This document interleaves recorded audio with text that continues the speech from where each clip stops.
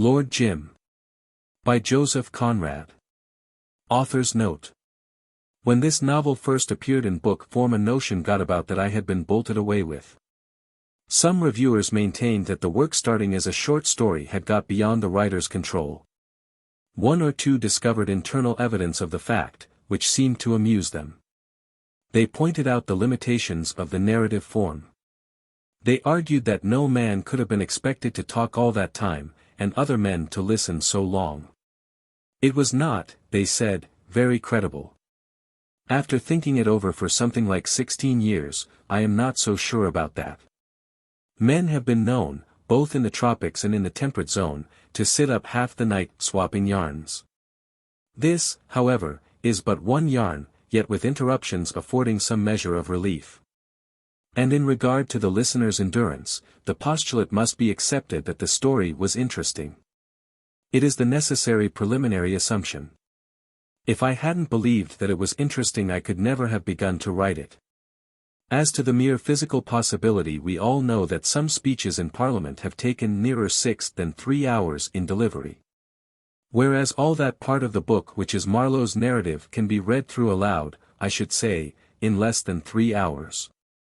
Besides, though I have kept strictly all such insignificant details out of the tale, we may presume that there must have been refreshments on that night, a glass of mineral water of some sort to help the narrator on.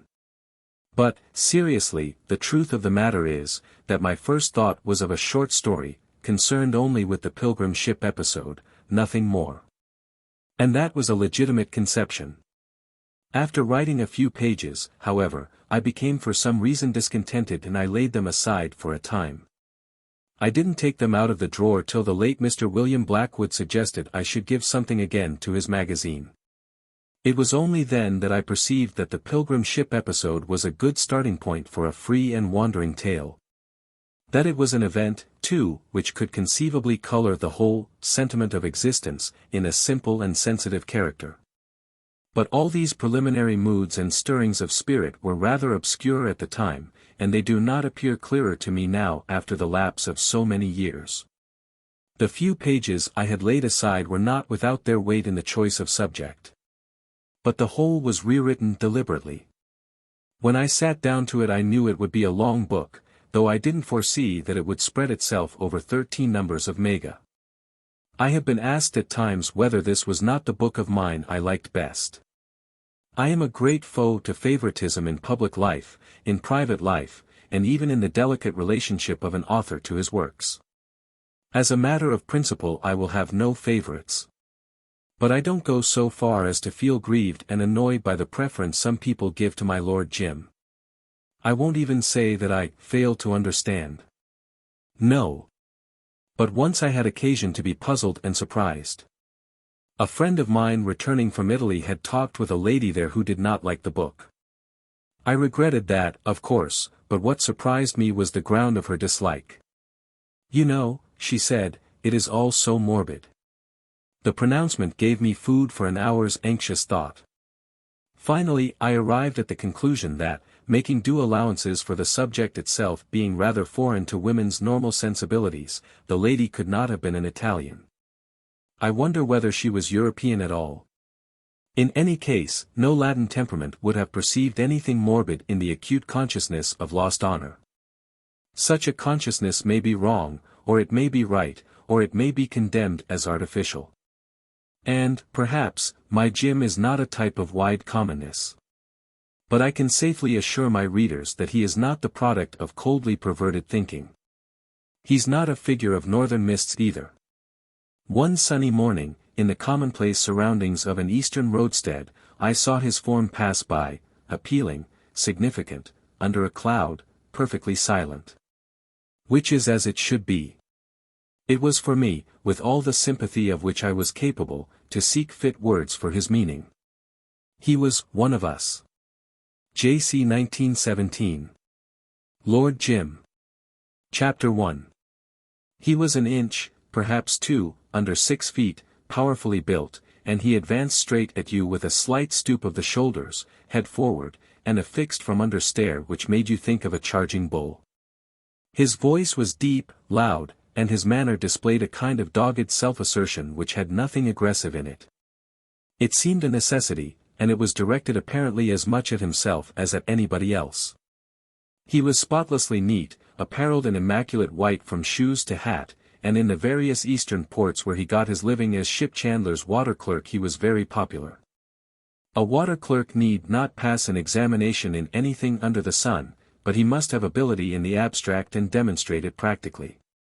His work consists in racing under sail, steam, or oars against other water-clerks for any ship about to anchor, greeting her captain cheerily, forcing upon him a card, the business card of the ship chandler, and on his first visit on shore piloting him firmly but without ostentation to a vast, cavern-like shop which is full of things that are eaten and drunk on board ship, where you can get everything to make her seaworthy and beautiful, from a set of chain hooks for her cable to a book of gold leaf for the carvings of her stern, and where her commander is received like a brother by a ship chandler he has never seen before.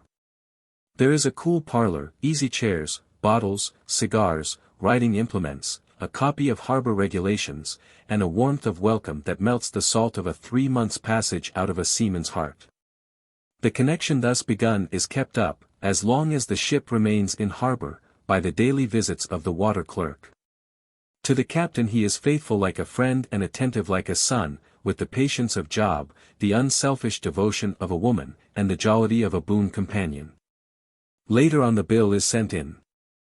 It is a beautiful and humane occupation.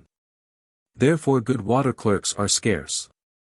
When a water-clerk who possesses ability in the abstract has also the advantage of having been brought up to the sea, he is worth to his employer a lot of money and some humoring. Jim had always good wages and as much humoring as would have bought the fidelity of a fiend. Nevertheless, with black ingratitude he would throw up the job suddenly and depart. To his employers the reasons he gave were obviously inadequate. They said, "Confounded fool," as soon as his back was turned. This was their criticism on his exquisite sensibility. To the white men in the waterside business and to the captains of ships he was just Jim, nothing more. He had, of course, another name, but he was anxious that it should not be pronounced. His incognito, which had as many holes as a sieve, was not meant to hide a personality but a fact. When the fact broke through the incognito he would leave suddenly the seaport where he happened to be at the time and go to another, generally farther east. He kept to seaports because he was a seaman in exile from the sea, and had ability in the abstract, which is good for no other work but that of a water-clerk. He retreated in good order towards the rising sun, and the fact followed him casually but inevitably. Thus in the course of years he was known successively in Bombay, in Calcutta, in Rangoon, in Penang, in Batavia, and in each of these halting places was just Jim the water-clerk. Afterwards, when his keen perception of the intolerable drove him away for good from seaports and white men, even into the virgin forest, the Malays of the jungle village, where he had elected to conceal his deplorable faculty, added a word to the monosyllable of his incognito. They called him Tuan Jim, as one might say, Lord Jim. Originally he came from a parsonage. Many commanders of fine merchant ships come from these abodes of piety and peace. Jim's father possessed such certain knowledge of the unknowable as made for the righteousness of people in cottages without disturbing the ease of mind of those whom an unerring providence enables to live in mansions. The little church on a hill had the mossy grayness of a rock seen through a ragged screen of leaves. It had stood there for centuries, but the trees around probably remembered the laying of the first stone. Below, the red front of the rectory gleamed with a warm tint in the midst of grass plots, flower beds, and fir trees, with an orchard at the back, a paved stable yard to the left, and the sloping glass of greenhouses tacked along a wall of bricks. The living had belonged to the family for generations. But Jim was one of 5 sons, and when after a course of light holiday literature his vocation for the sea had declared itself, he was sent at once to a training ship for officers of the mercantile marine. He learned there a little trigonometry and how to cross top-gallant yards. He was generally liked. He had the 3rd place in navigation and pulled stroke in the first cutter. Having a steady head with an excellent physique, he was very smart aloft. His station was in the foretop, and often from there he looked down, with the contempt of a man destined to shine in the midst of dangers, at the peaceful multitude of roofs cut in two by the brown tide of the stream. While scattered on the outskirts of the surrounding plain the factory chimneys rose perpendicular against a grimy sky, each slender like a pencil, and belching out smoke like a volcano. He could see the big ships departing, the broad-beamed ferries constantly on the move, the little boats floating far below his feet, with the hazy splendor of the sea in the distance, and the hope of a stirring life in the world of adventure. On the lower deck in the babble of 200 voices he would forget himself, and beforehand live in his mind the sea life of light literature. He saw himself saving people from sinking ships, cutting away masts in a hurricane, swimming through a surf with a line, or as a lonely castaway, barefooted and half-naked, walking on uncovered reefs in search of shellfish to stave off starvation. He confronted savages on tropical shores, quelled mutinies on the high seas, and in a small boat upon the ocean kept up the hearts of despairing men, always an example of devotion to duty, and as unflinching as a hero in a book. "Something's up. Come along." He leaped to his feet. The boys were streaming up the ladders. Above could be heard a great scurrying about and shouting, and when he got through the hatchway he stood still, as if confounded. It was the dusk of a winter's day. The gale had freshened since noon, stopping the traffic on the river, and now blew with the strength of a hurricane in fitful bursts that boomed like salvos of great guns firing over the ocean. The rain slanted in sheets that flicked and subsided, and between whiles Jim had threatening glimpses of the tumbling tide, the small craft jumbled and tossing along the shore, the motionless buildings in the driving mist. The broad ferryboats pitching ponderously at anchor, the vast landing stages heaving up and down and smothered in sprays. The next gust seemed to blow all this away. The air was full of flying water. There was a fierce purpose in the gale, a furious earnestness in the screech of the wind, in the brutal tumult of earth and sky, that seemed directed at him, and made him hold his breath in awe. He stood still. It seemed to him he was whirled around. He was jostled.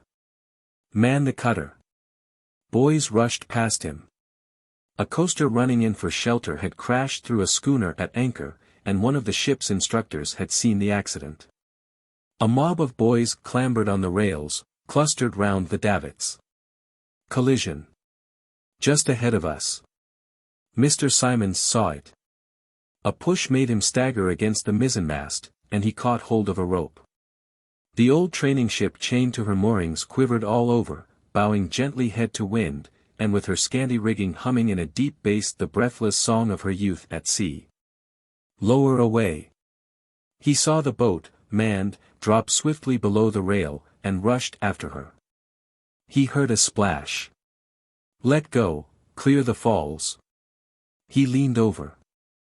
The river alongside seethed in frothy streaks. The cutter could be seen in the falling darkness under the spell of tide and wind, that for a moment held her bound, and tossing abreast of the ship. A yelling voice in her reached him faintly, "Keep stroke, you young whelps, if you want to save anybody. Keep stroke." And suddenly she lifted high her bow, and, leaping with raised oars over a wave, broke the spell cast upon her by the wind and tide. Jim felt his shoulder gripped firmly. Too late, youngster. The captain of the ship laid a restraining hand on that boy, who seemed on the point of leaping overboard, and Jim looked up with the pain of conscious defeat in his eyes. The captain smiled sympathetically. "Better luck next time. This will teach you to be smart." A shrill cheer greeted the cutter. She came dancing back half full of water, and with two exhausted men washing about on her bottom boards. The tumult and the menace of wind and sea now appeared very contemptible to Jim, increasing the regret of his awe at their inefficient menace. Now he knew what to think of it. It seemed to him he cared nothing for the gale. He could affront greater perils. He would do so, better than anybody. Not a particle of fear was left. Nevertheless he brooded apart that evening while the bowman of the cutter, a boy with a face like a girl's and big grey eyes, was the hero of the lower deck. Eager questioners crowded round him. He narrated, "I just saw his head bobbing, and I dashed my boat hook in the water.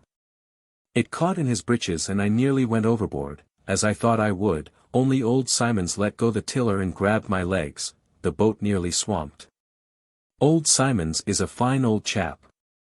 I don't mind a bit him being grumpy with us. He swore at me all the time he held my leg, but that was only his way of telling me to stick to the boat hook. Old Simons is awfully excitable, isn't he? No, not the little fair chap, the other, the big one with a beard. When we pulled him in he groaned, "Oh, my leg. Oh, my leg," and turned up his eyes. Fancy such a big chap fainting like a girl. Would any of you fellows faint for a jab with a boat hook? I wouldn't. It went into his leg so far. He showed the boat hook, which he had carried below for the purpose, and produced a sensation. No, silly. It was not his flesh that held him, his breeches did. Lots of blood, of course. Jim thought it a pitiful display of vanity. The gale had ministered to a heroism as spurious as its own pretense of terror.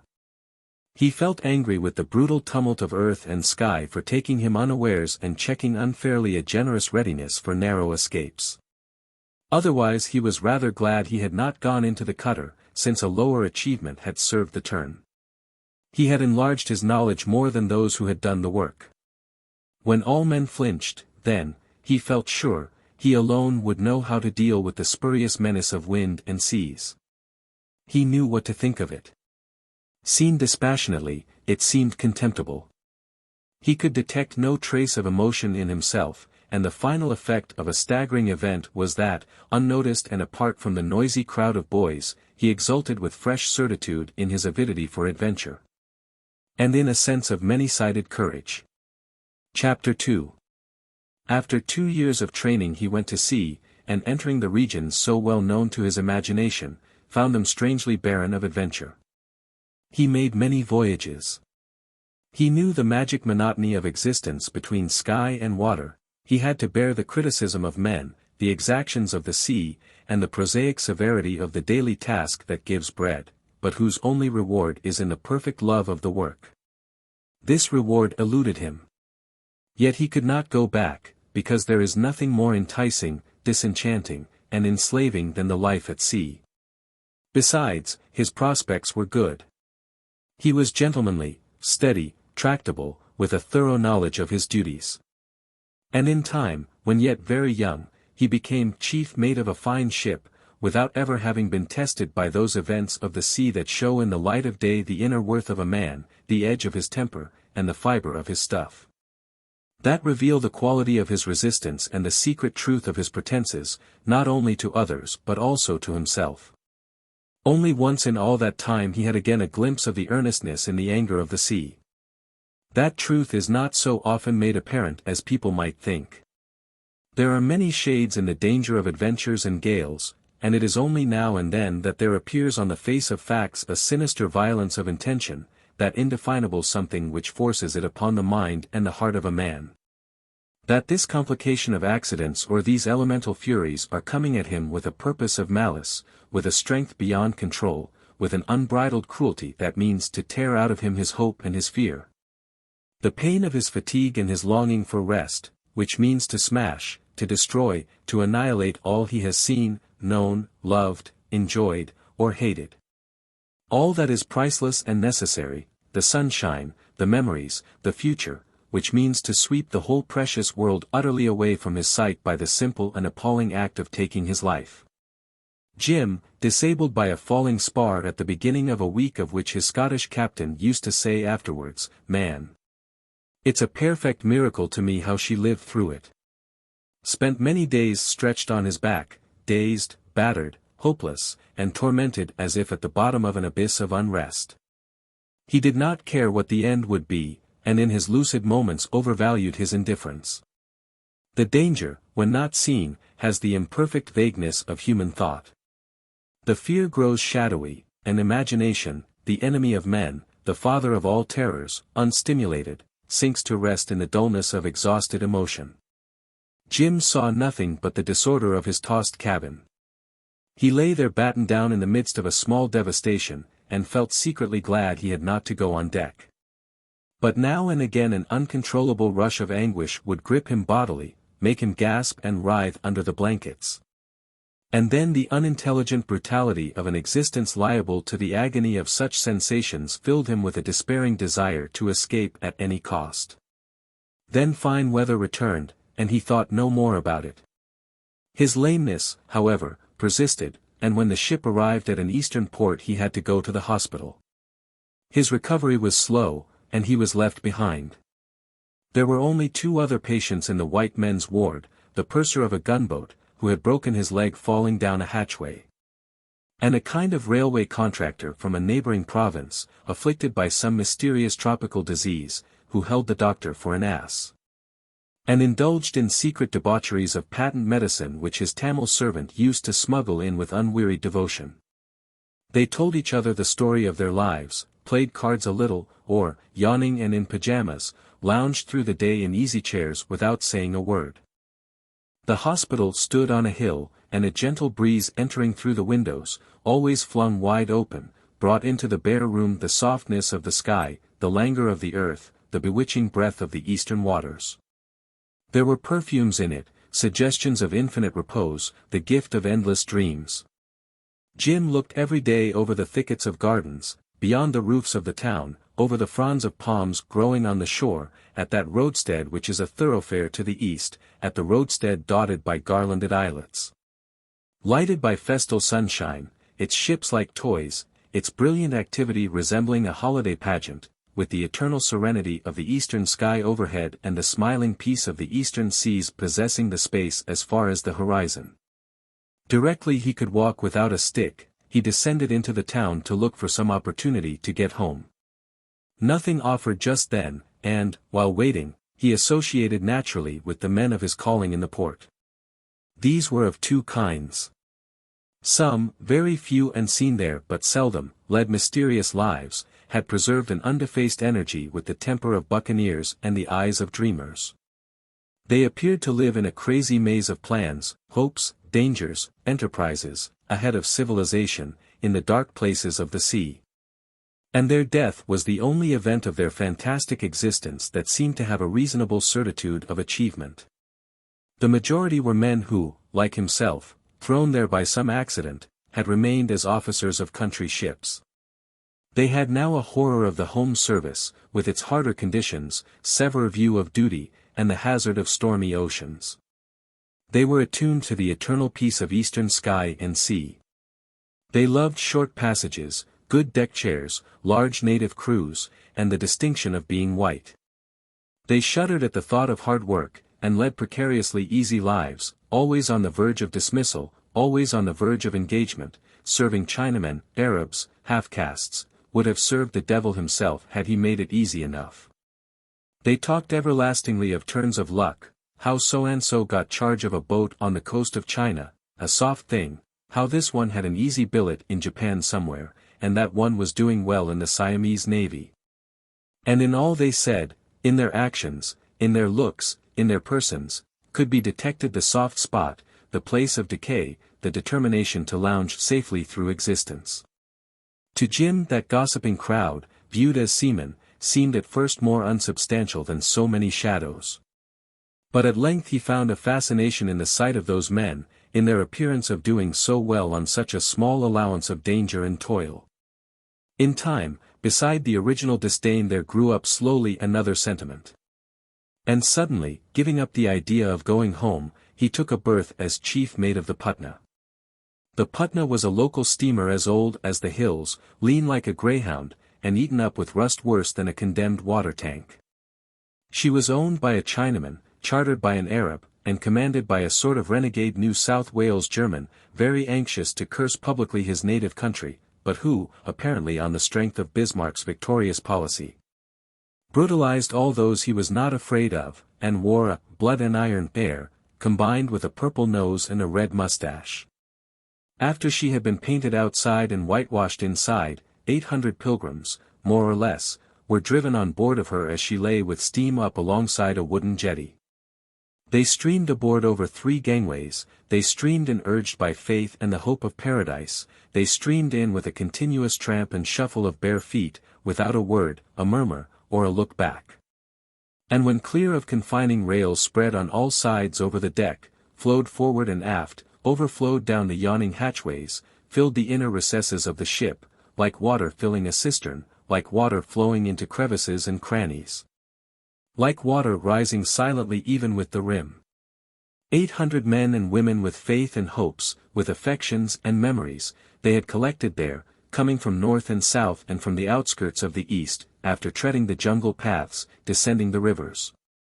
Coasting in prows along the shallows, crossing in small canoes from island to island, passing through suffering, meeting strange sights, beset by strange fears, upheld by one desire.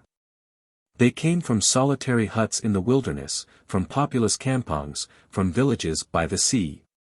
At the call of an idea they had left their forests, their clearings, the protection of their rulers, their prosperity, their poverty, the surroundings of their youth and the graves of their fathers. They came covered with dust, with sweat, with grime, with rags, the strong men at the head of family parties, the lean old men pressing forward without hope of return. Young boys with fearless eyes glancing curiously, shy little girls with tumbled long hair.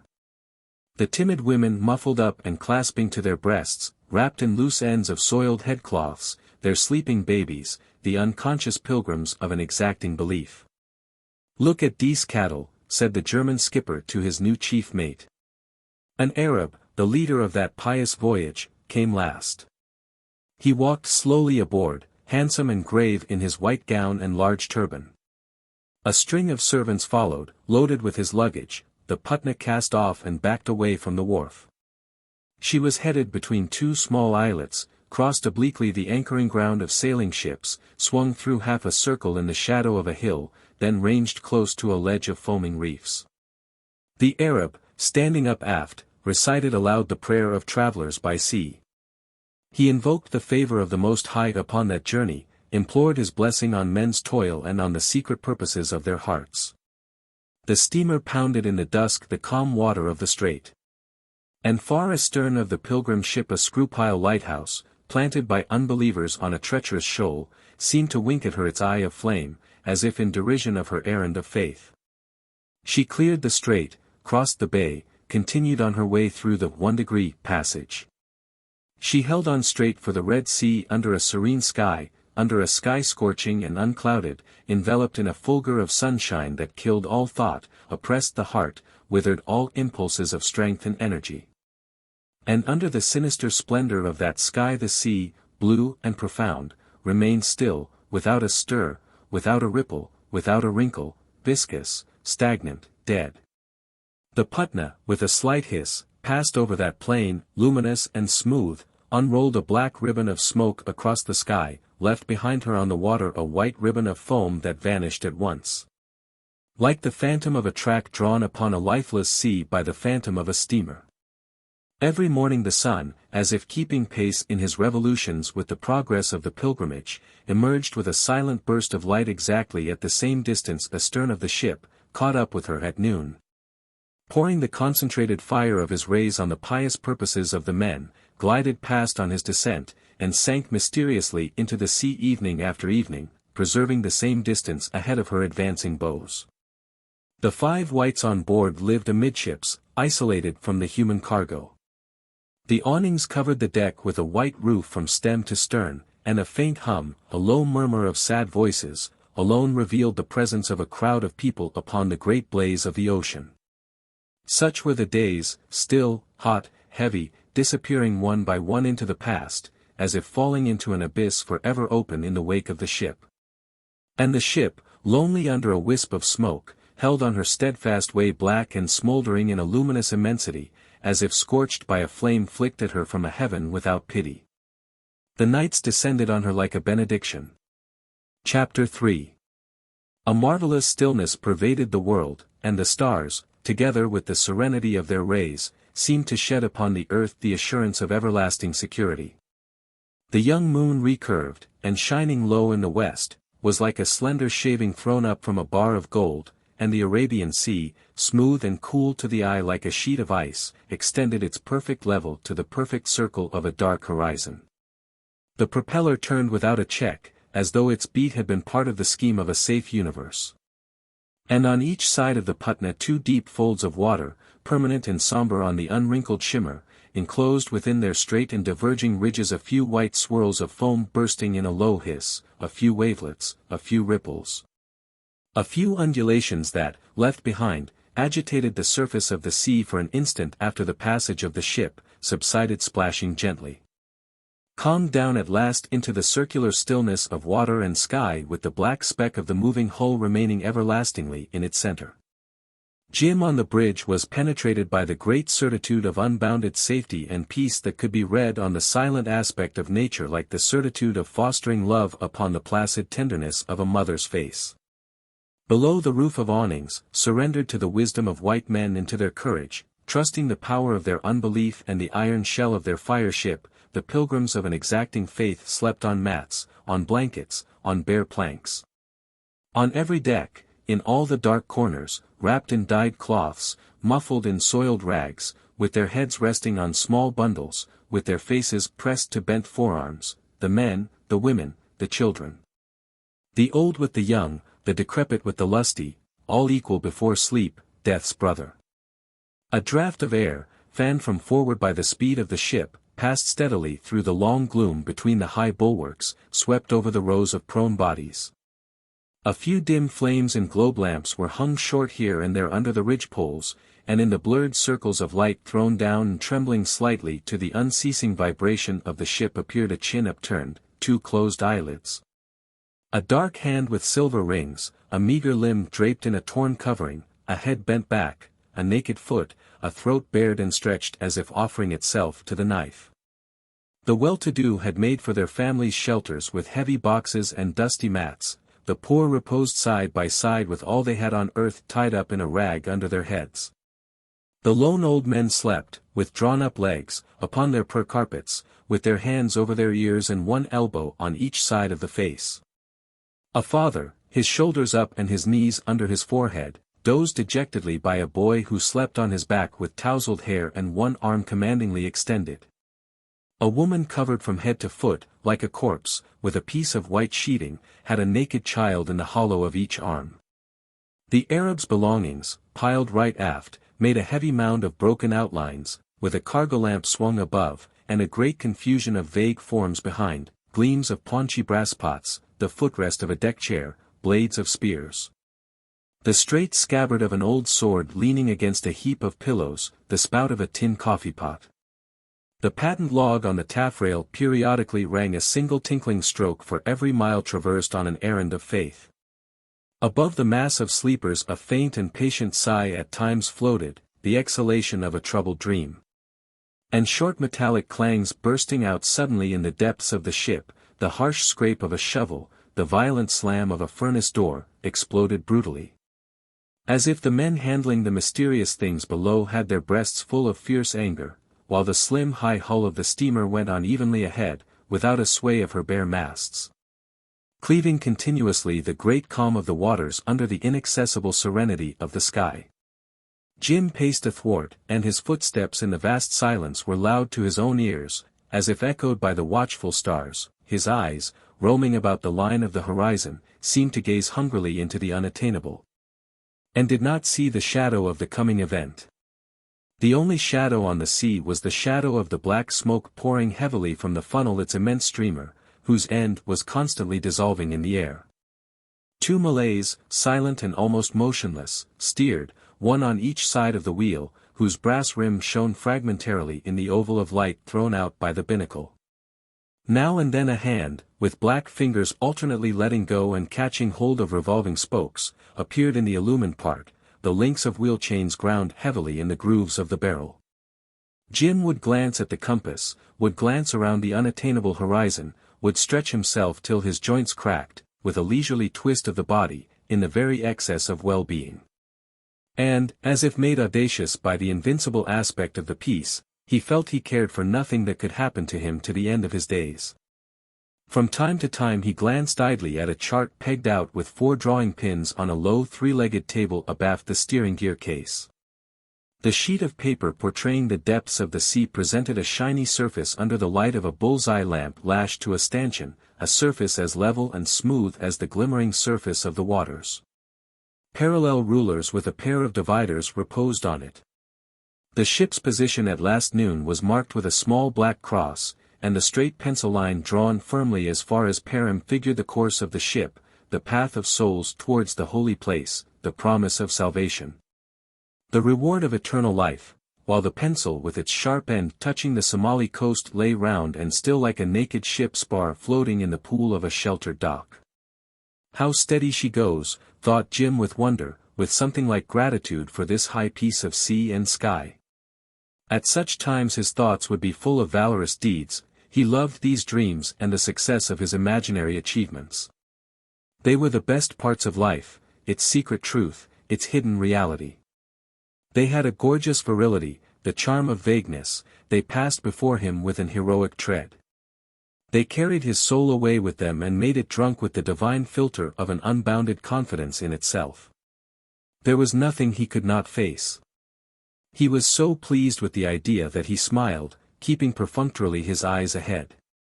And when he happened to glance back he saw the white streak of the wake drawn as straight by the ship's keel upon the sea as the black line drawn by the pencil upon the chart. The ash bucket's racket, clanking up and down the stokehold ventilators, and this tin pot clatter warned him the end of his watch was near. He sighed with content, with regret as well at having to part from that serenity which fostered the adventurous freedom of his thoughts. He was a little sleepy too, and felt a pleasurable languor running through every limb as though all the blood in his body had turned to warm milk. His skipper had come up noiselessly, in pajamas and with his sleeping jacket flung wide open. Red of face, only half awake, the left eye partly closed, the right staring stupid and glassy, he hung his big head over the chart and scratched his ribs sleepily. There was something obscene in the sight of his naked flesh. His bared breast glistened soft and greasy as though he had sweated out his fat in his sleep. He pronounced a professional remark in a voice harsh and dead, resembling the rasping sound of a wood file on the edge of a plank. The fold of his double chin hung like a bag triced up close under the hinge of his jaw. Jim started, and his answer was full of deference. But the odious and fleshy figure, as though seen for the first time in a revealing moment, fixed itself in his memory forever as the incarnation of everything vile and base that lurks in the world we love, in our own hearts we trust for our salvation, in the men that surround us, in the sights that fill our eyes, in the sounds that fill our ears, and in the air that fills our lungs. The thin gold shaving of the moon floating slowly downwards had lost itself on the darkened surface of the waters, and the eternity beyond the sky seemed to come down nearer to the earth, with the augmented glitter of the stars, with the more profound somberness in the luster of the half-transparent dome covering the flat disk of an opaque sea. The ship moved so smoothly that her onward motion was imperceptible to the senses of men, as though she had been a crowded planet speeding through the dark spaces of ether behind the swarm of suns, in the appalling and calm solitudes awaiting the breath of future creations. "Hot is no name for it down below," said a voice. Jim smiled without looking round.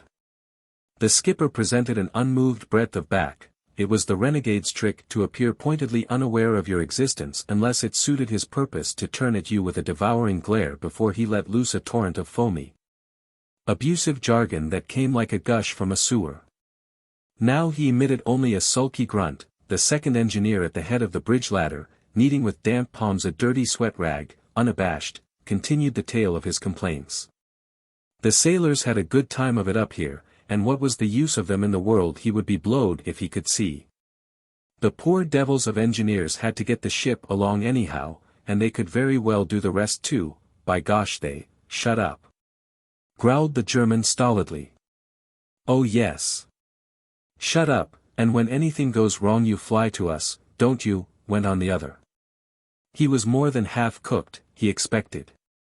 But anyway, now, he did not mind how much he sinned, because these last 3 days he had passed through a fine course of training for the place where the bad boys go when they die, begosh.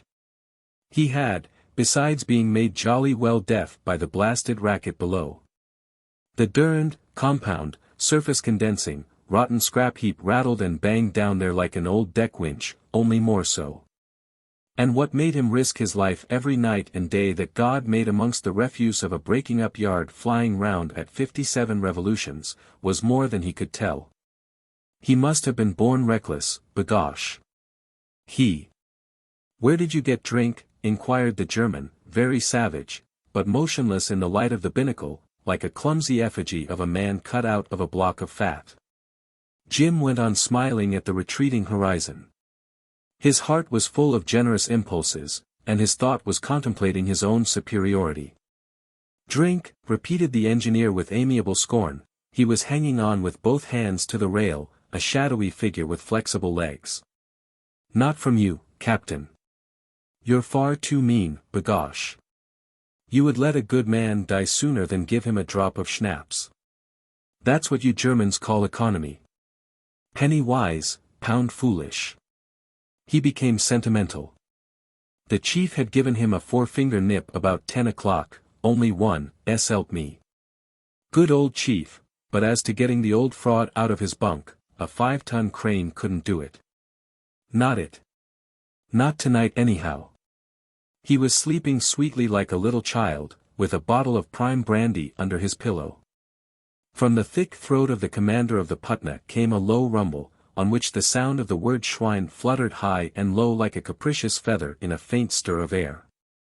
He and the chief engineer had been cronies for a good few years, serving the same jovial, crafty, old Chinaman, with horn-rimmed goggles and strings of red silk plaited into the venerable grey hairs of his pigtail. The quayside opinion in the Patna's homeport was that these two in the way of brazen peculation, had done together pretty well everything you can think of. Outwardly they were badly matched, one dull-eyed, malevolent, and of soft fleshy curves.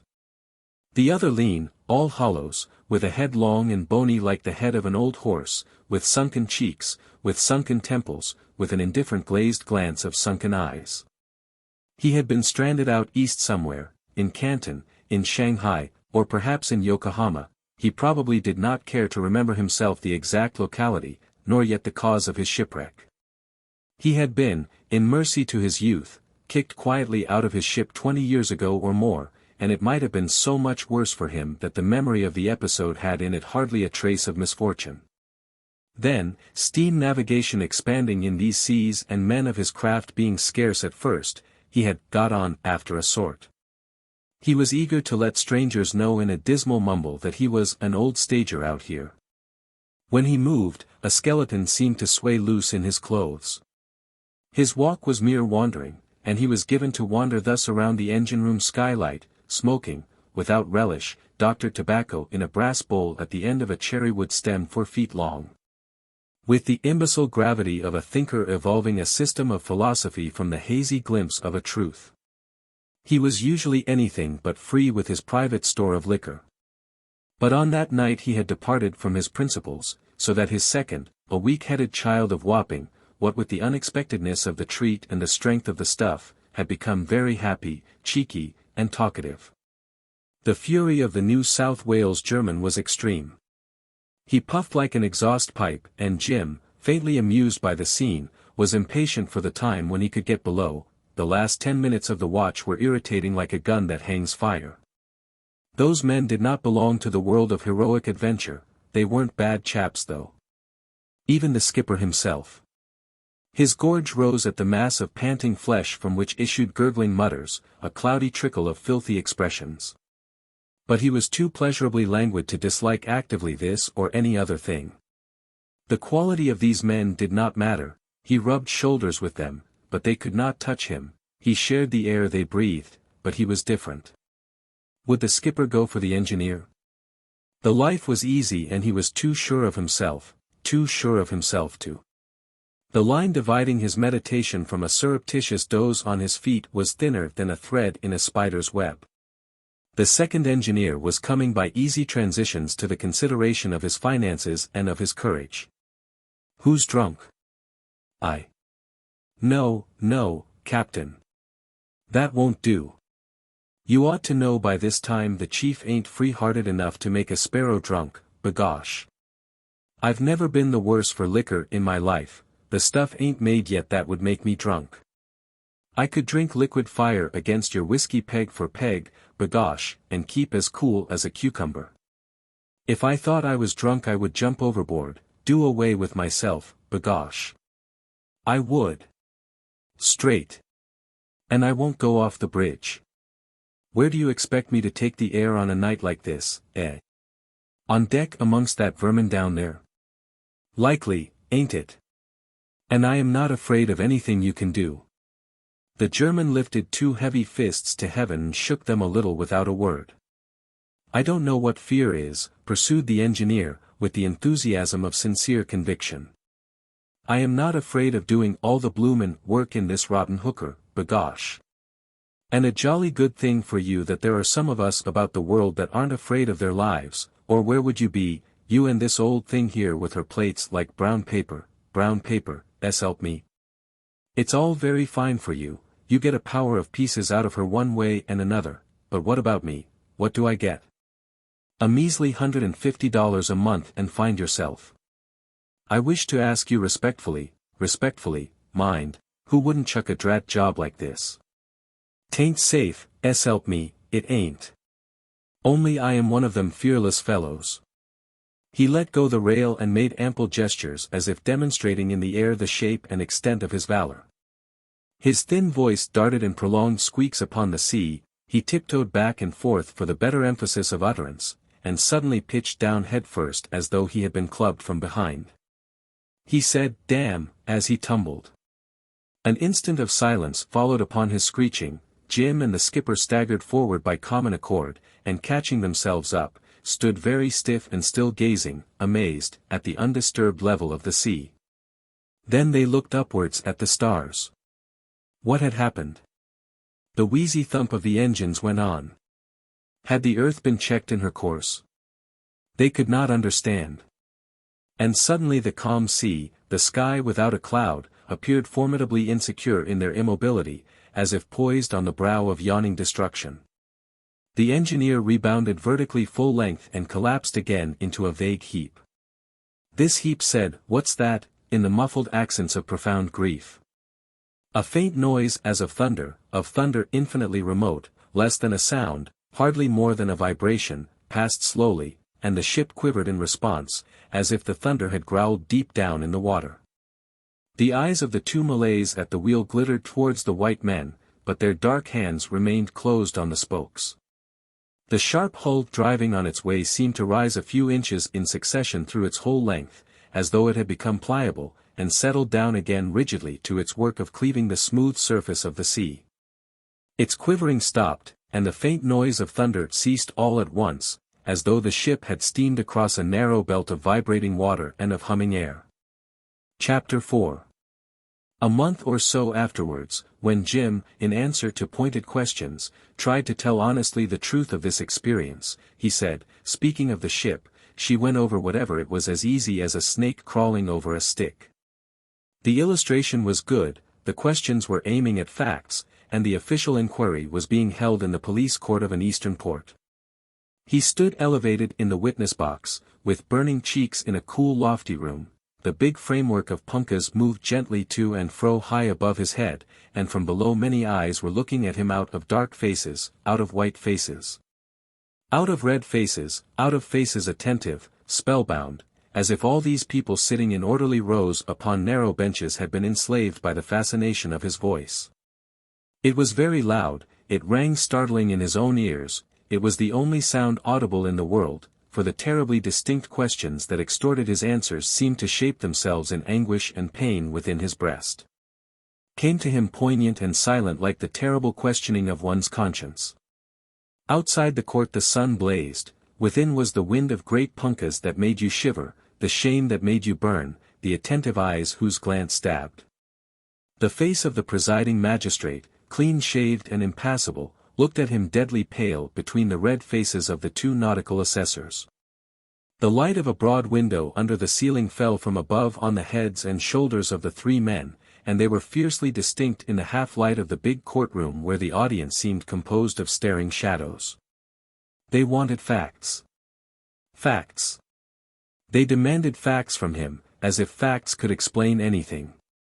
After you had concluded you had collided with something floating awash, say a waterlogged wreck, you were ordered by your captain to go forward and ascertain if there was any damage done. Did you think it likely from the force of the blow? Asked the assessor sitting to the left.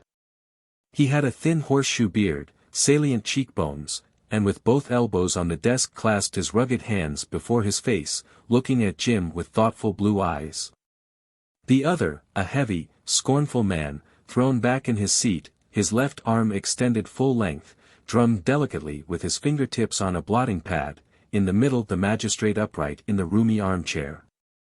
His head inclined slightly on the shoulder, had his arms crossed on his breast and a few flowers in a glass vase by the side of his inkstand.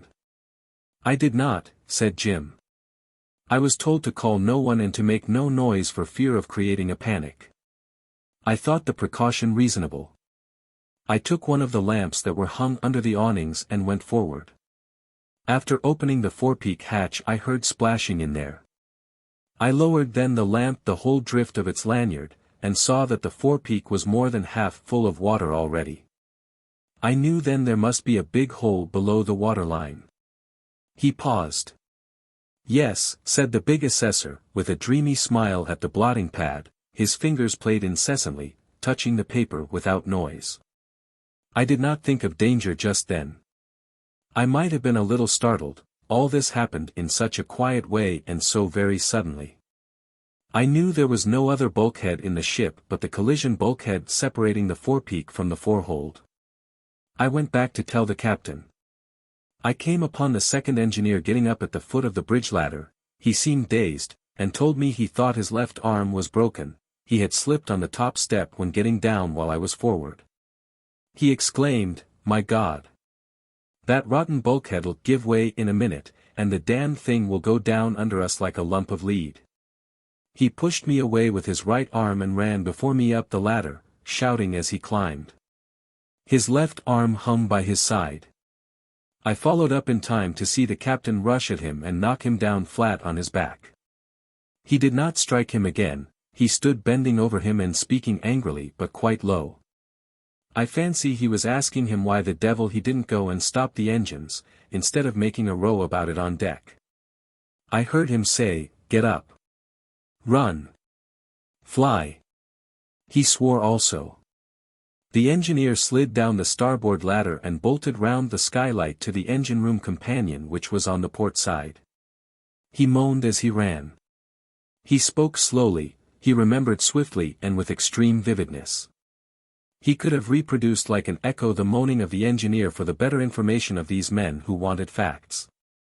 After his first feeling of revolt he had come round to the view that only a meticulous precision of statement would bring out the true horror behind the appalling face of things. The facts those men were so eager to know had been visible, tangible, open to the senses, occupying their place in space and time, requiring for their existence a 1,400-ton steamer and 27 minutes by the watch.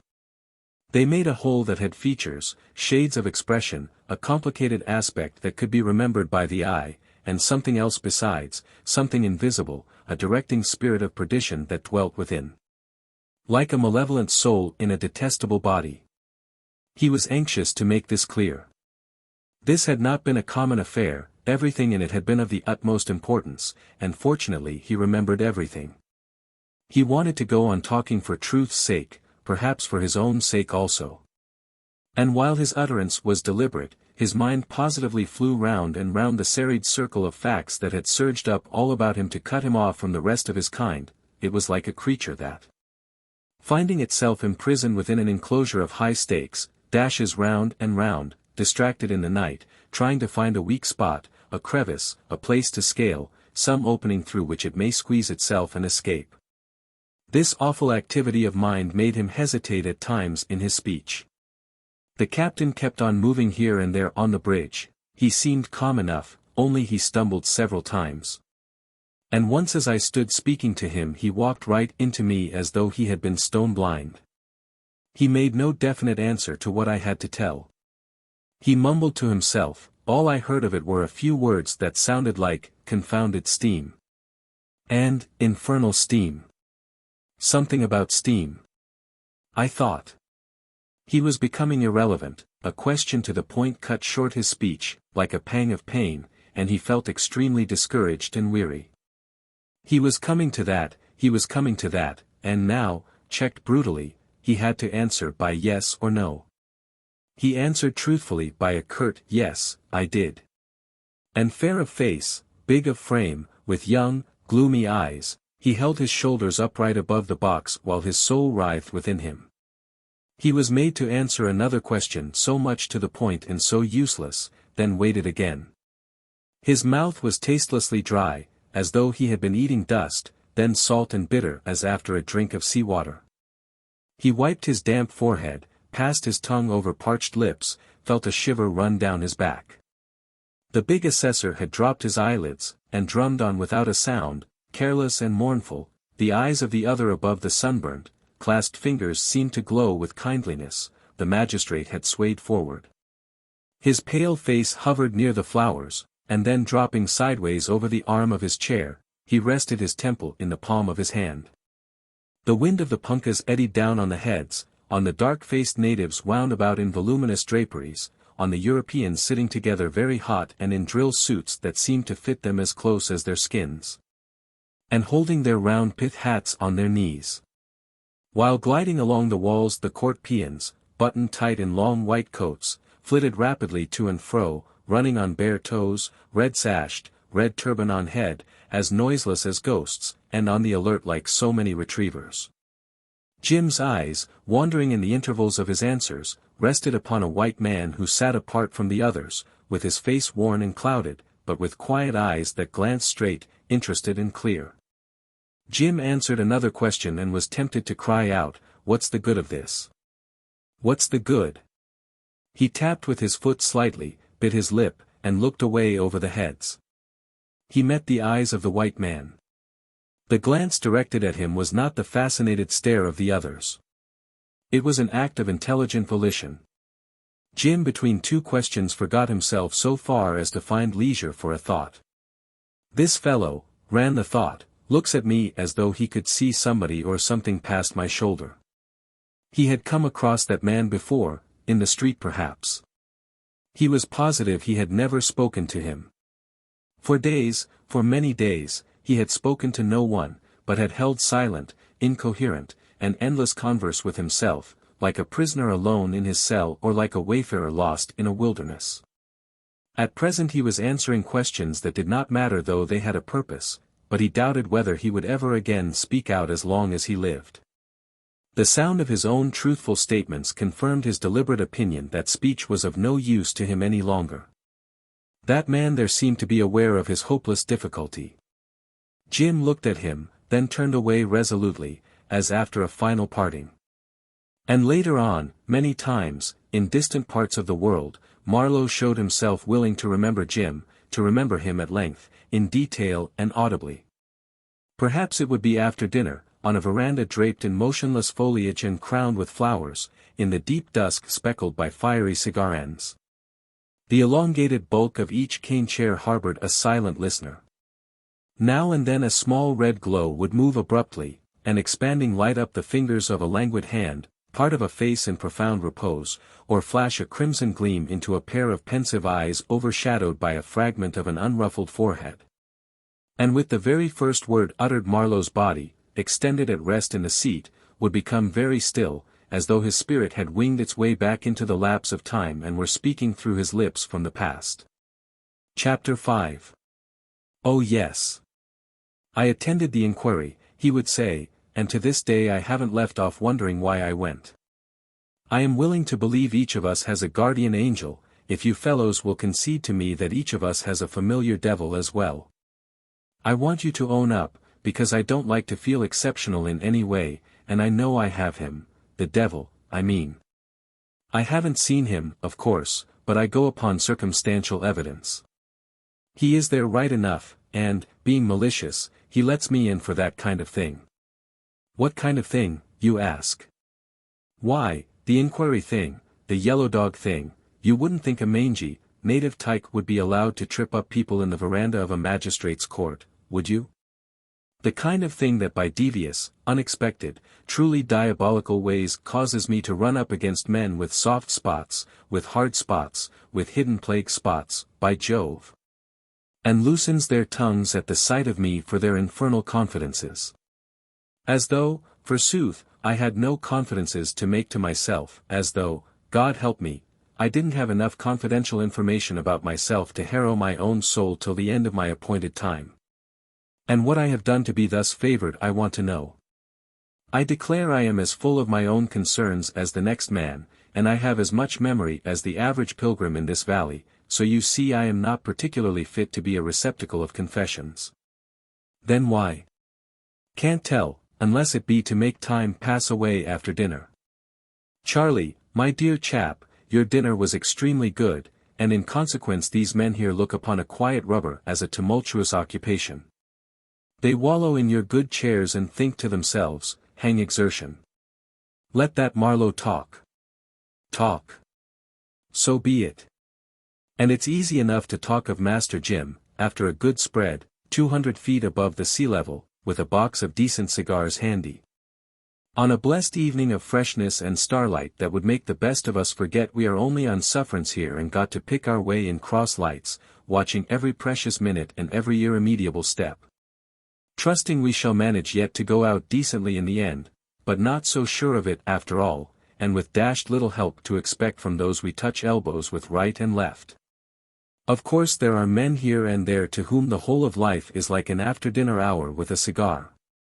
Easy, pleasant, empty, perhaps enlivened by some fable of strife to be forgotten before the end is told, even if there happens to be any end to it.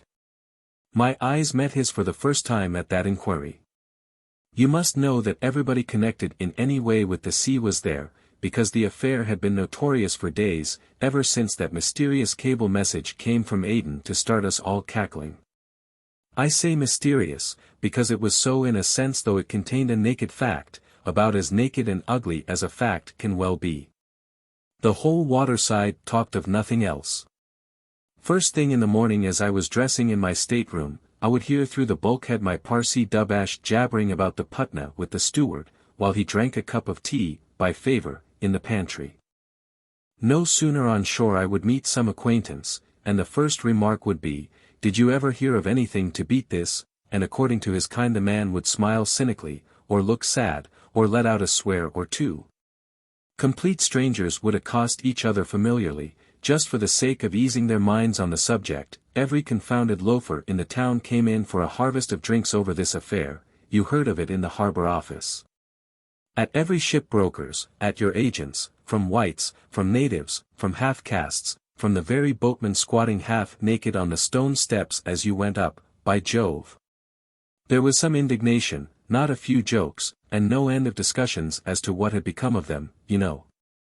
This went on for a couple of weeks or more, and the opinion that whatever was mysterious in this affair would turn out to be tragic as well, began to prevail, when one fine morning, as I was standing in the shade by the steps of the harbor office, I perceived 4 men walking towards me along the quay.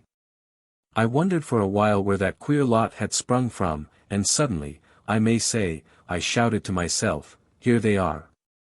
There they were, sure enough, 3 of them as large as life, and one much larger of girth than any living man has a right to be. Just landed with a good breakfast inside of them from an outward-bound Dale Line steamer that had come in about an hour after sunrise. There could be no mistake, I spotted the jolly skipper of the Patna at the first glance, the fattest man in the whole blessed tropical belt clear round that good old earth of ours. Moreover, 9 months or so before, I had come across him in Samarang. His steamer was loading in the roads, and he was abusing the tyrannical institutions of the German Empire, and soaking himself in beer all day long and day after day in De Jong's backshop, till De Jong, who charged a guilder for every bottle without as much as the quiver of an eyelid, would beckon me aside, and, with his little leathery face all puckered up, declare confidentially, "Business is business, but this man, Captain, he make me very sick. Tfui." I was looking at him from the shade. He was hurrying on a little in advance, and the sunlight beating on him brought out his bulk in a startling way. He made me think of a trained baby elephant walking on hind legs. He was extravagantly gorgeous too, got up in a soiled sleeping suit, bright green and deep orange vertical stripes, with a pair of ragged straw slippers on his bare feet, and somebody's cast-off pith hat, very dirty and 2 sizes too small for him. Tied up with a manila rope yarn on the top of his big head. You understand, a man like that hasn't the ghost of a chance when it comes to borrowing clothes. Very well. On he came in hot haste, without a look right or left, passed within 3 feet of me, and in the innocence of his heart went on pelting upstairs into the harbor office to make his deposition, or report, or whatever you like to call it. It appears he addressed himself in the first instance to the principal shipping master. Archie Ruthvel had just come in, and, as his story goes, was about to begin his arduous day by giving a dressing down to his chief clerk. Some of you might have known him, an obliging little Portuguese half-caste with a miserably skinny neck, and always on the hop to get something from the shipmasters in the way of eatables, a piece of salt pork, a bag of biscuits, a few potatoes. Or what not. One voyage, I recollect, I tipped him a live sheep out of the remnant of my sea stock, not that I wanted him to do anything for me, he couldn't, you know, but because his childlike belief in the sacred right to perquisites quite touched my heart. It was so strong as to be almost beautiful. The race, the 2 races rather, and the climate. However, never mind. I know where I have a friend for life. Well, Ruthvel says he was giving him a severe lecture, on official morality, I suppose, when he heard a kind of subdued commotion at his back, and turning his head he saw, in his own words, something round and enormous. Resembling a 1600-weight sugar hogshead wrapped in striped flannelette, upended in the middle of the large floor space in the office. He declares he was so taken aback that for quite an appreciable time he did not realize the thing was alive, and sat still wondering for what purpose and by what means that object had been transported in front of his desk. The archway from the anteroom was crowded with punka-pullers, sweepers, police peons, the coxswain and crew of the harbor steam launch, all craning their necks and almost climbing on each other's backs. Quite a riot. By that time the fellow had managed to tug and jerk his hat clear of his head, and advanced with slight bows at Ruthvel, who told me the sight was so discomposing that for some time he listened, quite unable to make out what that apparition wanted. It spoke in a voice harsh and lugubrious but intrepid, and little by little it dawned upon Archie that this was a development of the Patna case. He says that as soon as he understood who it was before him he felt quite unwell. Archie is so sympathetic and easily upset, but pulled himself together and shouted, "Stop. I can't listen to you. You must go to the master attendant. I can't possibly listen to you. Captain Elliot is the man you want to see. This way, this way." He jumped up, ran round that long counter, pulled, shoved, the other let him, surprised but obedient at first, and only at the door of the private office some sort of animal instinct made him hang back and snort like a frightened bullock. "Look here." "What's up?" "Let go." "Look here." Archie flung open the door without knocking. "The master of the Patna, sir," he shouts. "Go in, Captain." He saw the old man lift his head from some writing so sharp that his nose nippers fell off, banged the door to, and fled to his desk, where he had some papers waiting for his signature, but he says the row that burst out in there was so awful that he couldn't collect his senses sufficiently to remember the spelling of his own name. Archie's the most sensitive shipping master in the 2 hemispheres. He declares he felt as though he had thrown a man to a hungry lion. No doubt the noise was great. I heard it down below, and I have every reason to believe it was heard clear across the esplanade as far as the bandstand. Old Father Elliot had a great stock of words and could shout, and didn't mind who he shouted at either. He would have shouted at the Viceroy himself. As he used to tell me, "I am as high as I can get, my pension is safe. I've a few pounds laid by, and if they don't like my notions of duty I would just as soon go home as not. I am an old man, and I have always spoken my mind. All I care for now is to see my girls married before I die." He was a little crazy on that point. His 3 daughters were awfully nice, though they resembled him amazingly, and on the mornings he woke up with a gloomy view of their matrimonial prospects. The office would read it in his eye and tremble, because, they said, he was sure to have somebody for breakfast. However, that morning he did not eat the renegade, but, if I may be allowed to carry on the metaphor, chewed him up very small, so to speak, and, ejected him again. Thus in a very few moments I saw his monstrous bulk descend in haste and stand still on the outer steps. He had stopped close to me for the purpose of profound meditation, his large purple cheeks quivered. He was biting his thumb, and after a while noticed me with a sidelong vexed look. The other 3 chaps that had landed with him made a little group waiting at some distance. There was a sallow-faced, mean little chap with his arm in a sling, and a long individual in a blue flannel coat, as dry as a chip and no stouter than a broomstick, with drooping grey moustaches, who looked about him with an air of jaunty imbecility. The third was an upstanding, broad-shouldered youth, with his hands in his pockets, turning his back on the other 2 who appeared to be talking together earnestly. He stared across the empty esplanade. A ramshackle gharry, all dust and Venetian blinds, pulled up short opposite the group, and the driver, throwing up his right foot over his knee, gave himself up to the critical examination of his toes. The young chap, making no movement, not even stirring his head, just stared into the sunshine. This was my first view of Jim. He looked as unconcerned and unapproachable as only the young can look. There he stood, clean-limbed, clean-faced, firm on his feet, as promising a boy as the sun ever shone on. And, looking at him, knowing all he knew and a little more too, I was as angry as though I had detected him trying to get something out of me by false pretenses. He had no business to look so sound. I thought to myself, well, if this sort can go wrong like that. And I felt as though I could fling down my hat and dance on it from sheer mortification.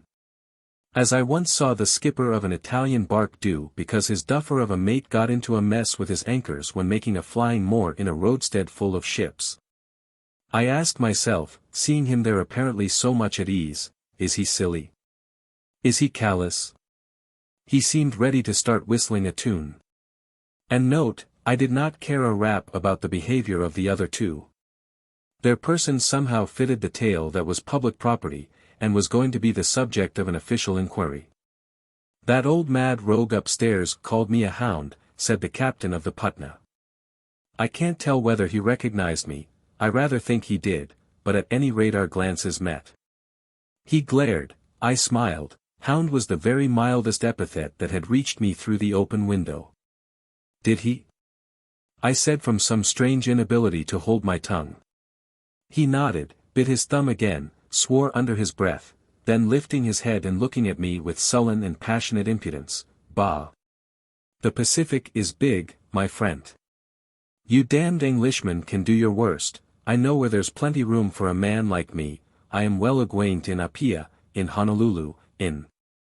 He paused reflectively, while without effort I could depict to myself the sort of people he was acquainted with in those places. I won't make a secret of it that I had been acquainted with not a few of that sort myself. There are times when a man must act as though life were equally sweet in any company.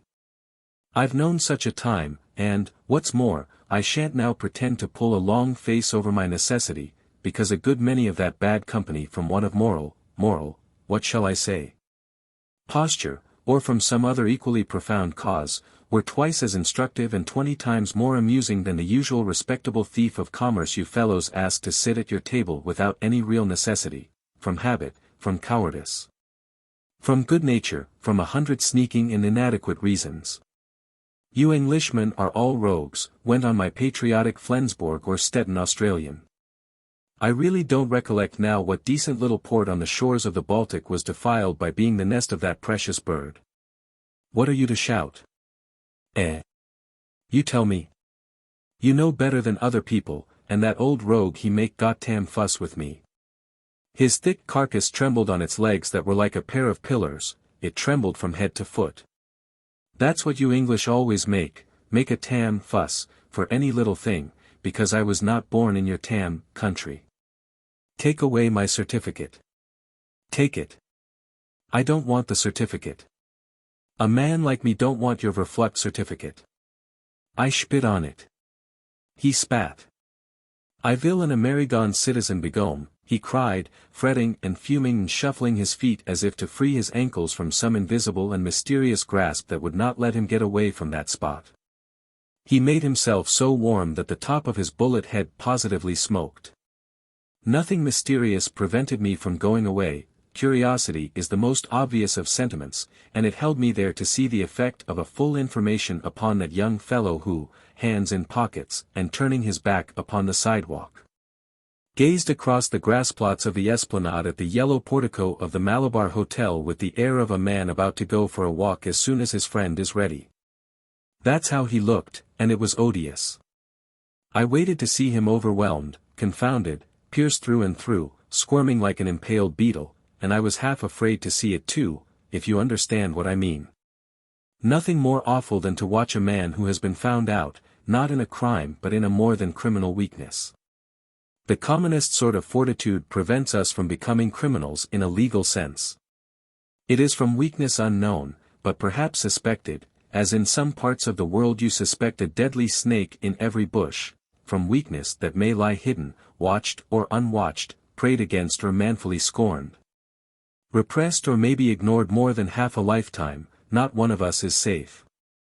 We are snared into doing things for which we get called names, and things for which we get hanged, and yet the spirit may well survive the condemnation, survive the halter, by Jove.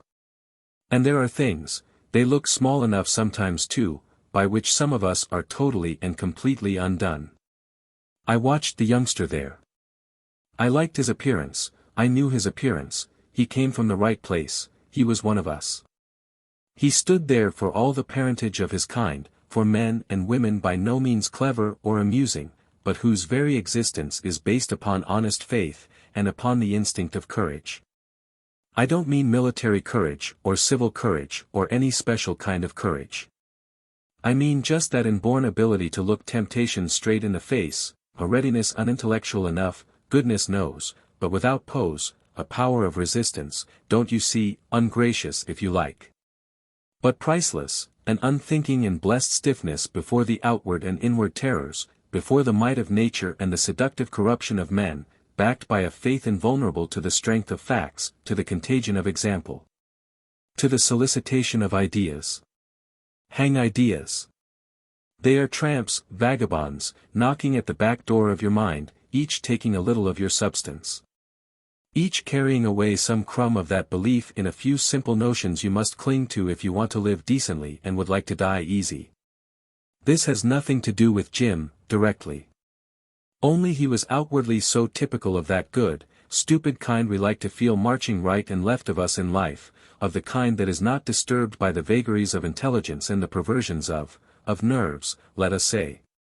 He was the kind of fellow you would, on the strength of his looks, leave in charge of the deck, figuratively and professionally speaking. I say I would, and I ought to know.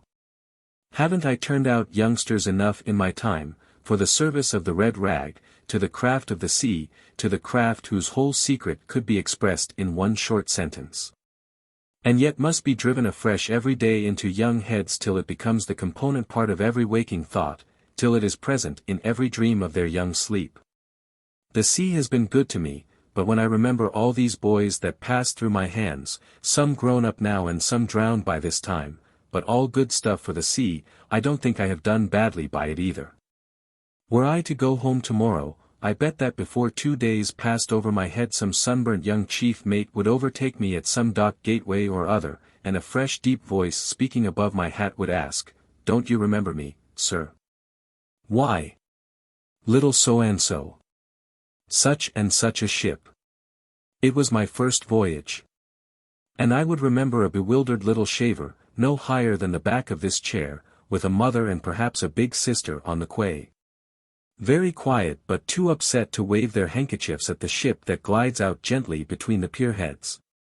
Or perhaps some decent middle-aged father who had come early with his boy to see him off, and stays all the morning, because he is interested in the windlass apparently, and stays too long, and has got to scramble ashore at last with no time at all to say goodbye. The mud pilot on the poop sings out to me in a drawl, "Hold her with the check line for a moment, Mr. Mate. There's a gentleman wants to get ashore." "Up with you, sir. Nearly got carried off to Talcahuano, didn't you? Now's your time. Easy does it. All right. Slack away again forward there." The tugs, smoking like the pit of perdition, get hold and churn the old river into fury. The gentleman ashore is dusting his knees, the benevolent steward has shied his umbrella after him. All very proper. He has offered his bit of sacrifice to the sea, and now he may go home pretending he thinks nothing of it. And the little willing victim shall be very seasick before next morning. By and by, when he has learned all the little mysteries and the one great secret of the craft, he shall be fit to live or die as the sea may decree.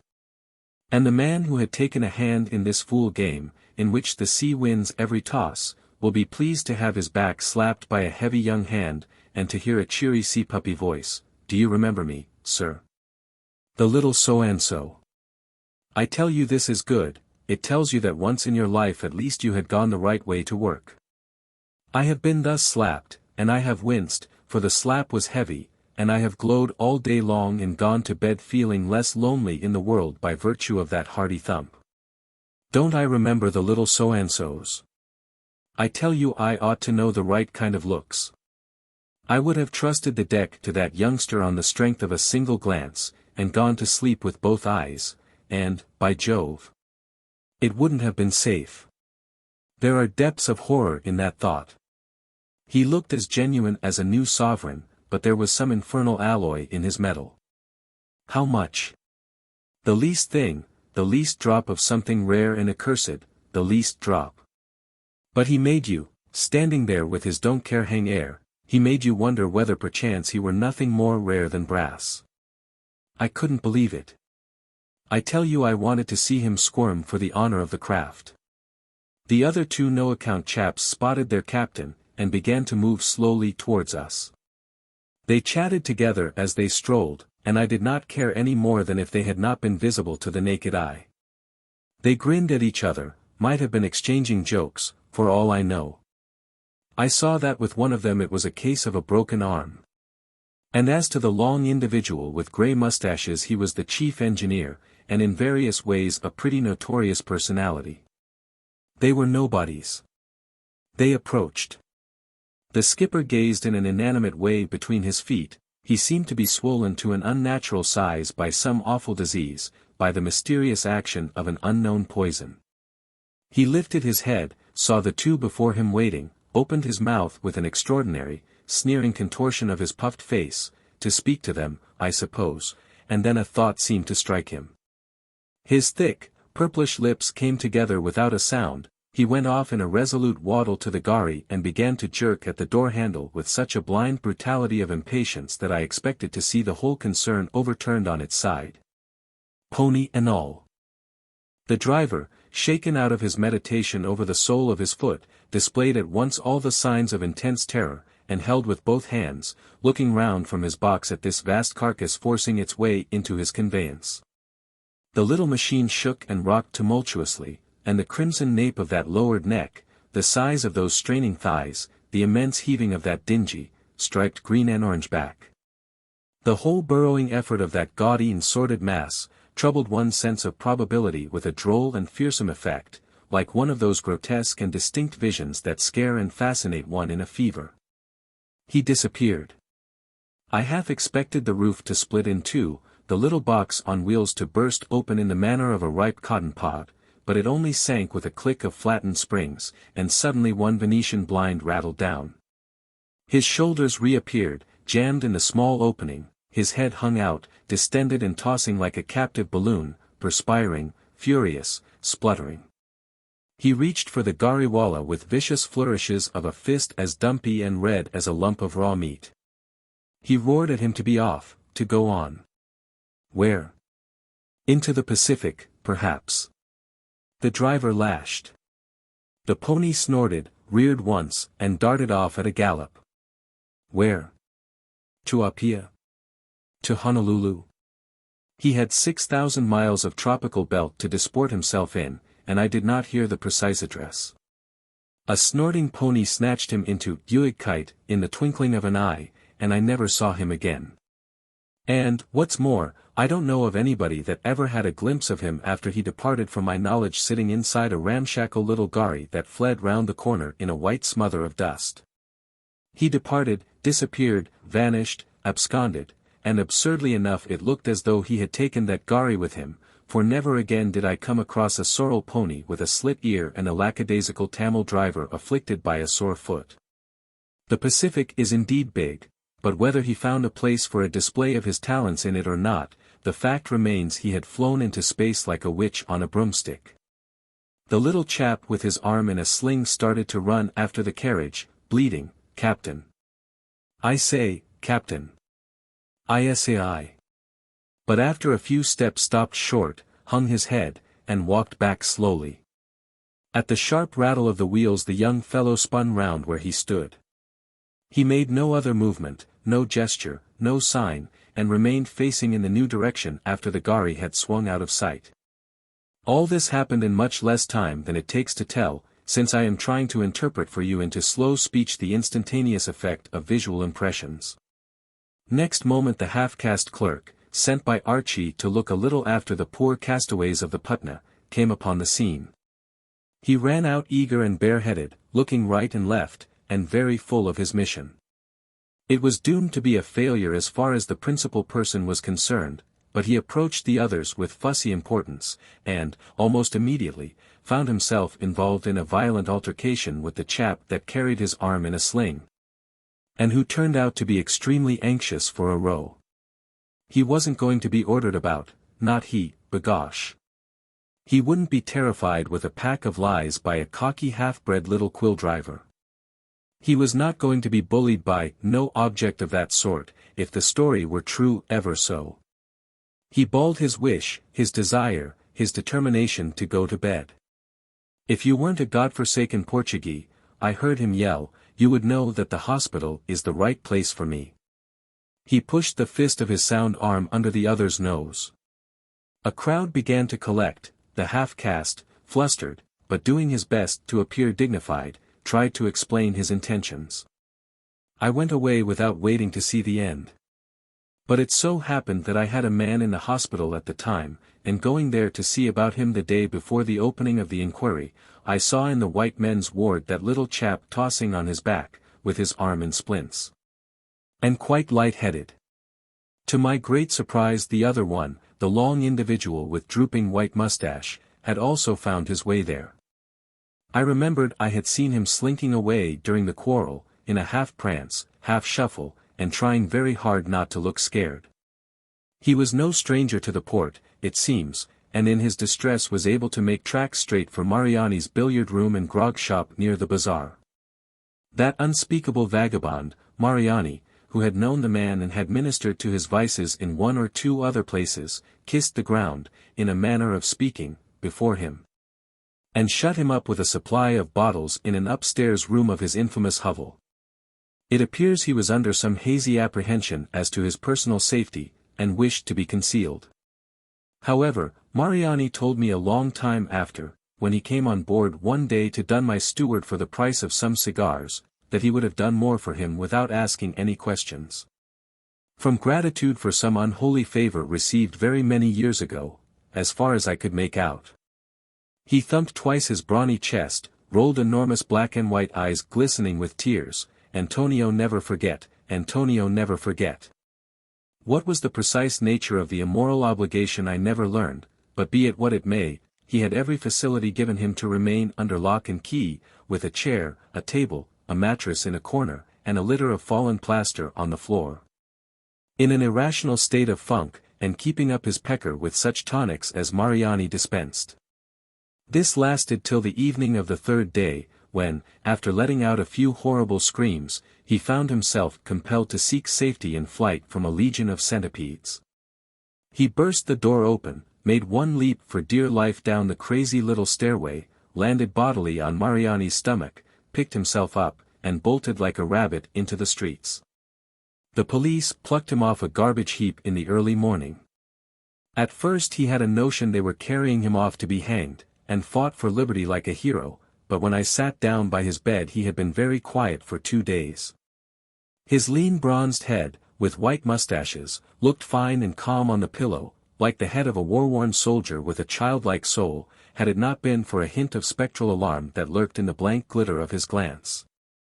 Resembling a nondescript form of a terror crouching silently behind a pane of glass.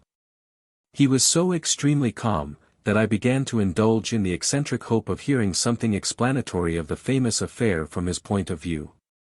Why I longed to go grubbing into the deplorable details of an occurrence which, after all, concerned me no more than as a member of an obscure body of men held together by a community of inglorious toil and by fidelity to a certain standard of conduct, I can't explain. You may call it an unhealthy curiosity if you like, but I have a distinct notion I wish to find something. Perhaps, unconsciously, I hoped I would find that something, some profound and redeeming cause, some merciful explanation, some convincing shadow of an excuse. I see well enough now that I hoped for the impossible, for the laying of what is the most obstinate ghost of man's creation, of the uneasy doubt uprising like a mist, secret and gnawing like a worm. And more chilling than the certitude of death, the doubt of the sovereign power enthroned in a fixed standard of conduct. It is the hardest thing to stumble against, it is the thing that breeds yelling panics and good little quiet villainies, it's the true shadow of calamity. Did I believe in a miracle? And why did I desire it so ardently? Was it for my own sake that I wished to find some shadow of an excuse for that young fellow whom I had never seen before, but whose appearance alone added a touch of personal concern to the thought suggested by the knowledge of his weakness, made it a thing of mystery and terror, like a hint of a destructive fate ready for us all whose youth, in its day, had resembled his youth? I fear that such was the secret motive of my prying. I was, and no mistake, looking for a miracle. The only thing that at this distance of time strikes me as miraculous is the extent of my imbecility. I positively hoped to obtain from that battered and shady invalid some exorcism against the ghost of doubt. I must have been pretty desperate too, for, without loss of time, after a few indifferent and friendly sentences which he answered with languid readiness, just as any decent sick man would do, I produced the word Patna wrapped up in a delicate question as in a wisp of floss silk. I was delicate selfishly, I did not want to startle him, I had no solicitude for him, I was not furious with him and sorry for him, his experience was of no importance, his redemption would have had no point for me.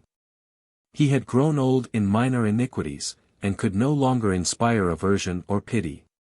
He repeated Patna interrogatively, seemed to make a short effort of memory, and said, "Quite right.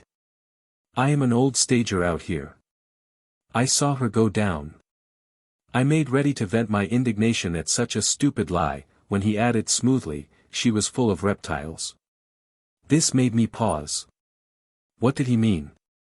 The unsteady phantom of terror behind his glassy eyes seemed to stand still and look into mine wistfully. "They turned me out of my bunk in the middle watch to look at her sinking," he pursued in a reflective tone. His voice sounded alarmingly strong all at once. I was sorry for my folly. There was no snowy-winged coif of a nursing sister to be seen flitting in the perspective of the ward.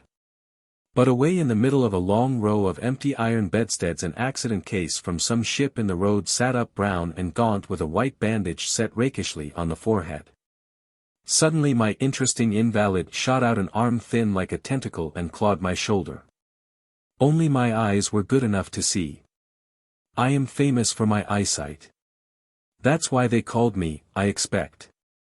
None of them was quick enough to see her go, but they saw that she was gone right enough, and sang out together, like this. A wolfish howl searched the very recesses of my soul. "Oh! Make him dry up," whined the accident case irritably. "You don't believe me, I suppose," went on the other, with an air of ineffable conceit. "I tell you there are no such eyes as mine this side of the Persian Gulf. Look under the bed." Of course I stooped instantly. I defy anybody not to have done so. "What can you see?" he asked. "Nothing," I said, feeling awfully ashamed of myself.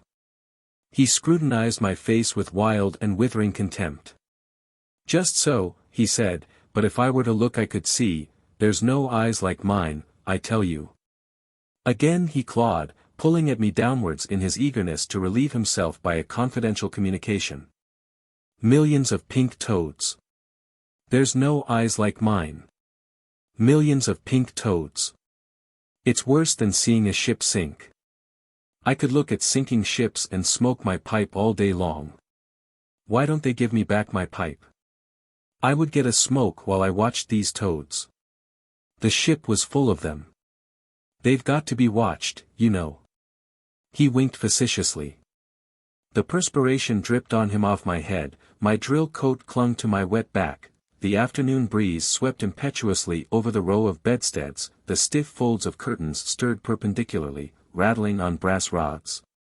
The covers of empty beds blew about noiselessly near the bare floor all along the line, and I shivered to the very marrow. The soft wind of the tropics played in that naked ward as bleak as a winter's gale in an old barn at home. "Don't you let him start his hollering, mister," hailed from afar the accident case in a distressed angry shout that came ringing between the walls like a quavering call down a tunnel. The clawing hand hauled at my shoulder. He leered at me knowingly. The ship was full of them, you know, and we had to clear out on the strict QT, he whispered with extreme rapidity. All pink. All pink, as big as mastiffs, with an eye on the top of the head and claws all round their ugly mouths. Oof. Oof. Quick jerks as of galvanic shocks disclosed under the flat coverlet the outlines of meager and agitated legs. He let go my shoulder and reached after something in the air, his body trembled tensely like a released harp string, and while I looked down, the spectral horror in him broke through his glassy gaze.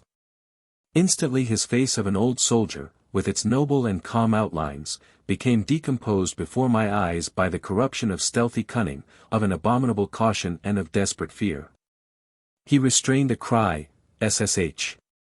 What are they doing now down there?" he asked, pointing to the floor with fantastic precautions of voice and gesture, whose meaning, borne upon my mind in a lurid flash, made me very sick of my cleverness. "They are all asleep," I answered, watching him narrowly. That was it.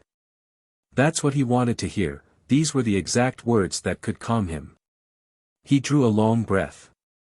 "SSH. Quiet, steady. I am an old stager out here. I know them brutes. Bash in the head of the first that stirs. There's too many of them, and she won't swim more than 10 minutes. He panted again.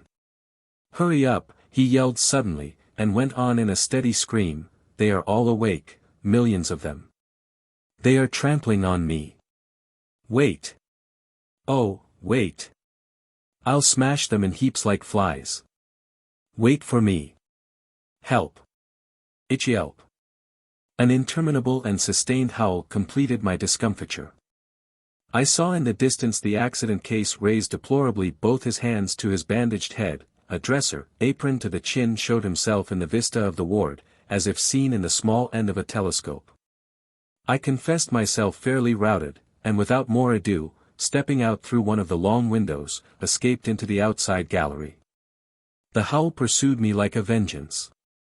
I turned into a deserted landing, and suddenly all became very still and quiet around me, and I descended the bare and shiny staircase in a silence that enabled me to compose my distracted thoughts.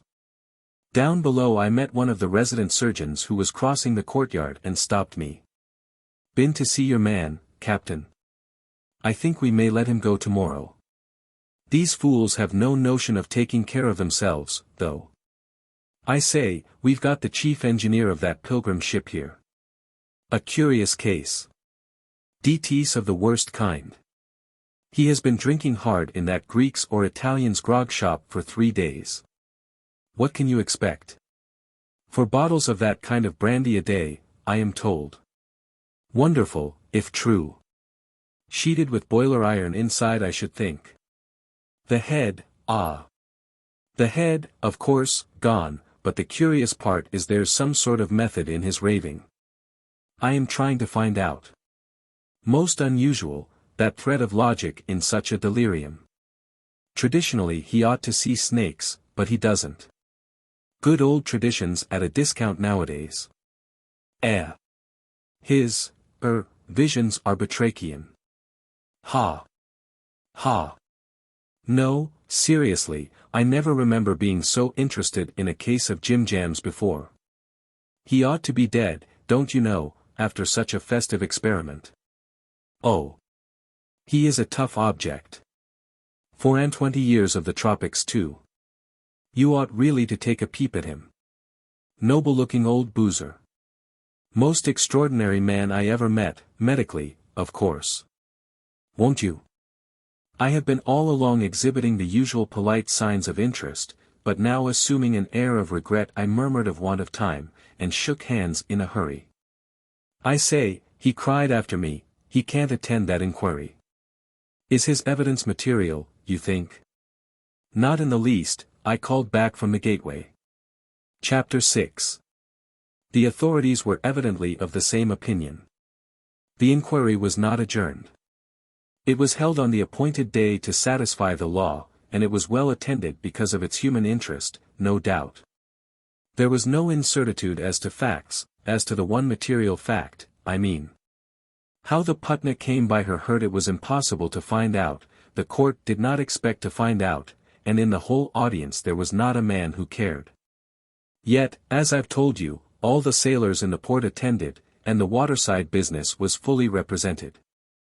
Whether they knew it or not, the interest that drew them here was purely psychological, the expectation of some essential disclosure as to the strength, the power, the horror, of human emotions. Naturally nothing of the kind could be disclosed. The examination of the only man able and willing to face it was beating futilely round the well-known fact, and the play of questions upon it was as instructive as the tapping with a hammer on an iron box, were the object to find out what's inside. However, an official inquiry could not be any other thing. Its object was not the fundamental why, but the superficial how, of this affair. The young chap could have told them, and, though that very thing was the thing that interested the audience, the questions put to him necessarily led him away from what to me, for instance, would have been the only truth worth knowing. You can't expect the constituted authorities to inquire into the state of a man's soul, or is it only of his liver? Their business was to come down upon the consequences, and frankly, a casual police magistrate and 2 nautical assessors are not much good for anything else. I don't mean to imply these fellows were stupid. The magistrate was very patient. One of the assessors was a sailing ship skipper with a reddish beard, and of a pious disposition. Brearley was the other. Big Brearley. Some of you must have heard of Big Brearley, the captain of the crack ship of the Blue Star Line. That's the man. He seemed consumedly bored by the honor thrust upon him. He had never in his life made a mistake, never had an accident, never a mishap, never a check in his steady rise, and he seemed to be one of those lucky fellows who know nothing of indecision, much less of self-mistrust. At 32 he had one of the best commands going in the Eastern trade, and, what's more, he thought a lot of what he had. There was nothing like it in the world, and I suppose if you had asked him point blank he would have confessed that in his opinion there was not such another commander. The choice had fallen upon the right man. The rest of mankind that did not command the 16-knot steel steamer Asa were rather poor creatures. He had saved lives at sea, had rescued ships in distress, had a gold chronometer presented to him by the underwriters, and a pair of binoculars with a suitable inscription from some foreign government, in commemoration of these services. He was acutely aware of his merits and of his rewards. I liked him well enough, though some I know, meek, friendly men at that, couldn't stand him at any price. I haven't the slightest doubt he considered himself vastly my superior. Indeed, had you been Emperor of East and West, you could not have ignored your inferiority in his presence, but I couldn't get up any real sentiment of offense. He did not despise me for anything I could help, for anything I was, don't you know. I was a negligible quantity simply because I was not the fortunate man of the earth, not Montague Brearley in command of the Asa. Not the owner of an inscribed gold chronometer and of silver-mounted binoculars testifying to the excellence of my seamanship and to my indomitable pluck. Not possessed of an acute sense of my merits and of my rewards, besides the love and worship of a black retriever, the most wonderful of its kind, for never was such a man loved thus by such a dog. No doubt, to have all this forced upon you was exasperating enough. But when I reflected that I was associated in these fatal disadvantages with 1,200 millions of other more or less human beings, I found I could bear my share of his good-natured and contemptuous pity for the sake of something indefinite and attractive in the man. I have never defined to myself this attraction, but there were moments when I envied him. The sting of life could do no more to his complacent soul than the scratch of a pin to the smooth face of a rock. This was enviable. As I looked at him, flanking on one side the unassuming pale-faced magistrate who presided at the inquiry, his self-satisfaction presented to me and to the world a surface as hard as granite. He committed suicide very soon after. No wonder Jim's case bored him, and while I thought with something akin to fear of the immensity of his contempt for the young man under examination, he was probably holding silent inquiry into his own case. The verdict must have been of unmitigated guilt, and he took the secret of the evidence with him in that leap into the sea. If I understand anything of men, the matter was no doubt of the gravest import, one of those trifles that awaken ideas, start into life some thought with which a man unused to such a companionship finds it impossible to live. I am in a position to know that it wasn't money, and it wasn't drink, and it wasn't woman. He jumped overboard at sea barely a week after the end of the inquiry, and less than 3 days after leaving port on his outward passage. As though on that exact spot in the midst of waters he had suddenly perceived the gates of the other world flung open wide for his reception. Yet it was not a sudden impulse. His grey-headed mate, a first-rate sailor and a nice old chap with strangers, but in his relations with his commander the surliest chief officer I've ever seen, would tell the story with tears in his eyes. It appears that when he came on deck in the morning Brearley had been writing in the chart room. It was 10 minutes to 4, he said, and the middle watch was not relieved yet of course. He heard my voice on the bridge speaking to the second mate, and called me in. I was loath to go, and that's the truth, Captain Marlowe. I couldn't stand poor Captain Brearley. I tell you with shame, we never know what a man is made of. He had been promoted over too many heads, not counting my own, and he had a damnable trick of making you feel small, nothing but by the way he said, "Good morning." I never addressed him, sir, but on matters of duty, and then it was as much as I could do to keep a civil tongue in my head. He flattered himself there. I often wondered how Brearley could put up with his manners for more than half a voyage. I've a wife and children, he went on, and I had been 10 years in the company, always expecting the next command. More fool I, says he, just like this, "Come in here, Mr. Jones," in that swagger voice of his, "Come in here, Mr. Jones." In I went. "We'll lay down her position," says he, stooping over the chart, a pair of dividers in hand. By the standing orders, the officer going off duty would have done that at the end of his watch. However, I said nothing, and looked on while he marked off the ship's position with a tiny cross and wrote the date and the time. I can see him this moment writing his neat figures, 17:8, 4 a.m. The year would be written in red ink at the top of the chart. He never used his charts more than a year, Captain Brearley didn't.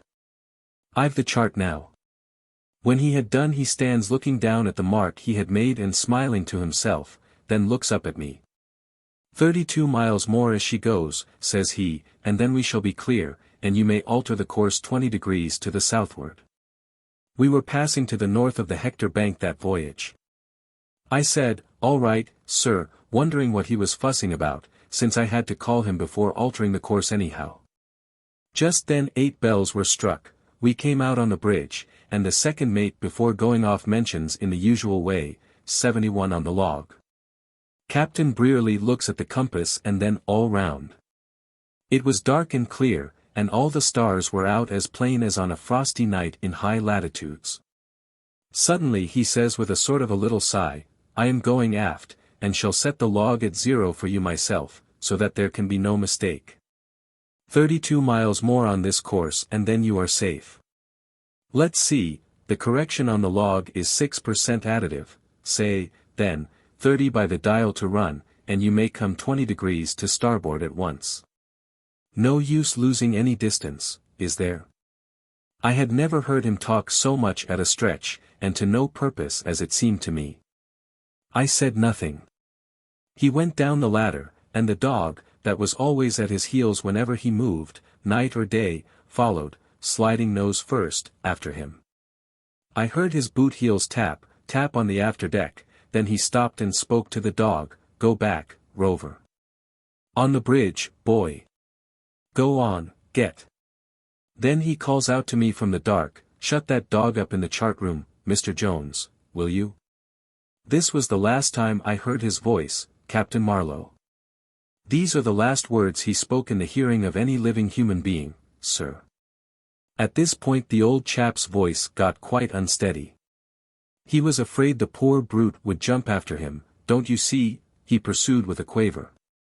"Yes, Captain Marlowe. He set the log for me, would you believe it, he put a drop of oil in it too. There was the oil feeder where he left it nearby. The boatswain's mate got the hose along aft to wash down at 5:30. By and by he knocks off and runs up on the bridge. 'Will you please come aft, Mr. Jones,' he says. There's a funny thing. I don't like to touch it. It was Captain Brearley's gold chronometer watch carefully hung under the rail by its chain. As soon as my eyes fell on it something struck me, and I knew, sir. My legs got soft under me. It was as if I had seen him go over, and I could tell how far behind he was left too. The taffrail log marked 18 miles and 3/4, and 4 iron belaying pins were missing round the mainmast. Put them in his pockets to help him down, I suppose, but, Lord! What's 4 iron pins to a powerful man like Captain Brearley? Maybe his confidence in himself was just shook a bit at the last. That's the only sign of fluster he gave in his whole life, I should think. But I am ready to answer for him, that once over he did not try to swim a stroke, the same as he would have had pluck enough to keep up all day long on the bare chance had he fallen overboard accidentally. Yes, sir. He was second to none, if he said so himself, as I heard him once. He had written 2 letters in the middle watch, one to the company and the other to me. He gave me a lot of instructions as to the passage. I had been in the trade before he was out of his time, and no end of hints as to my conduct with our people in Shanghai, so that I should keep the command of the Asa. He wrote like a father would to a favorite son, Captain Marlowe, and I was 25 years his senior and had tasted salt water before he was fairly breeched. In his letter to the owners, it was left open for me to see, he said that he had always done his duty by them, up to that moment, and even now he was not betraying their confidence. Since he was leaving the ship to as competent a seaman as could be found, meaning me, sir, meaning me.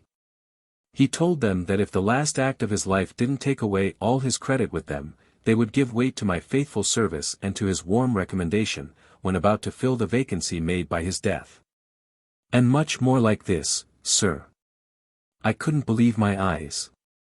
It made me feel queer all over, went on the old chap, in great perturbation, and squashing something in the corner of his eye with the end of a thumb as broad as a spatula.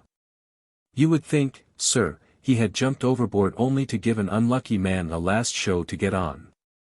What with the shock of him going in this awful rash way, and thinking myself a made man by that chance, I was nearly off my chump for a week.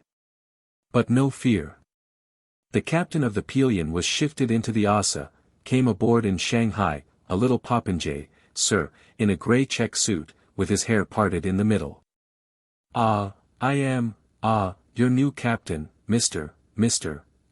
Jones." He was drowned in scent, fairly stunk with it, Captain Marlowe. I dare say it was the look I gave him that made him stammer. He mumbled something about my natural disappointment. I had better know at once that his chief officer got the promotion to the Pelion. He had nothing to do with it, of course. Suppose the office knew best, sorry. Says I, don't you mind old Jones, sir, damn his soul, he's used to it. I could see directly I had shocked his delicate ear, and while we sat at our first tiffin together he began to find fault in a nasty manner with this and that in the ship. I never heard such a voice out of a Punch and Judy show. I set my teeth hard, and glued my eyes to my plate, and held my peace as long as I could, but at last I had to say something. Up he jumps tiptoeing, ruffling all his pretty plumes, like a little fighting cock. "You'll find you have a different person to deal with than the late Captain Brearley." "I found it," says I, very glum, but pretending to be mighty busy with my steak. "You are an old ruffian, Mr.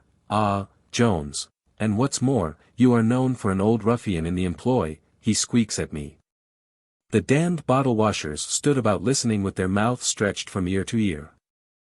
"I may be a hard case," answers I, "but I ain't so far gone as to put up with the sight of you sitting in Captain Brearley's chair." With that I lay down my knife and fork. "You would like to sit in it yourself, that's where the shoe pinches," he sneers. I left the saloon, got my rags together, and was on the quay with all my dunnage about my feet before the stevedores had turned to again. Yes. Adrift, on shore, after 10 years' service, and with a poor woman and 4 children 6,000 miles off depending on my half-pay for every mouthful they ate. Yes, sir. I chucked it rather than hear Captain Brearley abused. He left me his night glasses, here they are, and he wished me to take care of the dog, here he is. Hullo, Rover, poor boy. Where's the captain, Rover? The dog looked up at us with mournful yellow eyes, gave one desolate bark, and crept under the table. All this was taking place, more than 2 years afterwards, on board that nautical ruin the Fire Queen this Jones had got charge of, quite by a funny accident. 2. From Matherson, Mad Matherson they generally called him, the same who used to hang out in Haiphong, you know, before the occupation days. The old chap snuffled on. "Aye, sir, Captain Brearley will be remembered here, if there's no other place on earth." I wrote fully to his father and did not get a word in reply, neither thank you, nor go to the devil, nothing. Perhaps they did not want to know. The sight of that watery-eyed old Jones mopping his bald head with a red cotton handkerchief, the sorrowing yelp of the dog, the squalor of that fly-blown cuddy which was the only shrine of his memory, threw a veil of inexpressibly mean pathos over Brearley's remembered figure, the posthumous revenge of fate for that belief in his own splendor which had almost cheated his life of its legitimate terrors. Almost. Perhaps wholly. Who can tell what flattering view he had induced himself to take of his own suicide? Why did he commit the rash act, Captain Marlowe, can you think? Asked Jones, pressing his palms together. Why? It beats me. Why? He slapped his low and wrinkled forehead. If he had been poor and old and in debt, and never a show, or else mad. But he wasn't of the kind that goes mad, not he. You trust me. What a mate don't know about his skipper isn't worth knowing. Young, healthy, well off, no cares. I sit here sometimes thinking, till my head fairly begins to buzz. There was some reason. You may depend on it, Captain Jones, said I, it wasn't anything that would have disturbed much either of us two, I said. And then, as if a light had been flashed into the muddle of his brain, poor old Jones found a last word of amazing profundity. He blew his nose, nodding at me dolefully, I. Neither you nor I, sir, had ever thought so much of ourselves. Of course the recollection of my last conversation with Brearley is tinged with the knowledge of his end that followed so close upon it. I spoke with him for the last time during the progress of the inquiry. It was after the first adjournment, and he came up with me in the street. He was in a state of irritation, which I noticed with surprise, his usual behavior when he condescended to converse being perfectly cool, with a trace of amused tolerance, as if the existence of his interlocutor had been a rather good joke. They caught me for that inquiry, you see, he began, and for a while enlarged complainingly upon the inconveniences of daily attendance in court. And goodness knows how long it will last. 3 days, I suppose. I heard him out in silence. In my then opinion it was a way as good as another of putting on side. What's the use of it? It is the stupidest set out you can imagine, he pursued hotly. I remarked that there was no option. He interrupted me with a sort of pent-up violence. I feel like a fool all the time. I looked up at him. This was going very far, for Brearley, when talking of Brearley. He stopped short, and seizing the lapel of my coat, gave it a slight tug. "Why are we tormenting that young chap?" he asked. This question chimed in so well to the tolling of a certain thought of mine that, with the image of the absconding renegade in my eye, I answered at once, "Hanged if I know, unless it be that he lets you." I was astonished to see him fall into line, so to speak, with that utterance, which ought to have been tolerably cryptic. He said angrily, "Why, yes. Can't he see that wretched skipper of his has cleared out? What does he expect to happen? Nothing can save him. He's done for." We walked on in silence a few steps. "Why eat all that dirt?" he exclaimed, with an oriental energy of expression, about the only sort of energy you can find a trace of east of the 50th meridian. I wondered greatly at the direction of his thoughts, but now I strongly suspect it was strictly in character. At bottom poor Brearley must have been thinking of himself. I pointed out to him that the skipper of the Patna was known to have feathered his nest pretty well, and could procure almost anywhere the means of getting away. With Jim it was otherwise. The government was keeping him in the sailors' home for the time being, and probably he hadn't a penny in his pocket to bless himself with. It costs some money to run away. Does it? Not always, he said, with a bitter laugh, and to some further remark of mine, "Well, then, let him creep 20 feet underground and stay there." By heavens! I would. I don't know why his tone provoked me, and I said, "There is a kind of courage in facing it out as he does, knowing very well that if he went away nobody would trouble to run after him." "Courage be hanged," growled Brearley. "That sort of courage is of no use to keep a man straight, and I don't care a snap for such courage. If you were to say it was a kind of cowardice now, of softness.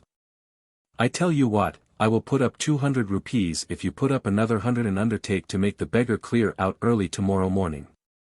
The fellow's a gentleman if he ain't fit to be touched, he will understand. He must. This infernal publicity is too shocking. There he sits while all these confounded natives, serangs, lascars, quartermasters, are giving evidence that's enough to burn a man to ashes with shame. This is abominable. Why, Marlowe, don't you think, don't you feel, that this is abominable, don't you now, come, as a seaman? If he went away all this would stop at once." Brearley said these words with a most unusual animation, and made as if to reach after his pocketbook. I restrained him, and declared coldly that the cowardice of these 4 men did not seem to me a matter of such great importance. "And you call yourself a seaman, I suppose," he pronounced angrily. I said that's what I called myself, and I hoped I was too. He heard me out, and made a gesture with his big arm that seemed to deprive me of my individuality, to push me away into the crowd.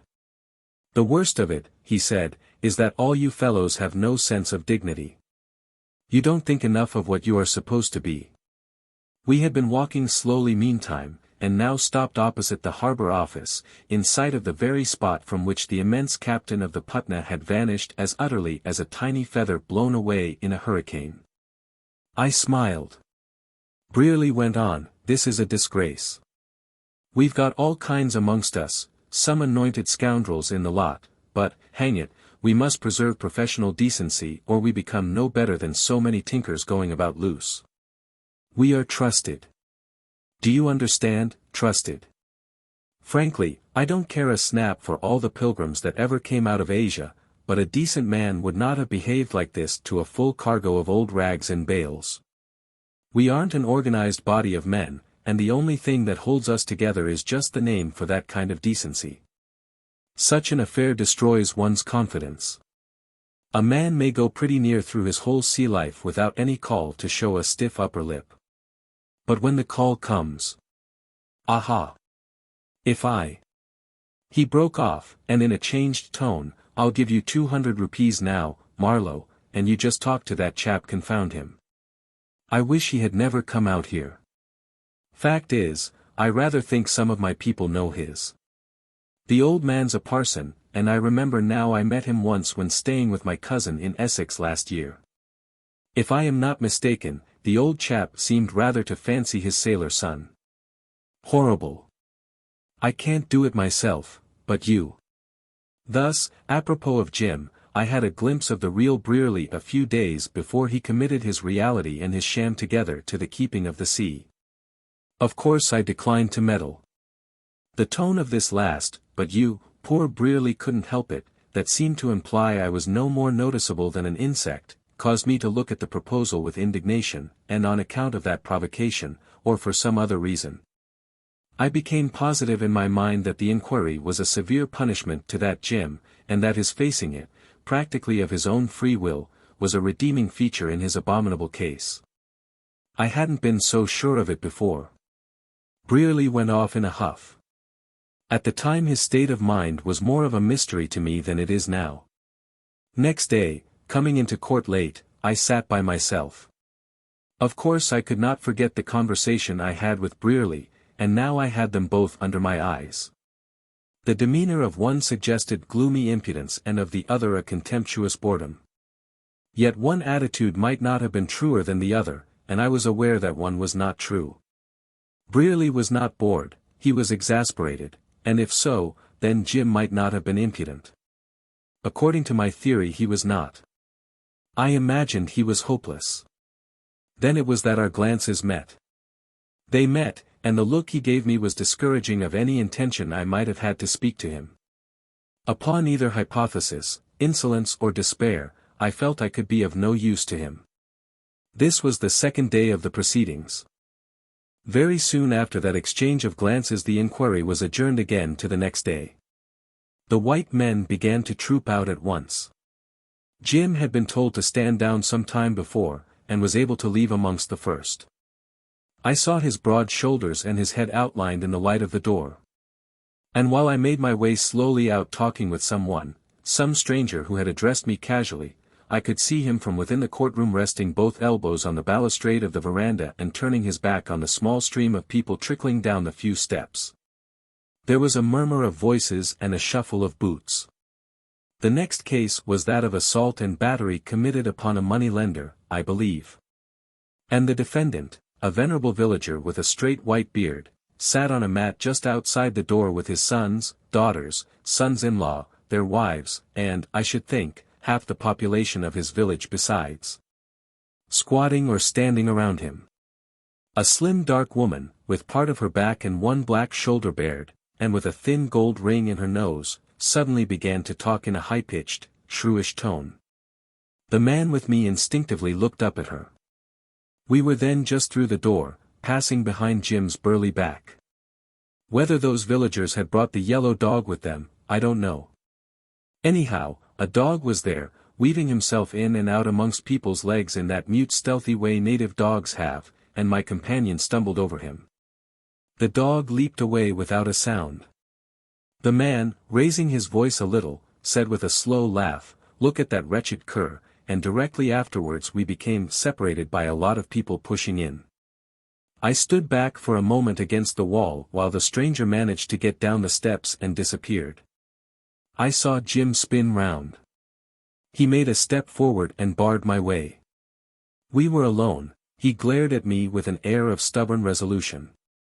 I became aware I was being held up, so to speak, as if in a wood. The veranda was empty by then, the noise and movement in court had ceased, a great silence fell upon the building, in which, somewhere far within, an oriental voice began to whine abjectly.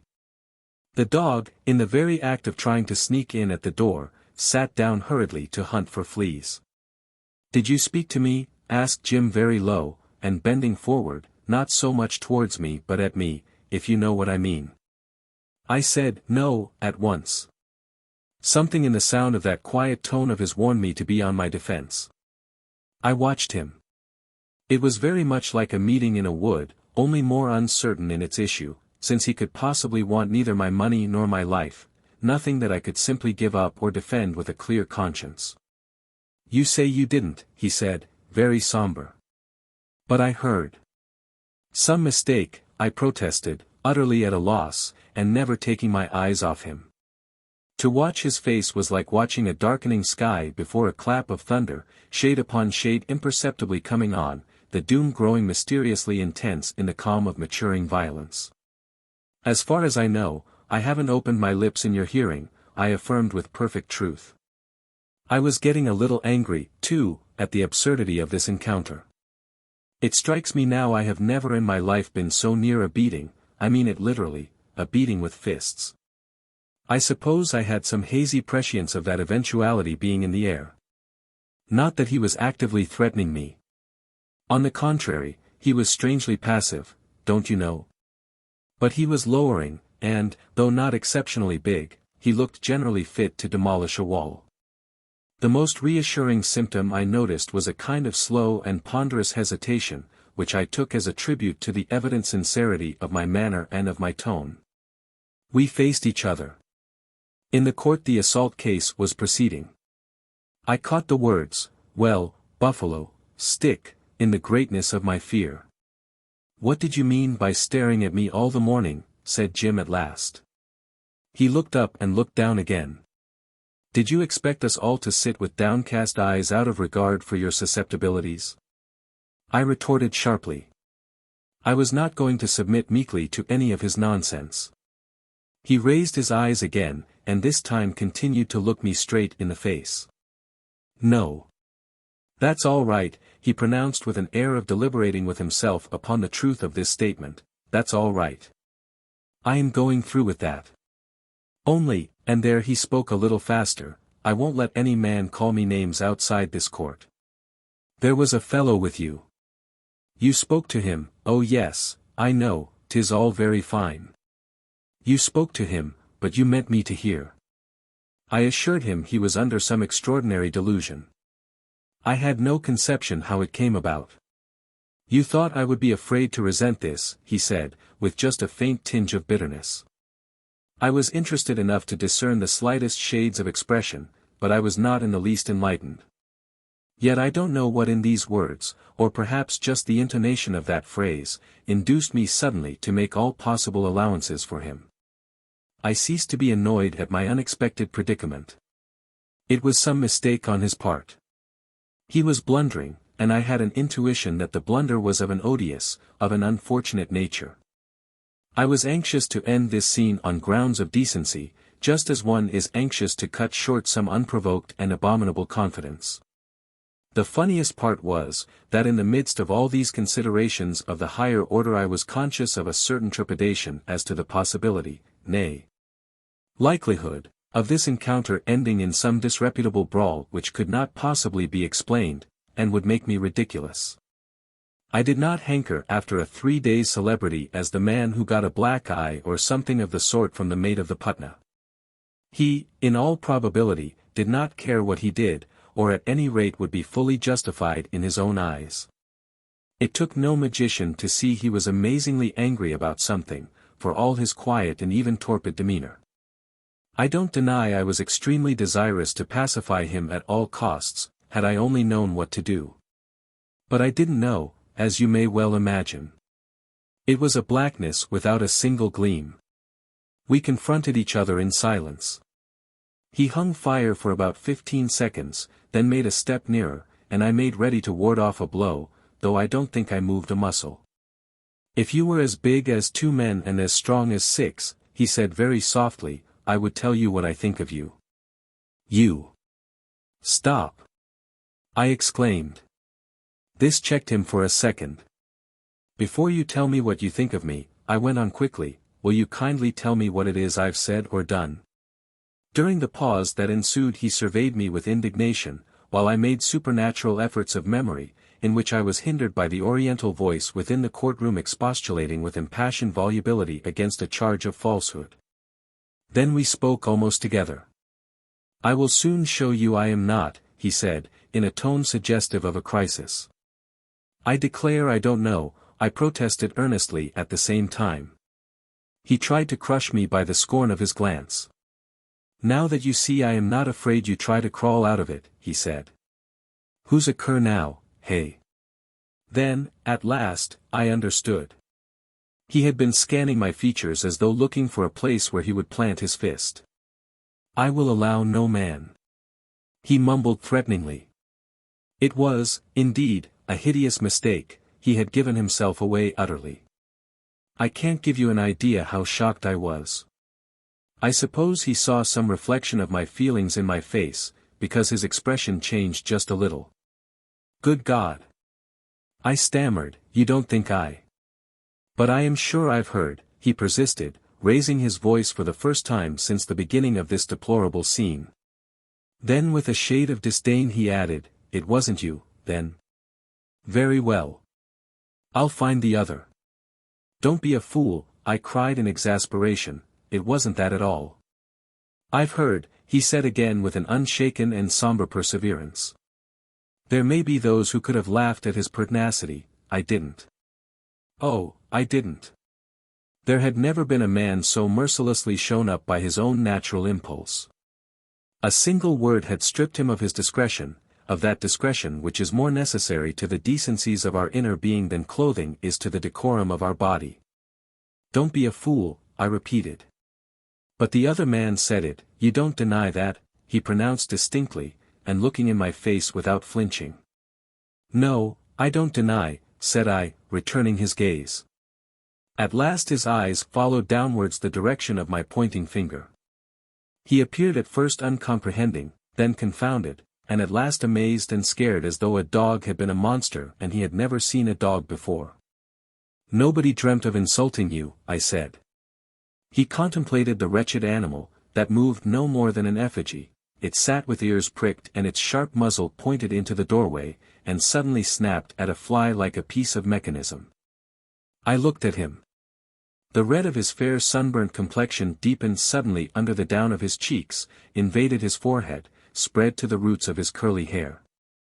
His ears became intensely crimson, and even the clear blue of his eyes was darkened many shades by the rush of blood to his head. His lips pouted a little, trembling as though he had been on the point of bursting into tears. I perceived he was incapable of pronouncing a word from the excess of his humiliation. From disappointment too, who knows? Perhaps he looked forward to that hammering he was going to give me for rehabilitation, for appeasement. Who can tell what relief he expected from this chance of a row? He was naive enough to expect anything, but he had given himself away for nothing in this case. He had been frank with himself, let alone with me, in the wild hope of arriving in that way at some effective refutation, and the stars had been ironically unpropitious. He made an inarticulate noise in his throat like a man imperfectly stunned by a blow on the head. It was pitiful. I didn't catch up again with him till well outside the gate. I had even to trot a bit at the last, but when, out of breath at his elbow, I taxed him with running away, he said, never, and at once turned at bay. I explained I never meant to say he was running away from me. From no man, from not a single man on earth, he affirmed with a stubborn mien. I forbore to point out the one obvious exception which would hold good for the bravest of us. I thought he would find out by himself very soon.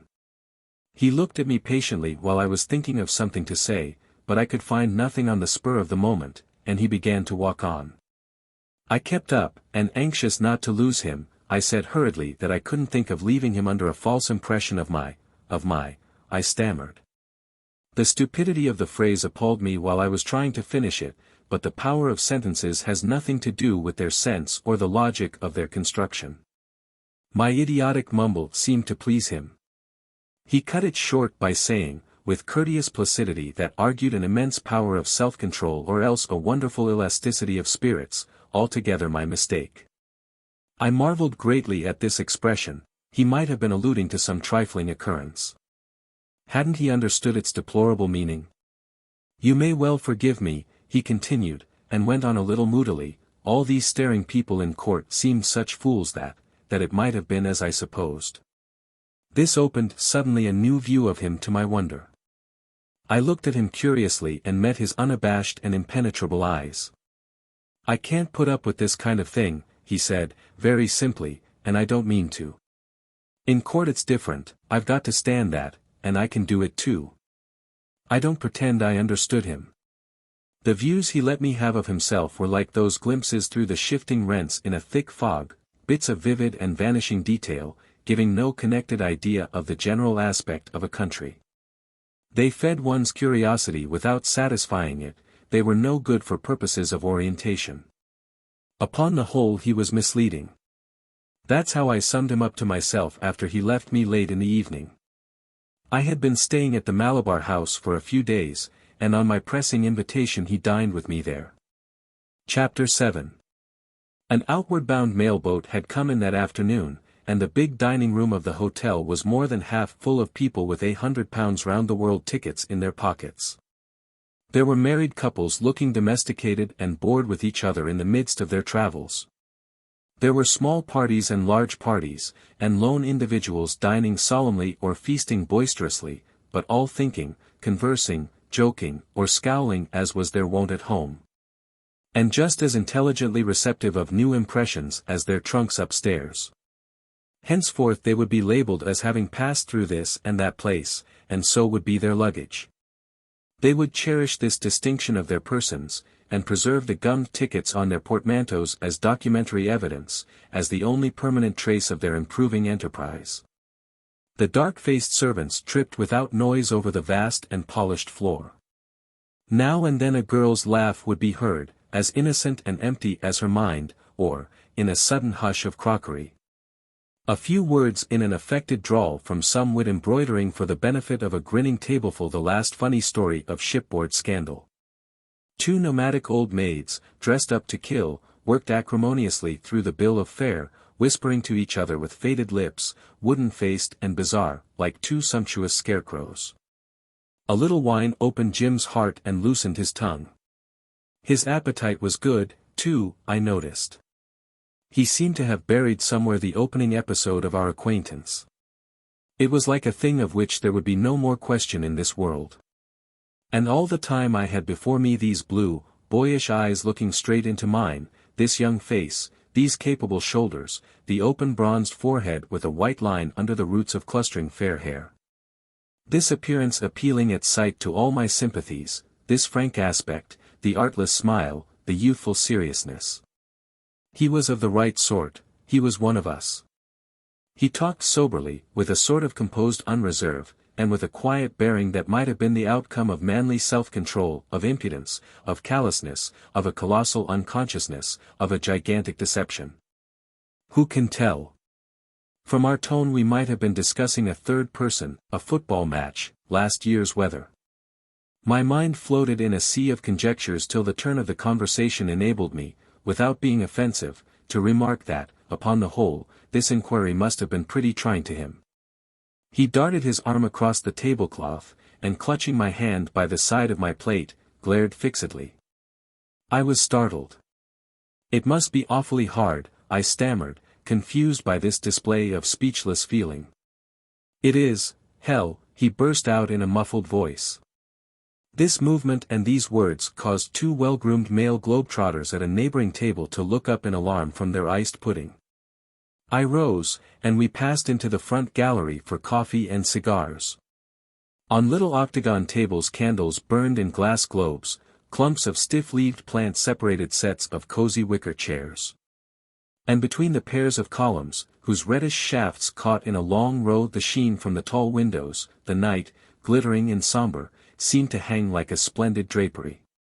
The riding lights of ships winked afar like setting stars, and the hills across the roadstead resembled rounded black masses of arrested thunderclouds. I couldn't clear out, Jim began. The skipper did, that's all very well for him. I couldn't, and I wouldn't. They all got out of it in one way or another, but it wouldn't do for me. I listened with concentrated attention, not daring to stir in my chair. I wanted to know, and to this day I don't know, I can only guess. He would be confident and depressed all in the same breath, as if some conviction of innate blamelessness had checked the truth writhing within him at every turn. He began by saying, in the tone in which a man would admit his inability to jump a 20-foot wall, that he could never go home now. And this declaration recalled to my mind what Brearley had said, that the old parson in Essex seemed to fancy his sailor son not a little. I can't tell you whether Jim knew he was especially fancied. But the tone of his references to my dad was calculated to give me a notion that the good old rural dean was about the finest man that ever had been worried by the cares of a large family since the beginning of the world. This, though never stated, was implied with an anxiety that there should be no mistake about it, which was really very true and charming, but added a poignant sense of lives far off to the other elements of the story. "He has seen it all in the home papers by this time," said Jim. "I can never face the poor old chap." I did not dare to lift my eyes at this till I heard him add, "I could never explain. He wouldn't understand." Then I looked up. He was smoking reflectively, and after a moment, rousing himself, began to talk again. He discovered at once a desire that I should not confound him with his partners in crime, let us call it. He was not one of them. He was altogether of another sort. I gave no sign of dissent. I had no intention, for the sake of barren truth, to rob him of the smallest particle of any saving grace that would come in his way. I didn't know how much of it he believed himself. I didn't know what he was playing up to, if he was playing up to anything at all, and I suspect he did not know either, for it is my belief no man ever understands quite his own artful dodges to escape from the grim shadow of self-knowledge. I made no sound all the time he was wondering what he had better do after that stupid inquiry was over. Apparently he shared Brearley's contemptuous opinion of these proceedings ordained by law. He would not know where to turn, he confessed, clearly thinking aloud rather than talking to me. Certificate gone, career broken, no money to get away, no work that he could obtain as far as he could see. At home he could perhaps get something. But it meant going to his people for help, and that he would not do. He saw nothing for it but ship before the mast, could get perhaps a quartermaster's billet in some steamer. Would do for a quartermaster. Do you think you would? I asked pitilessly. He jumped up, and going to the stone balustrade looked out into the night. In a moment he was back, towering above my chair with his youthful face clouded yet by the pain of a conquered emotion. He had understood very well I did not doubt his ability to steer a ship. In a voice that quavered a bit he asked me why did I say that. I had been no end kind to him. I had not even laughed at him when, here he began to mumble, that mistake, you know, made a confounded ass of myself. I broke in by saying rather warmly that for me such a mistake was not a matter to laugh at. He sat down and drank deliberately some coffee, emptying the small cup to the last drop. "That does not mean I admit for a moment the cap fitted," he declared distinctly. "No." I said. "No," he affirmed with quiet decision. "Do you know what you would have done? Do you? And you don't think yourself," he gulped something. "You don't think yourself a cur." And with this, upon my honor, he looked up at me inquisitively. It was a question it appears, a bona fide question. However, he didn't wait for an answer. Before I could recover he went on, with his eyes straight before him, as if reading off something written on the body of the night. "It is all in being ready. I wasn't, not then. I don't want to excuse myself, but I would like to explain, I would like somebody to understand, somebody, one person at least." "You. Why not you?" It was solemn, and a little ridiculous too, as they always are, those struggles of an individual trying to save from the fire his idea of what his moral identity should be, this precious notion of a convention, only one of the rules of the game. Nothing more, but all the same so terribly effective by its assumption of unlimited power over natural instincts, by the awful penalties of its failure. He began his story quietly enough. On board that Dale Line steamer that had picked up these four floating in a boat upon the discreet sunset glow of the sea, they had been after the first day looked askance upon. The fat skipper told some story, the others had been silent, and at first it had been accepted. You don't cross-examine poor castaways you had the good luck to save, if not from cruel death, then at least from cruel suffering.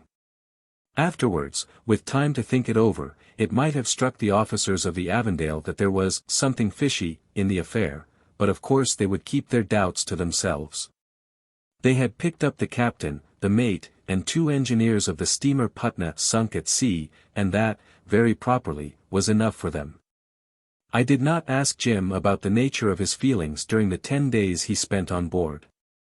From the way he narrated that part one was at liberty to infer he was partly stunned by the discovery he had made, the discovery about himself, and no doubt was at work trying to explain it away to the only man who was capable of appreciating all its tremendous magnitude. You must understand he did not try to minimize its importance. Of that I am sure, and therein lies his distinction. As to what sensations he experienced when he got ashore and heard the unforeseen conclusion of the tale in which he had taken such a pitiful part, he told me nothing of them, and it is difficult to imagine. I wonder whether he felt the ground cut from under his feet. I wonder. But no doubt he managed to get a fresh foothold very soon. He was ashore a whole fortnight waiting in the sailors' home, and as there were 6 or 7 men staying there at the time, I had heard of him a little. Their languid opinion seemed to be that, in addition to his other shortcomings, he was a sulky brute. He had passed these days on the veranda, buried in a long chair, and coming out of his place of sepulture only at meal times or late at night, when he wandered on the quays all by himself, detached from his surroundings, irresolute and silent. Like a ghost without a home to haunt. I don't think I've spoken 3 words to a living soul in all that time, he said, making me very sorry for him. And directly he added, one of these fellows would have been sure to blurt out something I had made up my mind not to put up with, and I didn't want to row. No. Not then. I was too. I had no heart for it. So that bulkhead held out after all, I remarked cheerfully. Yes, he murmured, it held. And yet I swear to you I felt it bulge under my hand. It's extraordinary what strains old iron will stand sometimes, I said. Thrown back in his seat, his legs stiffly out and arms hanging down, he nodded slightly several times. You could not conceive a sadder spectacle. Suddenly he lifted his head, he sat up, he slapped his thigh. Ah! What a chance missed! My God! What a chance missed, he blazed out, but the ring of the last, missed, resembled a cry wrung out by pain. He was silent again with a still, faraway look of fierce yearning after that missed distinction, with his nostrils for an instant dilated, sniffing the intoxicating breath of that wasted opportunity. If you think I was either surprised or shocked you do me an injustice in more ways than one. Ah, he was an imaginative beggar. He would give himself away, he would give himself up. I could see in his glance darted into the night all his inner being carried on, projected headlong into the fanciful realm of recklessly heroic aspirations. He had no leisure to regret what he had lost, he was so wholly and naturally concerned for what he had failed to obtain. He was very far away from me who watched him across 3 feet of space. With every instant he was penetrating deeper into the impossible world of romantic achievements. He got to the heart of it at last. A strange look of beatitude overspread his features, his eyes sparkled in the light of the candle burning between us. He positively smiled. He had penetrated to the very heart, to the very heart. It was an ecstatic smile that your faces, or mine either, will never wear, my dear boys. I whisked him back by saying, if you had stuck to the ship, you mean. He turned upon me, his eyes suddenly amazed and full of pain, with a bewildered, startled, suffering face, as though he had tumbled down from a star. Neither you nor I will ever look like this on any man. He shuddered profoundly, as if a cold fingertip had touched his heart. Last of all he sighed. I was not in a merciful mood. He provoked one by his contradictory indiscretions. It is unfortunate you didn't know beforehand. I said with every unkind intention, but the perfidious shaft fell harmless, dropped at his feet like a spent arrow, as it were, and he did not think of picking it up. Perhaps he had not even seen it. Presently, lolling at ease, he said, dash it all. I tell you it bulged. I was holding up my lamp along the angle iron in the lower deck when a flake of rust as big as the palm of my hand fell off the plate, all of itself. He passed his hand over his forehead. The thing stirred and jumped off like something alive while I was looking at it. That made you feel pretty bad, I observed casually. Do you suppose, he said, that I was thinking of myself, with 160 people at my back, all fast asleep in that foretween deck alone, and more of them aft. More on the deck, sleeping, knowing nothing about it, 3 times as many as there were boats for, even if there had been time. I expected to see the iron open out as I stood there and the rush of water going over them as they lay. What could I do? What? I can easily picture him to myself in the peopled gloom of the cavernous place, with the light of the globe lamp falling on a small portion of the bulkhead that had the weight of the ocean on the other side. And the breathing of unconscious sleepers in his ears. I can see him glaring at the iron, startled by the falling rust, overburdened by the knowledge of an imminent death. This, I gathered, was the second time he had been sent forward by that skipper of his, who, I rather think, wanted to keep him away from the bridge. He told me that his first impulse was to shout and straightway make all those people leap out of sleep into terror, but such an overwhelming sense of his helplessness came over him that he was not able to produce a sound. This is, I suppose, what people mean by the tongue cleaving to the roof of the mouth. Too dry, was the concise expression he used in reference to this state. Without a sound, then, he scrambled out on deck through the number 1 hatch. A windsail rigged down there swung against him accidentally, and he remembered that the light touch of the canvas on his face nearly knocked him off the hatchway ladder. He confessed that his knees wobbled a good deal as he stood on the foredeck looking at another sleeping crowd. The engines having been stopped by that time, the steam was blowing off. Its deep rumble made the whole night vibrate like a bass string. The ship trembled to it. He saw here and there a head lifted off a mat, a vague form uprise in sitting posture, listen sleepily for a moment, sink down again into the billowy confusion of boxes, steam winches, ventilators. He was aware all these people did not know enough to take intelligent notice of that strange noise. The ship of iron, the men with white faces, all the sights, all the sounds, everything on board to that ignorant and pious multitude was strange alike, and as trustworthy as it would forever remain incomprehensible. It occurred to him that the fact was fortunate. The idea of it was simply terrible. You must remember he believed, as any other man would have done in his place, that the ship would go down at any moment. The bulging, rust-eaten plates that kept back the ocean, fatally must give way, all at once like an undermined dam, and let in a sudden and overwhelming flood. He stood still looking at these recumbent bodies, a doomed man aware of his fate, surveying the silent company of the dead. They were dead. Nothing could save them.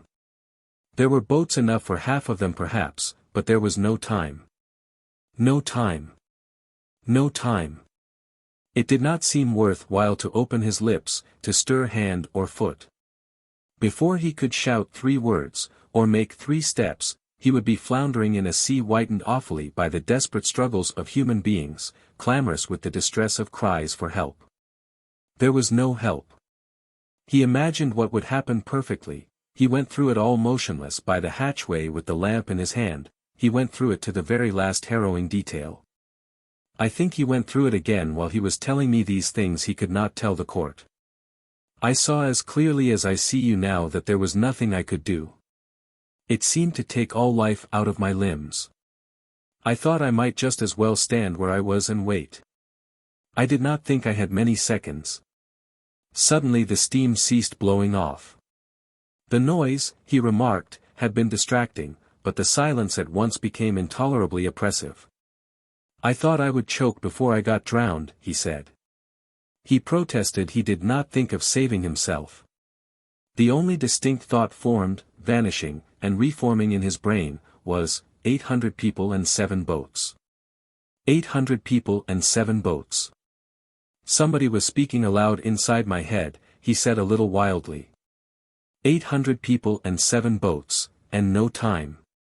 Just think of it. He leaned towards me across the little table, and I tried to avoid his stare. Do you think I was afraid of death? He asked in a voice very fierce and low. He brought down his open hand with a bang that made the coffee cups dance. I am ready to swear I was not. By God, no. He hitched himself upright and crossed his arms, his chin fell on his breast. The soft clashes of crockery reached us faintly through the high windows.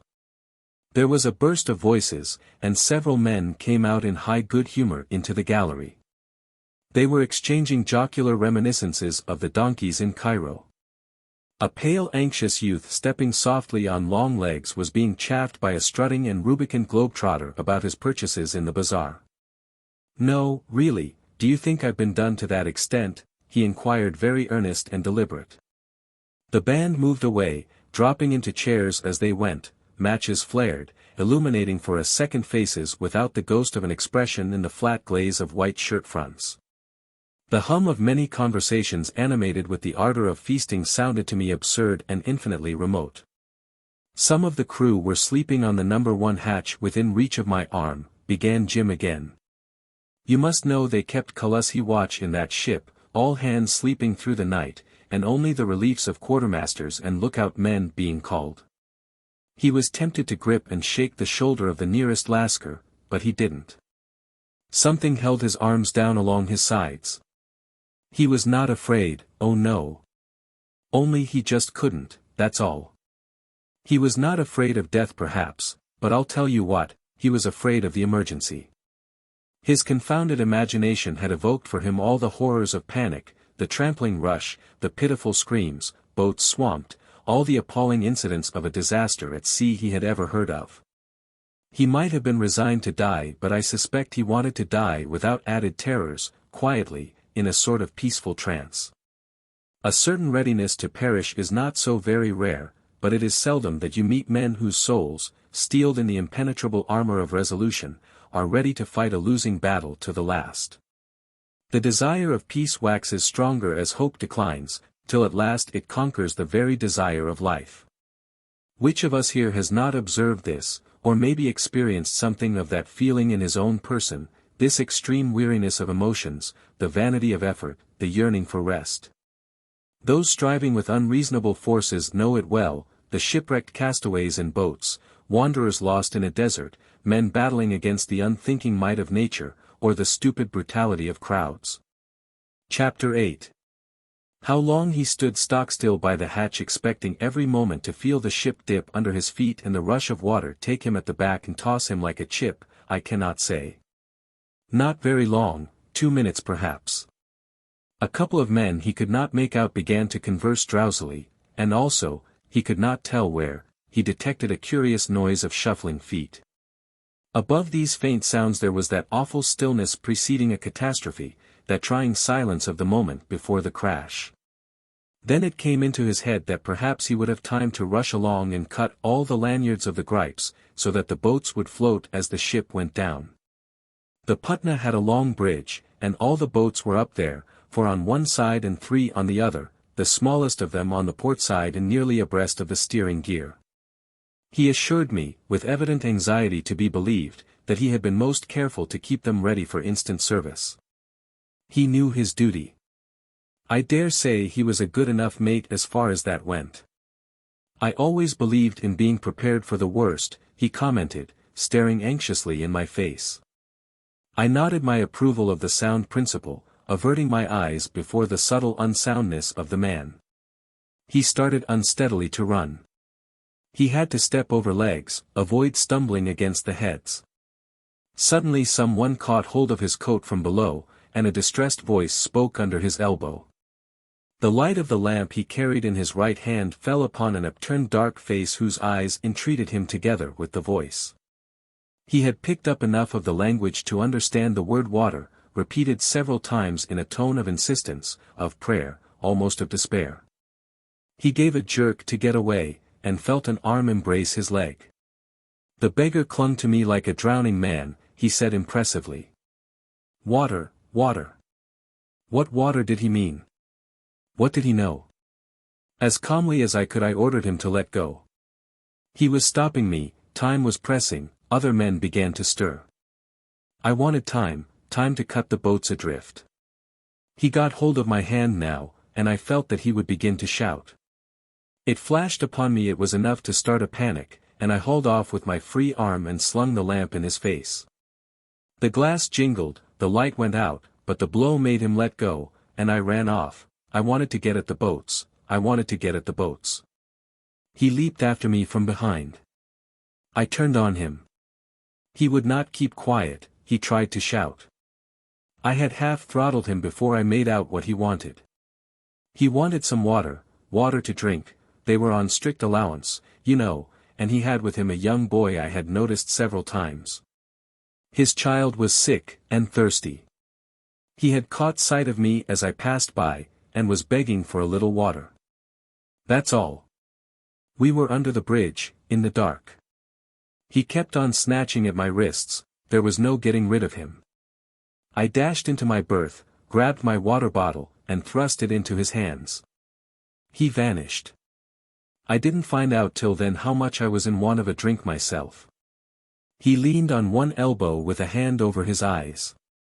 I felt a creepy sensation all down my backbone, there was something peculiar in all this.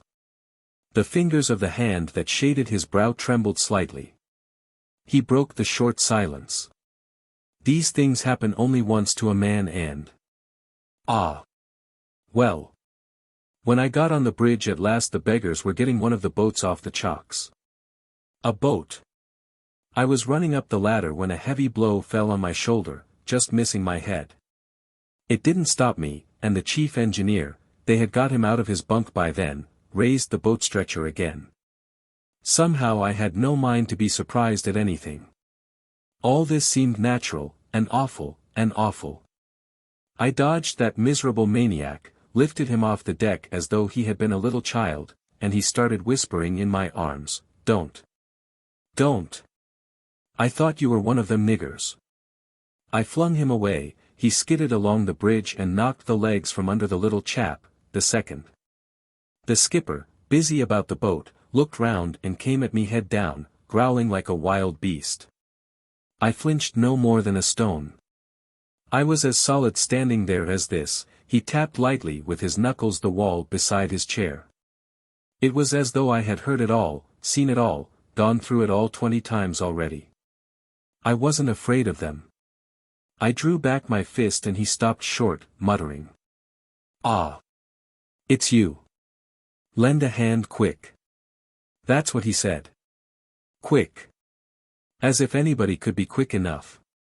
"Aren't you going to do something?" I asked. "Yes." "Clear out," he snarled over his shoulder. I don't think I understood then what he meant.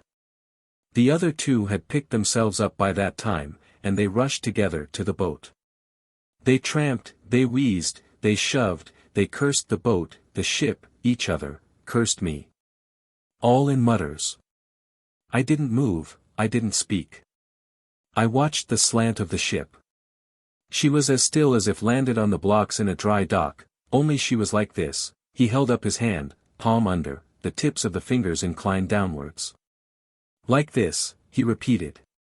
I could see the line of the horizon before me, as clear as a bell, above her stem head. I could see the water far off there black and sparkling, and still, still as a pond, deadly still, more still than ever sea was before, more still than I could bear to look at. Have you watched a ship floating head down, checked and sinking by a sheet of old iron too rotten to stand being shored up? Have you? Oh yes, shored up. I thought of that, I thought of every mortal thing. But can you shore up a bulkhead in 5 minutes, or in 50 for that matter?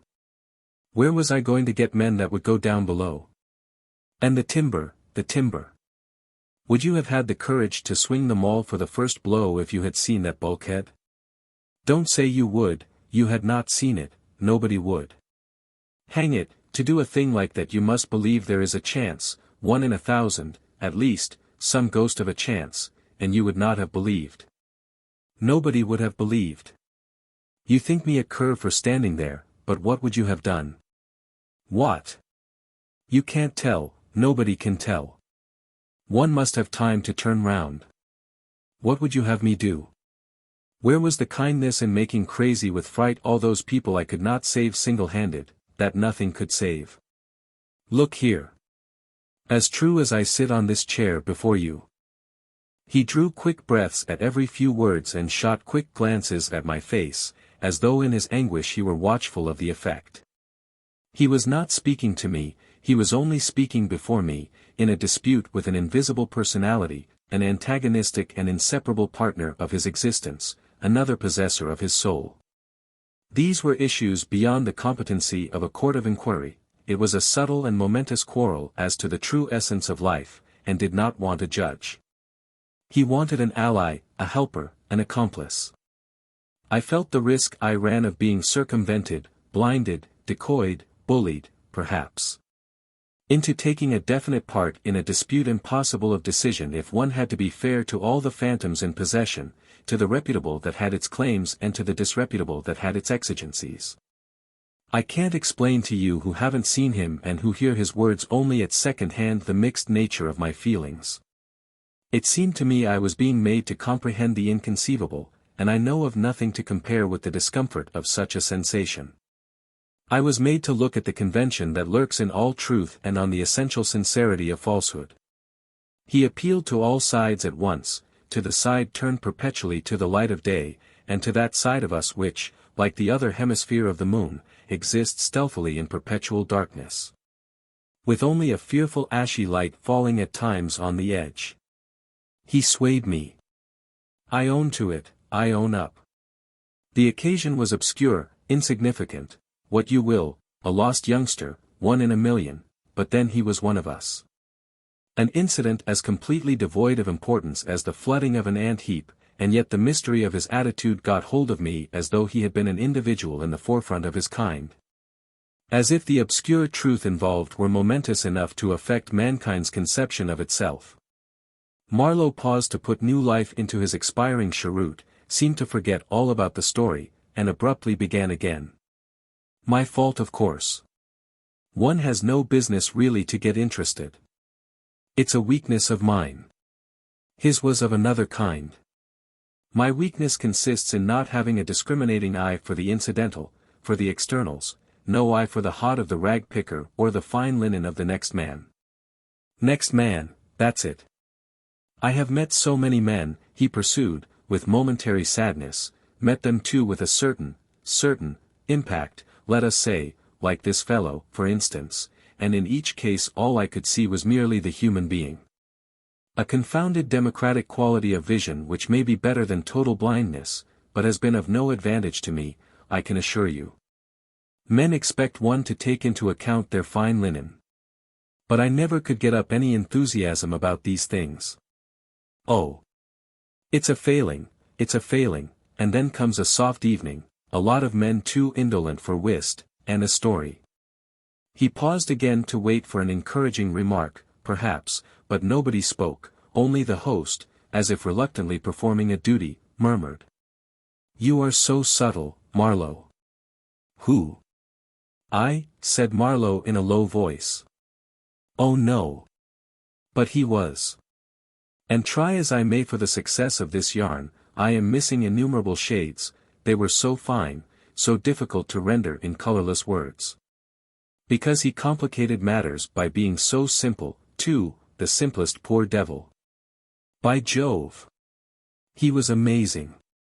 There he sat telling me that just as I saw him before my eyes he wouldn't be afraid to face anything, and believing in it too. I tell you it was fabulously innocent and it was enormous, enormous. I watched him covertly, just as though I had suspected him of an intention to take a jolly good rise out of me. He was confident that, on the square, mind, there was nothing he couldn't meet.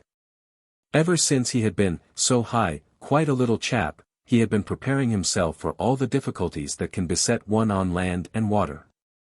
He confessed proudly to this kind of foresight. He had been elaborating dangers and defenses, expecting the worst, rehearsing his best. He must have led a most exalted existence. Can you fancy it? A succession of adventures, so much glory, such a victorious progress. And the deep sense of his sagacity crowning every day of his inner life. He forgot himself, his eyes shone, and with every word my heart, searched by the light of his absurdity, was growing heavier in my breast. I had no mind to laugh, and lest I should smile I made for myself a stolid face. He gave signs of irritation. It is always the unexpected that happens, I said in a propitiatory tone. My obtuseness provoked him into a contemptuous "pshaw."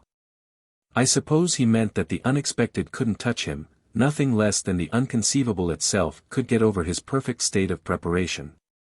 He had been taken unawares, and he whispered to himself a malediction upon the waters and the firmament, upon the ship, upon the men. Everything had betrayed him. He had been tricked into that sort of high-minded resignation which prevented him lifting as much as his little finger. While these others who had a very clear perception of the actual necessity were tumbling against each other and sweating desperately over that boat business. Something had gone wrong there at the last moment. It appears that in their flurry they had contrived in some mysterious way to get the sliding bolt of the foremost boat chock jammed tight, and forthwith had gone out of the remnants of their minds over the deadly nature of that accident. It must have been a pretty sight, the fierce industry of these beggars toiling on a motionless ship that floated quietly in the silence of a world asleep, fighting against time for the freeing of that boat, groveling on all fours. Standing up in despair, tugging, pushing, snarling at each other venomously, ready to kill, ready to weep. And only kept from flying at each other's throats by the fear of death that stood silent behind them like an inflexible and cold-eyed taskmaster. Oh yes. It must have been a pretty sight. He saw it all, he could talk about it with scorn and bitterness. He had a minute knowledge of it by means of some sixth sense, I conclude, because he swore to me he had remained apart without a glance at them and at the boat, without one single glance. And I believe him. I should think he was too busy watching the threatening slant of the ship, the suspended menace discovered in the midst of the most perfect security, fascinated by the sword hanging by a hair over his imaginative head. Nothing in the world moved before his eyes, and he could depict to himself without hindrance the sudden swing upwards of the dark sky line, the sudden tilt up of the vast plain of the sea, the swift still rise, the brutal fling. The grasp of the abyss, the struggle without hope, the starlight closing over his head forever like the vault of a tomb, the revolt of his young life, the black end. He could. By Jove! Who couldn't? And you must remember he was a finished artist in that peculiar way, he was a gifted poor devil with the faculty of swift and forestalling vision.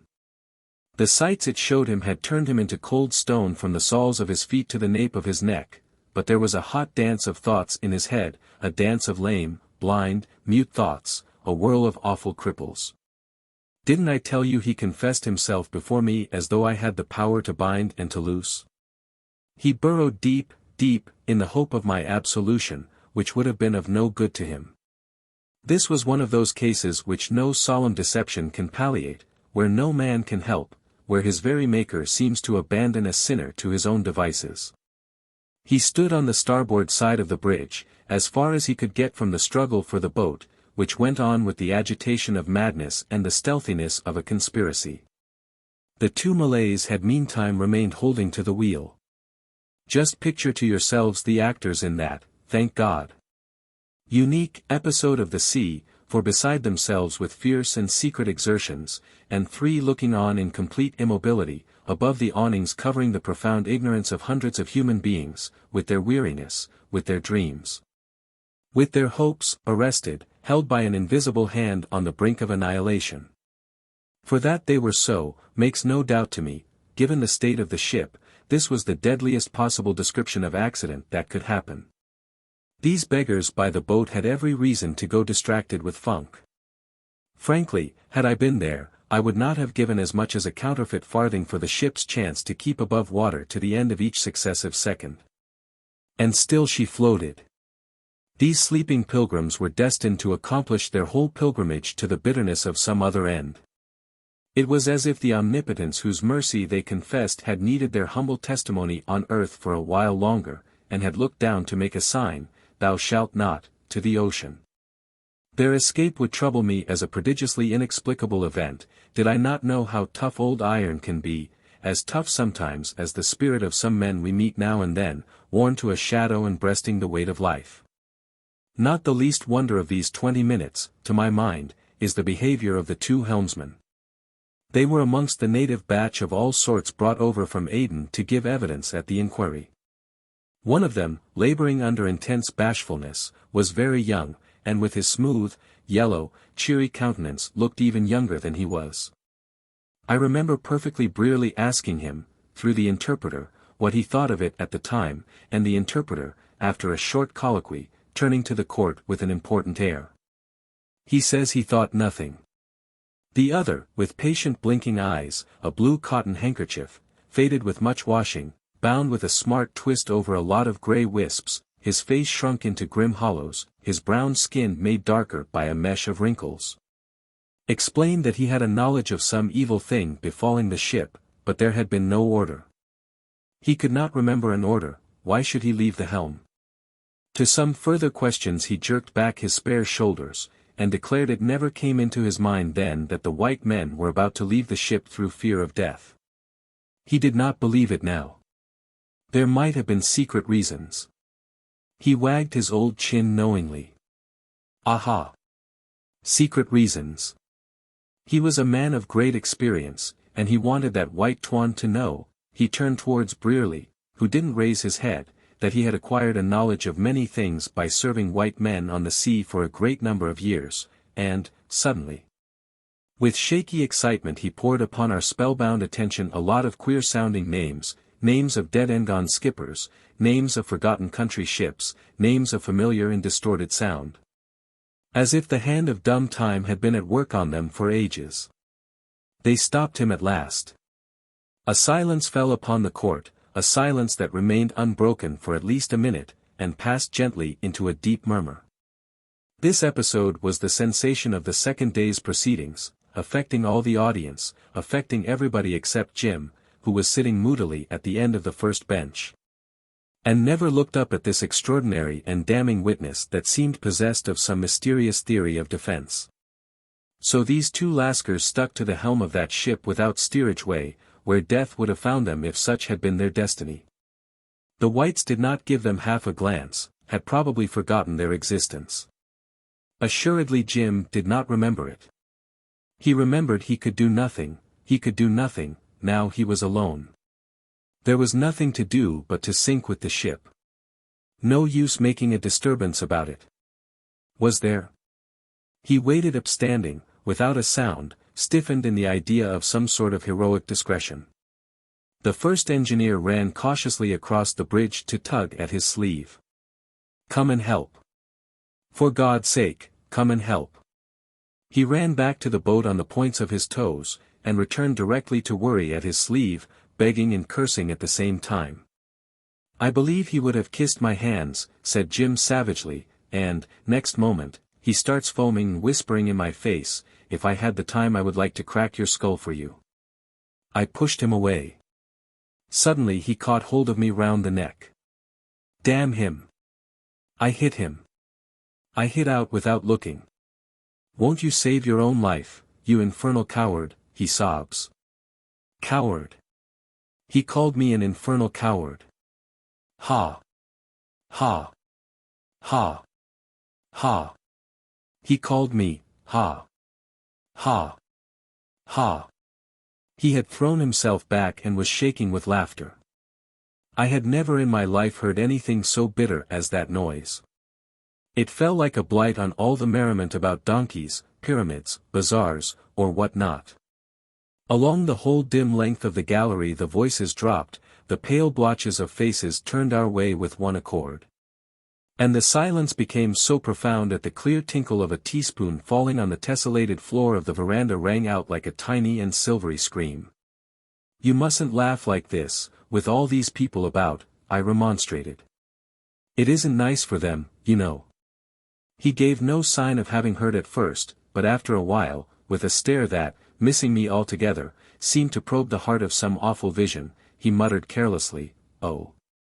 They'll think I am drunk." And after that you would have thought from his appearance he would never make a sound again. But, no fear. He could no more stop telling now than he could have stopped living by the mere exertion of his will. Chapter 9. I was saying to myself, "Sink, curse you. Sink." These were the words with which he began again. He wanted it over. He was severely left alone, and he formulated in his head this address to the ship in a tone of imprecation, while at the same time he enjoyed the privilege of witnessing scenes, as far as I can judge, of low comedy. They were still at that bolt. The skipper was ordering, "Get under and try to lift," and the others naturally shirked. You understand that to be squeezed flat under the keel of a boat wasn't a desirable position to be caught in if the ship went down suddenly. "Why don't you the strongest," whined the little engineer. "Got for damn. I am too thick," spluttered the skipper in despair. It was funny enough to make angels weep. They stood idle for a moment, and suddenly the chief engineer rushed again at Jim. "Come and help, man. Are you mad to throw your only chance away? Come and help, man. Man. Look there, look." And at last Jim looked astern where the other pointed with maniacal insistence. He saw a silent black squall which had eaten up already 1/3 of the sky. You know how these squalls come up there about that time of the year. First you see a darkening of the horizon, no more, then a cloud rises opaque like a wall. A straight edge of vapor lined with sickly whitish gleams flies up from the southwest, swallowing the stars in whole constellations. Its shadow flies over the waters, and confounds sea and sky into one abyss of obscurity. And all is still. No thunder, no wind, no sound, not a flicker of lightning. Then in the tenebrous immensity a livid arch appears. A swell or two like undulations of the very darkness run past, and suddenly, wind and rain strike together with a peculiar impetuosity as if they had burst through something solid. Such a cloud had come up while they weren't looking. They had just noticed it, and were perfectly justified in surmising that if in absolute stillness there was some chance for the ship to keep afloat a few minutes longer, the least disturbance of the sea would make an end of her instantly. Her first nod to the swell that precedes the burst of such a squall would be also her last, would become a plunge, would, so to speak, be prolonged into a long dive, down to the bottom. Hence these new capers of their fright, these new antics in which they displayed their extreme aversion to die. It was black, pursued Jim with moody steadiness. It had sneaked upon us from behind. The infernal thing. I suppose there had been at the back of my head some hope yet. I don't know. But that was all over anyhow. It maddened me to see myself caught like this. I was angry, as though I had been trapped. I was trapped. The night was hot, too, I remember. Not a breath of air. He remembered so well that, gasping in the chair, he seemed to sweat and choke before my eyes. No doubt it maddened him. It knocked him over afresh, in a manner of speaking, but it made him also remember that important purpose which had sent him rushing on that bridge only to slip clean out of his mind. He had intended to cut the lifeboats clear of the ship. He whipped out his knife and went to work slashing as though he had seen nothing, had heard nothing, had known of no one on board. They thought him hopelessly wrong-headed and crazy, but dared not protest noisily against this useless loss of time. When he had done he returned to the very same spot from which he had started. The chief was there, ready with a clutch at him to whisper close to his head, scathingly, as though he wanted to bite his ear. "You silly fool. Do you think you'll get the ghost of a show when all that lot of brutes is in the water? Why, they will batter your head for you from these boats." He wrung his hands, ignored, at Jim's elbow. The skipper kept up a nervous shuffle in one place and mumbled, "Hammer. Hammer. Main got. Get a hammer."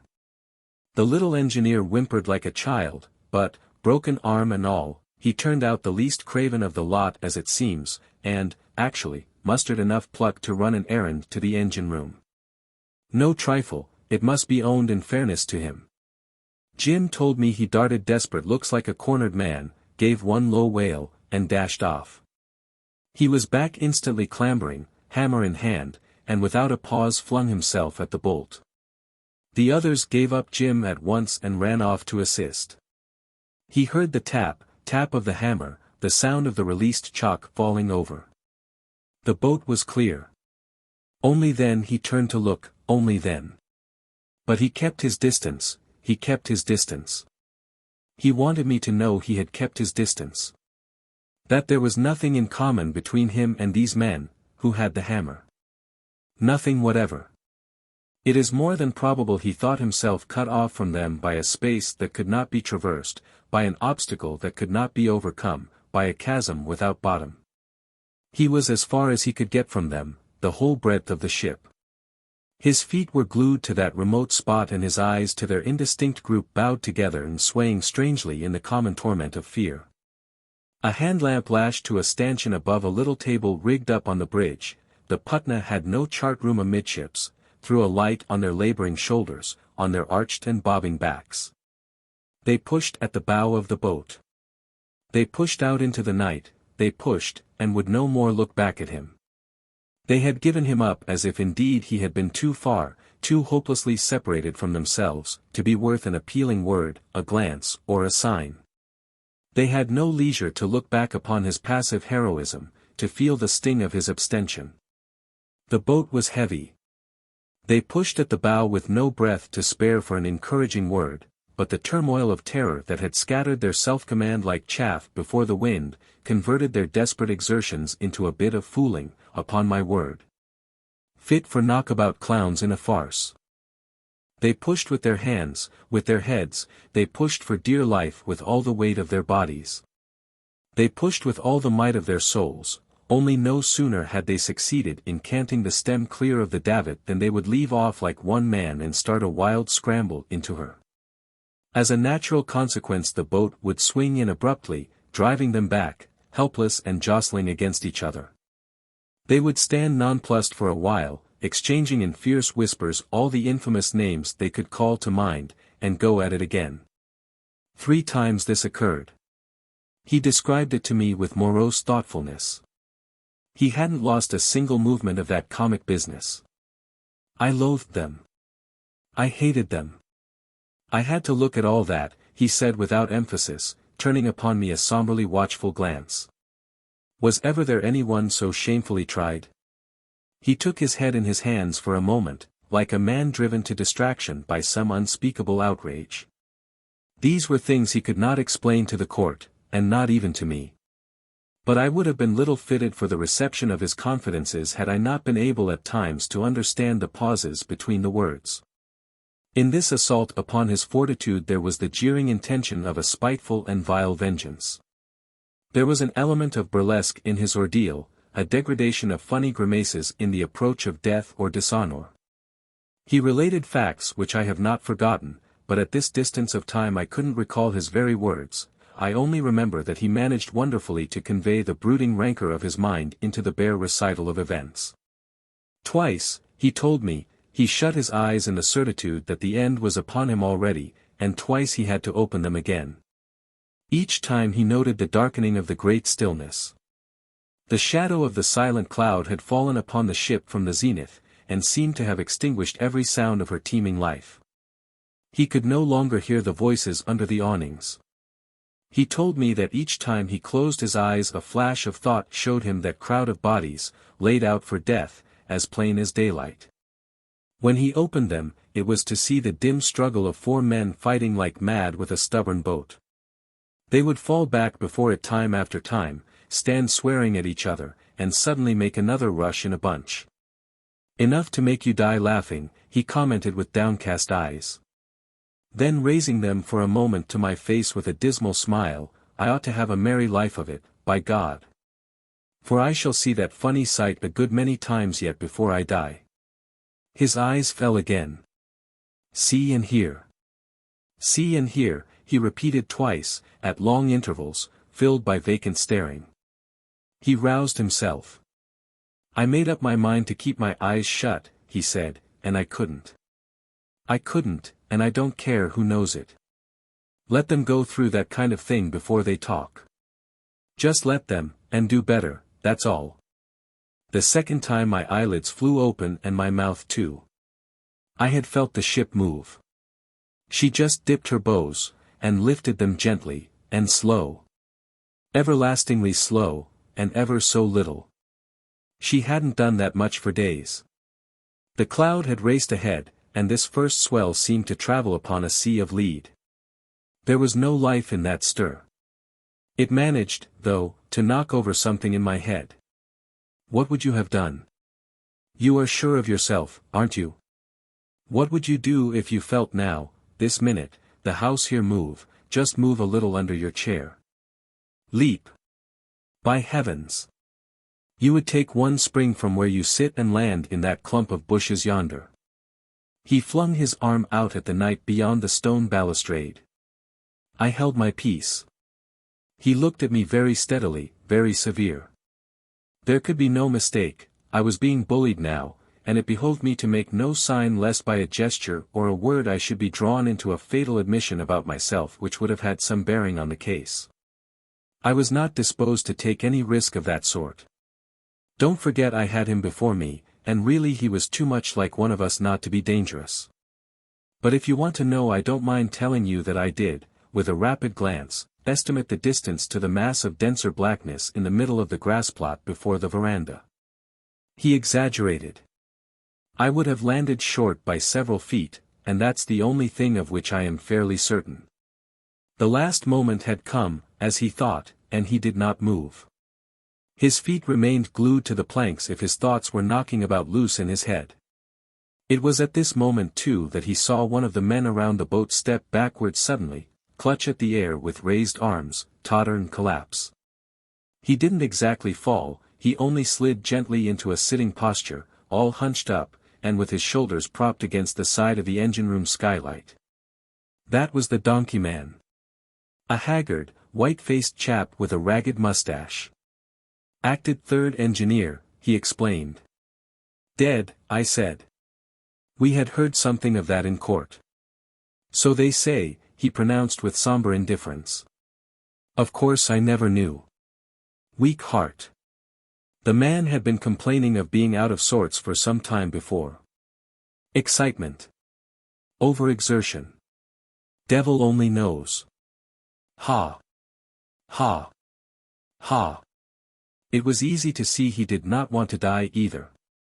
Droll, isn't it? May I be shot if he hadn't been fooled into killing himself. Fooled, neither more nor less. Fooled into it, by heavens. Just as I. Ah! If he had only kept still. If he had only told them to go to the devil when they came to rush him out of his bunk because the ship was sinking. If he had only stood by with his hands in his pockets and called them names. He got up, shook his fist, glared at me, and sat down. A chance missed, eh? I murmured. Why don't you laugh, he said. A joke hatched in hell. Weak heart. I wish sometimes mine had been. This irritated me. Do you? I exclaimed with deep-rooted irony. Yes. Can't you understand, he cried. I don't know what more you could wish for, I said angrily. He gave me an utterly uncomprehending glance. This shaft had also gone wide of the mark, and he was not the man to bother about stray arrows. Upon my word, he was too unsuspecting, he was not fair game. I was glad that my missile had been thrown away, that he had not even heard the twang of the bow. Of course he could not know at the time the man was dead. The next minute, his last on board, was crowded with a tumult of events and sensations which beat about him like the sea upon a rock. I use the simile advisedly, because from his relation I am forced to believe he had preserved through it all a strange illusion of passiveness. As though he had not acted but had suffered himself to be handled by the infernal powers who had selected him for the victim of their practical joke. The first thing that came to him was the grinding surge of the heavy davits swinging out at last, a jar which seemed to enter his body from the deck through the soles of his feet, and travel up his spine to the crown of his head. Then, the squall being very near now, another and a heavier swell lifted the passive hull in a threatening heave that checked his breath, while his brain and his heart together were pierced as with daggers by panic-stricken screams. Let go. For God's sake, let go. Let go. She's going. Following upon that the boatfalls ripped through the blocks, and a lot of men began to talk in startled tones under the awnings. When these beggars did break out, their yelps were enough to wake the dead, he said. Next, after the splashing shock of the boat literally dropped in the water, came the hollow noises of stamping and tumbling in her, mingled with confused shouts, unhook. Unhook. Shove. Unhook. Shove for your life. Here's the squall down on us. He heard, high above his head, the faint muttering of the wind. He heard below his feet a cry of pain. A lost voice alongside started cursing a swivel hook. The ship began to buzz fore and aft like a disturbed hive, and, as quietly as he was telling me of all this, because just then he was very quiet in attitude, in face, in voice, he went on to say without the slightest warning as it were. I stumbled over his legs. This was the first I heard of his having moved at all. I could not restrain a grunt of surprise.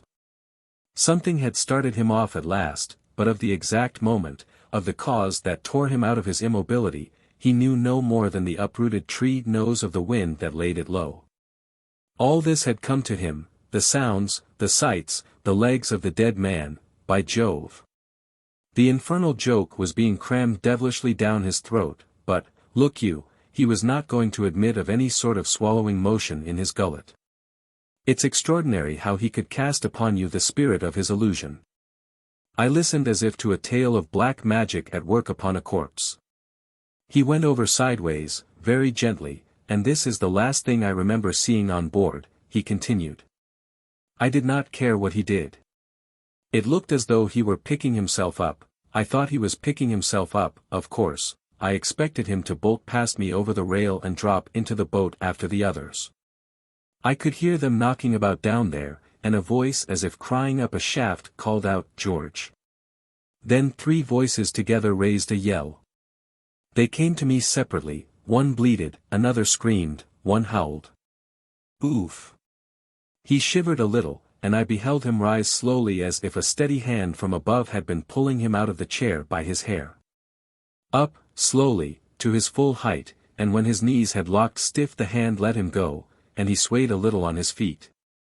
There was a suggestion of awful stillness in his face, in his movements. In his very voice when he said, "They shouted," and involuntarily I pricked up my ears for the ghost of that shout that would be heard directly through the false effect of silence. There were 800 people in that ship, he said, impaling me to the back of my seat with an awful blank stare. 800 living people, and they were yelling after the one dead man to come down and be saved. Jump, George. Jump. Oh, jump. I stood by with my hand on the davit. I was very quiet. It had come over pitch dark. You could see neither sky nor sea. I heard the boat alongside go bump, bump, and not another sound down there for a while, but the ship under me was full of talking noises. Suddenly the skipper howled, "Main got. The squall. The squall. Shove off." With the first hiss of rain, and the first gust of wind, they screamed, "Jump, George. We'll catch you. Jump." The ship began a slow plunge, the rain swept over her like a broken sea, my cap flew off my head. My breath was driven back into my throat. I heard as if I had been on the top of a tower another wild screech, "George. Oh, jump." She was going down, down, head first under me. He raised his hand deliberately to his face, and made picking motions with his fingers as though he had been bothered with cobwebs, and afterwards he looked into the open palm for quite half a second before he blurted out. I had jumped. He checked himself, averted his gaze. "It seems," he added. His clear blue eyes turned to me with a piteous stare, and looking at him standing before me, dumbfounded and hurt, I was oppressed by a sad sense of resigned wisdom, mingled with the amused and profound pity of an old man helpless before a childish disaster. "Looks like it," I muttered. "I knew nothing about it till I looked up," he explained hastily. "And that's possible, too. You had to listen to him as you would to a small boy in trouble. He didn't know. It had happened somehow. It would never happen again. He had landed partly on somebody and fallen across a thwart. He felt as though all his ribs on his left side must be broken. Then he rolled over, and saw vaguely the ship he had deserted uprising above him, with the red sidelight glowing large in the rain like a fire on the brow of a hill seen through a mist. She seemed higher than a wall. She loomed like a cliff over the boat. I wished I could die, he cried. There was no going back. It was as if I had jumped into a well, into an everlasting deep hole. Chapter 10. He locked his fingers together and tore them apart. Nothing could be more true, he had indeed jumped into an everlasting deep hole. He had tumbled from a height he could never scale again. By that time the boat had gone driving forward past the bows. It was too dark just then for them to see each other, and, moreover, they were blinded and half drowned with rain. He told me it was like being swept by a flood through a cavern. They turned their backs to the squall. The skipper, it seems, got an oar over the stern to keep the boat before it, and for 2 or 3 minutes the end of the world had come through a deluge in a pitchy blackness. The sea hissed like 20,000 kettles. That's his simile, not mine. I fancy there was not much wind after the first gust, and he himself had admitted at the inquiry that the sea never got up that night to any extent. He crouched down in the bows and stole a furtive glance back.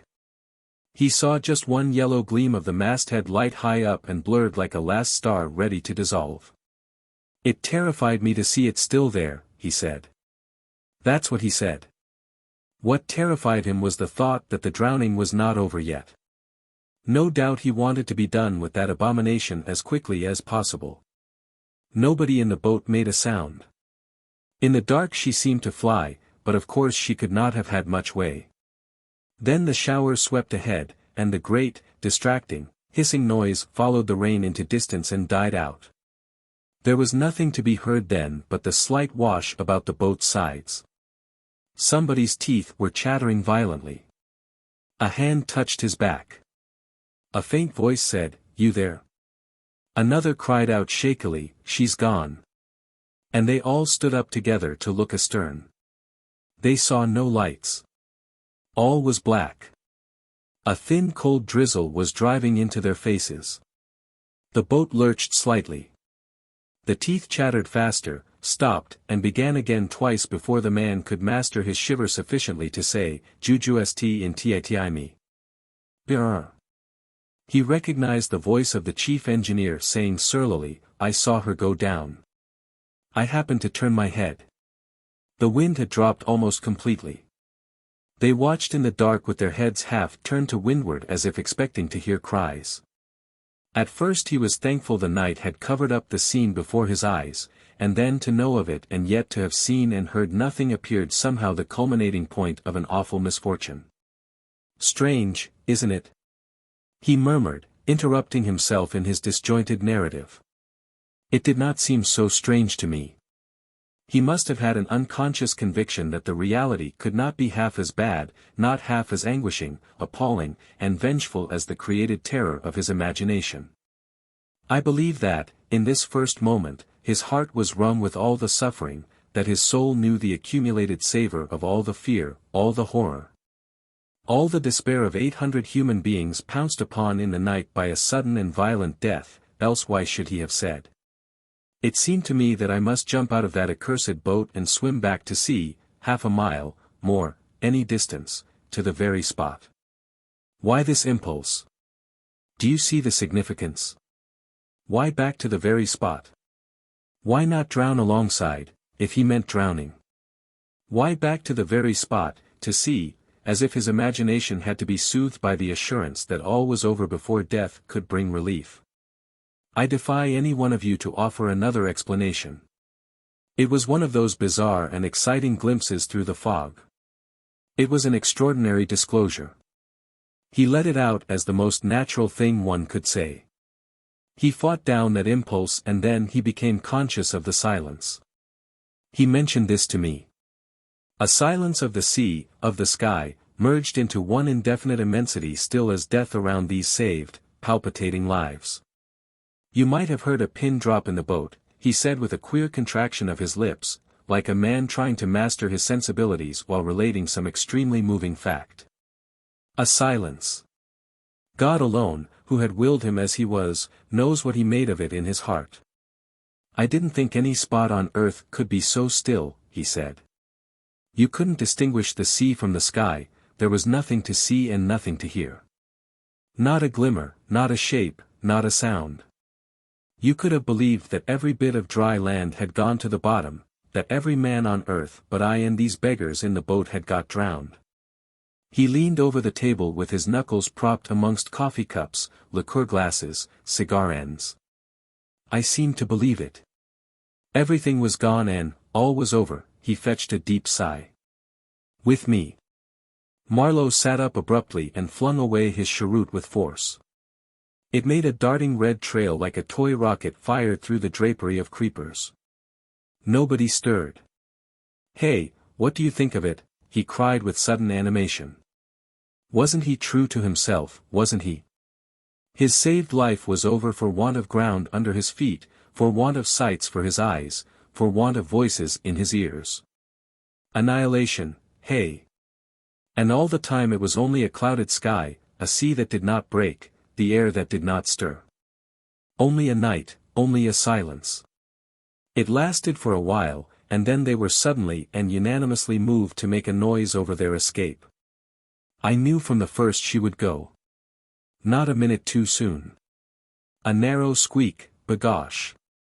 He said nothing, but the breeze that had dropped came back, a gentle draft freshened steadily, and the sea joined its murmuring voice to this talkative reaction succeeding the dumb moments of awe. She was gone. She was gone. Not a doubt of it. Nobody could have helped. They repeated the same words over and over again as though they couldn't stop themselves. Never doubted she would go.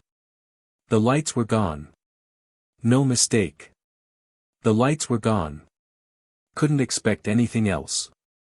She had to go. He noticed that they talked as though they had left behind them nothing but an empty ship. They concluded she would not have been long when she once started. It seemed to cause them some sort of satisfaction.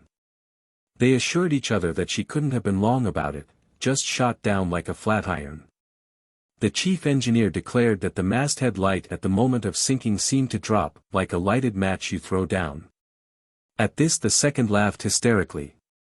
"I am glad, I am glad."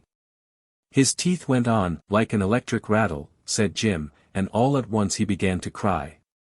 He wept and blubbered like a child, catching his breath and sobbing, "Oh dear! Oh dear! Oh dear!" He would be quiet for a while and start suddenly, "Oh, my poor arm! Oh, my poor arm!" I felt I could knock him down. Some of them sat in the stern sheets. I could just make out their shapes. Voices came to me, mumble, mumble, grunt, grunt. All this seemed very hard to bear. I was cold too. And I could do nothing. I thought that if I moved I would have to go over the side and... His hand groped stealthily, came in contact with a liqueur glass, and was withdrawn suddenly as if it had touched a red-hot coal. I pushed the bottle slightly. "Won't you have some more?" I asked. He looked at me angrily. "Don't you think I can tell you what there is to tell without screwing myself up?" he asked. The squad of globetrotters had gone to bed. We were alone but for a vague white form erect in the shadow, that, being looked at, cringed forward, hesitated, backed away silently. It was getting late, but I did not hurry my guest. In the midst of his forlorn state he heard his companions begin to abuse someone. "What kept you from jumping, you lunatic?" said a scolding voice. The chief engineer left the stern sheets, and could be heard clambering forward as if with hostile intentions against the greatest idiot that ever was. The skipper shouted with rasping effort offensive epithets from where he sat at the oar. He lifted his head at that uproar, and heard the name, George, while a hand in the dark struck him on the breast. "What have you got to say for yourself, you fool?" queried somebody, with a sort of virtuous fury. "They were after me," he said. "They were abusing me, by the name of George." He paused to stare, tried to smile, turned his eyes away and went on. "That little second puts his head right under my nose, why, it's that blasted mate." "What?" howls the skipper from the other end of the boat. "No," shrieks the chief. And he too stooped to look at my face. The wind had left the boat suddenly. The rain began to fall again, and the soft, uninterrupted, a little mysterious sound with which the sea receives a shower arose on all sides in the night. They were too taken aback to say anything more at first, he narrated steadily, and what could I have to say to them? He faltered for a moment, and made an effort to go on. They called me horrible names. His voice, sinking to a whisper, now and then would leap up suddenly, hardened by the passion of scorn, as though he had been talking of secret abominations. Never mind what they called me, he said grimly. I could hear hate in their voices. A good thing too. They could not forgive me for being in that boat. They hated it. It made them mad. He laughed short. But it kept me from, look. I was sitting with my arms crossed, on the gunwale.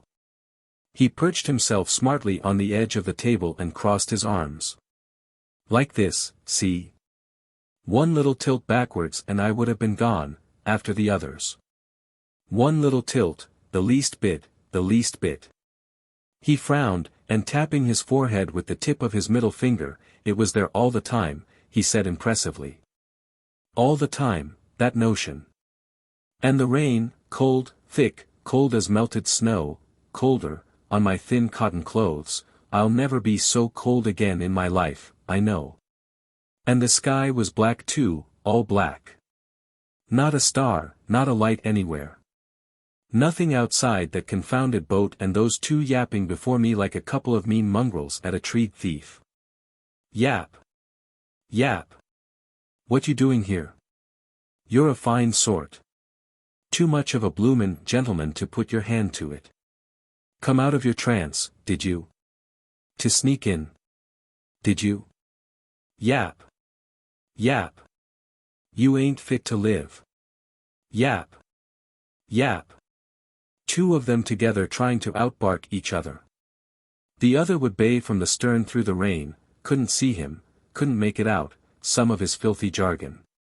Yap. Yap. Bow wow wow. Yap. Yap. It was sweet to hear them, it kept me alive, I tell you. It saved my life. At it they went, as if trying to drive me overboard with the noise. I wonder you had pluck enough to jump. You ain't wanted here. If I had known who it was, I would have tipped you over, you skunk. What have you done with the other? Where did you get the pluck to jump, you coward? What's to prevent us three from firing you overboard? They were out of breath, the shower passed away upon the sea. Then nothing. There was nothing round the boat, not even a sound. Wanted to see me overboard, did they? Upon my soul. I think they would have had their wish if they had only kept quiet. Fire me overboard. Would they? Try, I said. I would for tuppence. Too good for you, they screeched together. It was so dark that it was only when one or the other of them moved that I was quite sure of seeing him. By heavens! I only wish they had tried. I couldn't help exclaiming, what an extraordinary affair. Not bad, eh? He said, as if in some sort astounded. They pretended to think I had done away with that donkey man for some reason or other. Why should I? And how the devil was I to know? Didn't I get somehow into that boat? Into that boat, I. The muscles round his lips contracted into an unconscious grimace that tore through the mask of his usual expression, something violent. Short-lived and illuminating like a twist of lightning that admits the eye for an instant into the secret convolutions of a cloud. I did. I was plainly there with them, wasn't I? Isn't it awful a man should be driven to do a thing like that, and be responsible? What did I know about their George they were howling after? I remembered I had seen him curled up on the deck. Murdering coward, the chief kept on calling me. He didn't seem able to remember any other two words. I didn't care, only his noise began to worry me. Shut up, I said. At that he collected himself for a confounded screech. You killed him. You killed him. No, I shouted, but I will kill you directly. I jumped up, and he fell backwards over a thwart with an awful loud thump. I don't know why. Too dark. Tried to step back, I suppose. I stood still facing aft, and the wretched little second began to whine. You ain't going to hit a chap with a broken arm, and you call yourself a gentleman, too. I heard a heavy tramp, 1, 2, and wheezy grunting. The other beast was coming at me, clattering his oar over the stern. I saw him moving, big, as you see a man in a mist, in a dream. Come on, I cried. I would have tumbled him over like a bale of shakings. He stopped, muttered to himself, and went back. Perhaps he had heard the wind. I didn't. It was the last heavy gust we had. He went back to his oar. I was sorry. I would have tried to. He opened and closed his curved fingers, and his hands had an eager and cruel flutter. Steady, I murmured. What?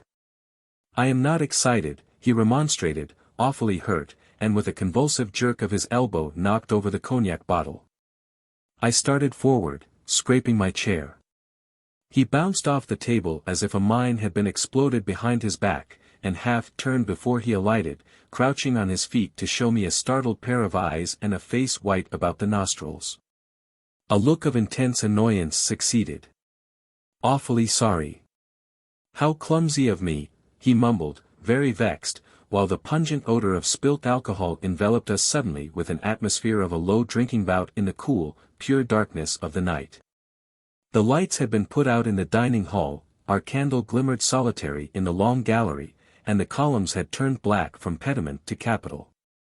On the vivid stars the high corner of the harbor office stood out distinct across the esplanade, as though the somber pile had glided nearer to see and hear. He assumed an air of indifference. I dare say I am less calm now than I was then. I was ready for anything. These were trifles. You had a lively time of it in that boat, I remarked. I was ready, he repeated. After the ship's lights had gone, anything might have happened in that boat, anything in the world, and the world no wiser. I felt this, and I was pleased. It was just dark enough too. We were like men walled up quick in a roomy grave. No concern with anything on earth. Nobody to pass an opinion. Nothing mattered. For the third time during this conversation he laughed harshly, but there was no one about to suspect him of being only drunk. No fear, no law, no sounds, no eyes, not even our own, till sunrise at least. I was struck by the suggestive truth of his words. There is something peculiar in a small boat upon the wide sea. Over the lives born from under the shadow of death there seems to fall the shadow of madness. When your ship fails you, your whole world seems to fail you, the world that made you, restrained you, took care of you. It is as if the souls of men floating on an abyss and in touch with immensity had been set free for any excess of heroism, absurdity, or abomination. Of course, as with belief, thought, love, hate, conviction, or even the visual aspect of material things, there are as many shipwrecks as there are men.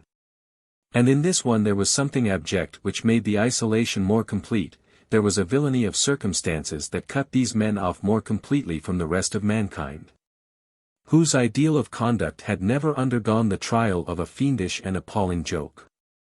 They were exasperated with him for being a half-hearted shirker, he focused on them his hatred of the whole thing, he would have liked to take a signal revenge for the abhorrent opportunity they had put in his way. Trust a boat on the high seas to bring out the irrational that lurks at the bottom of every thought, sentiment, sensation, emotion. It was part of the burlesque meanness pervading that particular disaster at sea that they did not come to blows. It was all threats, all a terribly effective feint, a sham from beginning to end, planned by the tremendous disdain of the dark powers whose real terrors, always on the verge of triumph, are perpetually foiled by the steadfastness of men.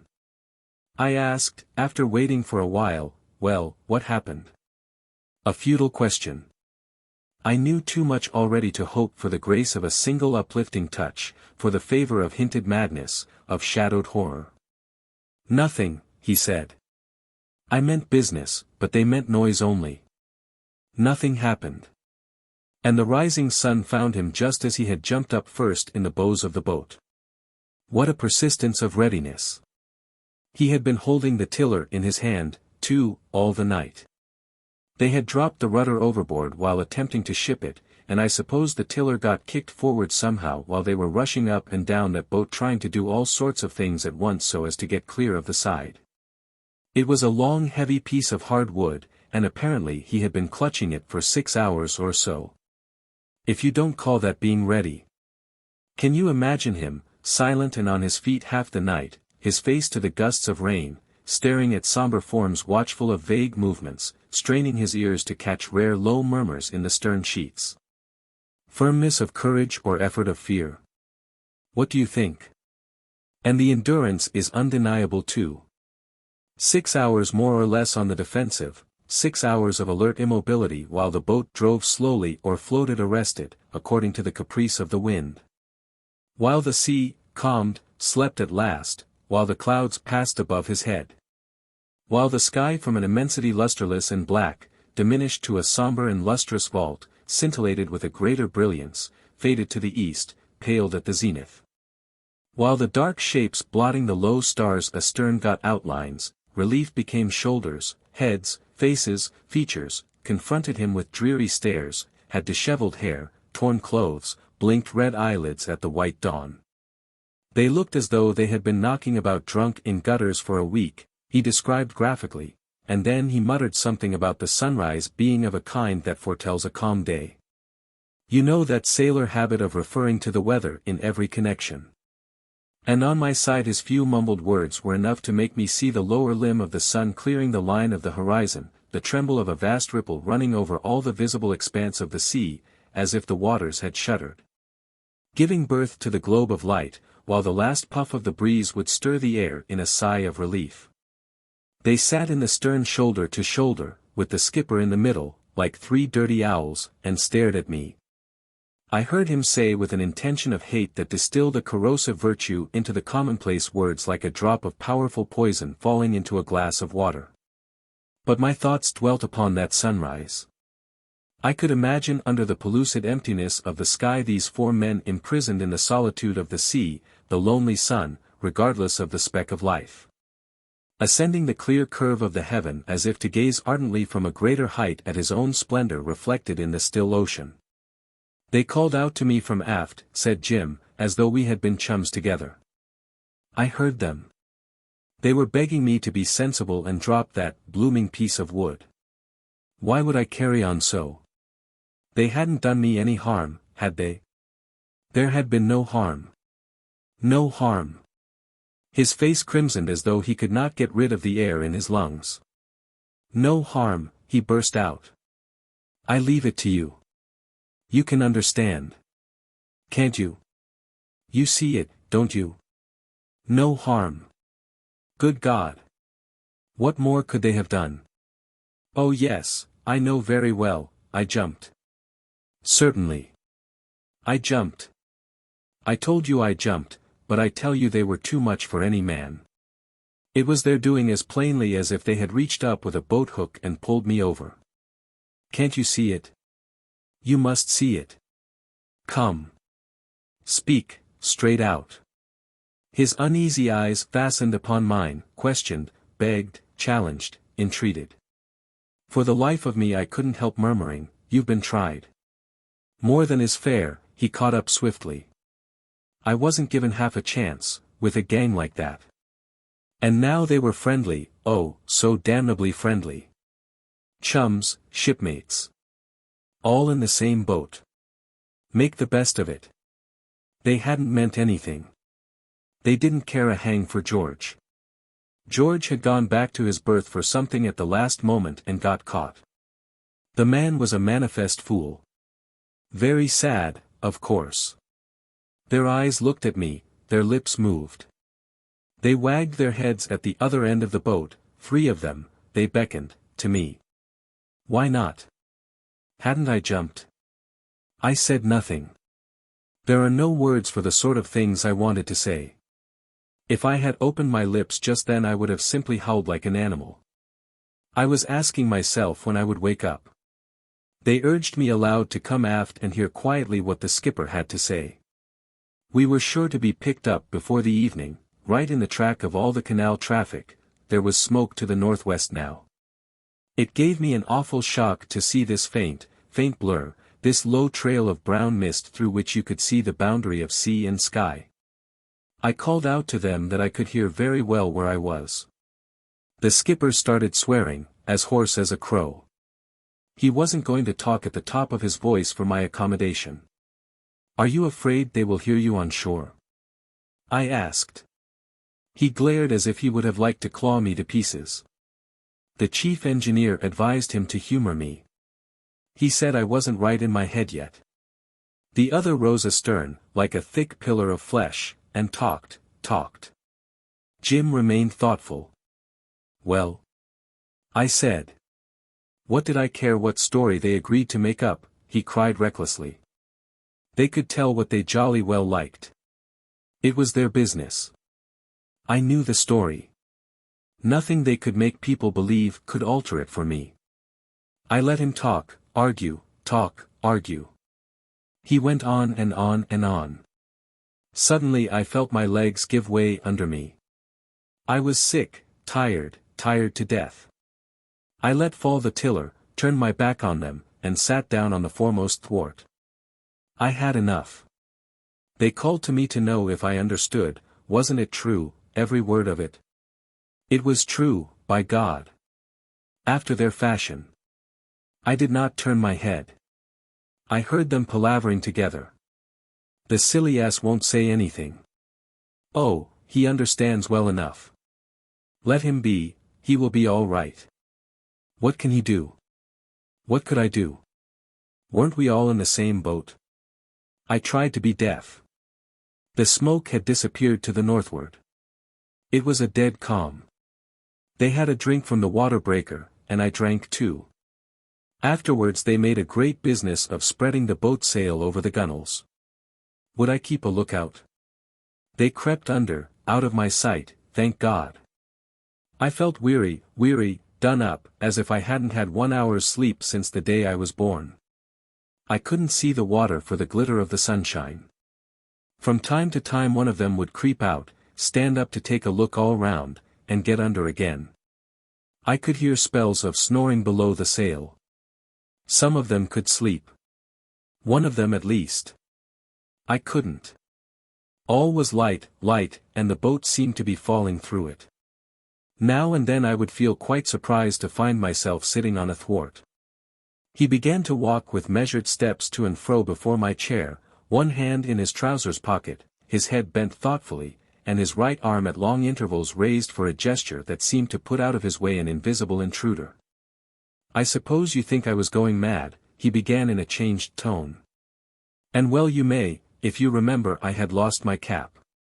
The sun crept all the way from east to west over my bare head, but that day I could not come to any harm, I suppose.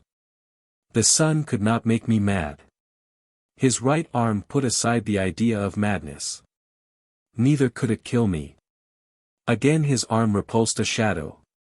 "That rested with me." "Did it?"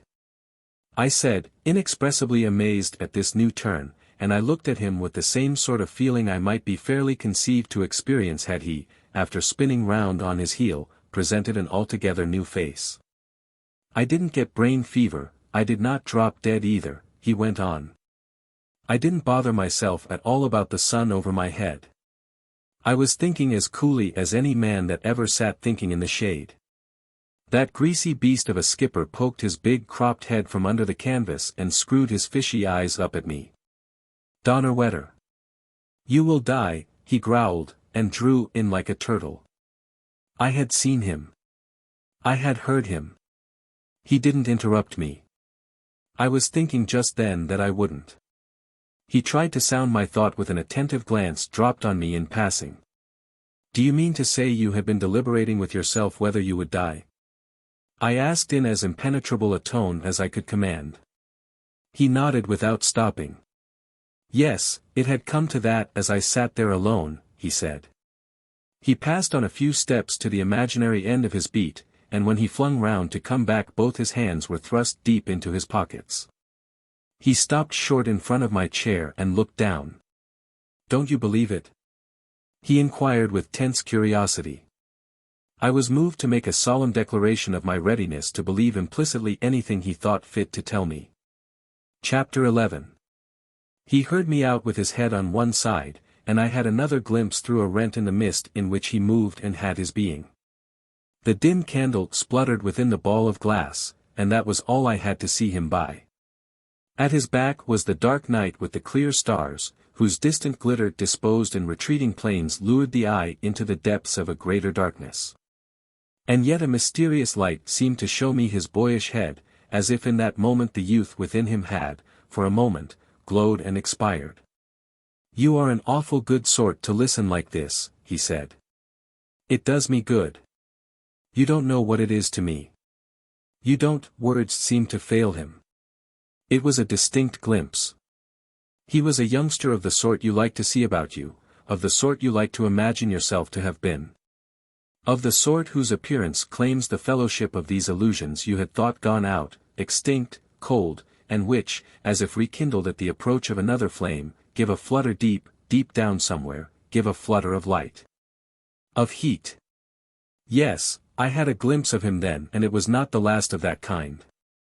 You don't know what it is for a fellow in my position to be believed, make a clean breast of it to an elder man. It is so difficult, so awfully unfair, so hard to understand. The mists were closing again. I don't know how old I appeared to him, and how much wise. Not half as old as I felt just then, not half as uselessly wise as I knew myself to be. Surely in no other craft as in that of the sea do the hearts of those already launched to sink or swim go out so much to the youth on the brink. Looking with shining eyes upon that glitter of the vast surface which is only a reflection of his own glances full of fire. There is such magnificent vagueness in the expectations that had driven each of us to sea, such a glorious indefiniteness, such a beautiful greed of adventures that are their own and only reward. What we get, well, we won't talk of that. But can one of us restrain a smile? In no other kind of life is the illusion more wide of reality, in no other is the beginning all illusion, the disenchantment more swift, the subjugation more complete. Hadn't we all commenced with the same desire, ended with the same knowledge, carried the memory of the same cherished glamour through the sordid days of imprecation? What wonder that when some heavy prod gets home the bond is found to be close. That besides the fellowship of the craft there is felt the strength of a wider feeling, the feeling that binds a man to a child. He was there before me, believing that age and wisdom can find a remedy against the pain of truth, giving me a glimpse of himself as a young fellow in a scrape that is the very devil of a scrape. The sort of scrape greybeards wag at solemnly while they hide a smile. And he had been deliberating upon death, confound him. He had found that to meditate about because he thought he had saved his life, while all its glamour had gone with the ship in the night.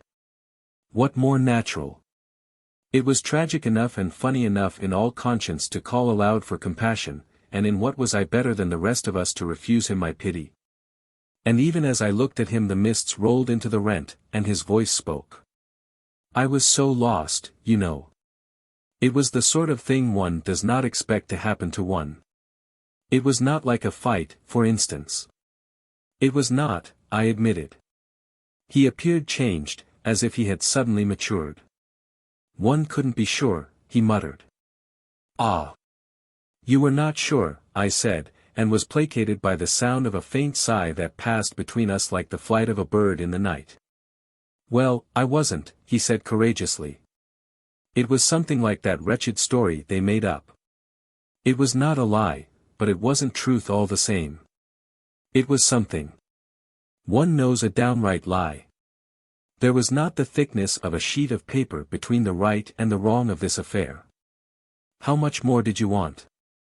I asked, but I think I spoke so low that he did not catch what I said. He had advanced his argument as though life had been a network of paths separated by chasms. His voice sounded reasonable. Suppose I had not, I mean to say, suppose I had stuck to the ship. Well. How much longer? Say a minute, half a minute. Come. In 30 seconds, as it seemed certain then, would have been overboard, and do you think I would not have laid hold of the first thing that came in my way, or, life buoy, grating, anything? Wouldn't you? And be saved, I interjected. I would have meant to be, he retorted. And that's more than I meant when he shivered as if about to swallow some nauseous drug. Jumped, he pronounced with a convulsive effort, whose stress, as if propagated by the waves of the air, made my body stir a little in the chair. He fixed me with lowering eyes. Don't you believe me? He cried. I swear. Confound it. You got me here to talk, and you must. You said you would believe. Of course I do, I protested, in a matter-of-fact tone which produced a calming effect. Forgive me, he said. Of course I wouldn't have talked to you about all this if you had not been a gentleman. I ought to have known. I am, a gentleman too. Yes, I said hastily. He was looking me squarely in the face, and withdrew his gaze slowly. Now you understand why I didn't go out in that way. I wasn't going to be frightened at what I had done. And, anyhow, if I had stuck to the ship I would have done my best to be saved. Men have been known to float for hours, in the open sea, and be picked up not much the worse for it.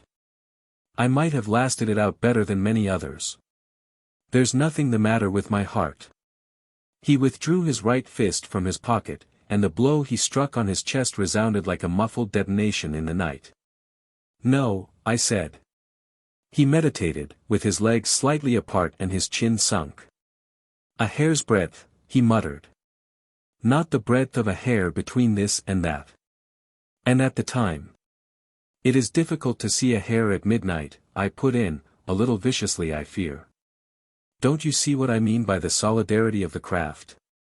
I was aggrieved against him, as though he had cheated me, of a splendid opportunity to keep up the illusion of my beginnings, as though he had robbed our common life of the last spark of its glamour. And so you cleared out, at once. Jumped, he corrected me incisively. Jumped, mind, he repeated, and I wondered at the evident but obscure intention. Well, yes. Perhaps I could not see then. But I had plenty of time and any amount of light in that boat. And I could think, too. Nobody would know, of course, but this did not make it any easier for me. You've got to believe that, too. I did not want all this talk. No. Yes. I won't lie. I wanted it, it is the very thing I wanted, there. Do you think you or anybody could have made me if I am not afraid to tell. And I wasn't afraid to think either. I looked it in the face. I wasn't going to run away. At first, at night, if it hadn't been for those fellows I might have. No. By heavens. I was not going to give them that satisfaction. They had done enough. They made up a story, and believed it for all I know. But I knew the truth, and I would live it down, alone, with myself. I wasn't going to give in to such a beastly unfair thing. What did it prove after all? I was confoundedly cut up. Sick of life, to tell you the truth, but what would have been the good to shirk it, in that way? That was not the way. I believe it would have ended, nothing. He had been walking up and down, but with the last word he turned short at me. What do you believe? He asked with violence. A pause ensued, and suddenly I felt myself overcome by a profound and hopeless fatigue, as though his voice had startled me out of a dream of wandering through empty spaces whose immensity had harassed my soul and exhausted my body. Would have ended nothing, he muttered over me obstinately, after a little while. No. The proper thing was to face it out, alone for myself, wait for another chance, find out. Chapter 12. All around everything was still as far as the ear could reach. The mist of his feelings shifted between us, as if disturbed by his struggles, and in the rifts of the immaterial veil he would appear to my staring eyes distinct of form and pregnant with vague appeal like a symbolic figure in a picture. The chill air of the night seemed to lie on my limbs as heavy as a slab of marble. I see, I murmured, more to prove to myself that I could break my state of numbness than for any other reason. The Avondale picked us up just before sunset, he remarked moodily. Steamed right straight for us. We had only to sit and wait. After a long interval, he said, they told their story. And again there was that oppressive silence. Then only I knew what it was I had made up my mind to, he added. You said nothing, I whispered. What could I say, he asked, in the same low tone. Shock slight. Stopped the ship. Ascertained the damage. Took measures to get the boats out without creating a panic. As the first boat was lowered, ship went down in a squall. Sank like lead. What could be more clear? He hung his head. And more awful.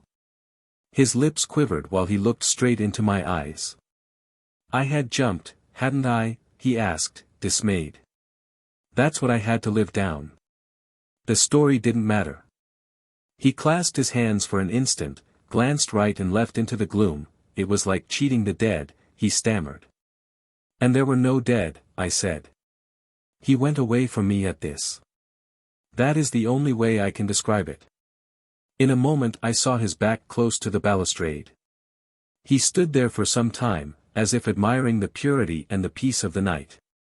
Some flowering shrub in the garden below spread its powerful scent through the damp air. He returned to me with hasty steps. And that did not matter, he said, as stubbornly as you please. Perhaps not, I admitted. I began to have a notion he was too much for me. After all, what did I know? Dead or not dead, I could not get clear, he said. I had to live, hadn't I? Well, yes, if you take it in that way, I mumbled. I was glad, of course, he threw out carelessly, with his mind fixed on something else. The exposure, he pronounced slowly, and lifted his head. Do you know what was my first thought when I heard? I was relieved. I was relieved to learn that those shouts, did I tell you I had heard shouts? No. Well, I did. Shouts for help. Blown along with the drizzle. Imagination, I suppose. And yet I can hardly. How stupid. The others did not. I asked them afterwards. They all said no. No. And I was hearing them even then. I might have known, but I didn't think, I only listened. Very faint screams, day after day. Then that little half-caste chap here came up and spoke to me. The Patna. French gunboat towed successfully to Aden.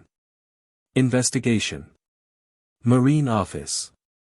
Sailor's home, arrangements made for your board and lodging. I walked along with him, and I enjoyed the silence. So there had been no shouting. Imagination. I had to believe him. I could hear nothing any more. I wonder how long I could have stood it. It was getting worse, too. I mean, louder.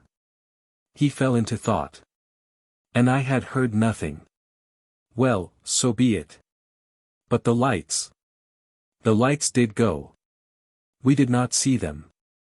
They were not there. If they had been, I would have swam back, I would have gone back and shouted alongside, I would have begged them to take me on board. I would have had my chance. You doubt me? How do you know how I felt? What right have you to doubt? I very nearly did it as it was, do you understand? His voice fell. There was not a glimmer, he protested mournfully. Don't you understand that if there had been, you would not have seen me here? You see me, and you doubt. I shook my head negatively. This question of the lights being lost sight of when the boat could not have been more than 1/4 of a mile from the ship was a matter for much discussion. Jim stuck to it that there was nothing to be seen after the first shower had cleared away, and the others had affirmed the same thing to the officers of the Avondale. Of course people shook their heads and smiled. One old skipper who sat near me in court tickled my ear with his white beard to murmur, of course they would lie. As a matter of fact nobody lied. Not even the chief engineer with his story of the masthead light dropping like a match you throw down. Not consciously, at least. A man with his liver in such a state might very well have seen a floating spark in the corner of his eye when stealing a hurried glance over his shoulder.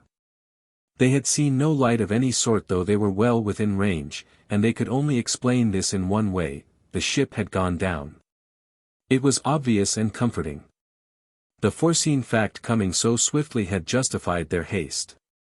No wonder they did not cast about for any other explanation. Yet the true one was very simple, and as soon as Brearley suggested it the court ceased to bother about the question.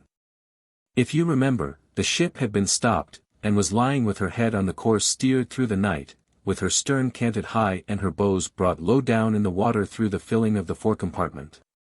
Being thus out of trim, when the squall struck her a little on the quarter, she swung head to wind as sharply as though she had been at anchor.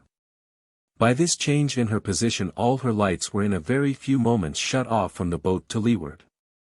It may very well be that, had they been seen, they would have had the effect of a mute appeal, that their glimmer lost in the darkness of the cloud would have had the mysterious power of the human glance that can awaken the feelings of remorse and pity.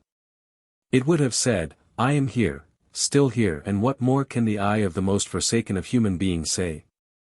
But she turned her back on them as if in disdain of their fate. She had swung round, burdened, to glare stubbornly at the new danger of the open sea which she so strangely survived to end her days in a breaking-up yard. As if it had been her recorded fate to die obscurely under the blows of many hammers. What were the various ends their destiny provided for the pilgrims I am unable to say, but the immediate future brought, at about 9 o'clock next morning, a French gunboat homeward bound from Reunion. The report of her commander was public property. He had swept a little out of his course to ascertain what was the matter with that steamer floating dangerously by the head upon a still and hazy sea. There was an ensign, Union down, flying at her main gaff. The serang had the sense to make a signal of distress at daylight, but the cooks were preparing the food in the cooking boxes forward as usual. The decks were packed as close as a sheep pen. There were people perched all along the rails, jammed on the bridge in a solid mass. Hundreds of eyes stared, and not a sound was heard when the gunboat ranged abreast, as if all that multitude of lips had been sealed by a spell.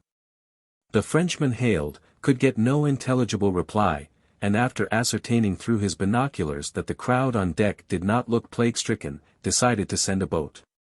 2 officers came on board, listened to the serang, tried to talk with the Arab, couldn't make head or tail of it, but of course the nature of the emergency was obvious enough. They were also very much struck by discovering a white man, dead and curled up peacefully on the bridge.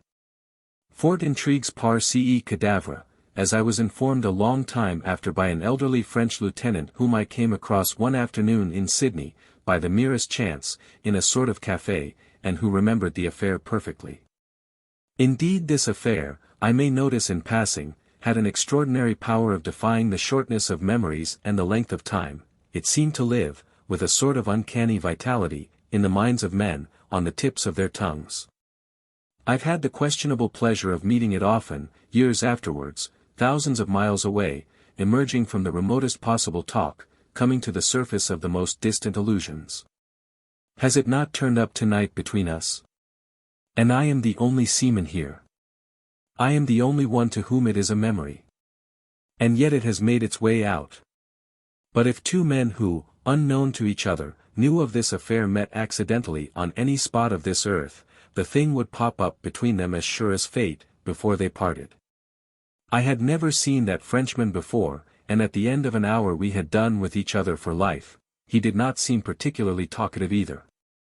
He was a quiet, massive chap in a creased uniform, sitting drowsily over a tumbler half full of some dark liquid. His shoulder straps were a bit tarnished, his clean-shaved cheeks were large and sallow. He looked like a man who would be given to taking snuff, don't you know? I won't say he did, but the habit would have fitted that kind of man. It all began by his handing me a number of home news, which I didn't want, across the marble table. I said, "Merci." We exchanged a few apparently innocent remarks, and suddenly, before I knew how it had come about, we were in the midst of it, and he was telling me how much they had been intrigued by that corpse. It turned out he had been one of the boarding officers. In the establishment where we sat one could get a variety of foreign drinks which were kept for the visiting naval officers, and he took a sip of the dark medical-looking stuff, which probably was nothing more nasty than cassis aloe. And glancing with one eye into the tumbler, shook his head slightly. Impossible de comprendre, vous concevez, he said, with a curious mixture of unconcern and thoughtfulness. I could very easily conceive how impossible it had been for them to understand. Nobody in the gunboat knew enough English to get hold of the story as told by the serang. There was a good deal of noise, too, round the two officers. They crowded upon us. There was a circle round that dead man, auteur de ce mort, he described. One had to attend to the most pressing. These people were beginning to agitate themselves, parbleu. A mob like that, don't you see, he interjected with philosophic indulgence. As to the bulkhead, he had advised his commander that the safest thing was to leave it alone, it was so villainous to look at. They got 2 hawsers on board promptly, en tout hail, and took the Patna in tow, stern foremost at that, which, under the circumstances, was not so foolish, since the rudder was too much out of the water to be of any great use for steering. And this maneuver eased the strain on the bulkhead, whose state, he expounded with stolid glibness, demanded the greatest care, exigete les plus grands menagements. I could not help thinking that my new acquaintance must have had a voice in most of these arrangements. He looked a reliable officer, no longer very active, and he was seaman-like too, in a way, though as he sat there, with his thick fingers clasped lightly on his stomach, he reminded you of one of those snuffy, quiet village priests, into whose ears are poured the sins, the sufferings, the remorse of peasant generations, on whose faces the placid and simple expression is like a veil thrown over the mystery of pain and distress. He ought to have had a threadbare black soutane buttoned smoothly up to his ample chin, instead of a frock coat with shoulder straps and brass buttons. His broad bosom heaved regularly while he went on telling me that it had been the very devil of a job, as doubtless, sans doute, I could figure to myself in my quality of a seaman, en votre qualité de marin. At the end of the period he inclined his body slightly towards me, and, pursing his shaved lips, allowed the air to escape with a gentle hiss. Luckily, he continued, the sea was level like this table, and there was no more wind than there is here. The place struck me as indeed intolerably stuffy, and very hot. My face burned as though I had been young enough to be embarrassed and blushing. They had directed their course, he pursued, to the nearest English port, naturellement, where their responsibility ceased, Dieu merci. He blew out his flat cheeks a little. Because, mind you, notez bien, all the time of towing we had 2 quartermasters stationed with axes by the hawsers, to cut us clear of our tow in case she. He fluttered downwards his heavy eyelids, making his meaning as plain as possible. What would you? One does what one can, en fait ce qu'on peut, and for a moment he managed to invest his ponderous immobility with an air of resignation. 2 quartermasters, 30 hours, always there. 2, he repeated, lifting up his right hand a little, and exhibiting 2 fingers. This was absolutely the first gesture I saw him make. It gave me the opportunity to note a starred scar on the back of his hand, effect of a gunshot clearly. And, as if my sight had been made more acute by this discovery, I perceived also the seam of an old wound. Beginning a little below the temple and going out of sight under the short grey hair at the side of his head, the graze of a spear or the cut of a sabre. He clasped his hands on his stomach again. I remained on board that, my memory is going, sans vie. Ah! Patna. C'est bien si Patna. Merci. It is droll how one forgets. I stayed on that ship 30 hours. You did? I exclaimed. Still gazing at his hands, he pursed his lips a little, but this time made no hissing sound.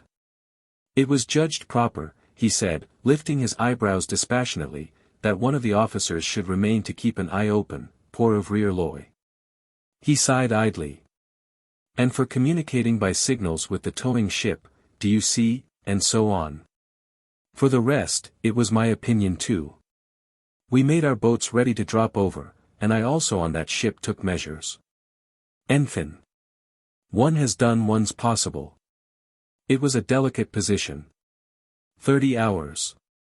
They prepared me some food. As for the wine, go and whistle for it, not a drop. In some extraordinary way, without any marked change in his inert attitude and in the placid expression of his face, he managed to convey the idea of profound disgust. You know, when it comes to eating without my glass of wine, I am nowhere. I was afraid he would enlarge upon the grievance, for though he didn't stir a limb or twitch a feature, he made one aware how much he was irritated by the recollection. But he seemed to forget all about it. They delivered their charge to the port authorities, as he expressed it. He was struck by the calmness with which it had been received. One might have thought they had such a droll find, drôle de trouvaille, brought them every day. You are extraordinary, you others, he commented, with his back propped against the wall, and looking himself as incapable of an emotional display as a sack of meal. There happened to be a man-of-war and an Indian marine steamer in the harbor at the time, and he did not conceal his admiration of the efficient manner in which the boats of these two ships cleared the Patna of her passengers. Indeed, his torpid demeanor concealed nothing. It had that mysterious, almost miraculous, power of producing striking effects by means impossible of detection which is the last word of the highest art. 25 minutes, watch in hand, 25, no more. He unclasped and clasped again his fingers without removing his hands from his stomach, and made it infinitely more effective than if he had thrown up his arms to heaven in amazement.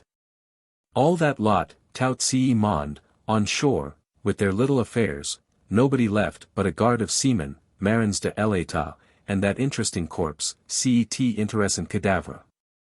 25 minutes. With downcast eyes and his head tilted slightly on one side he seemed to roll knowingly on his tongue the savor of a smart bit of work. He persuaded one without any further demonstration that his approval was eminently worth having, and resuming his hardly interrupted immobility, he went on to inform me that, being under orders to make the best of their way to Toulon, they left in 2 hours' time, so that, de sorte que, there are many things in this incident of my life, dans cet épisode de ma vie, which have remained obscure. Chapter 13. After these words, and without a change of attitude, he, so to speak, submitted himself passively to a state of silence. I kept him company. And suddenly, but not abruptly, as if the appointed time had arrived for his moderate and husky voice to come out of his immobility, he pronounced, Mon Dieu!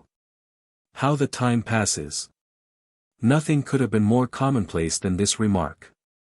But its utterance coincided for me with a moment of vision. It's extraordinary how we go through life with eyes half shut, with dull ears, with dormant thoughts. Perhaps it's just as well. And it may be that it is this very dullness that makes life to the incalculable majority so supportable and so welcome. Nevertheless, there can be but few of us who had never known one of these rare moments of awakening when we see, hear, understand ever so much, everything, in a flash, before we fall back again into our agreeable somnolence. I raised my eyes when he spoke, and I saw him as though I had never seen him before. I saw his chin sunk on his breast, the clumsy folds of his coat, his clasped hands, his motionless pose, so curiously suggestive of his having been simply left there. Time had passed indeed, it had overtaken him and gone ahead. It had left him hopelessly behind with a few poor gifts, the iron-gray hair, the heavy fatigue of the tanned face, 2 scars, a pair of tarnished shoulder straps. One of those steady, reliable men who are the raw material of great reputations, one of those uncounted lives that are buried without drums and trumpets under the foundations of monumental successes. I am now 3rd lieutenant of the Victorieres, she was the flagship of the French Pacific Squadron at the time, he said, detaching his shoulders from the wall a couple of inches to introduce himself. I bowed slightly on my side of the table, and told him I commanded a merchant vessel at present anchored in Rushcutter's Bay. He had remarked her, a pretty little craft. He was very civil about it in his impassive way. I even fancy he went the length of tilting his head in compliment as he repeated, breathing visibly the while, ah, yes. A little craft painted black, very pretty, très coquette. After a time he twisted his body slowly to face the glass door on our right. A dull town, Tristville, he observed, staring into the street. It was a brilliant day. A southerly bluster was raging, and we could see the passers-by, men and women, buffeted by the wind on the sidewalks, the sunlit fronts of the houses across the road blurred by the tall whirls of dust. I descended on shore, he said, to stretch my legs a little, but he didn't finish, and sank into the depths of his repose. Pray, tell me, he began, coming up ponderously, what was there at the bottom of this affair, precisely, oh just? It is curious. That dead man, for instance, and so on.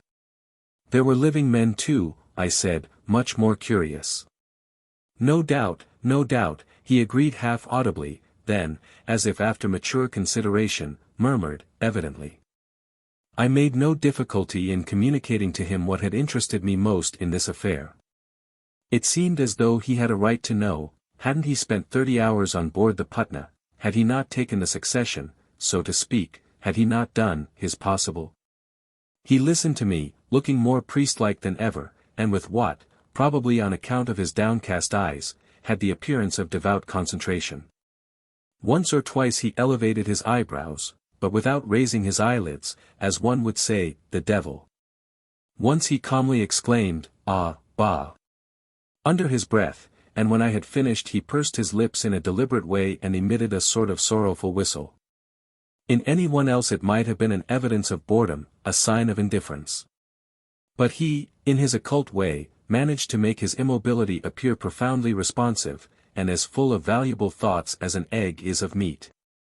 What he said at last was nothing more than a "very interesting," pronounced politely, and not much above a whisper. Before I got over my disappointment he added, but as if speaking to himself, "That's it. That is it." His chin seemed to sink lower on his breast, his body to weigh heavier on his seat. I was about to ask him what he meant, when a sort of preparatory tremor passed over his whole person, as a faint ripple may be seen upon stagnant water even before the wind is felt. "And so that poor young man ran away along with the others," he said, with grave tranquillity. I don't know what made me smile, it is the only genuine smile of mine I can remember in connection with Jim's affair. But somehow this simple statement of the matter sounded funny in French. "C'est enfui avec les autres," had said the lieutenant. And suddenly I began to admire the discrimination of the man. He had made out the point at once, he did get hold of the only thing I cared about. I felt as though I were taking professional opinion on the case. His imperturbable and mature calmness was that of an expert in possession of the facts, and to whom one's perplexities are mere child's play. "Ah! The young," he said indulgently. "And after all, one does not die of it." "Die of what?" I asked swiftly. "Of being afraid." He elucidated his meaning and sipped his drink. I perceived that the 3 last fingers of his wounded hand were stiff and could not move independently of each other, so that he took up his tumbler with an ungainly clutch. "One is always afraid. One may talk, but—" He put down the glass awkwardly. The fear, look you, it is always there." He touched his breast near a brass button, on the very spot where Jim had given a thump to his own when protesting that there was nothing the matter with his heart. I suppose I made some sign of dissent, because he insisted, "Yes. Yes. One talks, this is all very fine, but at the end of the reckoning one is no cleverer than the next man, and no more brave." Brave! This is always to be seen. "I have rolled my hump, roule ma bosse," he said, using the slang expression with imperturbable seriousness. "In all parts of the world, I have known brave men, famous ones. À l'aise." He drank carelessly. "Brave, you conceive, in the service, one has got to be, the trade demands it, le métier vaut sier. Is it not so?" he appealed to me reasonably. "Eh bien. Each of them, I say each of them, if he were an honest man, bien entendu, would confess that there is a point, for the best of us, there is somewhere a point when you let go everything, vous lâchez tout. And you have got to live with that truth, do you see? Given a certain combination of circumstances, fear is sure to come. Abominable funk, untrack epouvantable. And even for those who do not believe this truth there is fear all the same, the fear of themselves. Absolutely so. Trust me. Yes. Yes.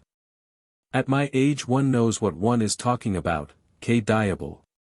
He had delivered himself of all this as immovably as though he had been the mouthpiece of abstract wisdom, but at this point he heightened the effect of detachment by beginning to twirl his thumbs slowly. It's evident, parbleu, he continued. For, make up your mind as much as you like, even a simple headache or a fit of indigestion, derangement d'estomac, is enough to. Take me, for instance, I have made my proofs. Eh bien. I, who am speaking to you, once. He drained his glass and returned to his twirling. No, no, one does not die of it, he pronounced finally, and when I found he did not mean to proceed with the personal anecdote, I was extremely disappointed. The more so as it was not the sort of story, you know, one could very well press him for. I sat silent, and he too, as if nothing could please him better. Even his thumbs were still now. Suddenly his lips began to move. That is so, he resumed placidly. Man is born a coward, l'homme est un poltron. It is a difficulty, parbleu. It would be too easy otherwise. But habit, necessity, do you see, the eye of others, voila. One puts up with it. And then the example of others who are no better than yourself, and yet make good countenance. His voice ceased. That young man, you will observe, had none of these inducements, at least at the moment, I remarked. He raised his eyebrows forgivingly, I don't say. The young man in question might have had the best dispositions, he repeated, wheezing a little. I am glad to see you taking a lenient view, I said.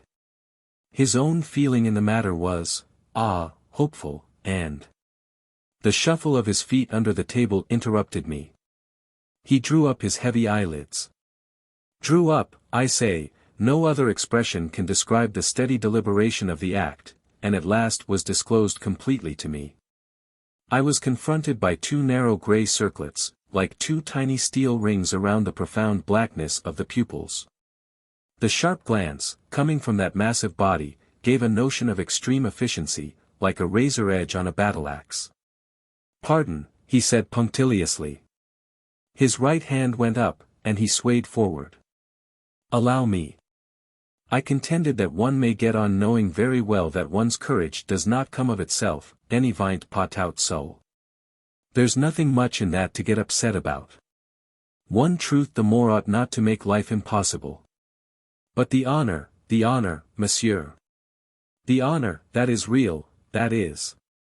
And what life may be worth when, he got on his feet with a ponderous impetuosity, as a startled ox might scramble up from the grass. When the honor is gone, par exemple, I can offer no opinion.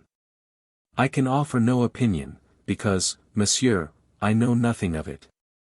I had risen too, and, trying to throw infinite politeness into our attitudes, we faced each other mutely, like two china dogs on a mantelpiece. Hang the fellow. He had pricked the bubble. The blight of futility that lies in wait for men's speeches had fallen upon our conversation, and made it a thing of empty sounds. Very well, I said, with a disconcerted smile, but couldn't it reduce itself to not being found out? He made as if to retort readily, but when he spoke he had changed his mind. This, monsieur, is too fine for me, much above me, I don't think about it. He bowed heavily over his cap, which he held before him by the peak, between the thumb and the forefinger of his wounded hand. I bowed too. We bowed together, we scraped our feet at each other with much ceremony, while a dirty specimen of a waiter looked on critically, as though he had paid for the performance. Serviteur, said the Frenchman. Another scrape. Monsieur. The glass door swung behind his burly back. I saw the southerly buster get hold of him and drive him down wind with his hand to his head, his shoulders braced, and the tails of his coat blown hard against his legs. I sat down again alone and discouraged about Jim's case. If you wonder that after more than 3 years it had preserved its actuality, you must know that I had seen him only very lately. I had come straight from Samarang, where I had loaded a cargo for Sydney, an utterly uninteresting bit of business, what Charlie here would call one of my rational transactions, and in Samarang I had seen something of Jim. He was then working for De Jong, on my recommendation. Water-clerk. My representative afloat, as De Jong called him. You can't imagine a mode of life more barren of consolation, less capable of being invested with a spark of glamour, unless it be the business of an insurance canvasser. Little Bob Stanton, Charlie here knew him well, had gone through that experience. The same who got drowned afterwards trying to save a lady's maid in the Sephora disaster. A case of collision on a hazy morning off the Spanish coast, you may remember.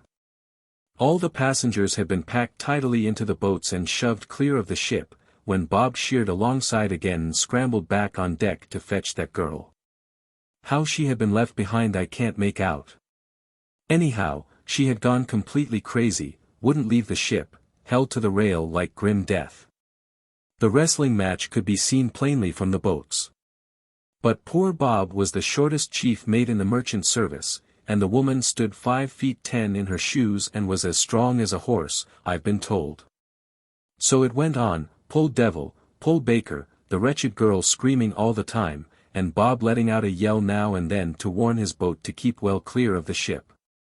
One of the hands told me, hiding a smile at the recollection, it was for all the world, sir, like a naughty youngster fighting with his mother. The same old chap said that at the last we could see that Mr. Stanton had given up hauling at the gal, and just stood by looking at her, watchful like. We thought afterwards he must have been reckoning that, maybe, the rush of water would tear her away from the rail by and by and give him a show to save her. We daren't come alongside for our life, and after a bit the old ship went down all on a sudden with a lurch to starboard, plop. The suck-in was something awful. We never saw anything alive or dead come up. Poor Bob's spell of shore life had been one of the complications of a love affair, I believe. He fondly hoped he had done with the sea forever, and made sure he had got hold of all the bliss on earth, but it came to canvassing in the end.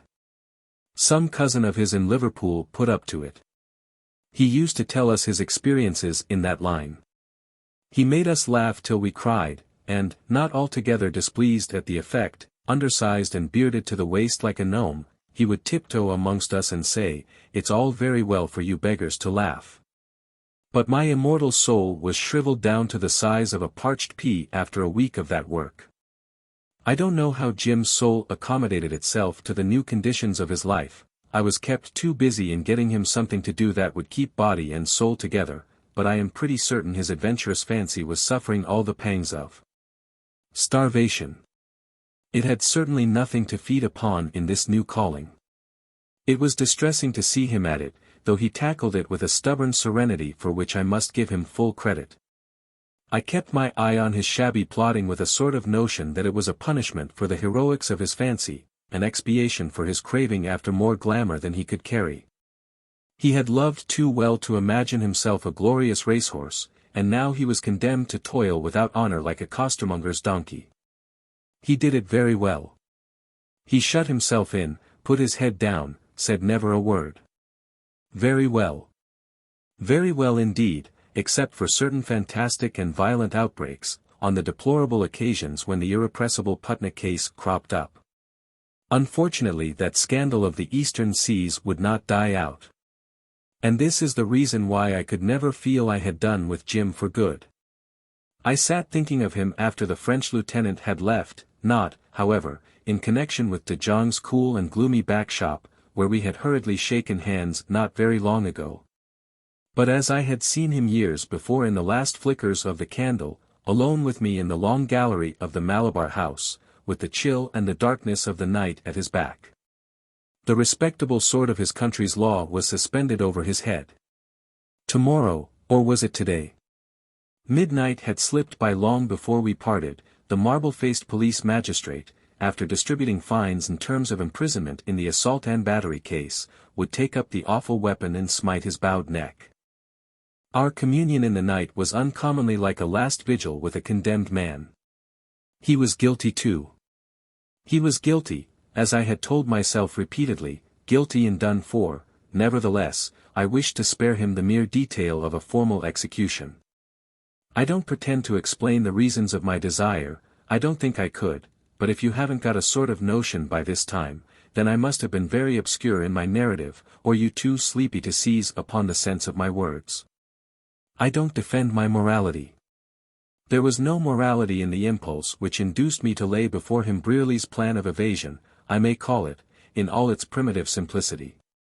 There were the rupees, absolutely ready in my pocket and very much at his service. Oh! Alone of course, and if an introduction to a man, in Rangoon, who could put some work in his way. Why? With the greatest pleasure. I had pen, ink, and paper in my room on the first floor, and even while I was speaking I was impatient to begin the letter. Day, month, year, 2:30 a.m. For the sake of our old friendship I ask you to put some work in the way of Mr.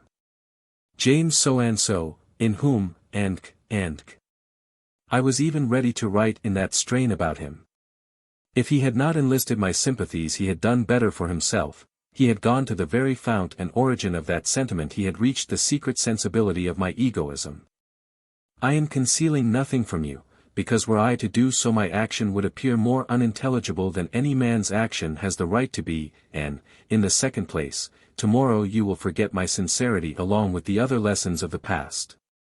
In this transaction, to speak grossly and precisely, I was the irreproachable man, but the subtle intentions of my immorality were defeated by the moral simplicity of the criminal. No doubt he was selfish too, but his selfishness had a higher origin, a more lofty aim.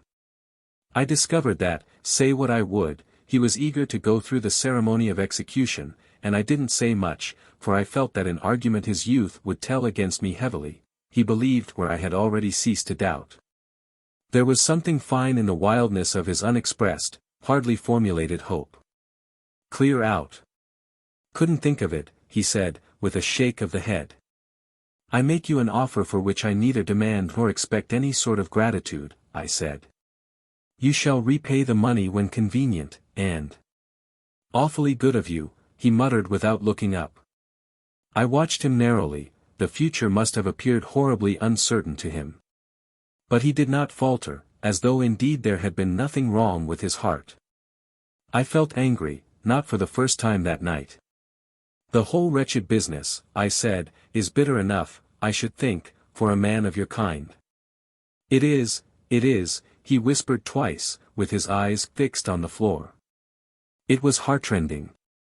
He towered above the light, and I could see the down on his cheek, the color mantling warm under the smooth skin of his face. Believe me or not, I say it was outrageously heartrending. It provoked me to brutality. Yes, I said, and allow me to confess that I am totally unable to imagine what advantage you can expect from this licking of the dregs. Advantage? He murmured out of his stillness. I am dashed if I do, I said, enraged. I've been trying to tell you all there is in it, he went on slowly, as if meditating something unanswerable. But after all, it is my trouble. I opened my mouth to retort and discovered suddenly that I'd lost all confidence in myself, and it was as if he too had given me up, for he mumbled like a man thinking half aloud. Went away, went into hospitals. Not one of them would face it. He moved his hand slightly to imply disdain. But I've got to get over this thing, and I mustn't shirk any of it or. I won't shirk any of it. He was silent. He gazed as though he had been haunted. His unconscious face reflected the passing expressions of scorn, of despair, of resolution, reflected them in turn, as a magic mirror would reflect the gliding passage of unearthly shapes. He lived surrounded by deceitful ghosts, by austere shades. Oh! Nonsense, my dear fellow, I began. He had a movement of impatience. You don't seem to understand, he said incisively. Then looking at me without a wink, I may have jumped, but I don't run away. I meant no offense, I said, and added stupidly, better men than you have found it expedient to run, at times. He colored all over, while in my confusion I half choked myself with my own tongue. Perhaps so, he said at last, I am not good enough, I can't afford it. I am bound to fight this thing down, I am fighting it now. I got out of my chair and felt stiff all over. The silence was embarrassing, and to put an end to it I imagined nothing better but to remark, I had no idea it was so late, in an airy tone.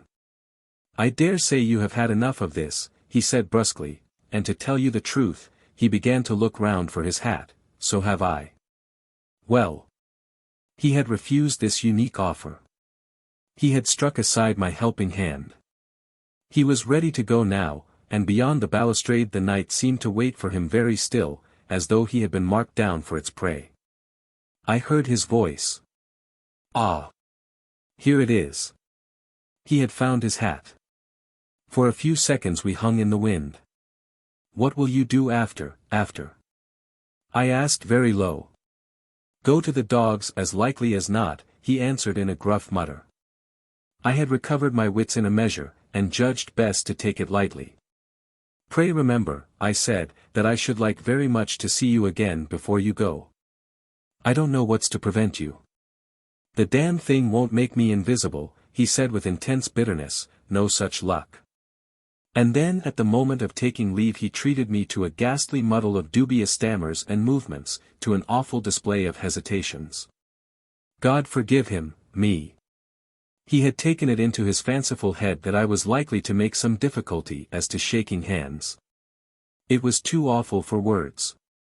I believe I shouted suddenly at him as you would bellow to a man you saw about to walk over a cliff. I remember our voices being raised, the appearance of a miserable grin on his face, a crushing clutch on my hand, a nervous laugh. The candle spluttered out, and the thing was over at last, with a groan that floated up to me in the dark. He got himself away somehow.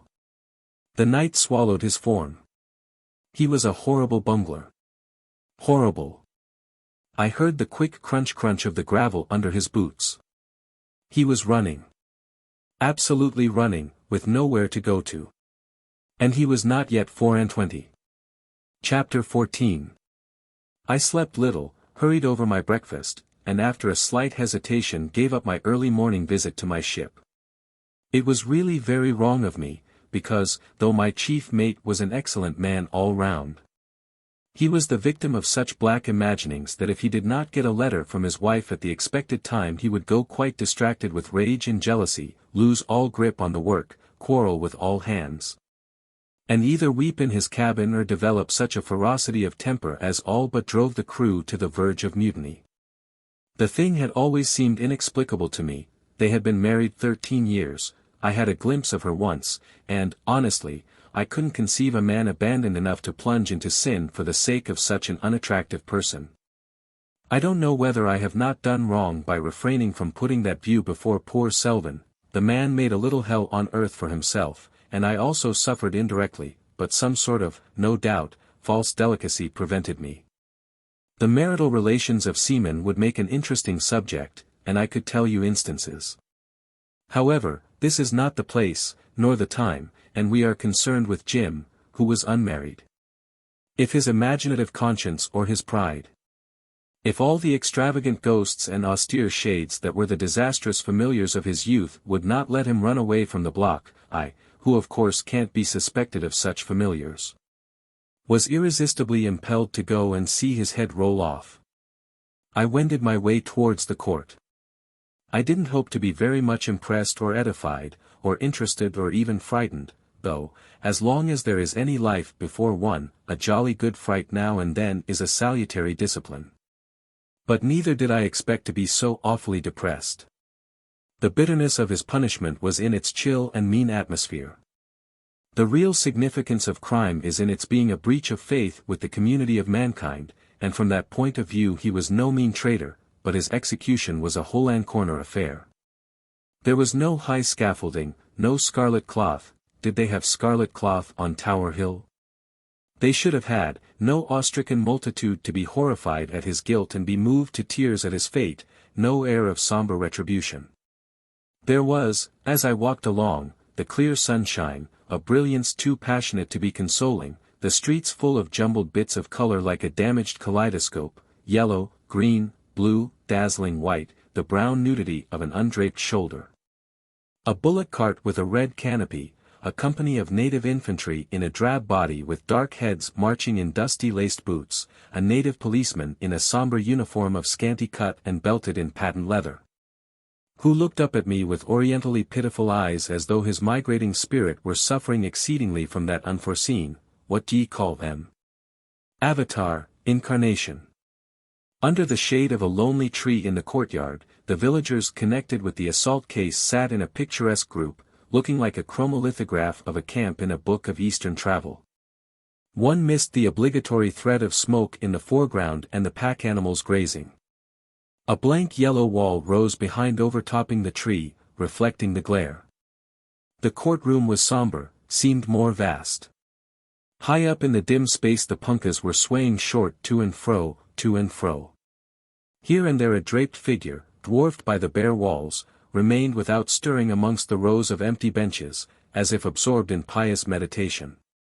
The plaintiff, who had been beaten, an obese chocolate-colored man with shaved head, one fat breast bare and a bright yellow cast mark above the bridge of his nose, sat in pompous immobility, only his eyes glittered, rolling in the gloom. And the nostrils dilated and collapsed violently as he breathed. Brearley dropped into his seat looking done up, as though he had spent the night in sprinting on a cinder track. The pious sailing ship skipper appeared excited and made uneasy movements, as if restraining with difficulty an impulse to stand up and exhort us earnestly to prayer and repentance. The head of the magistrate, delicately pale under the neatly arranged hair, resembled the head of a hopeless invalid after he had been washed and brushed and propped up in bed. He moved aside the vase of flowers, a bunch of purple with a few pink blossoms on long stalks, and seizing in both hands a long sheet of bluish paper, ran his eye over it, propped his forearms on the edge of the desk, and began to read aloud in an even, distinct, and careless voice. By Jove! For all my foolishness about scaffolds and heads rolling off, I assure you it was infinitely worse than a beheading. A heavy sense of finality brooded over all this, unrelieved by the hope of rest and safety following the fall of the axe. These proceedings had all the cold vengefulness of a death sentence, and the cruelty of a sentence of exile. This is how I looked at it that morning, and even now I seem to see an undeniable vestige of truth in that exaggerated view of a common occurrence. You may imagine how strongly I felt this at the time. Perhaps it is for that reason that I could not bring myself to admit the finality. The thing was always with me, I was always eager to take opinion on it, as though it had not been practically settled, individual opinion, international opinion, by Jove. That Frenchman's, for instance. His own country's pronouncement was uttered in the passionless and definite phraseology a machine would use, if machines could speak. The head of the magistrate was half hidden by the paper, his brow was like alabaster. There were several questions before the court. The first as to whether the ship was in every respect fit and seaworthy for the voyage. The court found she was not. The next point, I remember, was, whether up to the time of the accident the ship had been navigated with proper and seamanlike care. They said yes to that, goodness knows why, and then they declared that there was no evidence to show the exact cause of the accident. A floating derelict probably. I myself remember that a Norwegian bark bound out with a cargo of pitch pine had been given up as missing about that time. And it was just the sort of craft that would capsize in a squall and float bottom up for months, a kind of maritime ghoul on the prowl to kill ships in the dark.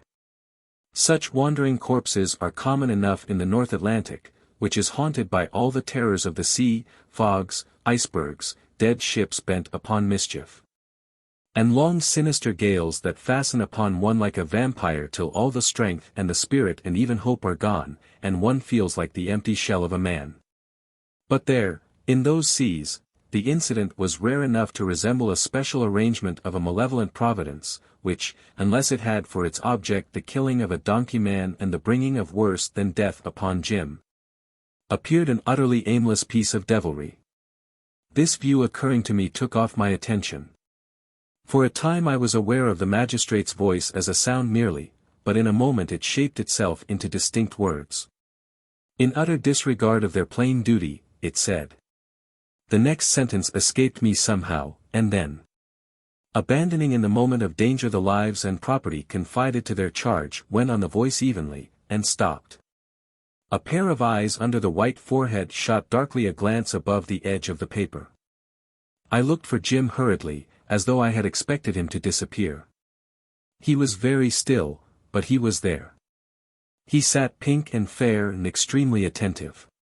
Therefore, began the voice emphatically.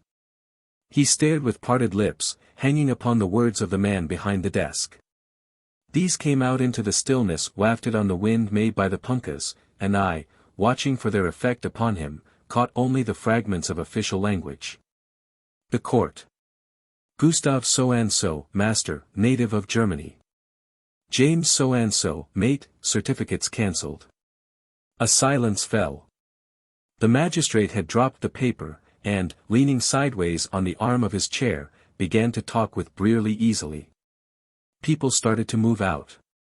Others were pushing in, and I also made for the door. Outside I stood still, and when Jim passed me on his way to the gate, I caught at his arm and detained him. The look he gave discomposed me, as though I had been responsible for his state. He looked at me as if I had been the embodied evil of life. It's all over, I stammered. Yes, he said thickly. And now let no man. He jerked his arm out of my grasp. I watched his back as he went away. It was a long street, and he remained in sight for some time. He walked rather slow, and straddling his legs a little, as if he had found it difficult to keep a straight line.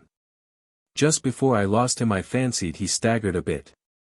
Man overboard, said a deep voice behind me. Turning round, I saw a fellow I knew slightly, a West Australian, Chester was his name. He, too, had been looking after Jim.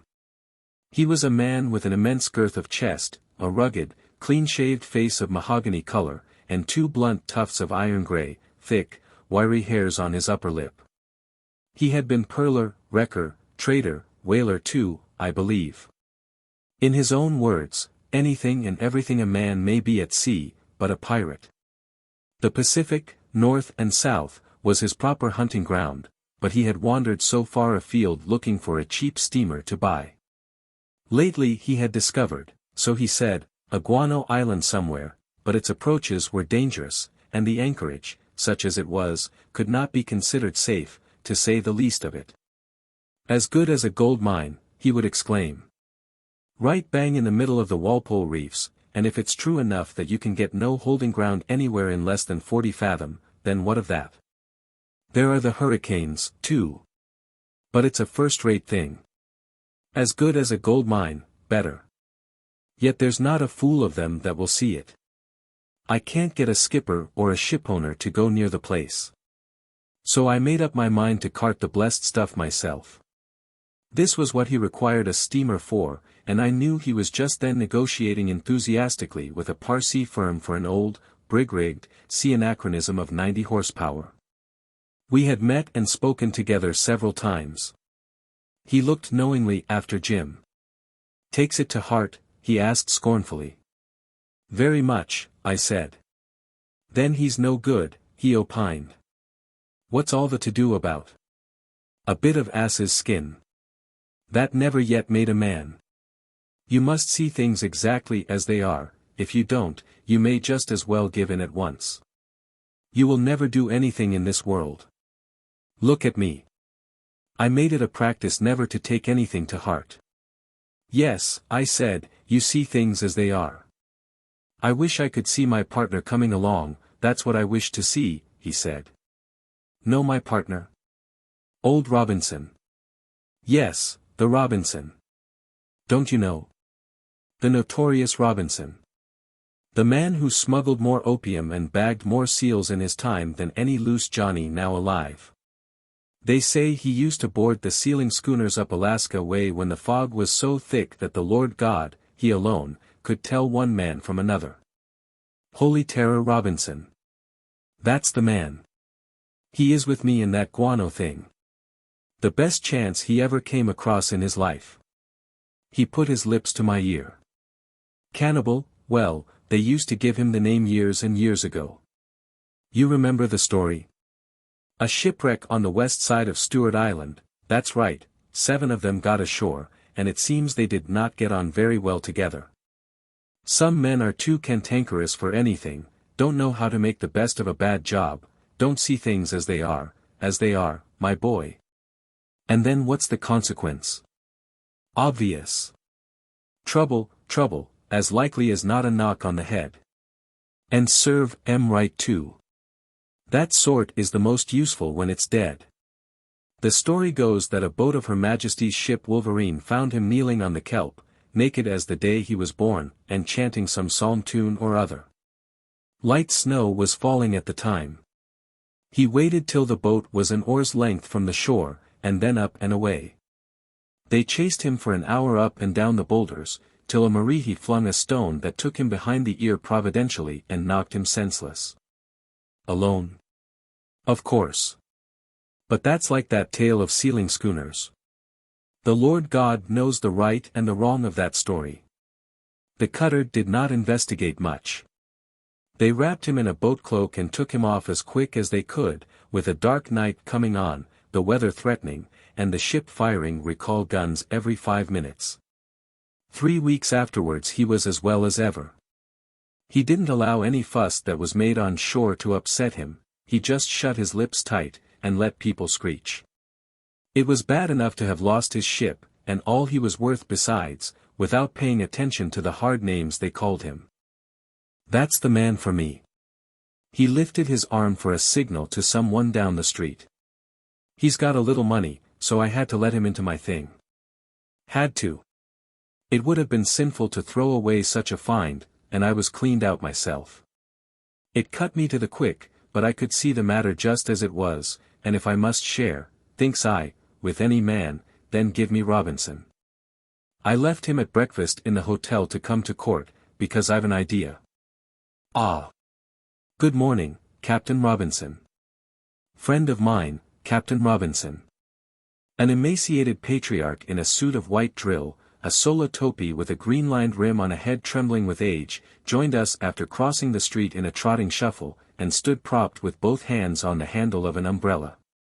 A white beard with amber streaks hung lumpily down to his waist. He blinked his creased eyelids at me in a bewildered way. How do you do? How do you do, he piped amiably, and tottered. A little deaf, said Chester aside. Did you drag him over 6,000 miles to get a cheap steamer? I asked. I would have taken him twice round the world as soon as look at him, said Chester with immense energy. The steamer will be the making of us, my lad. Is it my fault that every skipper and shipowner in the whole of blessed Australasia turns out a blamed fool? Once I talked for 3 hours to a man in Auckland. Send a ship, I said, send a ship. I'll give you half of the first cargo for yourself, free gratis for nothing, just to make a good start. Says he, I wouldn't do it if there was no other place on earth to send a ship to. Perfect ass, of course. Rocks, currents, no anchorage, sheer cliff to lay to, no insurance company would take the risk, didn't see how he could get loaded under 3 years. Ass. I nearly went on my knees to him. But look at the thing as it is, says I. Damn rocks and hurricanes. Look at it as it is. There's guano their Queensland sugar planters would fight for on the quay, I tell you. What can you do with a fool? That's one of your little jokes, Chester, he says. Joke? I could have wept. Ask Captain Robinson here. And there was another ship-owning fellow, a fat chap in a white waistcoat in Wellington, who seemed to think I was up to some swindle or other. I don't know what sort of fool you're looking for, he says, but I am busy just now. Good morning. I longed to take him in my two hands and smash him through the window of his own office. But I didn't. I was as mild as a curate. Think of it, says I, do think it over. I'll call tomorrow. He grunted something about being out all day. On the stairs I felt ready to beat my head against the wall from vexation. Captain Robinson here can tell you.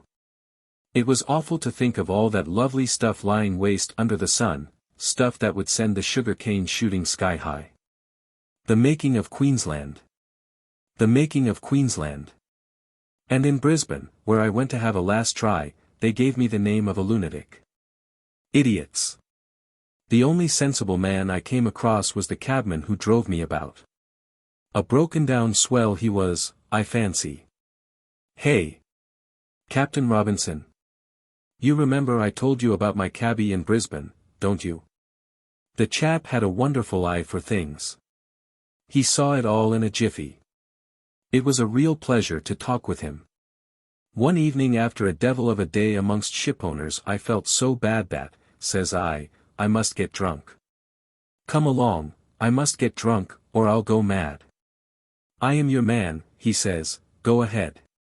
I don't know what I would have done without him. Hey! Captain Robinson. He poked the ribs of his partner. He, laughed the ancient, looked aimlessly down the street, then peered at me doubtfully with sad, dim pupils. He leaned heavier on the umbrella, and dropped his gaze on the ground. I needn't tell you I had tried to get away several times, but Chester had foiled every attempt by simply catching hold of my coat. 1 minute. I've a notion. What's your infernal notion? I exploded at last. If you think I am going in with you. No, my boy. Too late, if you want it ever so much. We've got a steamer. You've got the ghost of a steamer, I said. Good enough for a start, there's no superior nonsense about us. Is there, Captain Robinson? No, croaked the old man without lifting his eyes, and the senile tremble of his head became almost fierce with determination. I understand you know that young chap, said Chester, with a nod at the street from which Jim had disappeared long ago. He's been having grub with you in the Malabar last night, so I was told. I said that was true, and after remarking that he too liked to live well and in style, only that, for the present, he had to be saving of every penny, none too many for the business. Isn't that so, Captain Robinson? He squared his shoulders and stroked his dumpy mustache, while the notorious Robinson, coughing at his side, clung more than ever to the handle of the umbrella, and seemed ready to subside passively into a heap of old bones. You see, the old chap has all the money, whispered Chester confidentially. I've been cleaned out trying to engineer the drat thing. But wait a bit. The good time is coming. He seemed suddenly astonished at the signs of impatience I gave. Oh, Craigie, he cried, I am telling you of the biggest thing that ever was, and you. I have an appointment, I pleaded mildly. What of that? He asked with genuine surprise. Let it wait. That's exactly what I am doing now, I remarked. Hadn't you better tell me what it is you want? Buy 20 hotels like that, he growled to himself, and every joker boarding in them too, 20 times over. He lifted his head smartly. I want that young chap. I don't understand, I said. He's no good, is he? Said Chester crisply. I know nothing about it, I protested. Why, you told me yourself he was taking it to heart, argued Chester. Well, in my opinion a chap who. Anyhow, he can't be much good, but then you see I am on the lookout for somebody, and I've just got a thing that will suit him. I'll give him a job on my island. He nodded significantly. I'm going to dump 40 coolies there, if I've to steal M. Somebody must work the stuff. Oh. I mean to act square, wooden shed, corrugated iron roof. I know a man in Hobart who will take my bill at 6 months for the materials. I do. Honor bright. Then there's the water supply. I'll have to fly round and get somebody to trust me for half a dozen second-hand iron tanks. Catch rainwater, hey. Let him take charge. Make him supreme boss over the coolies. Good idea, isn't it? What do you say? There are whole years when not a drop of rain falls on Walpole, I said, too amazed to laugh. He bit his lip and seemed bothered. Oh, well, I will fix up something for them, or land a supply. Hang it all. That's not the question. I said nothing. I had a rapid vision of Jim perched on a shadowless rock, up to his knees in guano, with the screams of seabirds in his ears, the incandescent ball of the sun above his head. The empty sky and the empty ocean all a-quiver, simmering together in the heat as far as the eye could reach. I wouldn't advise my worst enemy. I began.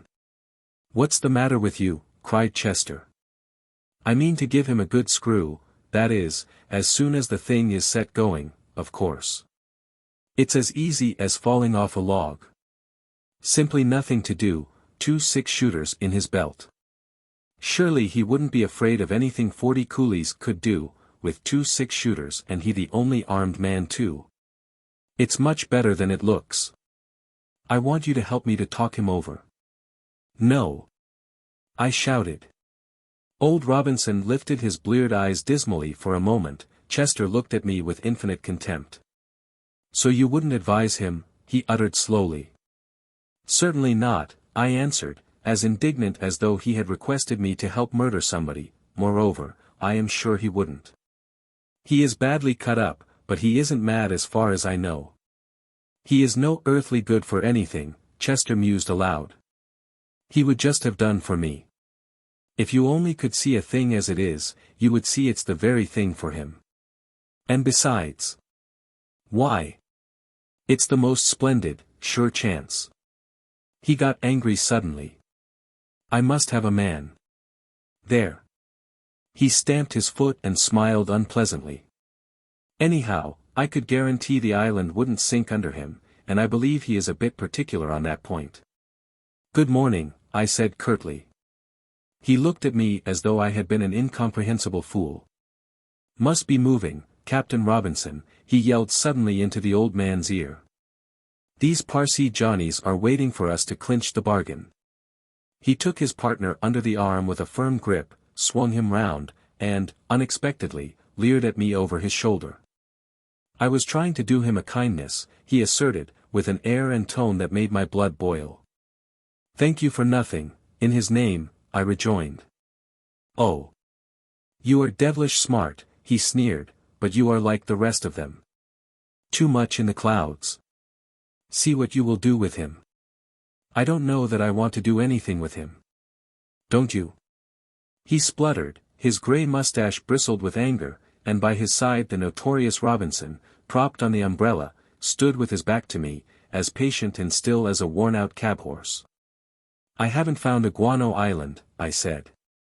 It's my belief you wouldn't know one if you were led right up to it by the hand, he riposted quickly, and in this world you've got to see a thing first, before you can make use of it.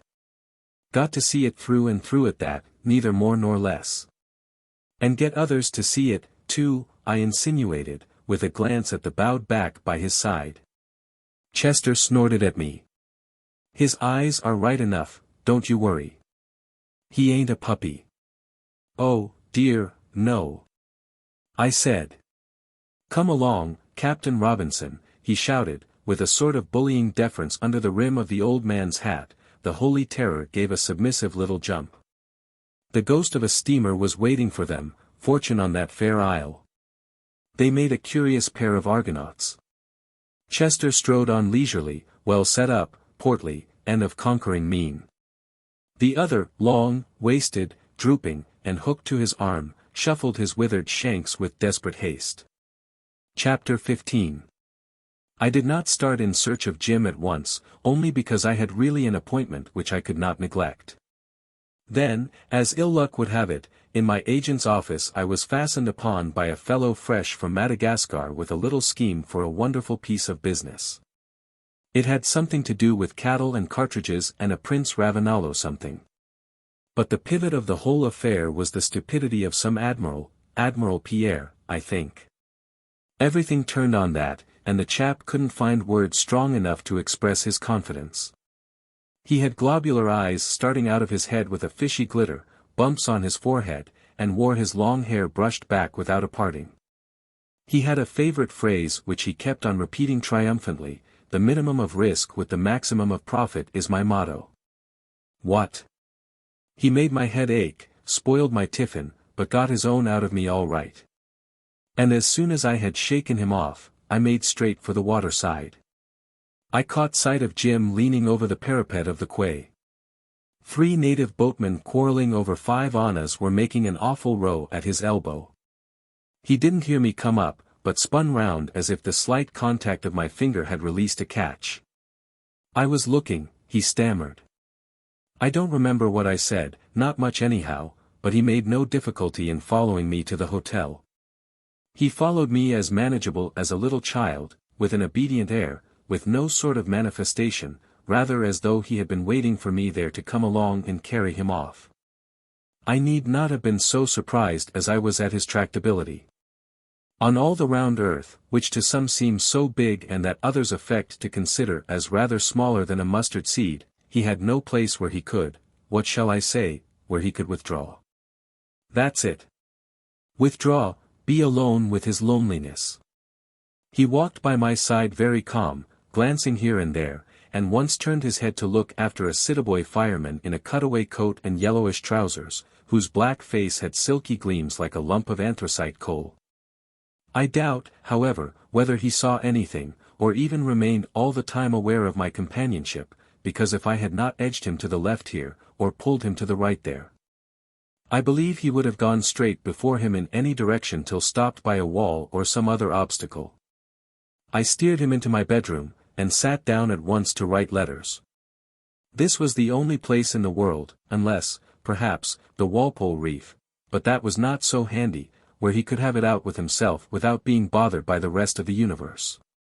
The damned thing, as he had expressed it, had not made him invisible, but I behaved exactly as though he were. No sooner in my chair I bent over my writing desk like a medieval scribe, and, but for the movement of the hand holding the pen, remained anxiously quiet. I can't say I was frightened. But I certainly kept as still as if there had been something dangerous in the room, that at the first hint of a movement on my part would be provoked to pounce upon me. There was not much in the room, you know how these bedrooms are, a sort of 4-poster bedstead under a mosquito net, 2 or 3 chairs, the table I was writing at, a bare floor. A glass door opened on an upstairs veranda, and he stood with his face to it, having a hard time with all possible privacy. Dusk fell.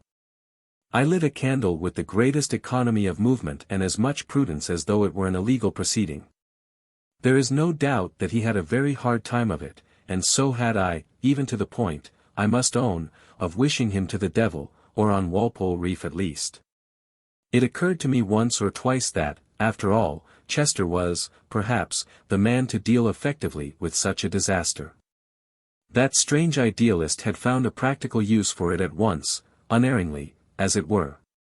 It was enough to make one suspect that, maybe, he really could see the true aspect of things that appeared mysterious or utterly hopeless to less imaginative persons. I wrote and wrote. I liquidated all the arrears of my correspondence, and then went on writing to people who had no reason whatever to expect from me a gossipy letter about nothing at all. At times I stole a sidelong glance. He was rooted to the spot, but convulsive shudders ran down his back, his shoulders would heave suddenly. He was fighting, mostly for his breath, as it seemed. The massive shadows, cast all one way from the straight flame of the candle, seemed possessed of gloomy consciousness. The immobility of the furniture had to my furtive eye an air of attention. I was becoming fanciful in the midst of my industrious scribbling. And though, when the scratching of my pen stopped for a moment, there was complete silence and stillness in the room, I suffered from that profound disturbance and confusion of thought which is caused by a violent and menacing uproar, of a heavy gale at sea, for instance. Some of you may know what I mean, that mingled anxiety, distress, and irritation with a sort of craven feeling creeping in, not pleasant to acknowledge, but which gives a quite special merit to one's endurance. I don't claim any merit for standing the stress of Jim's emotions. I could take refuge in the letters, I could have written to strangers if necessary. Suddenly, as I was taking up a fresh sheet of notepaper, I heard a low sound, the first sound that, since we had been shut up together, had come to my ears in the dim stillness of the room. I remained with my head down, with my hand arrested. Those who have kept vigil by a sick bed have heard such faint sounds in the stillness of the night watches, sounds wrung from a racked body, from a weary soul. He pushed the glass door with such force that all the panes rang. He stepped out, and I held my breath, straining my ears without knowing what else I expected to hear.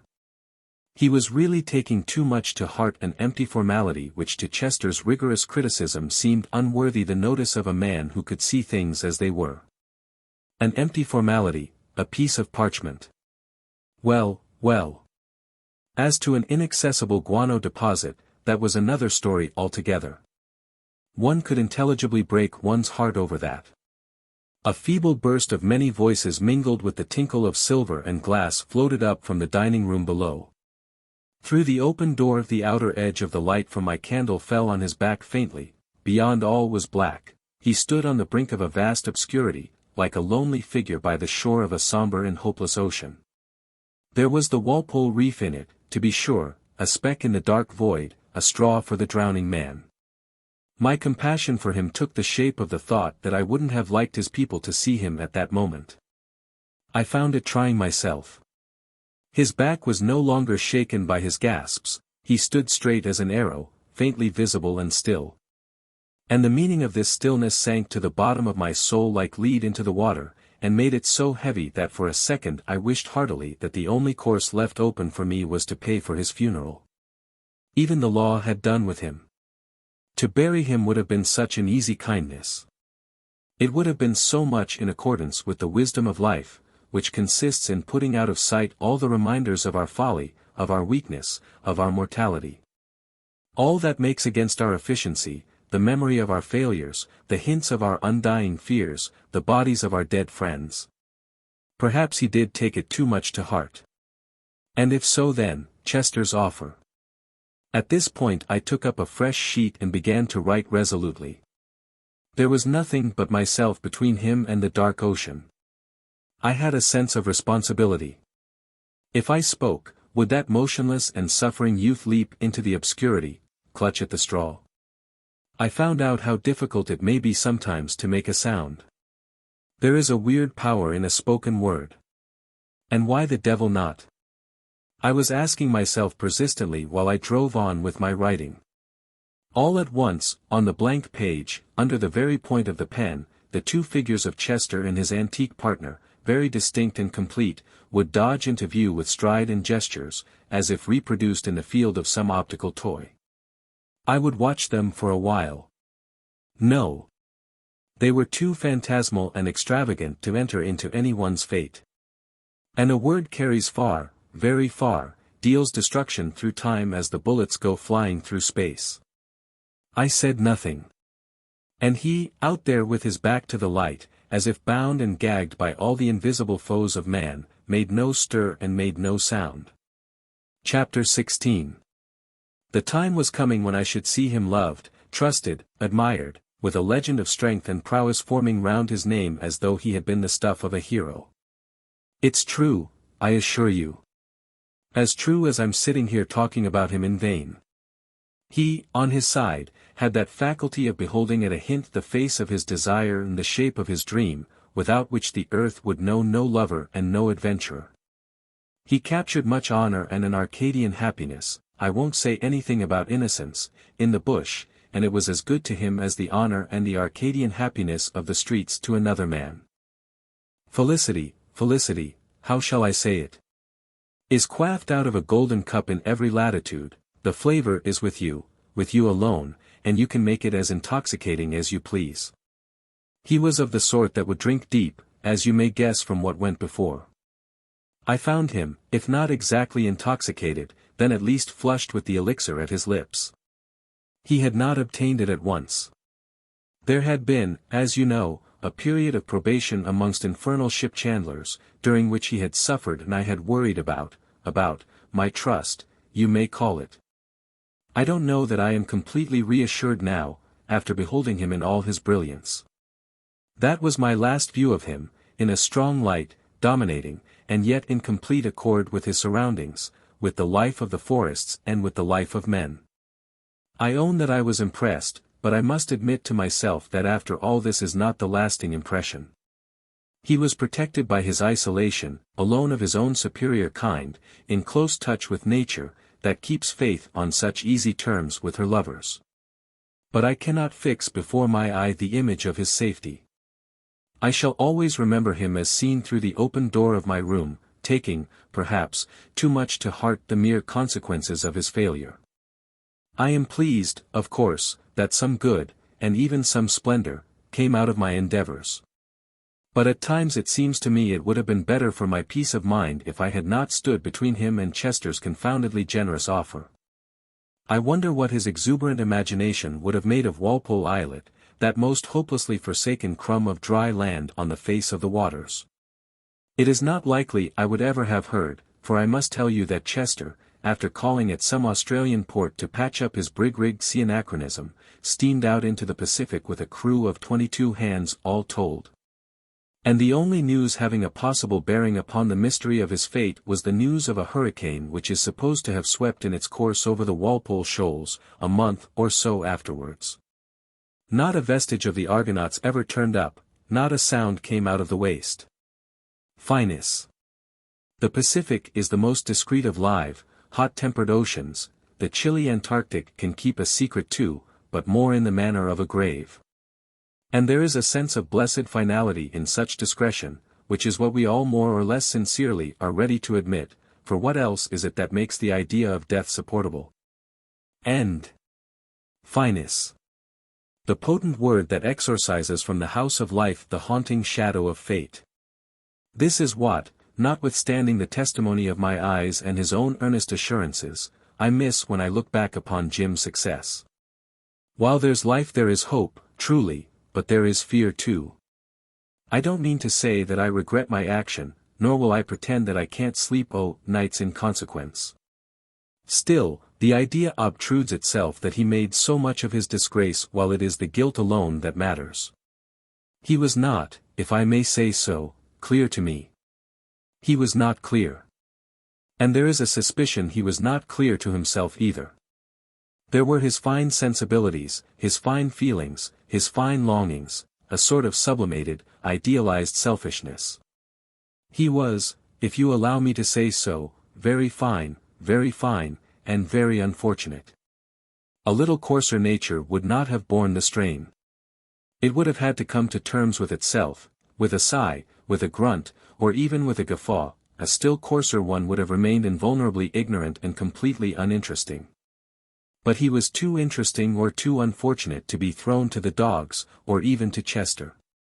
I felt this while I sat with my face over the paper and he fought and gasped, struggling for his breath in that terribly stealthy way, in my room.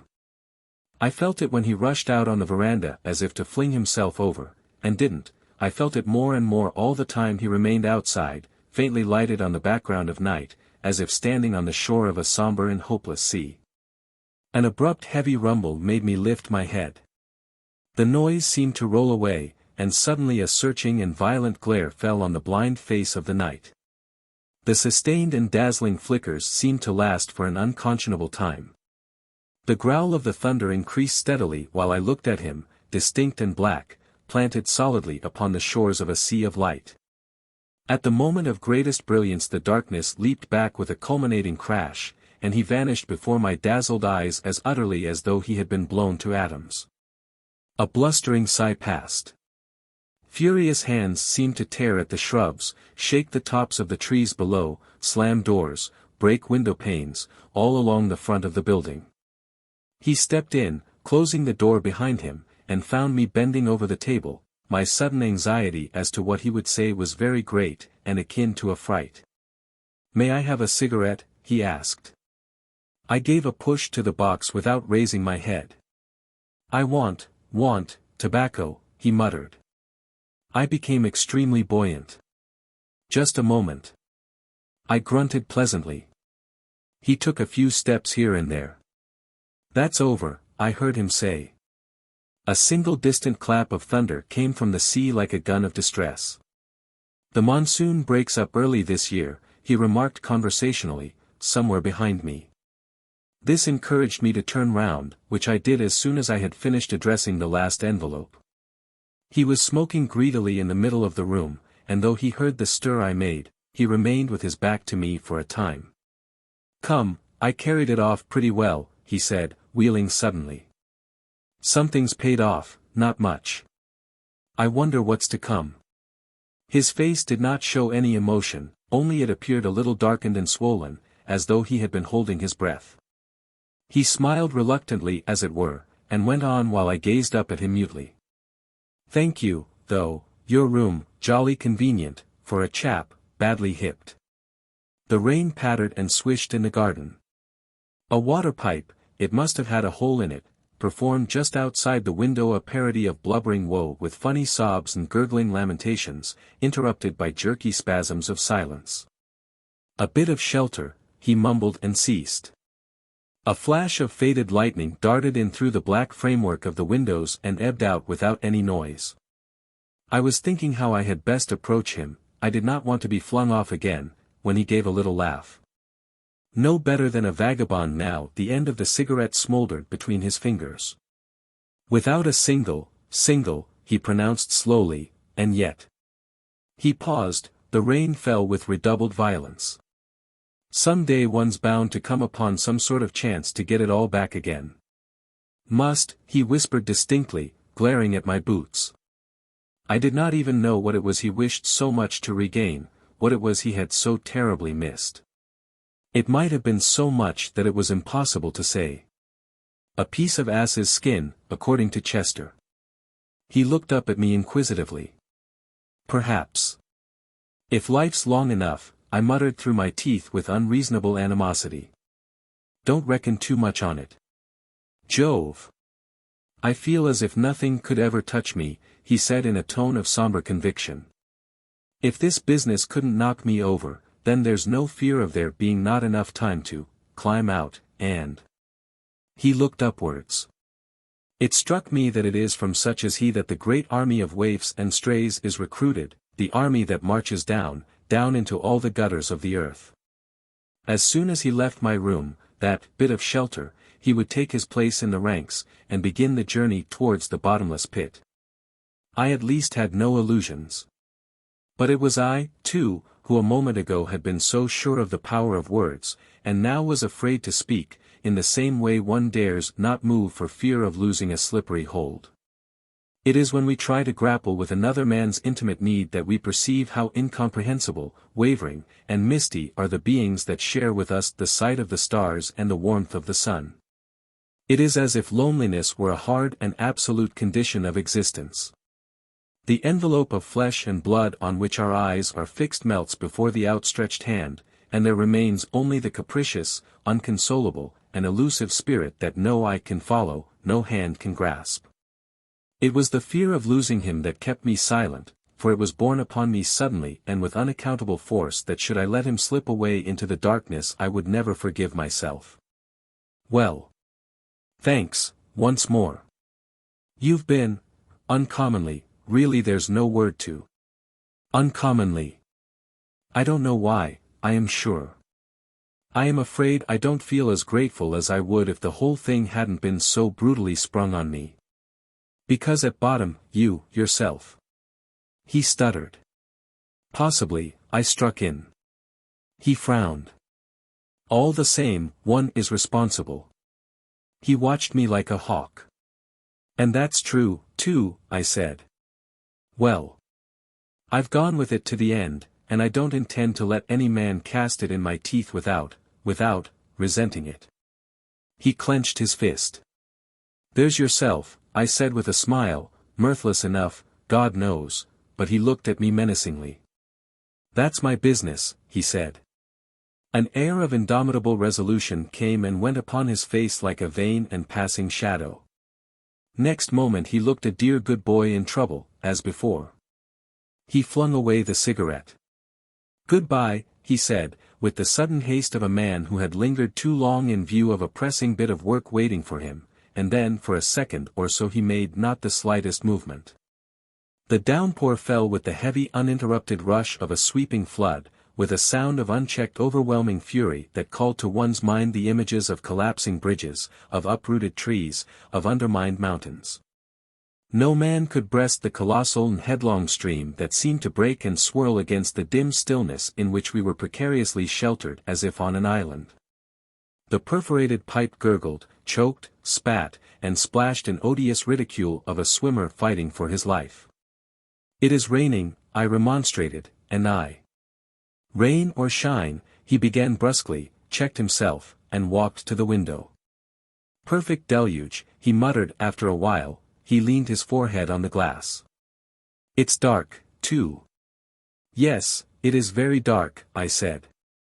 He pivoted on his heels, crossed the room, and had actually opened the door leading into the corridor before I leaped up from my chair. "Wait," I cried, "I want you to." "I can't dine with you again tonight," he flung at me, with one leg out of the room already. "I haven't the slightest intention to ask you," I shouted. At this he drew back his foot, but remained mistrustfully in the very doorway. I lost no time in entreating him earnestly not to be absurd, to come in and shut the door. Chapter 17. He came in at last, but I believe it was mostly the rain that did it. It was falling just then with a devastating violence which quieted down gradually while we talked. His manner was very sober and set. His bearing was that of a naturally taciturn man possessed by an idea. My talk was of the material aspect of his position. It had the sole aim of saving him from the degradation, ruin, and despair that out there closed so swiftly upon a friendless, homeless man. I pleaded with him to accept my help. I argued reasonably, and every time I looked up at that absorbed smooth face, so grave and youthful, I had a disturbing sense of being no help but rather an obstacle to some mysterious, inexplicable, impalpable striving of his wounded spirit. "I suppose you intend to eat and drink and to sleep under shelter in the usual way," I remember saying with irritation. "You say you won't touch the money that is due to you." He came as near as his sort can to making a gesture of horror. There were 3 weeks and 5 days' pay owing him as mate of the Patna. "Well, that's too little to matter anyhow, but what will you do tomorrow? Where will you turn? You must live." "That isn't the thing," was the comment that escaped him under his breath. I ignored it, and went on combating what I assumed to be the scruples of an exaggerated delicacy. "On every conceivable ground," I concluded, "you must let me help you." "You can't," he said very simply and gently, and holding fast to some deep idea which I could detect shimmering like a pool of water in the dark, but which I despaired of ever approaching near enough to fathom. I surveyed his well-proportioned bulk. "At any rate," I said, "I am able to help what I can see of you. I don't pretend to do more." He shook his head skeptically without looking at me. I got very warm. "But I can," I insisted. "I can do even more. I am doing more. I am trusting you." "The money," he began. "Upon my word you deserve being told to go to the devil," I cried, forcing the note of indignation.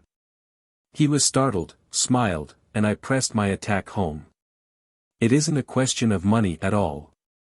You are too superficial," I said, and at the same time I was thinking to myself, well, here goes. And perhaps he is, after all. Look at the letter I want you to take. I am writing to a man of whom I've never asked a favor, and I am writing about you in terms that one only ventures to use when speaking of an intimate friend. I make myself unreservedly responsible for you. That's what I am doing. And really if you will only reflect a little what that means." He lifted his head. The rain had passed away, only the water pipe went on shedding tears with an absurd drip, drip outside the window. It was very quiet in the room, whose shadows huddled together in corners, away from the still flame of the candle flaring upright in the shape of a dagger. His face after a while seemed suffused by a reflection of a soft light as if the dawn had broken already. "Jove," he gasped out. "It is noble of you. Had he suddenly put out his tongue at me in derision, I could not have felt more humiliated. I thought to myself, serve me right for a sneaking humbug. His eyes shone straight into my face, but I perceived it was not a mocking brightness. All at once he sprang into jerky agitation, like one of those flat wooden figures that are worked by a string. His arms went up, then came down with a slap. He became another man altogether. And I had never seen, he shouted. Then suddenly bit his lip and frowned. What a bally ass I've been, he said very slow in an odd tone. You are a brick, he cried next in a muffled voice. He snatched my hand as though he had just then seen it for the first time, and dropped it at once. Why? This is what I. He stammered, and then with a return of his old stolid, I may say mulish, manner he began heavily, I would be a brute now if I, and then his voice seemed to break. That's all right, I said. I was almost alarmed by this display of feeling, through which pierced a strange elation. I had pulled the string accidentally, as it were, I did not fully understand the working of the toy. I must go now, he said. Jove! You have helped me. Can't sit still. The very thing. He looked at me with puzzled admiration. The very thing. Of course it was the thing. It was 10 to 1 that I had saved him from starvation, of that peculiar sort that is almost invariably associated with drink. This was all. I had not a single illusion on that score, but looking at him, I allowed myself to wonder at the nature of the one he had, within the last 3 minutes, so evidently taken into his bosom. I had forced into his hand the means to carry on decently the serious business of life, to get food, drink, and shelter of the customary kind while his wounded spirit, like a bird with a broken wing, might hop and flutter into some hole to die quietly of inanition there. This is what I had thrust upon him, a definitely small thing, and, behold, by the manner of its reception it loomed in the dim light of the candle like a big, indistinct, perhaps a dangerous shadow. You don't mind me not saying anything appropriate, he burst out. There isn't anything one could say. Last night already you had done me no end of good. Listening to me, you know. I give you my word I've thought more than once the top of my head would fly off. He darted, positively darted, here and there, rammed his hands into his pockets, jerked them out again, flung his cap on his head. I had no idea it was in him to be so airily brisk. I thought of a dry leaf imprisoned in an eddy of wind, while a mysterious apprehension, a load of indefinite doubt, weighed me down in my chair. He stood stock still, as if struck motionless by a discovery. You have given me confidence, he declared, soberly. Oh! For God's sake, my dear fellow, don't. I entreated, as though he had hurt me. All right. I'll shut up now and henceforth. Can't prevent me thinking though. Never mind. I'll show yet. He went to the door in a hurry, paused with his head down, and came back, stepping deliberately. I always thought that if a fellow could begin with a clean slate. And now you, in a measure, yes, clean slate. I waved my hand, and he marched out without looking back. The sound of his footfalls died out gradually behind the closed door, the unhesitating tread of a man walking in broad daylight. But as to me, left alone with the solitary candle, I remained strangely unenlightened. I was no longer young enough to behold at every turn the magnificence that besets our insignificant footsteps in good and in evil. I smiled to think that, after all, it was yet he, of us two, who had the light. And I felt sad. A clean slate, did he say? As if the initial word of each our destiny were not graven in imperishable characters upon the face of a rock. Chapter 18.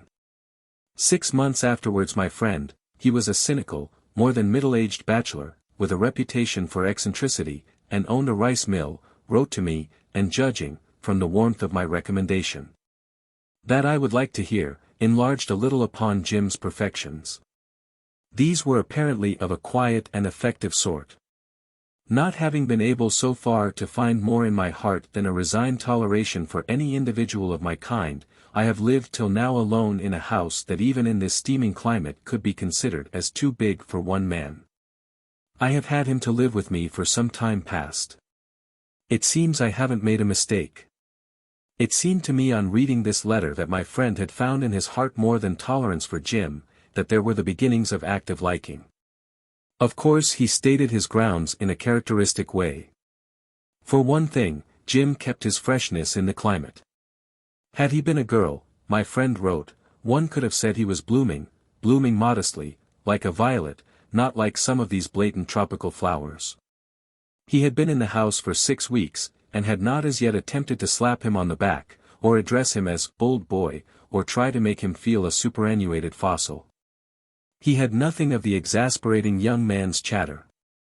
He was good-tempered, had not much to say for himself, was not clever by any means, thank goodness, wrote my friend. It appeared, however, that Jim was clever enough to be quietly appreciative of his wit, while, on the other hand, he amused him by his naiveness. The dew is yet on him, and since I had the bright idea of giving him a room in the house and having him at meals I feel less withered myself. The other day he took it into his head to cross the room with no other purpose but to open a door for me. And I felt more in touch with mankind than I had been for years.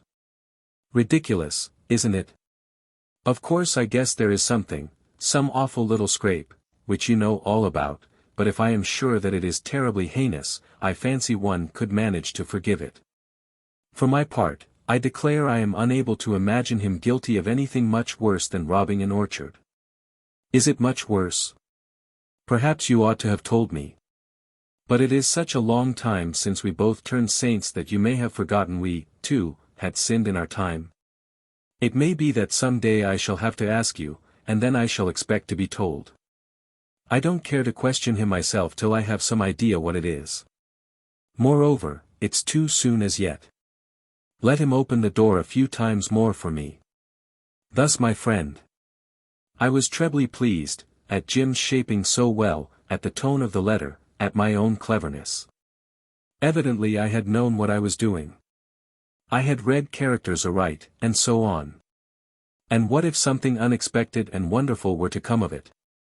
That evening, reposing in a deck chair under the shade of my own poop awning, it was in Hong Kong harbor, I laid on Jim's behalf the first stone of a castle in Spain. I made a trip to the northward, and when I returned I found another letter from my friend waiting for me. It was the first envelope I tore open. There are no spoons missing, as far as I know, ran the first line. I haven't been interested enough to inquire. He is gone, leaving on the breakfast table a formal little note of apology, which is either silly or heartless.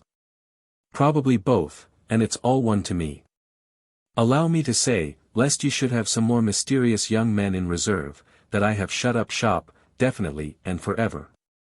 This is the last eccentricity I shall be guilty of. Do not imagine for a moment that I care a hang. But he is very much regretted at tennis parties, and for my own sake I've told a plausible lie at the club. I flung the letter aside and started looking through the batch on my table, till I came upon Jim's handwriting. Would you believe it? 1 chance in 100. But it is always that 100th chance. That little second engineer of the Patna had turned up in a more or less destitute state, and got a temporary job of looking after the machinery of the mill. I couldn't stand the familiarity of the little beast. Jim wrote from a seaport 700 miles south of the place where he should have been in clover. I am now for the time with Ekstrom and Blake, ship chandlers, as their, runner, to call the thing by its right name. For reference I gave them your name, which they know of course, and if you could write a word in my favor it would be a permanent employment. I was utterly crushed under the ruins of my castle, but of course I wrote as desired. Before the end of the year my new charter took me that way, and I had an opportunity of seeing him. He was still with Ekstrom and Blake, and we met in what they called our parlor, opening out of the store. He had that moment come in from boarding a ship, and confronted me head down, ready for a tussle. What have you got to say for yourself? I began as soon as we had shaken hands. What I wrote you, nothing more, he said stubbornly. Did the fellow blab, or what? I asked. He looked up at me with a troubled smile. Oh, no. He didn't. He made it a kind of confidential business between us. He was most damnably mysterious whenever I came over to the mill. He would wink at me in a respectful manner, as much as to say, we know what we know. Infernally fawning and familiar, and that sort of thing. He threw himself into a chair and stared down his legs. One day we happened to be alone and the fellow had the cheek to say, well, Mr. James, I was called Mr. James there as if I had been the son, here we are together once more. This is better than the old ship, ain't it? Wasn't it appalling, eh? I looked at him, and he put on a knowing air. Don't you be uneasy, sir, he says. I know a gentleman when I see one, and I know how a gentleman feels. I hope, though, you will be keeping me on this job. I had a hard time of it too, along of that rotten old Patna racket. Jove! It was awful. I don't know what I should have said or done if I had not just then heard Mr. Denver calling me in the passage. It was tiffin time, and we walked together across the yard and through the garden to the bungalow. He began to chaff me in his kindly way. I believe he liked me. Jim was silent for a while. I know he liked me. That's what made it so hard. Such a splendid man. That morning he slipped his hand under my arm. He, too, was familiar with me. He burst into a short laugh, and dropped his chin on his breast. Pa! When I remembered how that mean little beast had been talking to me, he began suddenly in a vibrating voice, I couldn't bear to think of myself. I suppose you know. I nodded. More like a father, he cried, his voice sank. I would have had to tell him. I couldn't let it go on, could I? Well. I murmured, after waiting a while. I preferred to go, he said slowly, this thing must be buried. We could hear in the shop Blake upbraiding Ekstrom in an abusive, strained voice. They had been associated for many years, and every day from the moment the doors were opened to the last minute before closing, Blake, a little man with sleek, jetty hair and unhappy, beady eyes, could be heard rowing his partner incessantly with a sort of scathing and plaintive fury.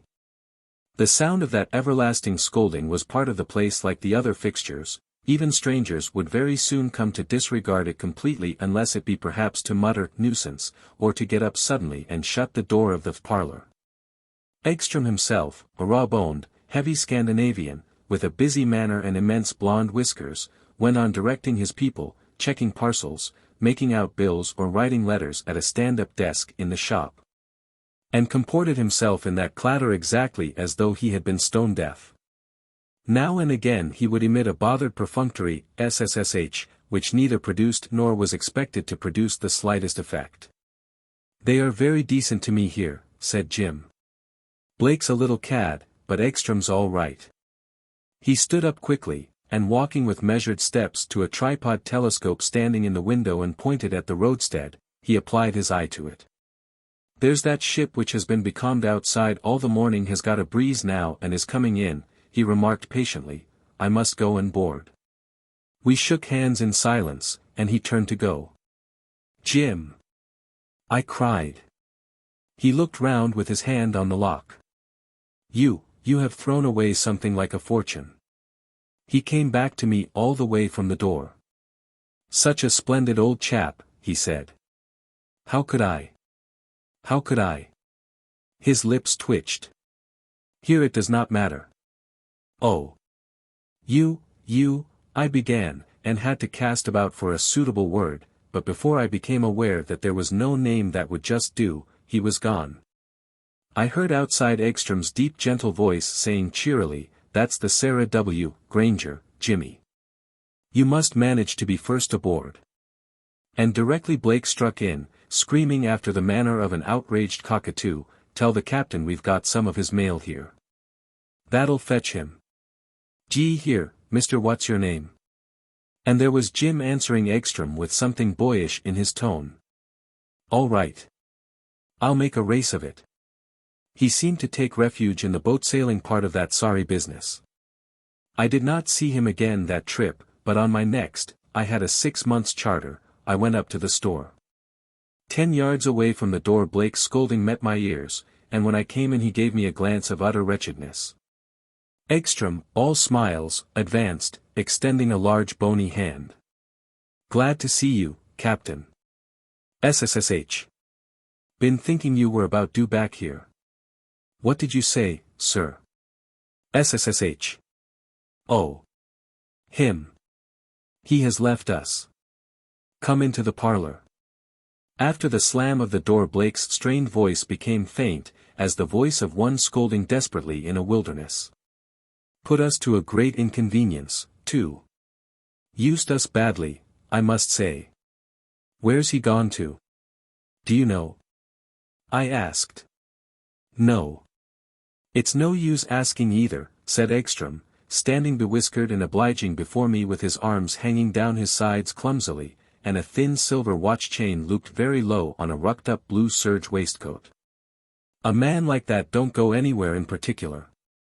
I was too concerned at the news to ask for the explanation of that pronouncement, and he went on.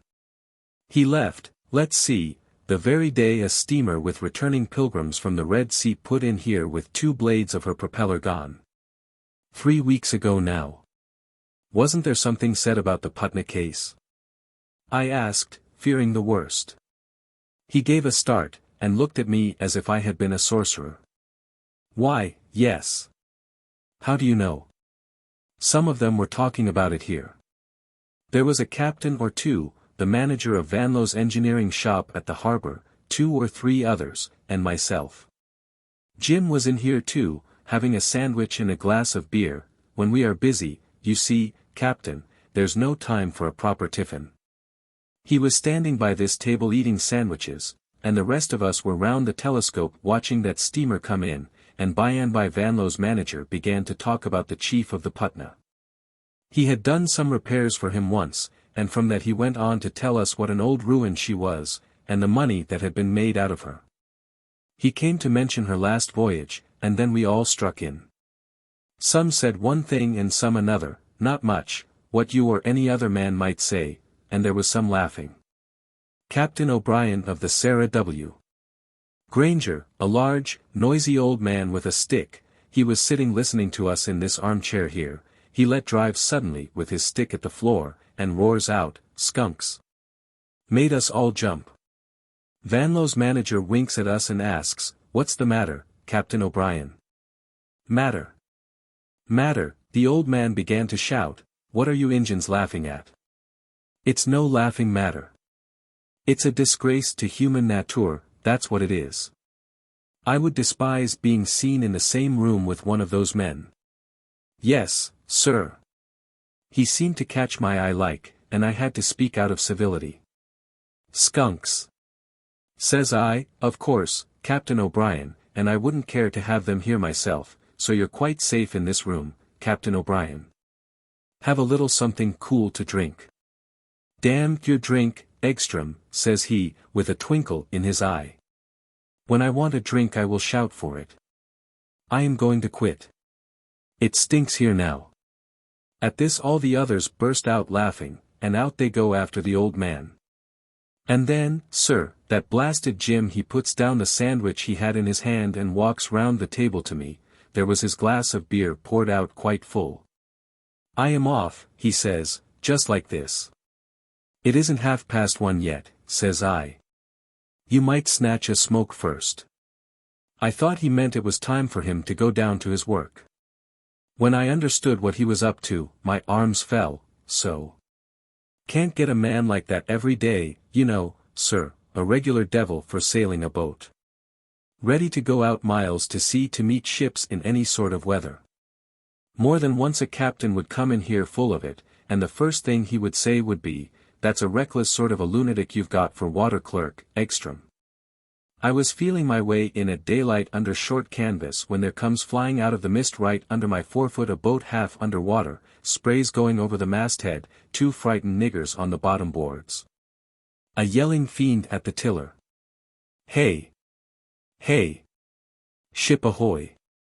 Ahoy! Captain! Hey! Hey! Egstrom and Blake's man first to speak to you. Hey. Hey.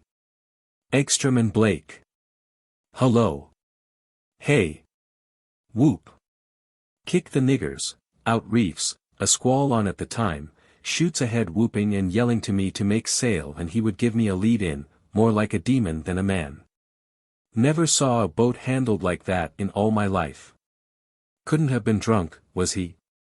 Such a quiet, soft-spoken chap too, blushed like a girl when he came on board. I tell you, Captain Marlowe, nobody had a chance against us with a strange ship when Jim was out. The other ship chandlers just kept their old customers, and Egstrom appeared overcome with emotion. Why, sir, it seemed as though he wouldn't mind going 100 miles out to sea in an old shoe to nab a ship for the firm. If the business had been his own and all to make yet, he couldn't have done more in that way. And now, all at once, like this. Thinks I to myself, oh ho. A rise in the screw, that's the trouble, is it? All right, says I, no need of all that fuss with me, Jimmy. Just mention your figure. Anything in reason. He looks at me as if he wanted to swallow something that stuck in his throat. I can't stop with you. What's that blooming joke? I asks. He shakes his head, and I could see in his eye he was as good as gone already, sir. So I turned to him and slanged him till all was blue. What is it you're running away from? I asks. Who has been getting at you? What scared you? You haven't as much sense as a rat, they don't clear out from a good ship. Where do you expect to get a better berth, you this and you that? I made him look sick, I can tell you. This business ain't going to sink, says I. He gave a big jump. Goodbye, he says, nodding at me like a lord, you ain't half a bad chap, Egstrom. I give you my word that if you knew my reasons you wouldn't care to keep me. That's the biggest lie you ever told in your life, says I know my own mind. He made me so mad that I had to laugh. Can't you really stop long enough to drink this glass of beer here, you funny beggar, you? I don't know what came over him, he didn't seem able to find the door, something comical, I can tell you, Captain. I drank the beer myself. Well, if you're in such a hurry, here's luck to you in your own drink, says I, only, you mark my words, if you keep up this game you'll very soon find that the earth ain't big enough to hold you, that's all. He gave me one black look, and out he rushed with a face fit to scare little children. Egstrom snorted bitterly, and combed one auburn whisker with knotty fingers. Haven't been able to get a man that was any good since. It's nothing but worry, worry, worry in business. And where might you have come across him, Captain, if it's fair to ask? He was the mate of the Patna that voyage, I said, feeling that I owed some explanation. For a time Egstrom remained very still, with his fingers plunged in the hair at the side of his face, and then exploded. And who the devil cares about that? I dare say no one, I began. And what the devil is he, anyhow, for to go on like this? He stuffed suddenly his left whisker into his mouth and stood amazed. Gee, he exclaimed, I told him the earth wouldn't be big enough to hold his caper. Chapter 19. I have told you these 2 episodes at length to show his manner of dealing with himself under the new conditions of his life. There were many others of the sort, more than I could count on the fingers of my 2 hands. They were all equally tinged by a high-minded absurdity of intention which made their futility profound and touching. To fling away your daily bread so as to get your hands free for a grapple with a ghost may be an act of prosaic heroism. Men had done it before, though we who have lived know full well that it is not the haunted soul but the hungry body that makes an outcast, and men who had eaten and meant to eat every day had applauded the creditable folly. He was indeed unfortunate, for all his recklessness could not carry him out from under the shadow. There was always a doubt of his courage. The truth seems to be that it is impossible to lay the ghost of a fact. You can face it or shirk it, and I have come across a man or 2 who could wink at their familiar shades. Obviously Jim was not of the winking sort. But what I could never make up my mind about was whether his line of conduct amounted to shirking his ghost or to facing him out. I strained my mental eyesight only to discover that, as with the complexion of all our actions, the shade of difference was so delicate that it was impossible to say. It might have been flight and it might have been a mode of combat. To the common mind he became known as a rolling stone, because this was the funniest part, he did after a time become perfectly known, and even notorious, within the circle of his wanderings, which had a diameter of, say, 3,000 miles. In the same way as an eccentric character is known to a whole countryside. For instance, in Bangkok, where he found employment with Yucker brothers, charterers and teak merchants, it was almost pathetic to see him go about in sunshine hugging his secret, which was known to the very up-country logs on the river.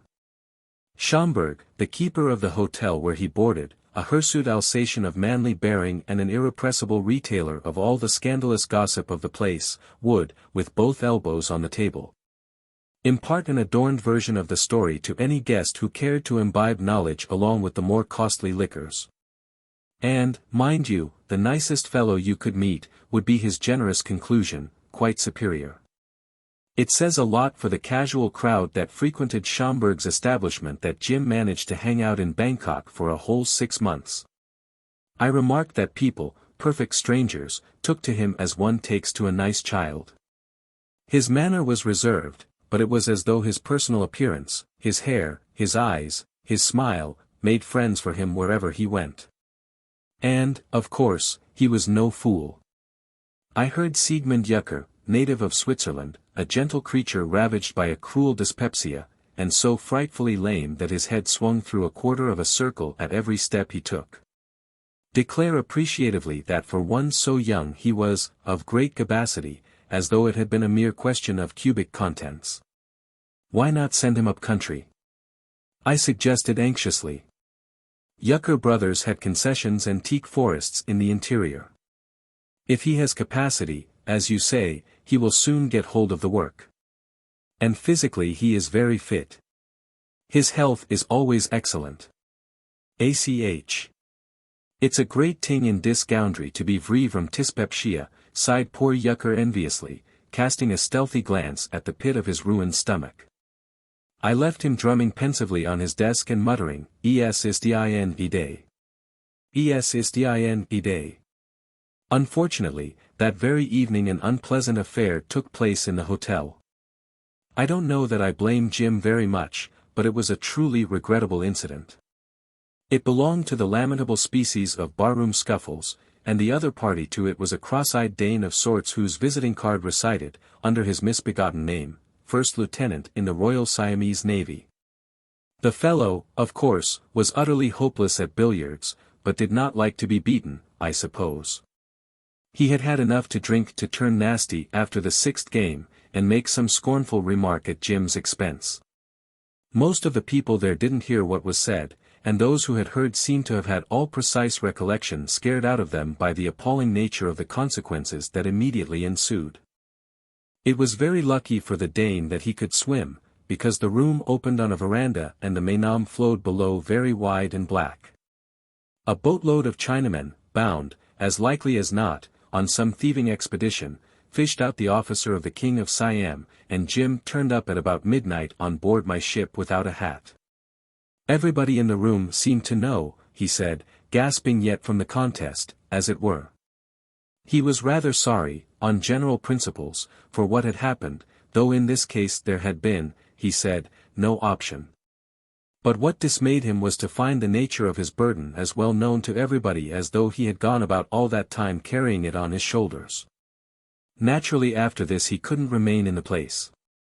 He was universally condemned for the brutal violence, so unbecoming a man in his delicate position. Some maintained he had been disgracefully drunk at the time, others criticized his want of tact.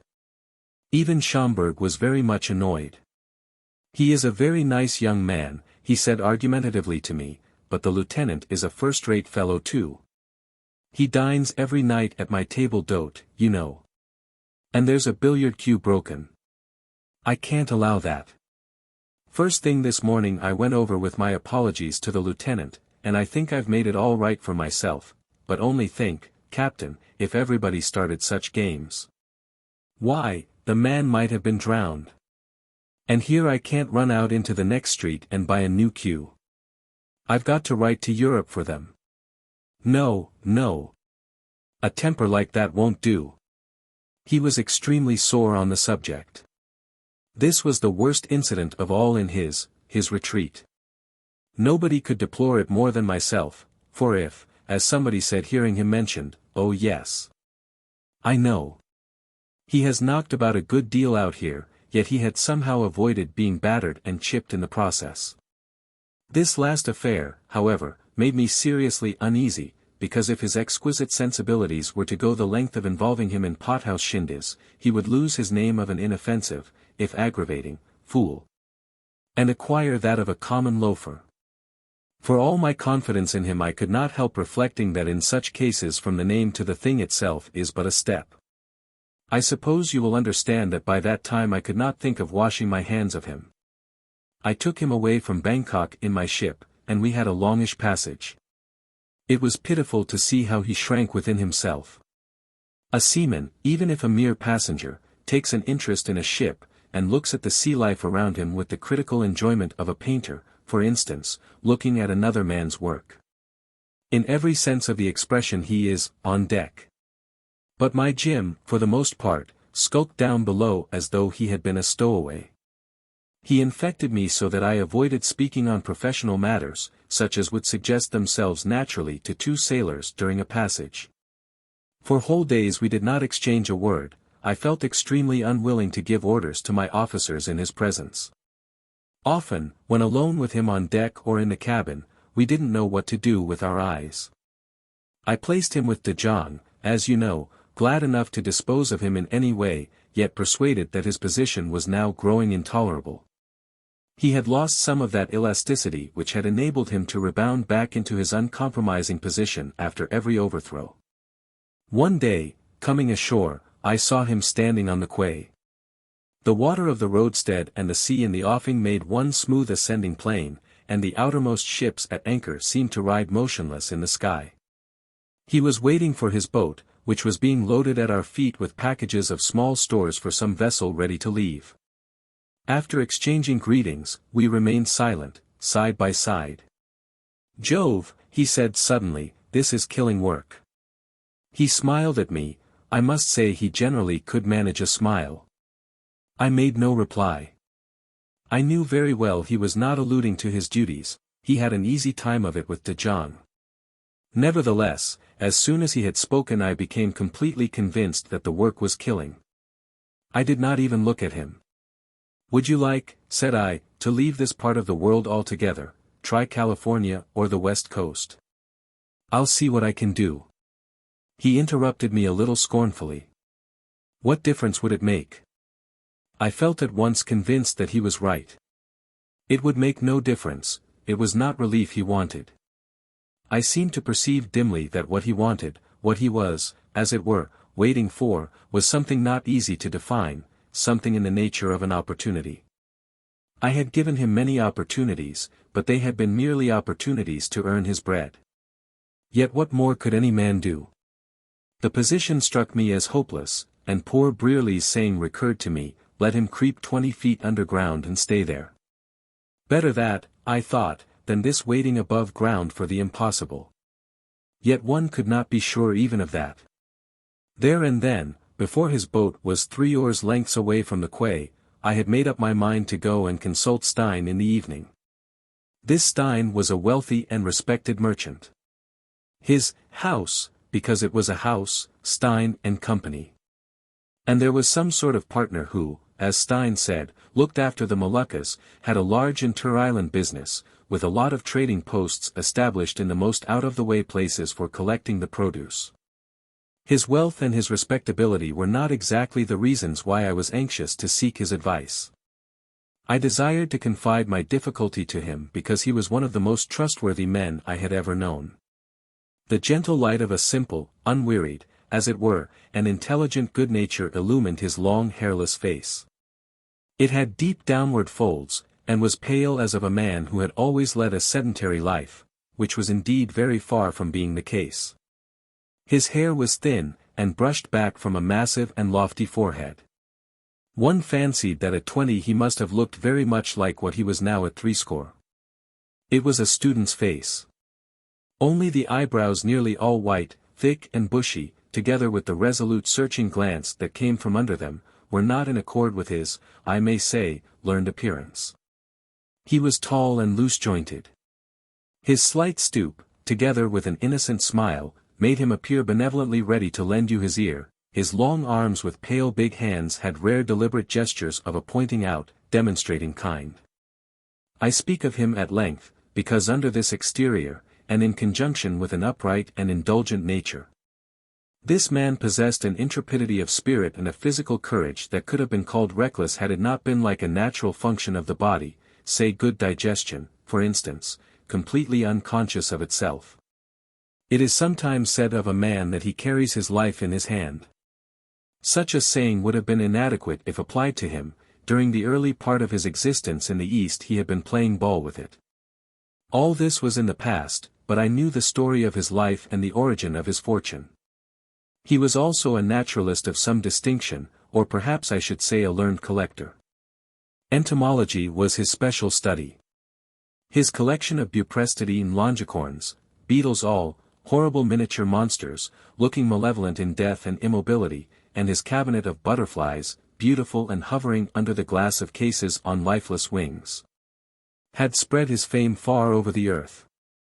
The name of this merchant, adventurer, sometime adviser of a Malay sultan, to whom he never alluded otherwise than as, my poor Muhammad Bonso, had, on account of a few bushels of dead insects, become known to learned persons in Europe, who could have had no conception, and certainly would not have cared to know anything, of his life or character.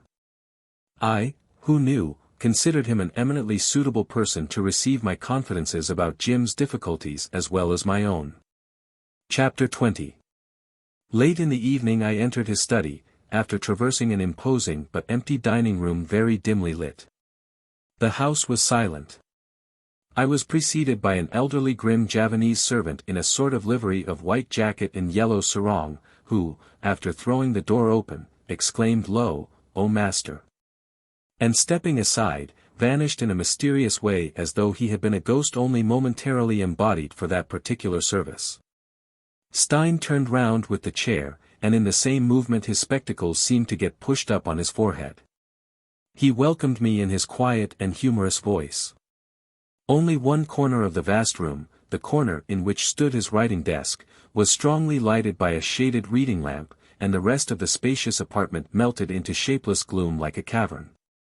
Narrow shelves filled with dark boxes of uniform shape and color ran round the walls, not from floor to ceiling, but in a somber belt about 4 feet broad.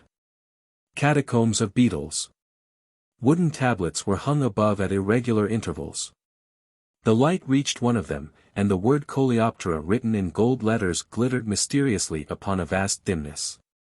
The glass cases containing the collection of butterflies were ranged in 3 long rows upon slender-legged little tables. One of these cases had been removed from its place and stood on the desk, which was bestrewn with oblong slips of paper blackened with minute handwriting.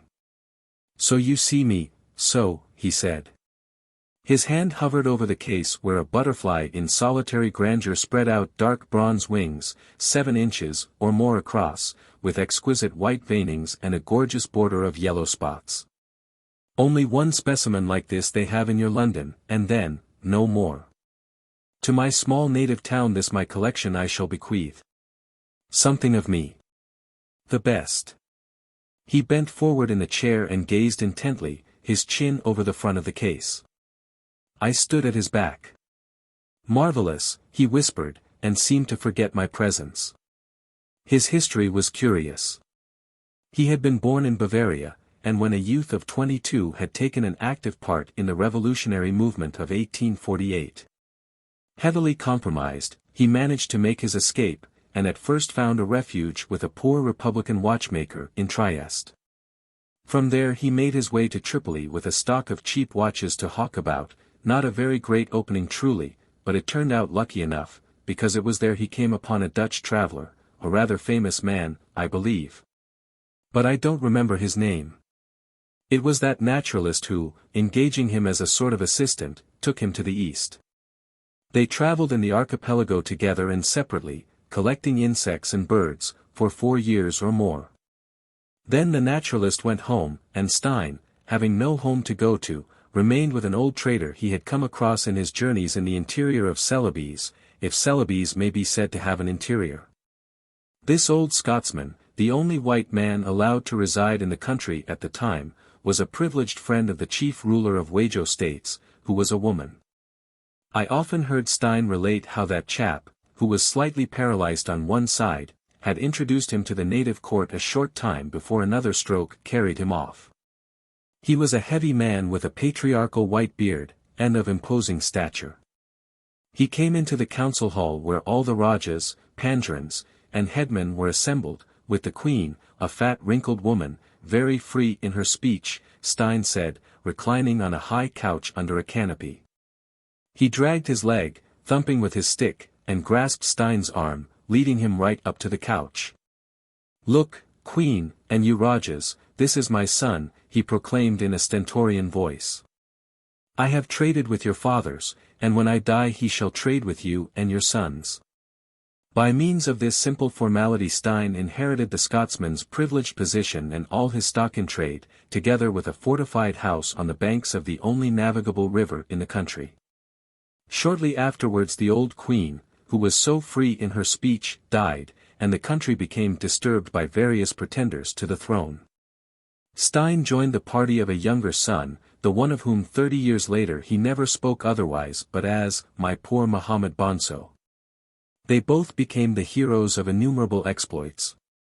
They had wonderful adventures, and once stood a siege in the Scotsman's house for a month, with only a score of followers against a whole army. I believe the natives talk of that war to this day. Meantime, it seems, Stein never failed to annex on his own account every butterfly or beetle he could lay hands on.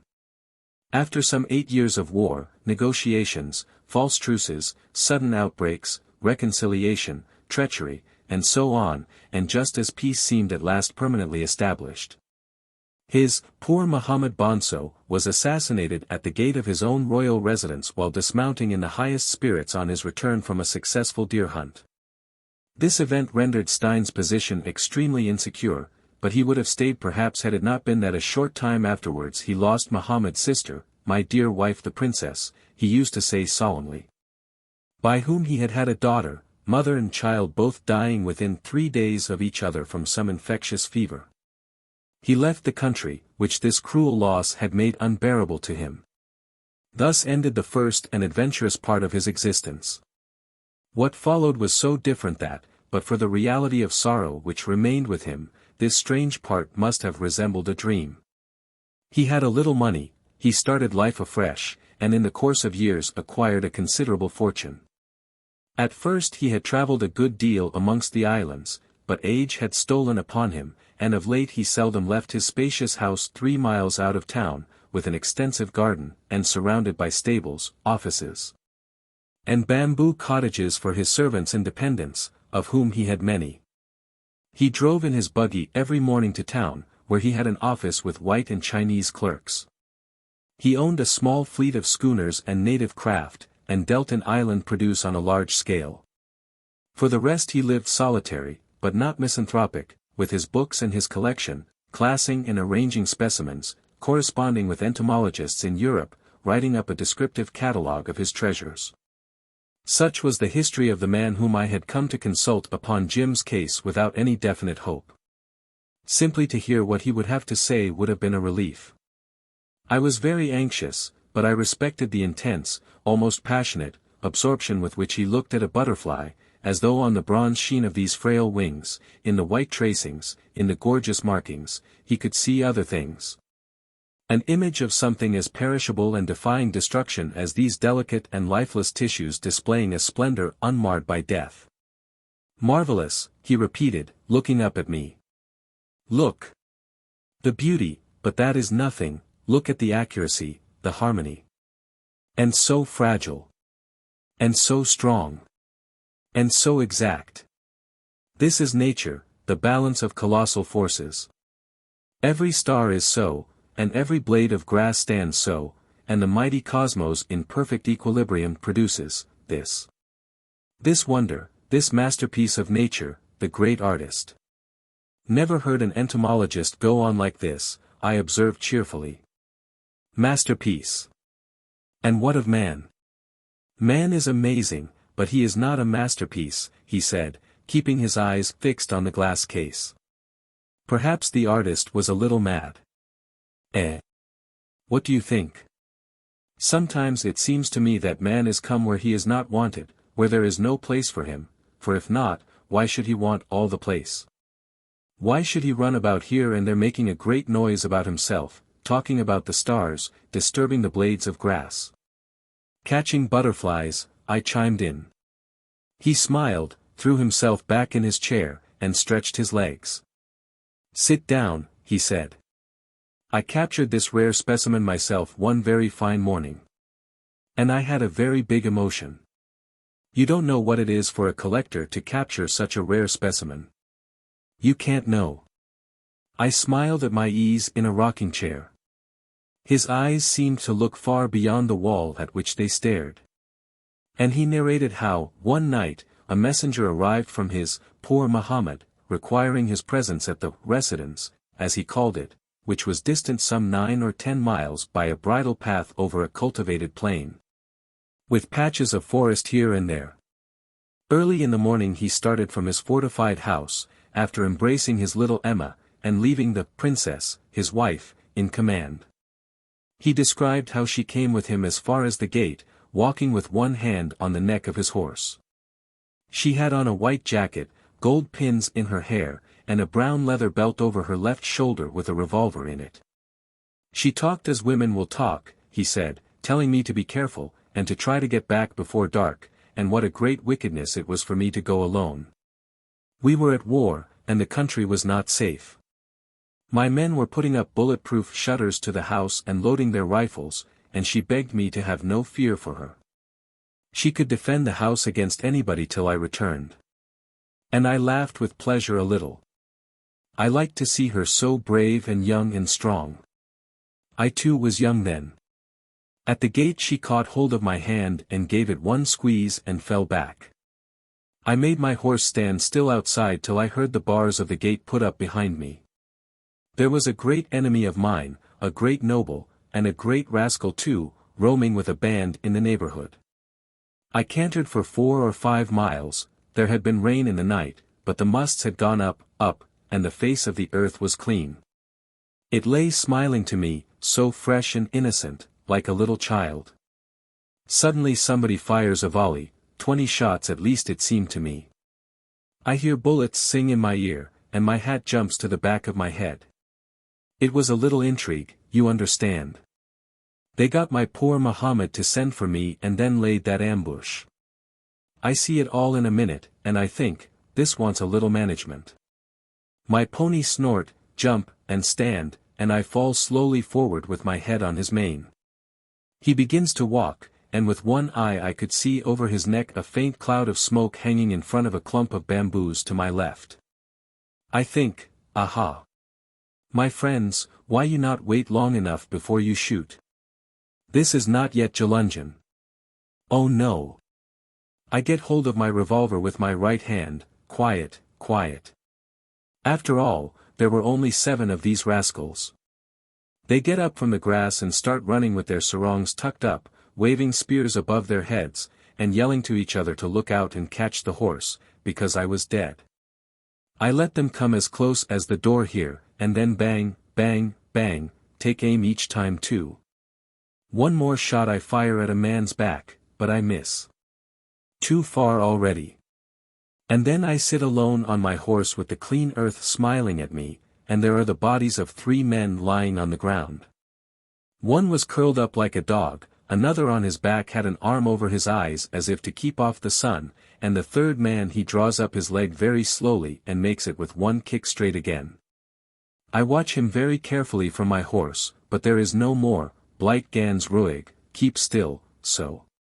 And as I looked at his face for some sign of life I observed something like a faint shadow pass over his forehead.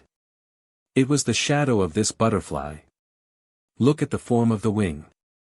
This species fly high with a strong flight.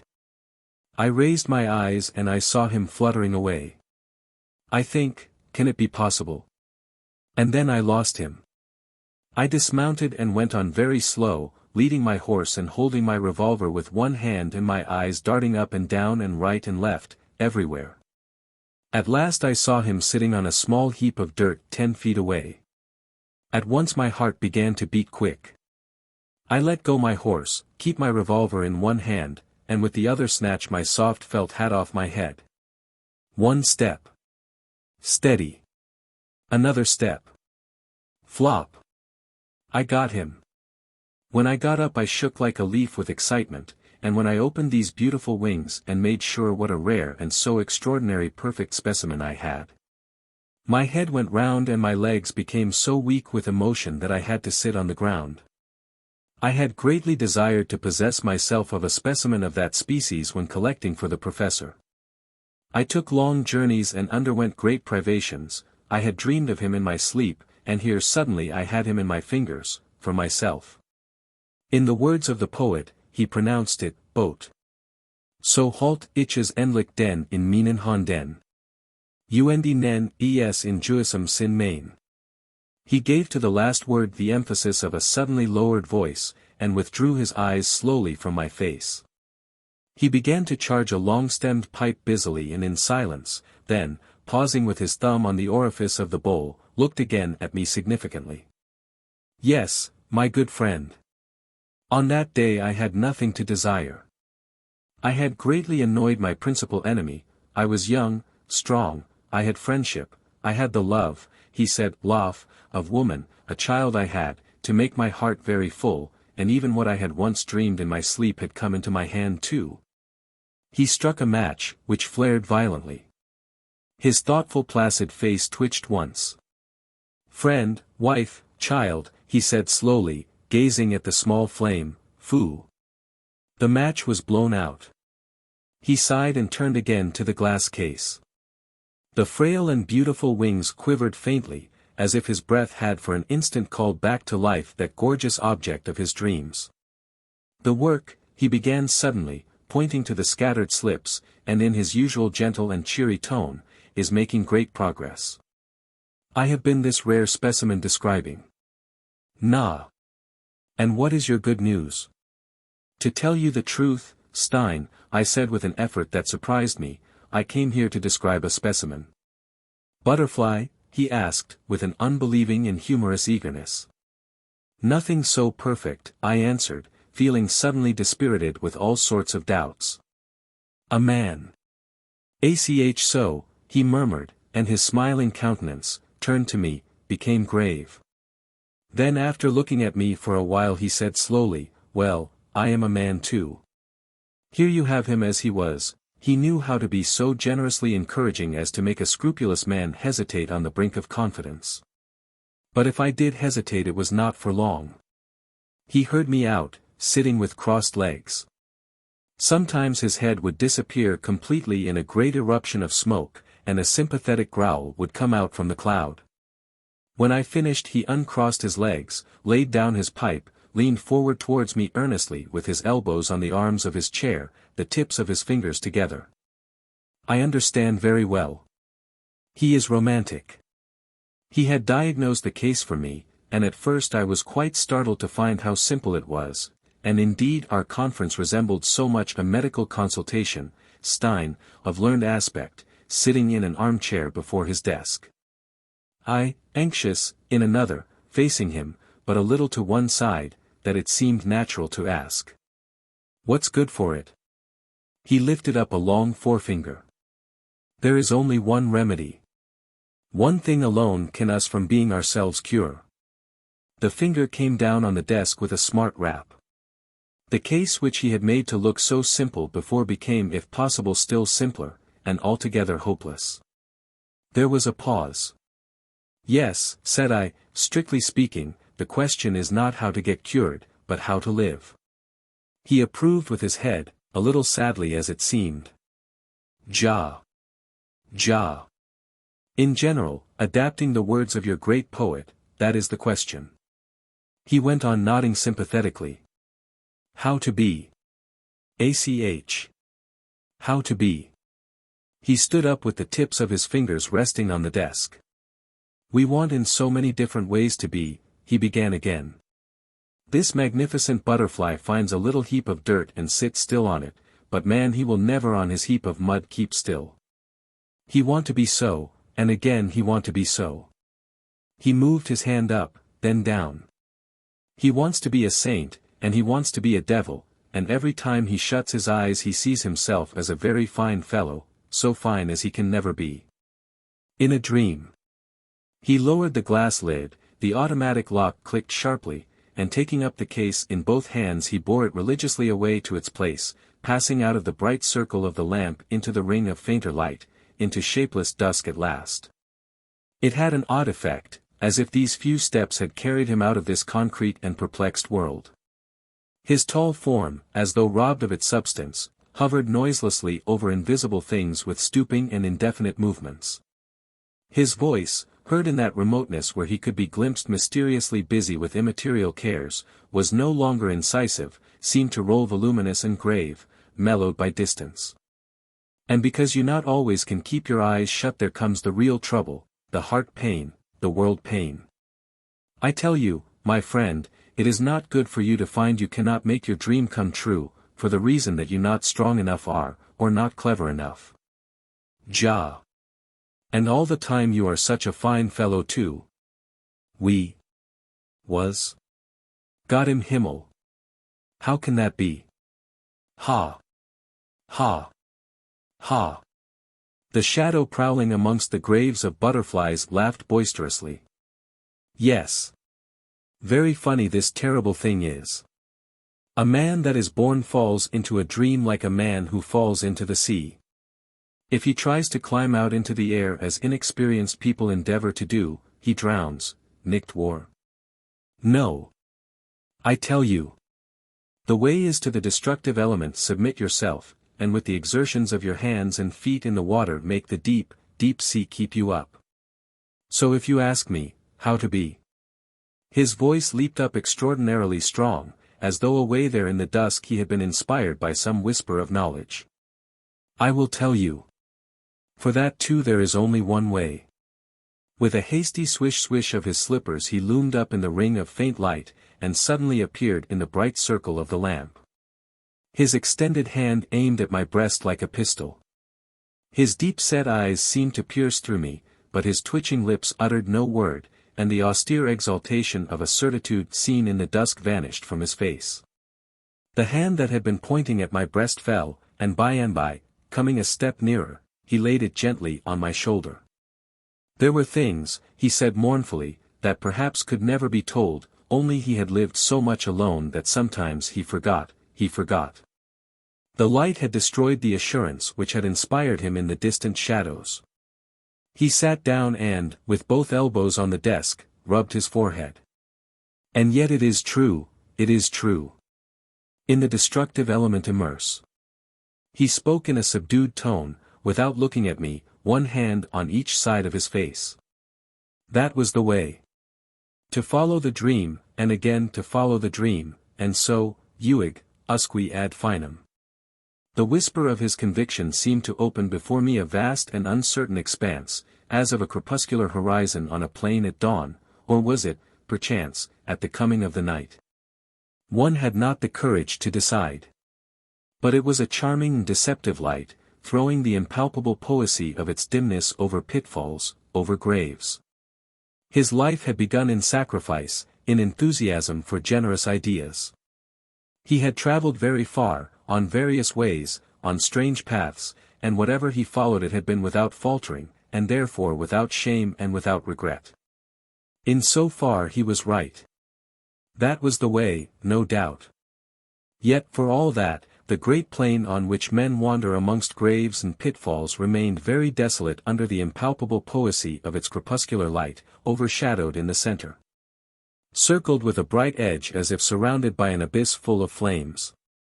When at last I broke the silence it was to express the opinion that no one could be more romantic than himself. He shook his head slowly, and afterwards looked at me with a patient and inquiring glance. "It was a shame," he said. "There we were sitting and talking like two boys, instead of putting our heads together to find something practical, a practical remedy, for the evil, for the great evil," he repeated, with a humorous and indulgent smile. For all that, our talk did not grow more practical.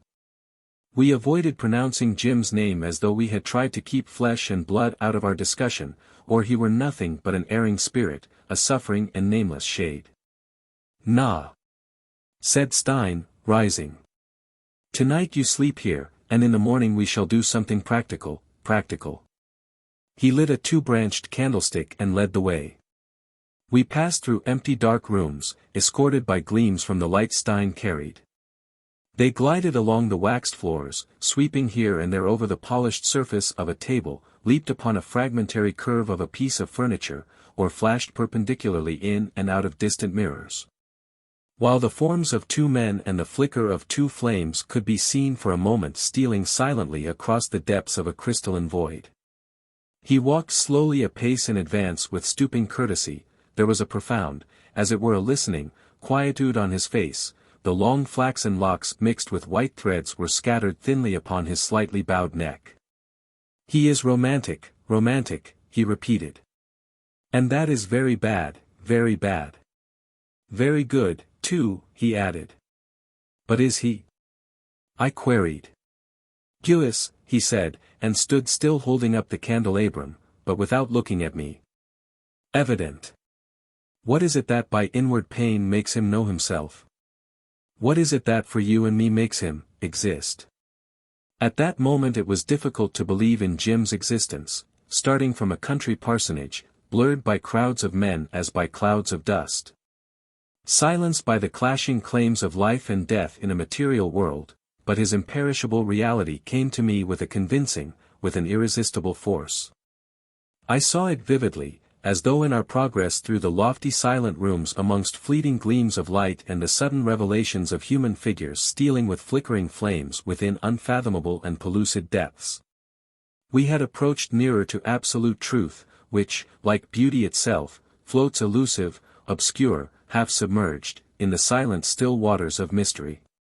"Perhaps he is," I admitted with a slight laugh, whose unexpectedly loud reverberation made me lower my voice directly, "but I am sure you are." With his head dropping on his breast and the light held high he began to walk again.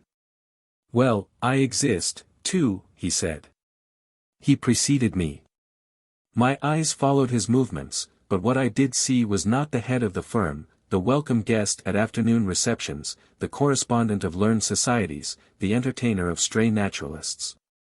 I saw only the reality of his destiny, which he had known how to follow with unfaltering footsteps, that life begun in humble surroundings, rich in generous enthusiasms, in friendship, love, war, in all the exalted elements of romance.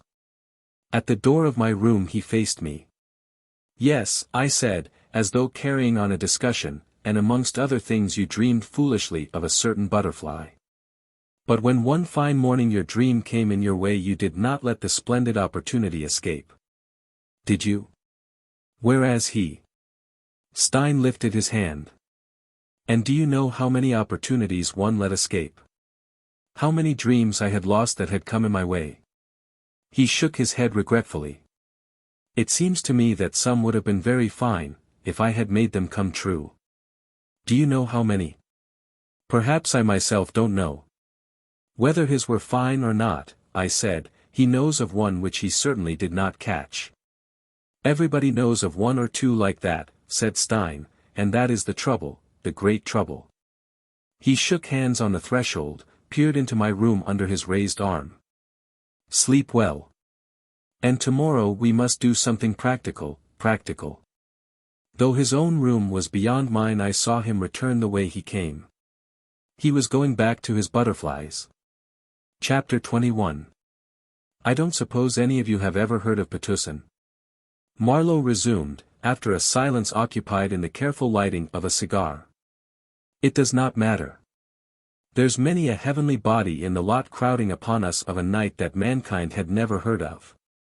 It being outside the sphere of its activities and of no earthly importance to anybody but to the astronomers who are paid to talk learnedly about its composition, weight, path, the irregularities of its conduct, the aberrations of its light, a sort of scientific scandalmongering. Thus with Patna.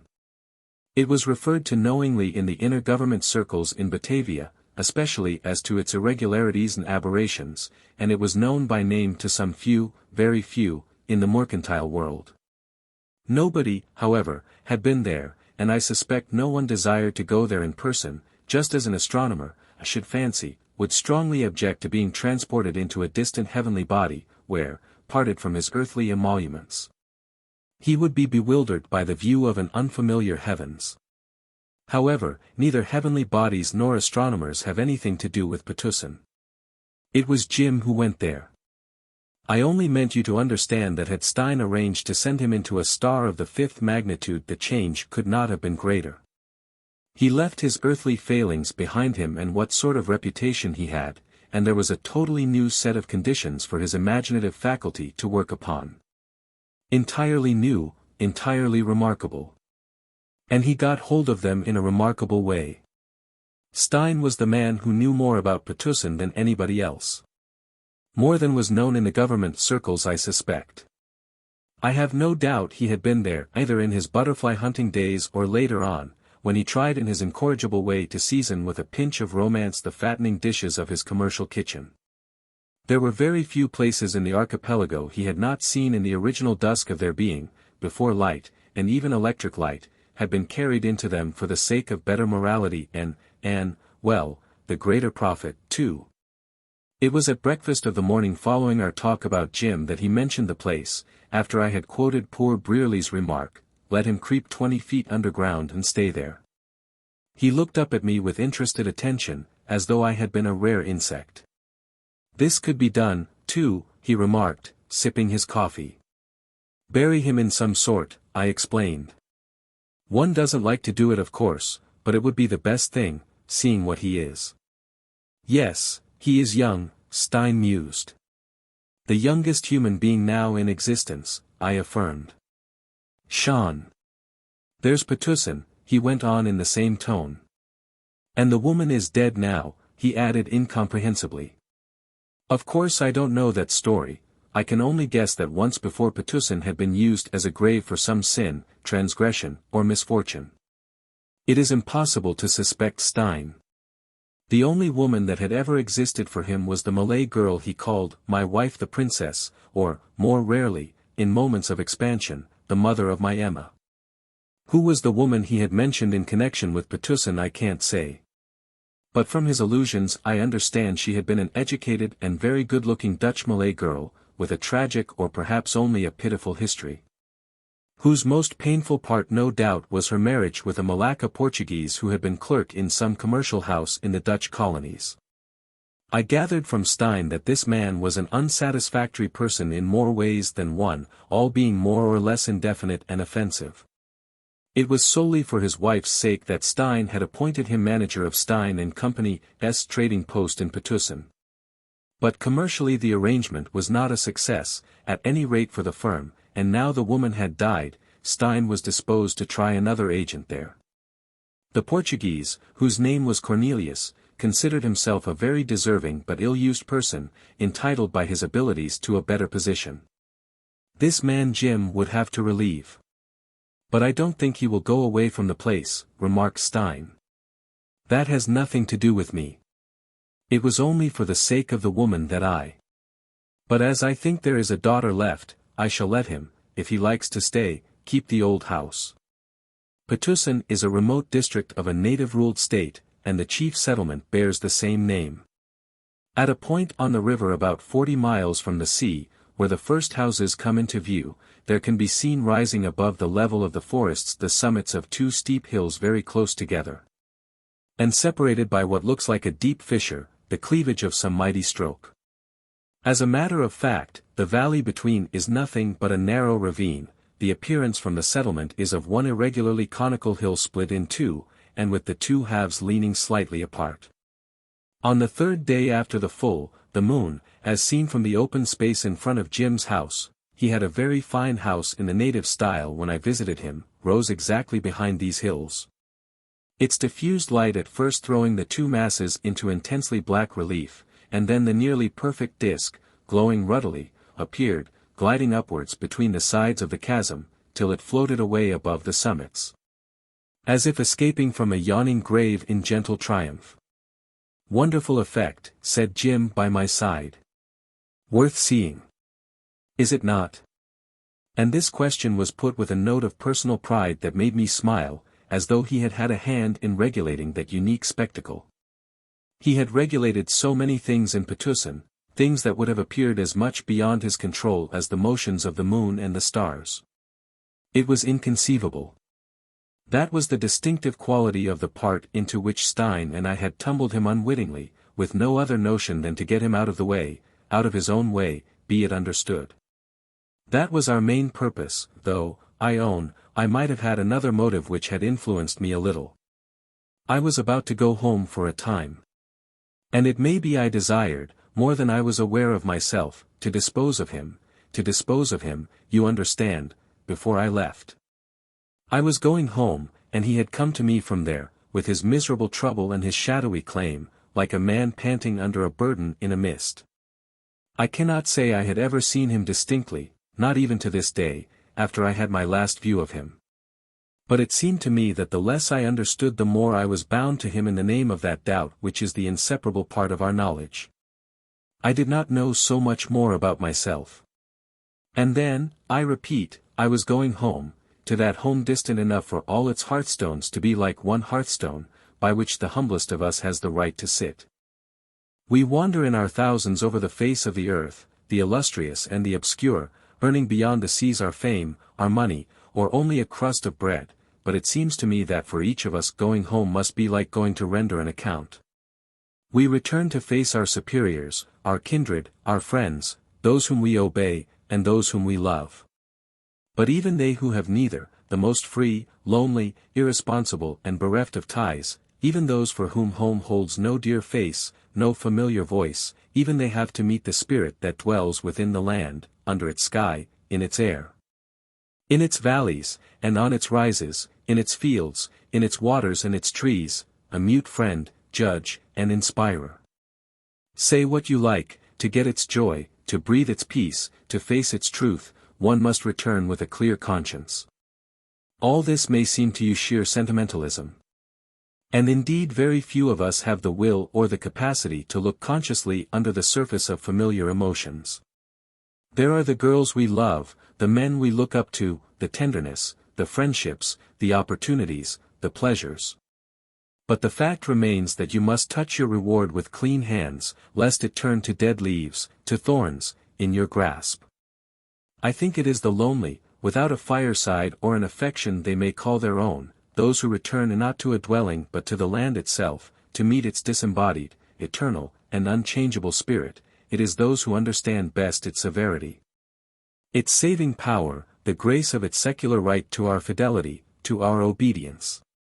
Yes. Few of us understand, but we all feel it though, and I say all without exception, because those who do not feel do not count. Each blade of grass has its spot on earth whence it draws its life, its strength. And so is man rooted to the land from which he draws his faith together with his life. I don't know how much Jim understood. But I know he felt confusedly but powerfully, the demand of some such truth or some such illusion, I don't care how you call it, there is so little difference, and the difference means so little.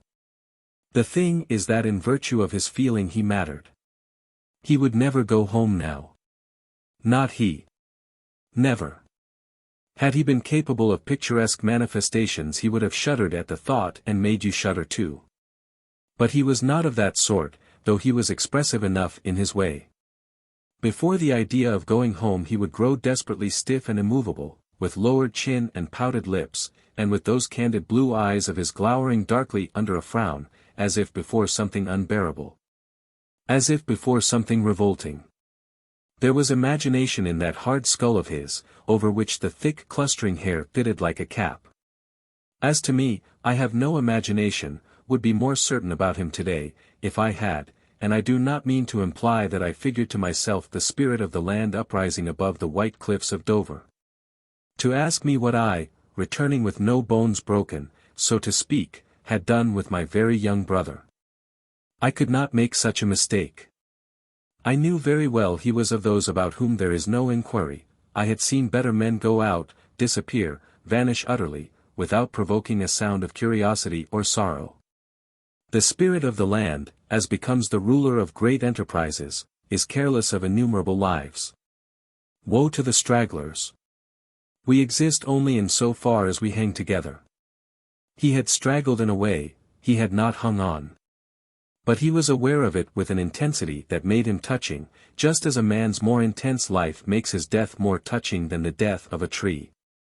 I happened to be handy, and I happened to be touched. That's all there is to it. I was concerned as to the way he would go out.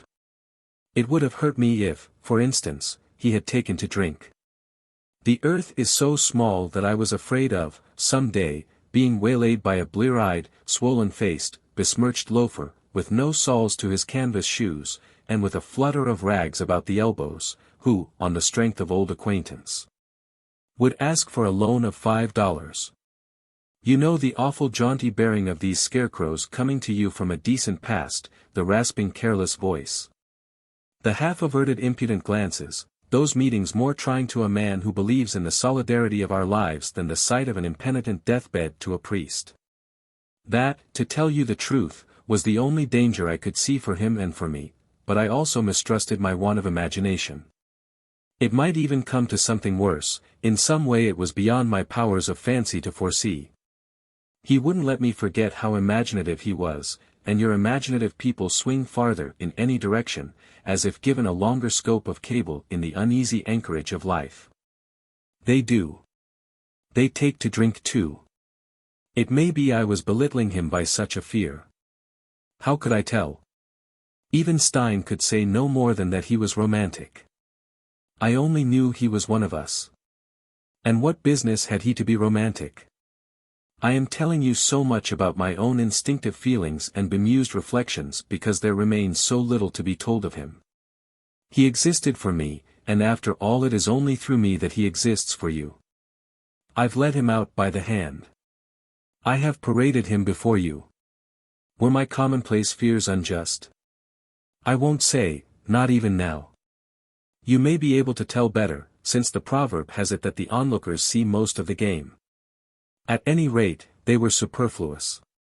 He did not go out, not at all, on the contrary, he came on wonderfully, came on straight as a die and in excellent form, which showed that he could stay as well as spurt. I ought to be delighted, for it is a victory in which I had taken my part. But I am not so pleased as I would have expected to be. I ask myself whether his rush had really carried him out of that mist in which he loomed interesting if not very big, with floating outlines, a straggler yearning inconsolably for his humble place in the ranks. And besides, the last word is not said, probably shall never be said. Are not our lives too short for that full utterance which through all our stammerings is of course our only and abiding intention? I have given up expecting those last words, whose ring, if they could only be pronounced, would shake both heaven and earth. There is never time to say our last word, the last word of our love, of our desire, faith, remorse, submissions, revolt. The heaven and the earth must not be shaken, I suppose, at least, not by us who know so many truths about either. My last words about Jim shall be few. I affirm he had achieved greatness. But the thing would be dwarfed in the telling, or rather in the hearing. Frankly, it is not my words that I mistrust but your minds. I could be eloquent were I not afraid you fellows had starved your imaginations to feed your bodies. I do not mean to be offensive, it is respectable to have no illusions, and safe, and profitable, and dull. Yet you, too, in your time must have known the intensity of life, that light of glamour created in the shock of trifles, as amazing as the glow of sparks struck from a cold stone, and as short-lived, alas. Chapter 22. The conquest of love, honor, men's confidence, the pride of it, the power of it, are fit materials for a heroic tale, only our minds are struck by the externals of such a success, and to Jim's successes there were no externals. 30 miles of forest shut it off from the sight of an indifferent world, and the noise of the white surf along the coast overpowered the voice of fame. The stream of civilization, as if divided on a headland 100 miles north of Patna, branches east and southeast, leaving its plains and valleys, its old trees and its old mankind, neglected and isolated. Such as an insignificant and crumbling islet between the two branches of a mighty, devouring stream. You find the name of the country pretty often in collections of old voyages. The 17th-century traders went there for pepper, because the passion for pepper seemed to burn like a flame of love in the breast of Dutch and English adventurers about the time of James I. Where wouldn't they go for pepper?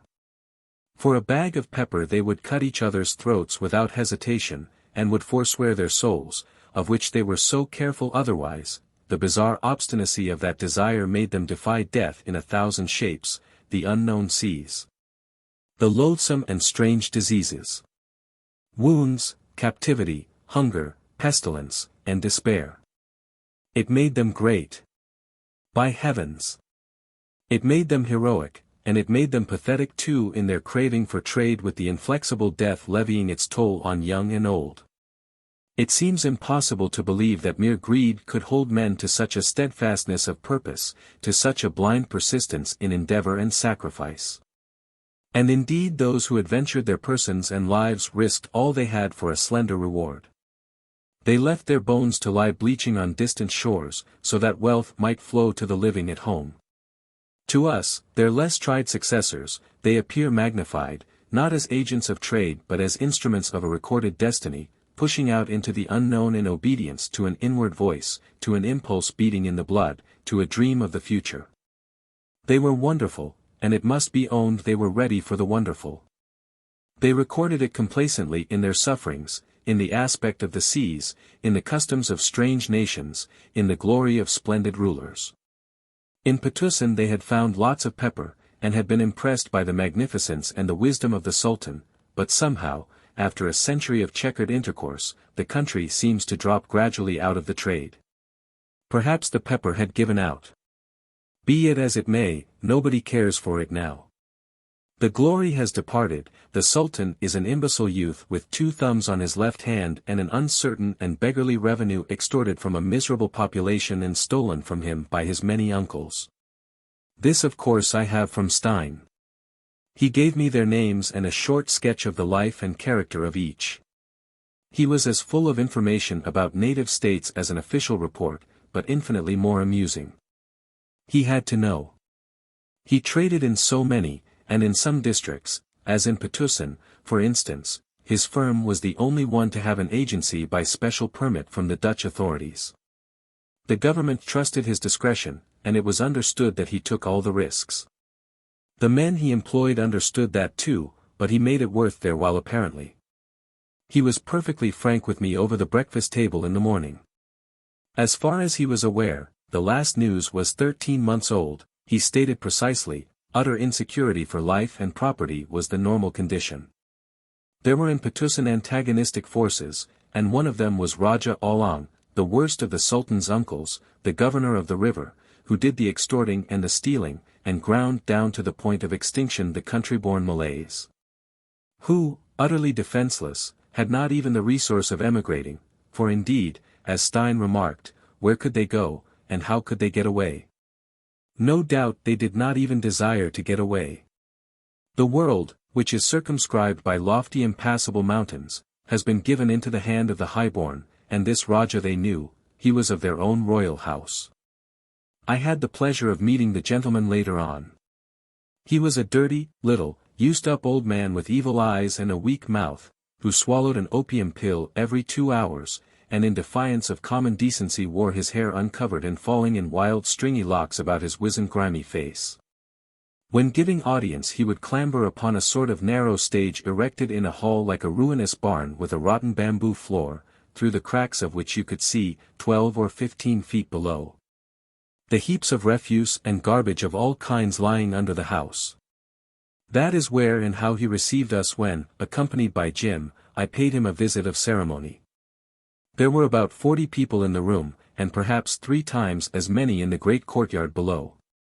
There was constant movement, coming and going, pushing and murmuring, at our backs.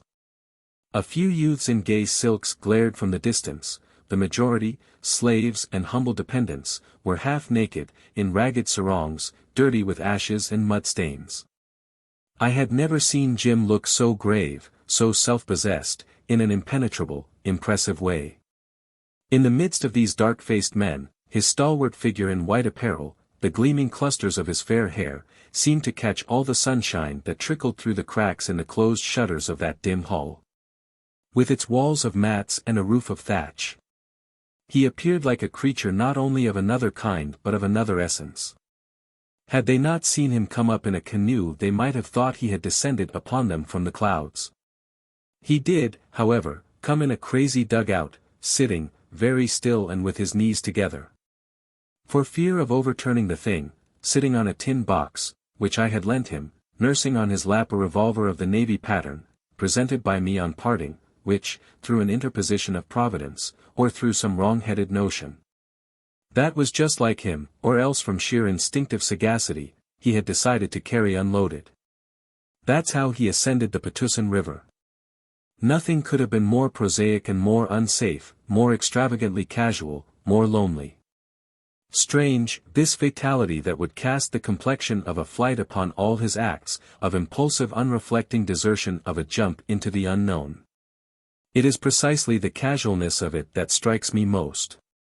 Neither Stein nor I had a clear conception of what might be on the other side when we, metaphorically speaking, took him up and hove him over the wall with scant ceremony. At the moment I merely wished to achieve his disappearance. Stein characteristically enough had a sentimental motive. He had a notion of paying off, in kind, I suppose, the old debt he had never forgotten.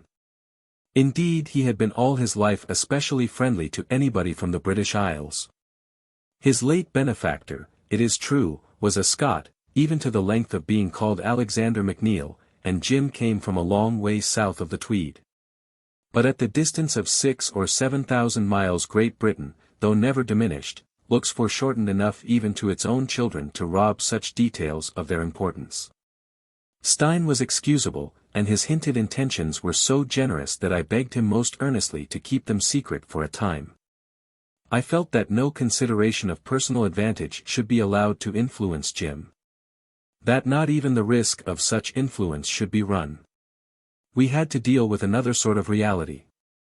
He wanted a refuge, and a refuge at the cost of danger should be offered him, nothing more. Upon every other point I was perfectly frank with him, and I even, as I believed at the time, exaggerated the danger of the undertaking. As a matter of fact I did not do it justice. His first day in Patna was nearly his last, would have been his last if he had not been so reckless or so hard on himself and had condescended to load that revolver. I remember, as I unfolded our precious scheme for his retreat, how his stubborn but weary resignation was gradually replaced by surprise, interest, wonder, and by boyish eagerness. This was a chance he had been dreaming of. He couldn't think how he merited that. He would be shot if he could see to what he owed. And it was Stein the merchant, who, but of course it was me he had to. I cut him short. He was not articulate, and his gratitude caused me inexplicable pain. I told him that if he owed this chance to any one especially, it was to an old Scot of whom he had never heard, who had died many years ago, of whom little was remembered besides a roaring voice and a rough sort of honesty. There was really no one to receive his thanks. Stein was passing on to a young man the help he had received in his own young days, and I had done no more than to mention his name. Upon this he colored, and, twisting a bit of paper in his fingers, he remarked bashfully that I had always trusted him. I admitted that such was the case, and added after a pause that I wished he had been able to follow my example. "You think I don't?" he asked uneasily, and remarked in a mutter that one had to get some sort of show first, then brightening up, and in a loud voice he protested he would give me no occasion to regret my confidence, which. "Do not misapprehend," I interrupted. "It is not in your power to make me regret anything. There would be no regrets. But if there were, it would be altogether my own affair. On the other hand, I wished him to understand clearly that this arrangement, this experiment, was his own doing. He was responsible for it and no one else.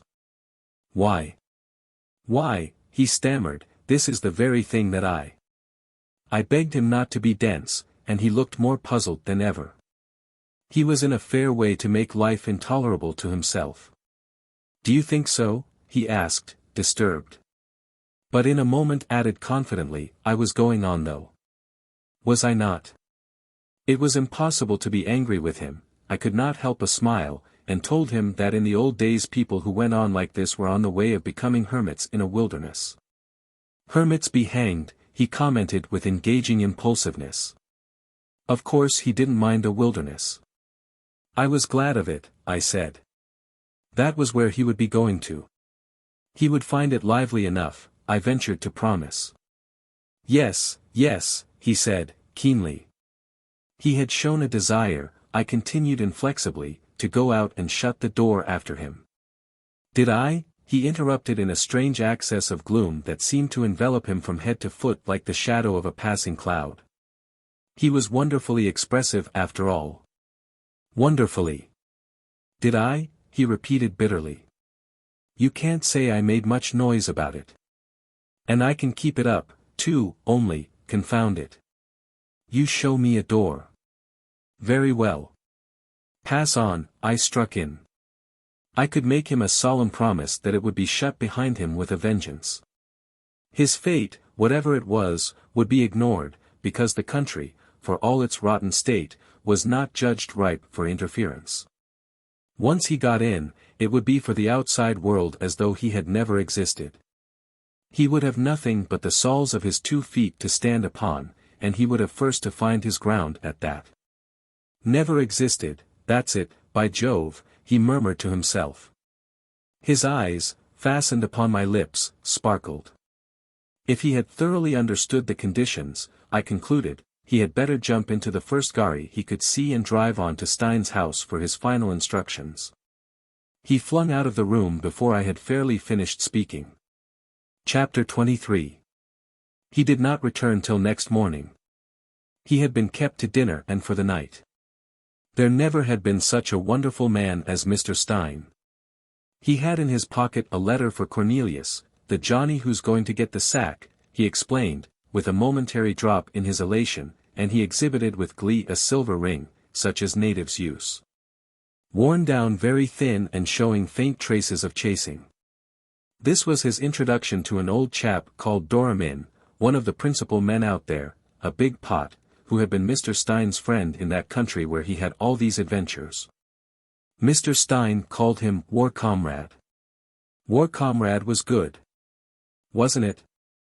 And didn't Mr. Stein speak English wonderfully well?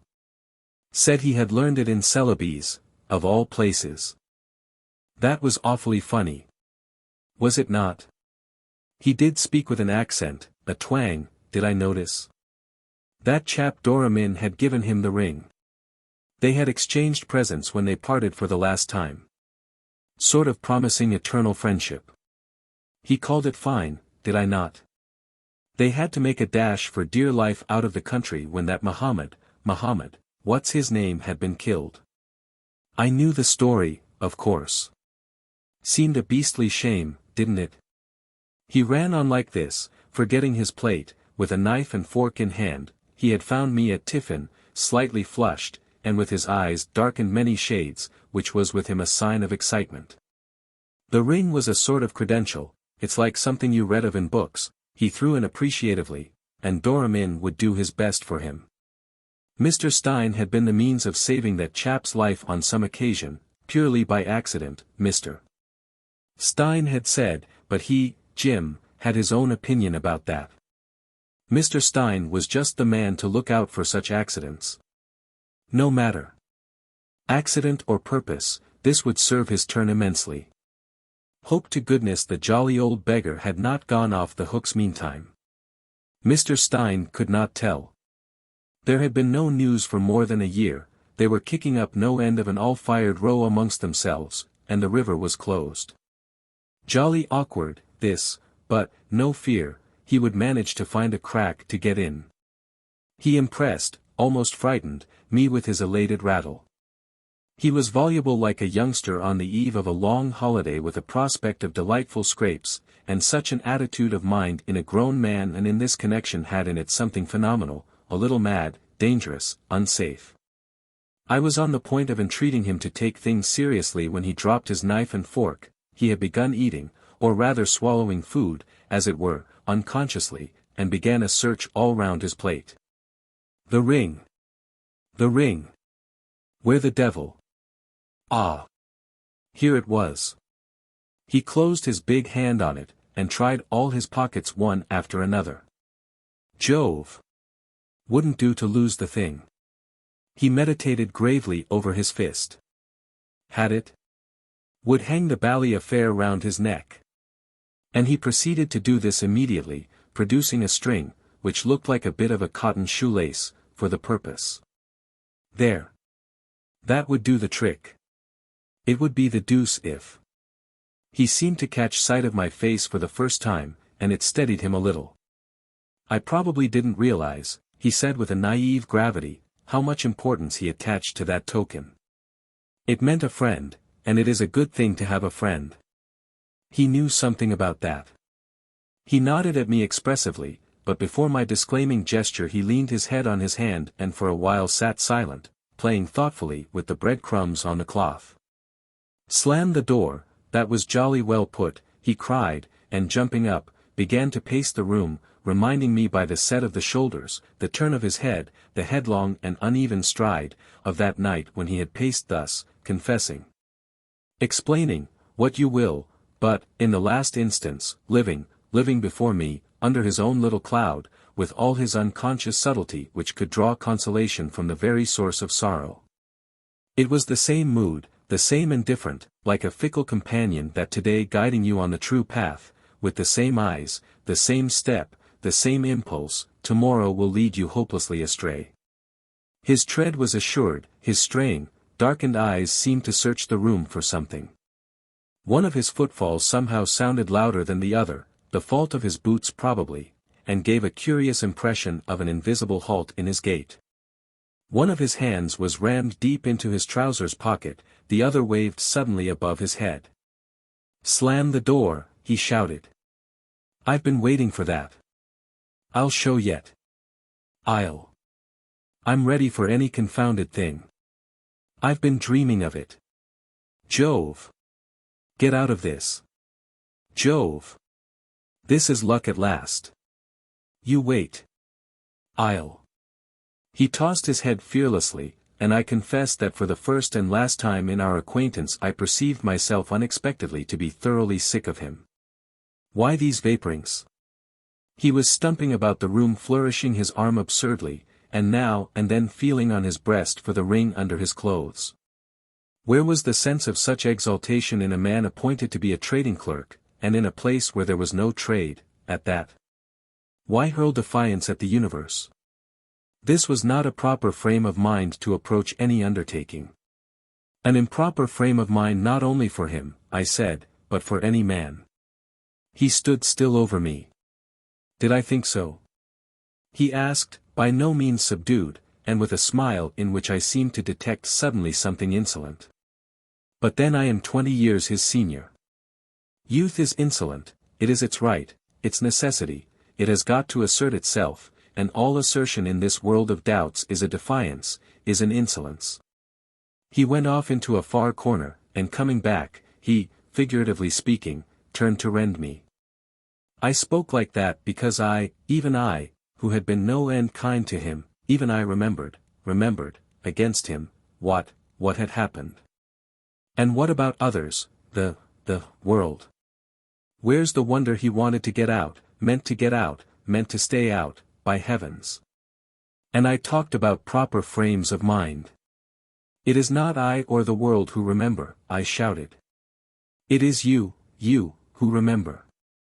He did not flinch, and went on with heat, forget everything, everybody. His voice fell. But you, he added. Yes, me too, if it would help, I said, also in a low tone. After this we remained silent and languid for a time as if exhausted. Then he began again, composedly, and told me that Mr. Stein had instructed him to wait for a month or so, to see whether it was possible for him to remain, before he began building a new house for himself, so as to avoid vain expense. He did make use of funny expressions, Stein did. Vain expense was good. Remain. Why? Of course. He would hang on. Let him only get in, that's all, he would answer for it, he would remain. Never get out. It was easy enough to remain. Don't be foolhardy, I said, rendered uneasy by his threatening tone. If you only live long enough you will want to come back. Come back to what? He asked absently, with his eyes fixed upon the face of a clock on the wall. I was silent for a while. Is it to be never, then? I said. Never, he repeated dreamily without looking at me, and then flew into sudden activity. Jove! 2 o'clock, and I sail at 4. It was true. A brigantine of Stein's was leaving for the westward that afternoon, and he had been instructed to take his passage in her, only no orders to delay the sailing had been given. I suppose Stein forgot. He made a rush to get his things while I went aboard my ship, where he promised to call on his way to the outer roadstead. He turned up accordingly in a great hurry and with a small leather valise in his hand. This wouldn't do, and I offered him an old tin trunk of mine supposed to be watertight, or at least damp-tight. He effected the transfer by the simple process of shooting out the contents of his valise as you would empty a sack of wheat. I saw 3 books in the tumble, 2 small, in dark covers, and a thick green and gold volume, a half-crown complete Shakespeare. You read this? I asked. Yes. Best thing to cheer up a fellow, he said hastily. I was struck by this appreciation, but there was no time for Shakespearean talk. A heavy revolver and 2 small boxes of cartridges were lying on the cuddy table. Pray take this, I said. It may help you to remain. No sooner were these words out of my mouth than I perceived what grim meaning they could bear. May help you to get in, I corrected myself remorsefully. He however was not troubled by obscure meanings. He thanked me effusively and bolted out, calling goodbye over his shoulder. I heard his voice through the ship's side urging his boatmen to give way, and looking out of the stern port I saw the boat rounding under the counter. He sat in her leaning forward, exciting his men with voice and gestures. And as he had kept the revolver in his hand and seemed to be presenting it at their heads, I shall never forget the scared faces of the 4 Javanese, and the frantic swing of their stroke which snatched that vision from under my eyes. Then turning away, the first thing I saw were the 2 boxes of cartridges on the cuddy table. He had forgotten to take them. I ordered my gig manned at once. But Jim's rowers, under the impression that their lives hung on a thread while they had that madman in the boat, made such excellent time that before I had traversed half the distance between the 2 vessels I caught sight of him clambering over the rail, and of his box being passed up. All the brigantine's canvas was loose, her mainsail was set, and the windlass was just beginning to clink as I stepped upon her deck. Her master, a dapper little half-caste of 40 or so, in a blue flannel suit, with lively eyes. His round face the color of lemon peel, and with a thin little black mustache drooping on each side of his thick, dark lips, came forward smirking. He turned out, notwithstanding his self-satisfied and cheery exterior, to be of a careworn temperament. In answer to a remark of mine, while Jim had gone below for a moment, he said, "Oh yes. Petusin." He was going to carry the gentleman to the mouth of the river, but would never ascend. His flowing English seemed to be derived from a dictionary compiled by a lunatic. Had Mr. Stein desired him to ascend, he would have, reverentially, I think he wanted to say respectfully, but devil only knows, reverentially made objects for the safety of properties. If disregarded, he would have presented resignation to quit. 12 months ago he had made his last voyage there, and though Mr. Cornelius propitiated many offertories to Mr. Raja Olang and the principal populations, on conditions which made the trade a snare and ashes in the mouth, yet his ship had been fired upon from the woods by irresponsive parties, all the way down the river. Which causing his crew, from exposure to limb to remain silent in hidings, the brigantine was nearly stranded on a sandbank at the bar, where she would have been perishable beyond the act of man. The angry disgust at the recollection, the pride of his fluency, to which he turned an attentive ear, struggled for the possession of his broad simple face. He scowled and beamed at me, and watched with satisfaction the undeniable effect of his phraseology. Dark frowns ran swiftly over the placid sea, and the brigantine, with her foretopsail to the mast and her main boom amidships, seemed bewildered amongst the catspaws. He told me further, gnashing his teeth, that the Raja was a laughable hyena, can't imagine how he got hold of hyenas, while somebody else was many times falser than the weapons of a crocodile. Keeping one eye on the movements of his crew forward, he let loose his volubility, comparing the place to a cage of beasts made ravenous by long impenitence. I fancy he meant impunity. He had no intention, he cried, to exhibit himself to be made attached purposefully to robbery. The long-drawn wails, giving the time for the pull of the men catting the anchor, came to an end, and he lowered his voice. Plenty too much enough of Patusan, he concluded, with energy. I heard afterwards he had been so indiscreet as to get himself tied up by the neck with a rattan halter to a post planted in the middle of a mud-hole before the Raja's house. He spent the best part of a day and a whole night in that unwholesome situation, but there is every reason to believe the thing had been meant as a sort of joke. He brooded for a while over that horrid memory, I suppose, and then addressed in a quarrelsome tone the man coming aft to the helm. When he turned to me again it was to speak judicially, without passion. He would take the gentleman to the mouth of the river at Badakring, Patusan town, being situated internally, he remarked, 30 miles. But in his eyes, he continued, a tone of bored, weary conviction replacing his previous voluble delivery, the gentleman was already, in the similitude of a corpse. What? What do you say? I asked. He assumed a startlingly ferocious demeanor, and imitated to perfection the act of stabbing from behind. Already like the body of one deported, he explained, with the insufferably conceited air of his kind after what they imagine a display of cleverness. Behind him I perceived Jim smiling silently at me, and with a raised hand checking the exclamation on my lips. Then, while the half-caste, bursting with importance, shouted his orders, while the yard swung creaking in the heavy boom came surging over, Jim and I, alone as it were, to leeward of the mainsail, clasped each other's hands and exchanged the last hurried words. My heart was freed from that dull resentment which had existed side by side with interest in his fate. The absurd chatter of the half-caste had given more reality to the miserable dangers of his path than Stein's careful statements. On that occasion the sort of formality that had been always present in our intercourse vanished from our speech. I believe I called him "dear boy," and he tacked on the words "old man" to some half-uttered expression of gratitude, as though his risk set off against my years had made us more equal in age and in feeling. There was a moment of real and profound intimacy, unexpected and short-lived like a glimpse of some everlasting, of some saving truth. He exerted himself to soothe me as though he had been the more mature of the two. All right," he said, rapidly, and with feeling. "I promise to take care of myself. Yes, I won't take any risks. Not a single blessed risk. Of course not. I mean to hang out. Don't you worry. Jove! I feel as if nothing could touch me.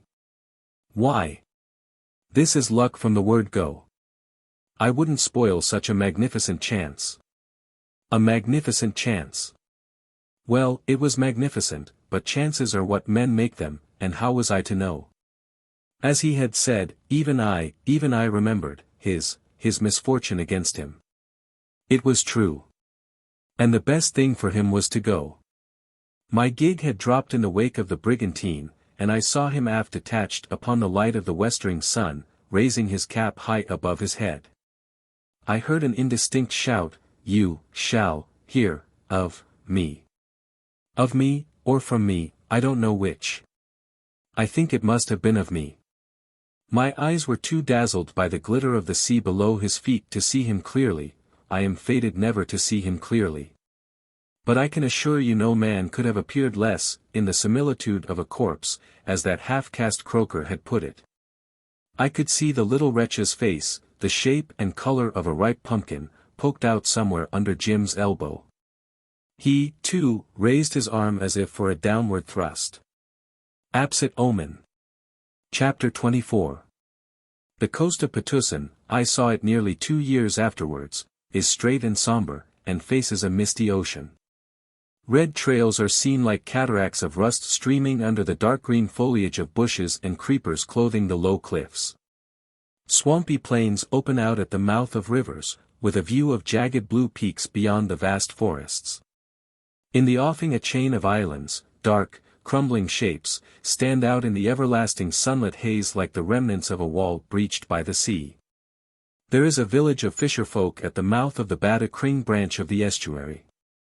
The river, which had been closed so long, was open then, and Stein's little schooner, in which I had my passage, worked her way up in 3 tides without being exposed to a fusillade from irresponsive parties. Such a state of affairs belonged already to ancient history, if I could believe the elderly headman of the fishing village, who came on board to act as a sort of pilot. He talked to me, the second white man he had ever seen, with confidence, and most of his talk was about the first white man he had ever seen. He called him Tuan Jim, and the tone of his references was made remarkable by a strange mixture of familiarity and awe. They, in the village, were under that lord's special protection, which showed that Jim bore no grudge. If he had warned me that I would hear of him, it was perfectly true. I was hearing of him. There was already a story that the tide had turned 2 hours before its time to help him on his journey up the river. The talkative old man himself had steered the canoe and had marveled at the phenomenon. Moreover, all the glory was in his family. His son and his son-in-law had paddled. But they were only youths without experience, who did not notice the speed of the canoe till he pointed out to them the amazing fact. Jim's coming to that fishing village was a blessing. But to them, as to many of us, the blessing came heralded by terrors. So many generations had been released since the last white man had visited the river that the very tradition had been lost. The appearance of the being that descended upon them and demanded inflexibly to be taken up to Patusan was discomposing, his insistence was alarming, his generosity more than suspicious. It was an unheard of request. There was no precedent. What would the Rajah say to this? What would he do to them? The best part of the night was spent in consultation, but the immediate risk from the anger of that strange man seemed so great that at last a cranky dugout was got ready. The women shrieked with grief as it put off. A fearless old hag cursed the stranger. He sat in it, as I've told you, on his tin box, nursing the unloaded revolver on his lap. He sat with precaution, than which there is nothing more fatiguing, and thus entered the land he was destined to fill with the fame of his virtues, from the blue peaks inland to the white ribbon of surf on the coast. At the first bend he lost sight of the sea with its laboring waves for ever rising, sinking, and vanishing to rise again, the very image of struggling mankind, and faced the immovable forests rooted deep in the soil, soaring towards the sunshine. Everlasting in the shadowy might of their tradition, like life itself. And his opportunity sat veiled by his side like an Eastern bride waiting to be uncovered by the hand of the master. He too was the heir of a shadowy and mighty tradition. He told me, however, that he had never in his life felt so depressed and tired as in that canoe.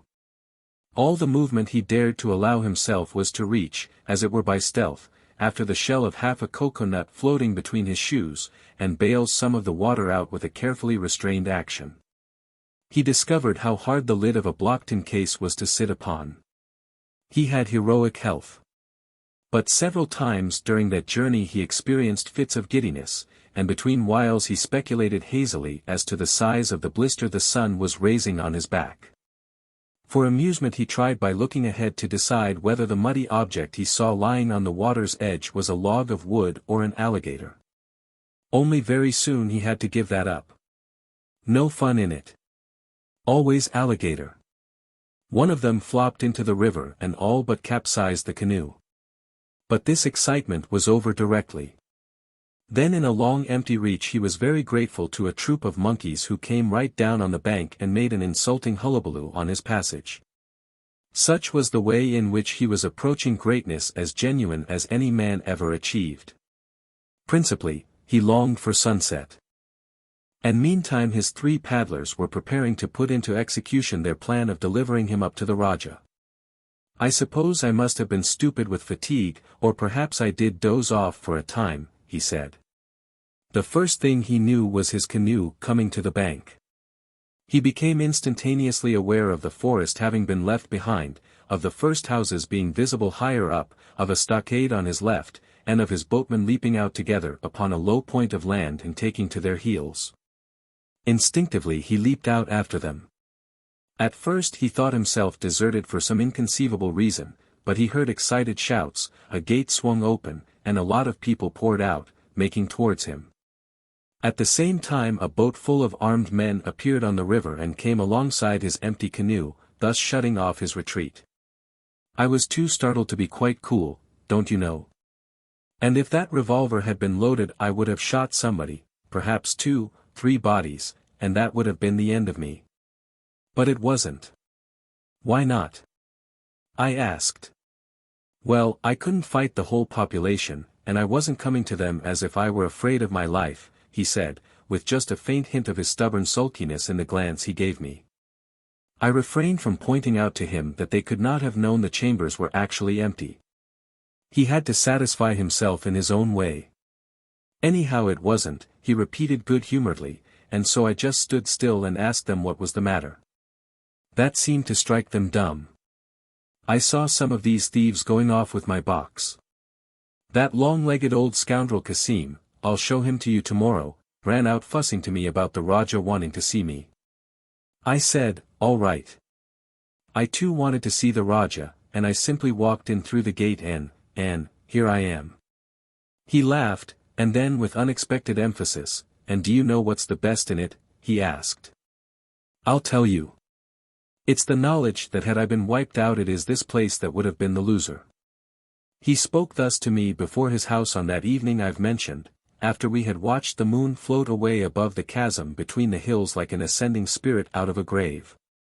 Its sheen descended, cold and pale, like the ghost of dead sunlight. There is something haunting in the light of the moon, it has all the dispassionateness of a disembodied soul, and something of its inconceivable mystery. It is to our sunshine, which, say what you like, is all we have to live by, what the echo is to the sound, misleading and confusing whether the note be mocking or sad. It robs all forms of matter, which, after all, is our domain, of their substance, and gives a sinister reality to shadows alone. And the shadows were very real around us, but Jim by my side looked very stalwart, as though nothing, not even the occult power of moonlight, could rob him of his reality in my eyes. Perhaps, indeed, nothing could touch him since he had survived the assault of the dark powers. All was silent, all was still, even on the river the moonbeams slept as on a pool. It was the moment of high water, a moment of immobility that accentuated the utter isolation of this lost corner of the earth. The houses crowding along the wide shining sweep without ripple or glitter, stepping into the water in a line of jostling, vague, grey, silvery forms mingled with black masses of shadow, were like a spectral herd of shapeless creatures pressing forward to drink in a spectral and lifeless stream. Here and there a red gleam twinkled within the bamboo walls, warm, like a living spark, significant of human affections, of shelter, of repose. He confessed to me that he often watched these tiny warm gleams go out one by one, that he loved to see people go to sleep under his eyes, confident in the security of tomorrow. Peaceful here, he asked. He was not eloquent, but there was a deep meaning in the words that followed. Look at these houses, there's not one where I am not trusted. Jove! I told you I would hang on. Ask any man, woman, or child. He paused. Well, I am all right anyhow. I observed quickly that he had found that out in the end. I had been sure of it, I added. He shook his head. Were you? He pressed my arm lightly above the elbow. Well, then, you were right. There was elation and pride, there was awe almost, in that low exclamation. Jove, he cried, only think what it is to me. Again he pressed my arm. And you asked me whether I thought of leaving. Good God! I want to leave. Especially now after what you told me of Mr. Stein's. Leave? Why? That's what I was afraid of. It would have been harder than dying. No, on my word.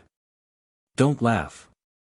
I must feel, every day, every time I open my eyes, that I am trusted, that nobody has a right, don't you know? Leave. For where? What for?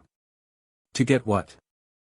I had told him, indeed it was the main object of my visit, that it was Stein's intention to present him at once with the house and the stock of trading goods, on certain easy conditions which would make the transaction perfectly regular and valid. He began to snort and plunge at first. Confound your delicacy! I shouted. It isn't Stein at all. It's giving you what you had made for yourself. And in any case keep your remarks for McNeil, when you meet him in the other world. I hope it won't happen soon. He had to give in to my arguments, because all his conquests, the trust, the fame, the friendships, the love, all these things that made him master had made him a captive, too. He looked with an owner's eye at the peace of the evening, at the river, at the houses, at the everlasting life of the forests, at the life of the old mankind, at the secrets of the land, at the pride of his own heart. But it was they that possessed him and made him their own to the innermost thought, to the slightest stir of blood, to his last breath. It was something to be proud of. I, too, was proud, for him, if not so certain of the fabulous value of the bargain. It was wonderful. It was not so much of his fearlessness that I thought. It is strange how little account I took of it, as if it had been something too conventional to be at the root of the matter. No. I was more struck by the other gifts he had displayed. He had proved his grasp of the unfamiliar situation, his intellectual alertness in that field of thought. There was his readiness, too. Amazing. And all this had come to him in a manner like keen scent to a well-bred hound.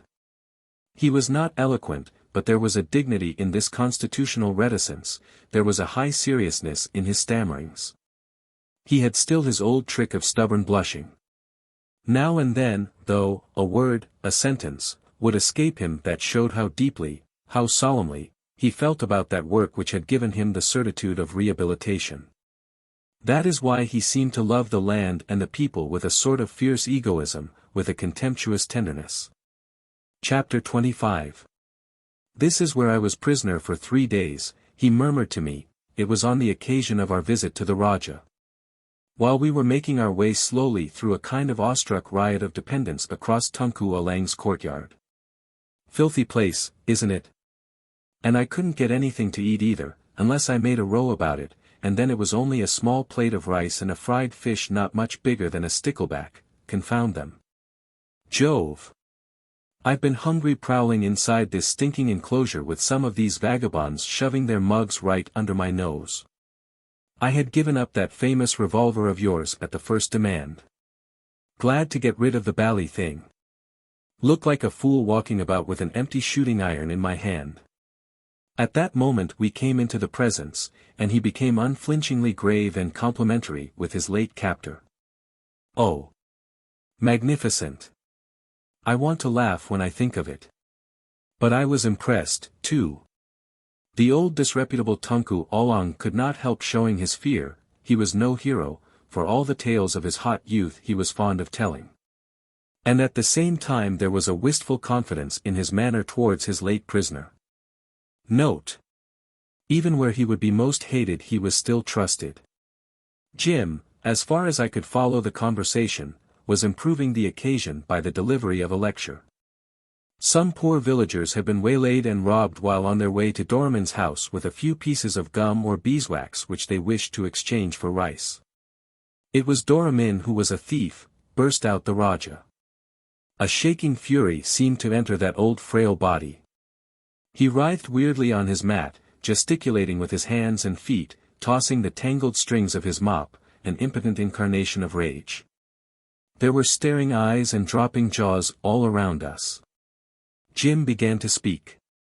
Resolutely, coolly, and for some time he enlarged upon the text that no man should be prevented from getting his food and his children's food honestly. The other sat like a tailor at his board, one palm on each knee, his head low, and fixing Jim through the grey hair that fell over his very eyes. When Jim had done there was a great stillness. Nobody seemed to breathe even. No one made a sound till the old Raja sighed faintly, and looking up, with a toss of his head, said quickly, "You hear, my people. No more of these little games." This decree was received in profound silence. A rather heavy man, evidently in a position of confidence, with intelligent eyes, a bony, broad, very dark face, and a cheerily officious manner, I learned later on he was the executioner, presented to us 2 cups of coffee on a brass tray, which he took from the hands of an inferior attendant. "You needn't drink," muttered Jim very rapidly. I didn't perceive the meaning at first, and only looked at him.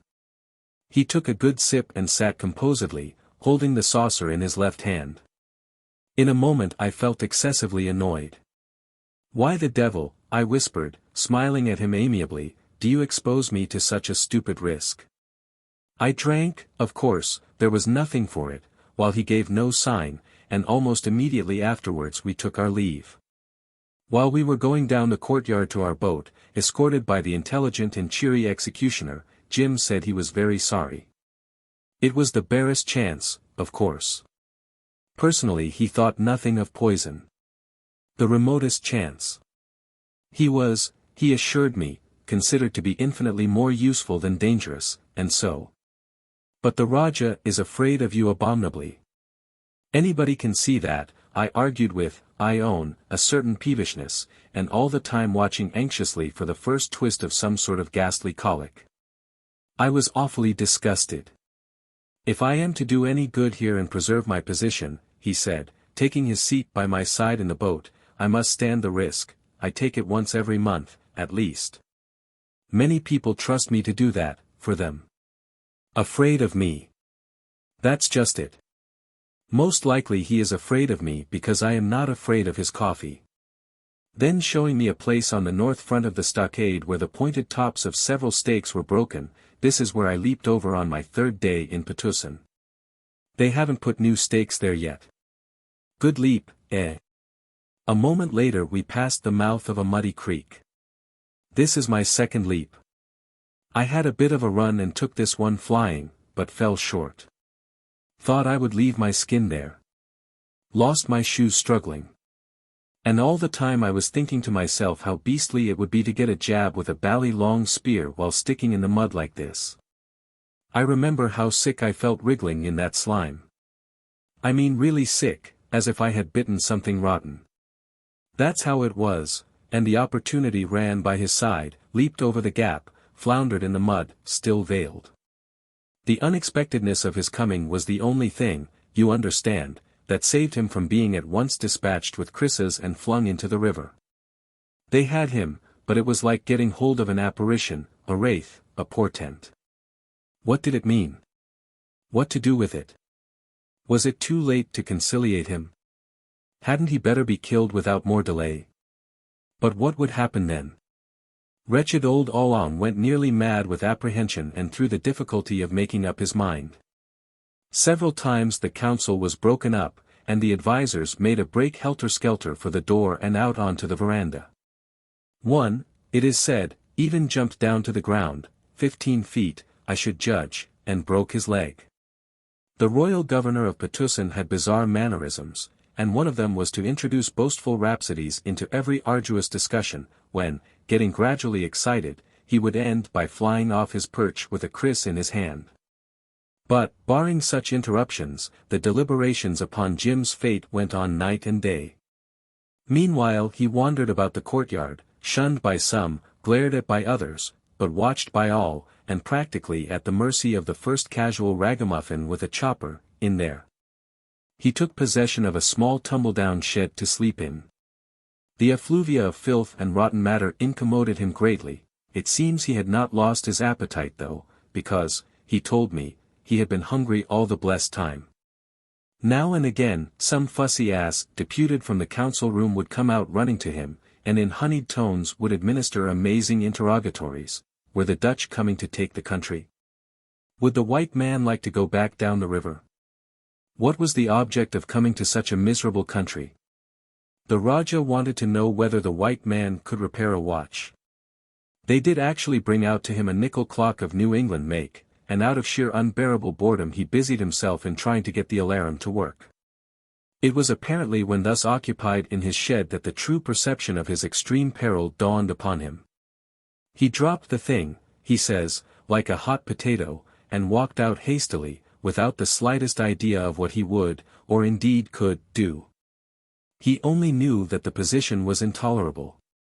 He strolled aimlessly beyond a sort of ramshackle little granary on posts, and his eyes fell on the broken stakes of the palisade.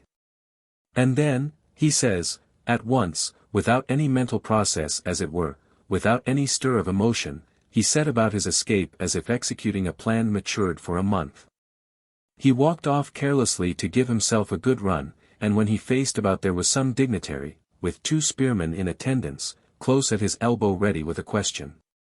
He started off, from under his very nose, went over, like a bird, and landed on the other side with a fall that jarred all his bones and seemed to split his head.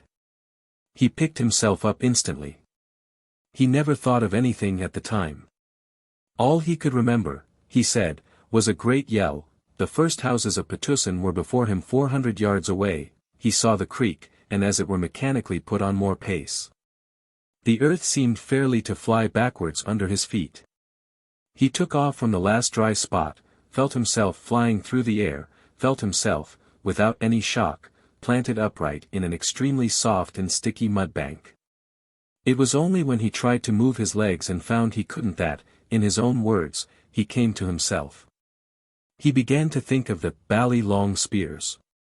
As a matter of fact, considering that the people inside the stockade had to run to the gate, then get down to the landing place, get into boats, and pull round a point of land, he had more advanced than he imagined. Besides, it being low water, the creek was without water, you couldn't call it dry, and practically he was safe for a time from everything but a very long shot perhaps.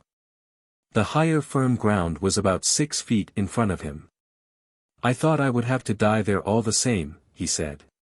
He reached and grabbed desperately with his hands, and only succeeded in gathering a horrible cold shiny heap of slime against his breast, up to his very chin. It seemed to him he was burying himself alive, and then he struck out madly, scattering the mud with his fists. It fell on his head, on his face, over his eyes, into his mouth. He told me that he remembered suddenly the courtyard, as you remember a place where you had been very happy years ago. He longed, so he said, to be back there again, mending the clock. Mending the clock, that was the idea. He made efforts, tremendous sobbing, gasping efforts that seemed to burst his eyeballs in their sockets and make him blind, and culminating into one mighty supreme effort in the darkness to crack the earth asunder. To throw it off his limbs, and he felt himself creeping feebly up the bank. He lay full length on the firm ground and saw the light, the sky. Then as a sort of happy thought the notion came to him that he would go to sleep. He will have it that he did actually go to sleep. That he slept, perhaps for a minute, perhaps for 20 seconds, or only for 1 second, but he recollects distinctly the violent convulsive start of awakening. He remained lying still for a while, and then he arose muddy from head to foot and stood there, thinking he was alone of his kind for hundreds of miles, alone, with no help, no sympathy, no pity to expect from any one, like a hunted animal. The first houses were not more than 20 yards from him, and it was the desperate screaming of a frightened woman trying to carry off a child that started him again. He pelted straight on in his socks, beplastered with filth out of all semblance to a human being. He traversed more than half the length of the settlement. The nimbler women fled right and left, the slower men just dropped whatever they had in their hands, and remained petrified with dropping jaws. He was a flying terror. He says he noticed the little children trying to run for life, falling on their little stomachs and kicking. He swerved between two houses up a slope, clambered in desperation over a barricade of felled trees. There wasn't a week without some fight in Patna at that time, burst through a fence into a maize patch, where a scared boy flung a stick at him, blundered upon a path, and ran all at once into the arms of several startled men. He just had breath enough to gasp out, "Doramin! Doramin!" He remembers being half carried, half rushed to the top of the slope, and in a vast enclosure with palms and fruit trees being run up to a large man sitting massively in a chair in the midst of the greatest possible commotion and excitement. He fumbled in mud and clothes to produce the ring, and, finding himself suddenly on his back, wondered who had knocked him down. They had simply let him go, don't you know, but he couldn't stand. At the foot of the slope random shots were fired, and above the roofs of the settlement there rose a dull roar of amazement. But he was safe. Doramin's people were barricading the gate and pouring water down his throat. Doramin's old wife, full of business and commiseration, was issuing shrill orders to her girls. The old woman, he said softly, made a to-do over me as if I had been her own son. They put me into an immense bed, her state bed, and she ran in and out wiping her eyes to give me pats on the back. I must have been a pitiful object. I just lay there like a log for I don't know how long. He seemed to have a great liking for Doramin's old wife. She on her side had taken a motherly fancy to him. She had a round, nut-brown, soft face, all fine wrinkles, large, bright red lips, she chewed betel assiduously, and screwed up, winking, benevolent eyes. She was constantly in movement, scolding busily and ordering unceasingly a troop of young women with clear brown faces and big grave eyes, her daughters, her servants, her slave girls. You know how it is in these households, it's generally impossible to tell the difference. She was very spare, and even her ample outer garment, fastened in front with jeweled clasps, had somehow a skimpy effect. Her dark bare feet were thrust into yellow straw slippers of Chinese make. I have seen her myself flitting about with her extremely thick, long, grey hair falling about her shoulders. She uttered homely shrewd sayings, was of noble birth, and was eccentric and arbitrary. In the afternoon she would sit in a very roomy armchair, opposite her husband, gazing steadily through a wide opening in the wall which gave an extensive view of the settlement and the river. She invariably tucked up her feet under her, but old Doramin sat squarely, sat imposingly as a mountain sits on a plain. He was only of the nakoda or merchant class, but the respect shown to him and the dignity of his bearing were very striking. He was the chief of the second power in Patna. The immigrants from Celebes, about 60 families that, with dependents and so on, could muster some 200 men, wearing the kris, had elected him years ago for their head. The men of that race are intelligent, enterprising, revengeful, but with a more frank courage than the other Malays, and restless under oppression. They formed the party opposed to the Raja. Of course the quarrels were for trade. This was the primary cause of faction fights, of the sudden outbreaks that would fill this or that part of the settlement with smoke, flame, the noise of shots and shrieks. Villages were burnt, men were dragged into the Raja's stockade to be killed or tortured for the crime of trading with anybody else but himself. Only a day or two before Jim's arrival several heads of households in the very fishing village that was afterwards taken under his especial protection had been driven over the cliffs by a party of the Raja's spearmen, on suspicion of having been collecting edible birds' nests for a Celebes trader. Raja Along pretended to be the only trader in his country, and the penalty for the breach of the monopoly was death, but his idea of trading was indistinguishable from the commonest forms of robbery. His cruelty and rapacity had no other bounds than his cowardice, and he was afraid of the organized power of the Celebes men only, till Jim came, he was not afraid enough to keep quiet. He struck at them through his subjects, and thought himself pathetically in the right. The situation was complicated by a wandering stranger, an Arab half-breed, who, I believe, on purely religious grounds, had incited the tribes in the interior, the bushfolk, as Jim himself called them, to rise, and had established himself in a fortified camp on the summit of one of the twin hills. He hung over the town of Patna like a hawk over a poultry yard, but he devastated the open country. Whole villages, deserted, rotted on their blackened posts over the banks of clear streams, dropping piecemeal into the water the grass of their walls, the leaves of their roofs. With a curious effect of natural decay, as if they had been a form of vegetation stricken by a blight at its very root. The two parties in Patna were not sure which one this partisan most desired to plunder. The Raja intrigued with him feebly. Some of the Bhuj settlers, weary with endless insecurity, were half inclined to call him in. The younger spirits amongst them, chaffing, advised to get Sharif Ali with his wild men and drive the Raja all on out of the country. Doramin restrained them with difficulty. He was growing old, and, though his influence had not diminished, the situation was getting beyond him. This was the state of affairs when Jim, bolting from the Raja's stockade, appeared before the chief of the Bhuj, produced the ring, and was received, in a manner of speaking, into the heart of the community. Chapter 26. Doramin was one of the most remarkable men of his race I had ever seen. His bulk for a Malay was immense, but he did not look merely fat, he looked imposing, monumental. This motionless body, clad in rich stuffs, colored silks, gold embroideries, this huge head, enfolded in a red and gold headkerchief. The flat, big, round face, wrinkled, furrowed, with two semicircular heavy folds starting on each side of wide, fierce nostrils, and enclosing a thick-lipped mouth, the throat like a bull. The vast corrugated brow overhanging the staring proud eyes, made a whole that, once seen, can never be forgotten. His impassive repose, he seldom stirred a limb when once he sat down, was like a display of dignity. He was never known to raise his voice. It was a hoarse and powerful murmur, slightly veiled as if heard from a distance. When he walked, two short, sturdy young fellows, naked to the waist, in white sarongs and with black skullcaps on the backs of their heads, sustained his elbows.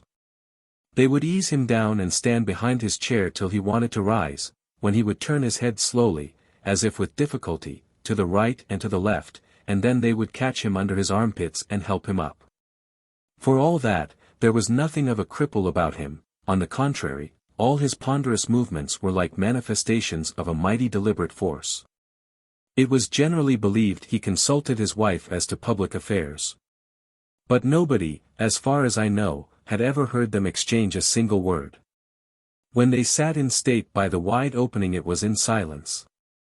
They could see below them in the declining light the vast expanse of the forest country, a dark sleeping sea of somber green undulating as far as the violet and purple range of mountains. The shining sinuosity of the river like an immense letter S of beaten silver, the brown ribbon of houses following the sweep of both banks, overtopped by the twin hills uprising above the nearer treetops.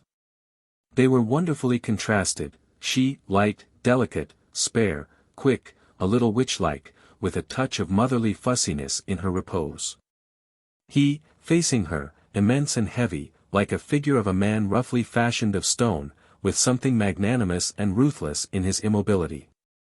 The son of these old people was a most distinguished youth. They had him late in life. Perhaps he was not really so young as he looked. 4 or 25 is not so young when a man is already father of a family at 18. When he entered the large room, lined and carpeted with fine mats, and with a high ceiling of white sheeting, where the couple sat in state surrounded by a most deferential retinue, he would make his way straight to Doramin. To kiss his hand, which the other abandoned to him, majestically, and then would step across to stand by his mother's chair. I suppose I may say they idolized him, but I never caught them giving him an overt glance.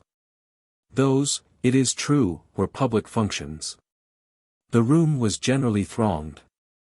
The solemn formality of greetings and leave-takings, the profound respect expressed in gestures, on the faces, in the low whispers, is simply indescribable. It's well worth seeing, Jim had assured me while we were crossing the river, on our way back. They are like people in a book, aren't they? He said triumphantly. And Dane Waries, their son, is the best friend, barring you, I ever had. What Mr. Stein would call a good war comrade. I was in luck. Jove! I was in luck when I tumbled amongst them at my last gasp. He meditated with bowed head, then rousing himself he added, "Of course I didn't go to sleep over it, but—" He paused again. "It seemed to come to me," he murmured. "All at once I saw what I had to do." There was no doubt that it had come to him, and it had come through war, too, as is natural, since this power that came to him was the power to make peace. It is in this sense alone that might so often is right. You must not think he had seen his way at once. When he arrived, the Bugis community was in a most critical position. They were all afraid, he said to me, each man afraid for himself. While I could see as plain as possible that they must do something at once, if they did not want to go under one after another, what between the Rajah and that vagabond Sharif. But to see that was nothing. When he got his idea he had to drive it into reluctant minds, through the bulwarks of fear, of selfishness. He drove it in at last. And that was nothing. He had to devise the means. He devised them, an audacious plan, and his task was only half done.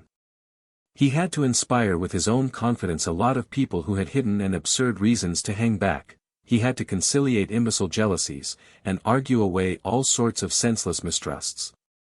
Without the weight of Doramin's authority, and his son's fiery enthusiasm, he would have failed. Dane Waries, the distinguished youth, was the first to believe in him. Theirs was one of those strange, profound, rare friendships between brown and white, in which the very difference of race seems to draw two human beings closer by some mystic element of sympathy. Of Dane Waries, his own people said with pride that he knew how to fight like a white man. This was true, he had that sort of courage, the courage in the open, I may say, but he had also a European mind. You meet them sometimes like that, and are surprised to discover unexpectedly a familiar turn of thought, an unobscured vision, a tenacity of purpose, a touch of altruism. Of small stature, but admirably well proportioned, Dane Waries had a proud carriage, a polished, easy bearing, a temperament like a clear flame. His dusky face, with big black eyes, was in action expressive, and in repose thoughtful. He was of a silent disposition, a firm glance, an ironic smile, a courteous deliberation of manner seemed to hint at great reserves of intelligence and power.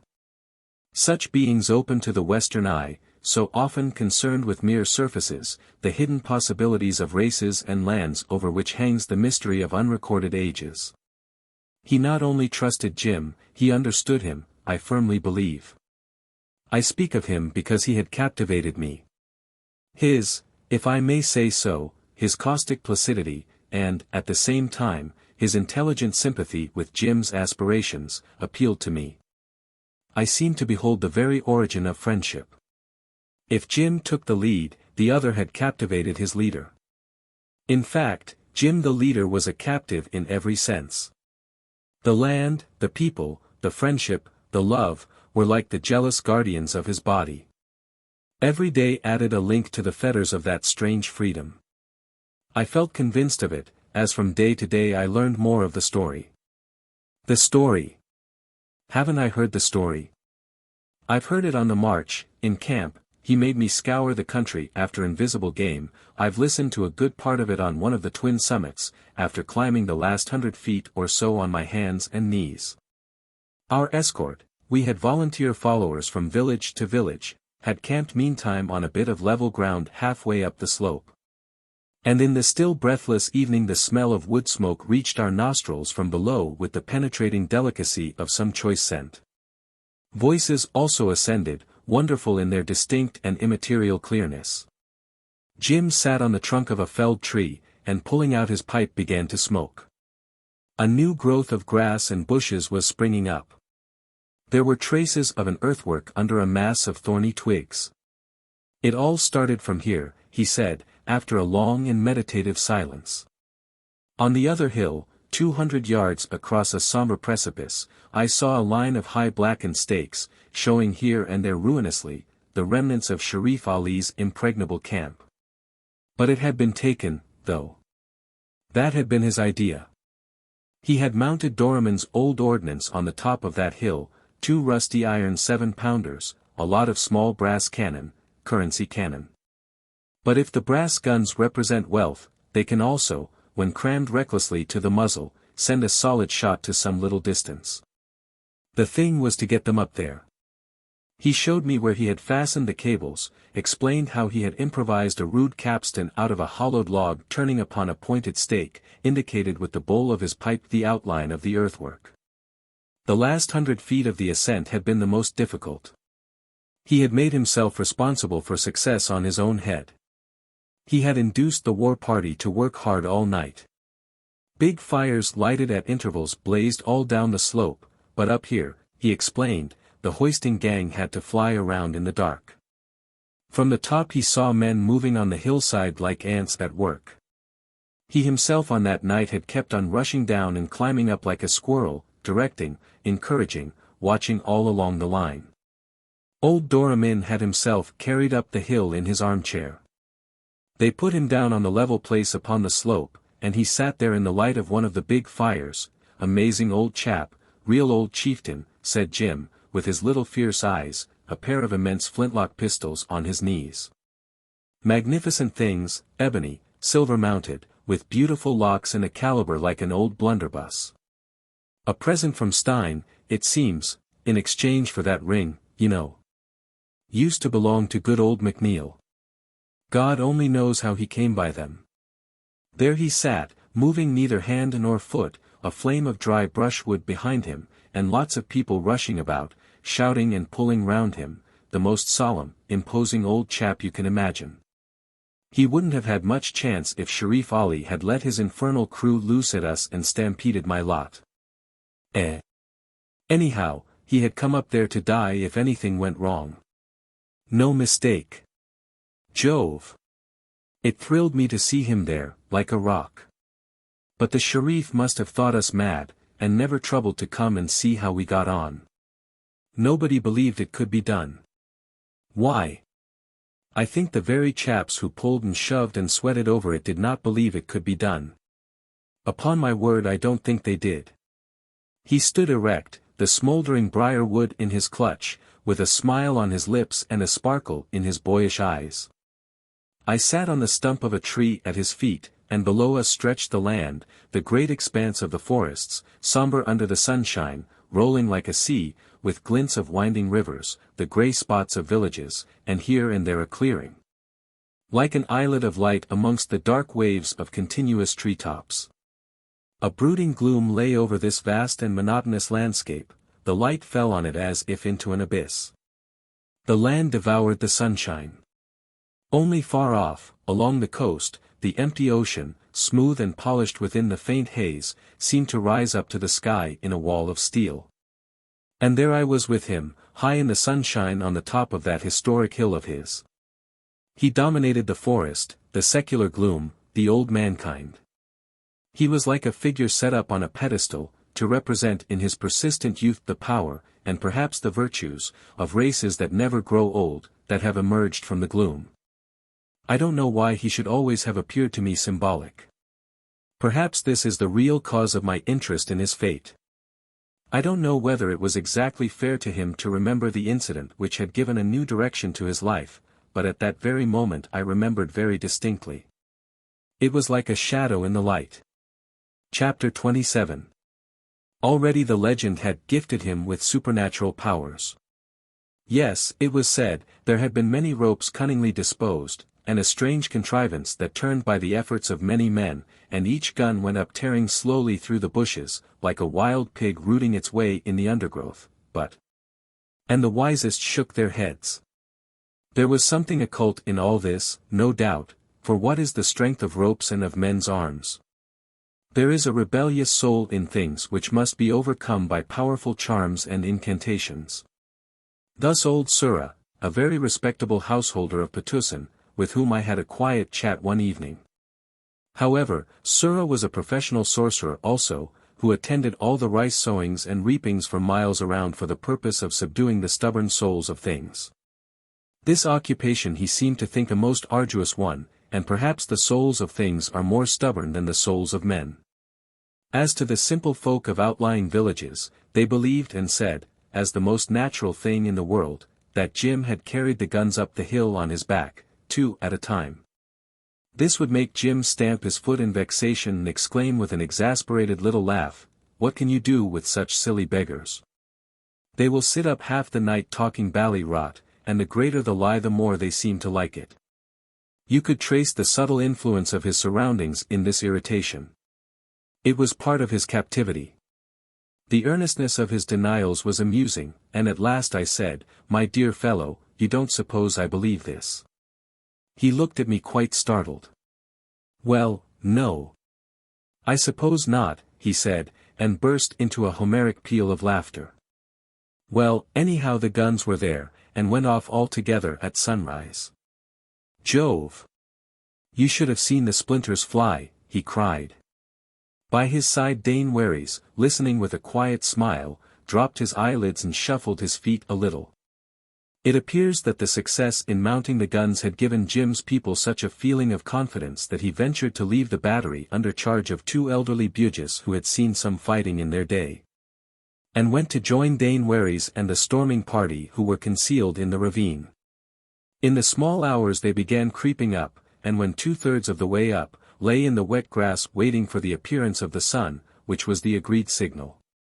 He told me with what impatient anguishing emotion he watched the swift coming of the dawn, how, heated with the work and the climbing, he felt the cold dew chilling his very bones. How afraid he was he would begin to shiver and shake like a leaf before the time came for the advance. "It was the slowest half-hour in my life," he declared. Gradually the silent stockade came out on the sky above him. Men scattered all down the slope were crouching amongst the dark stones and dripping bushes. Dane Wherries was lying flattened by his side. We looked at each other, Jim said, resting a gentle hand on his friend's shoulder. He smiled at me as cheery as you please, and I dared not stir my lips for fear I would break out into a shivering fit. "'Pon my word, it's true. I had been streaming with perspiration when we took cover, so you may imagine," he declared, and I believe him, that he had no fears as to the result. He was only anxious as to his ability to repress these shivers. He didn't bother about the result. He was bound to get to the top of that hill and stay there, whatever might happen. There could be no going back for him. Those people had trusted him implicitly. Him alone. His bare word. I remember how, at this point, he paused with his eyes fixed upon me. As far as he knew, they never had an occasion to regret it yet, he said. Never. He hoped to God they never would. Meantime, worse luck. They had got into the habit of taking his word for anything and everything. I could have no idea. Why, only the other day an old fool he had never seen in his life came from some village miles away to find out if he should divorce his wife. Fact. Solemn word. That's the sort of thing. He wouldn't have believed it. Would I? Squatted on the veranda chewing betel nut, sighing and spitting all over the place for more than an hour, and as glum as an undertaker before he came out with that dashed conundrum. That's the kind of thing that isn't so funny as it looks. What was a fellow to say? Good wife, yes. Good wife, old though. Started a confounded long story about some brass pots. Been living together for 15 years, 20 years, could not tell. A long, long time. Good wife. Beat her a little, not much, just a little, when she was young. Had to, for the sake of his honor. Suddenly in her old age she goes and lends 3 brass pots to her sister's son's wife, and begins to abuse him every day in a loud voice. His enemies jeered at him, his face was utterly blackened. Pots totally lost. Awfully cut up about it. Impossible to fathom a story like that, told him to go home, and promised to come along myself and settle it all. It's all very well to grin, but it was the dashdest nuisance. A day's journey through the forest, another day lost in coaxing a lot of silly villagers to get at the rights of the affair. There was the making of a sanguinary shindy in the thing. Every bally idiot took sides with one family or the other, and one half of the village was ready to go for the other half with anything that came handy. Honor bright. No joke. Instead of attending to their bally crops. Got him the infernal pots back of course, and pacified all hands. No trouble to settle it. Of course not. Could settle the deadliest quarrel in the country by crooking his little finger. The trouble was to get at the truth of anything. Was not sure to this day whether he had been fair to all parties. It worried him. And the talk. Jove! There didn't seem to be any head or tail to it. Rather storm a 20-foot-high old stockade any day. Much. Child's play to that other job. Wouldn't take so long either. Well, yes, a funny set out, upon the whole, the fool looked old enough to be his grandfather. But from another point of view it was no joke. His word decided everything, ever since the smashing of Sharif Ali. An awful responsibility, he repeated. No, really, joking apart, had it been 3 lives instead of 3 rotten brass pots it would have been the same. Thus he illustrated the moral effect of his victory in war. It was in truth immense. It had led him from strife to peace, and through death into the innermost life of the people, but the gloom of the land spread out under the sunshine preserved its appearance of inscrutable, of secular repose. The sound of his fresh young voice, it's extraordinary how very few signs of where he showed, floated lightly. And passed away over the unchanged face of the forests like the sound of the big guns on that cold dewy morning when he had no other concern on earth but the proper control of the chills in his body.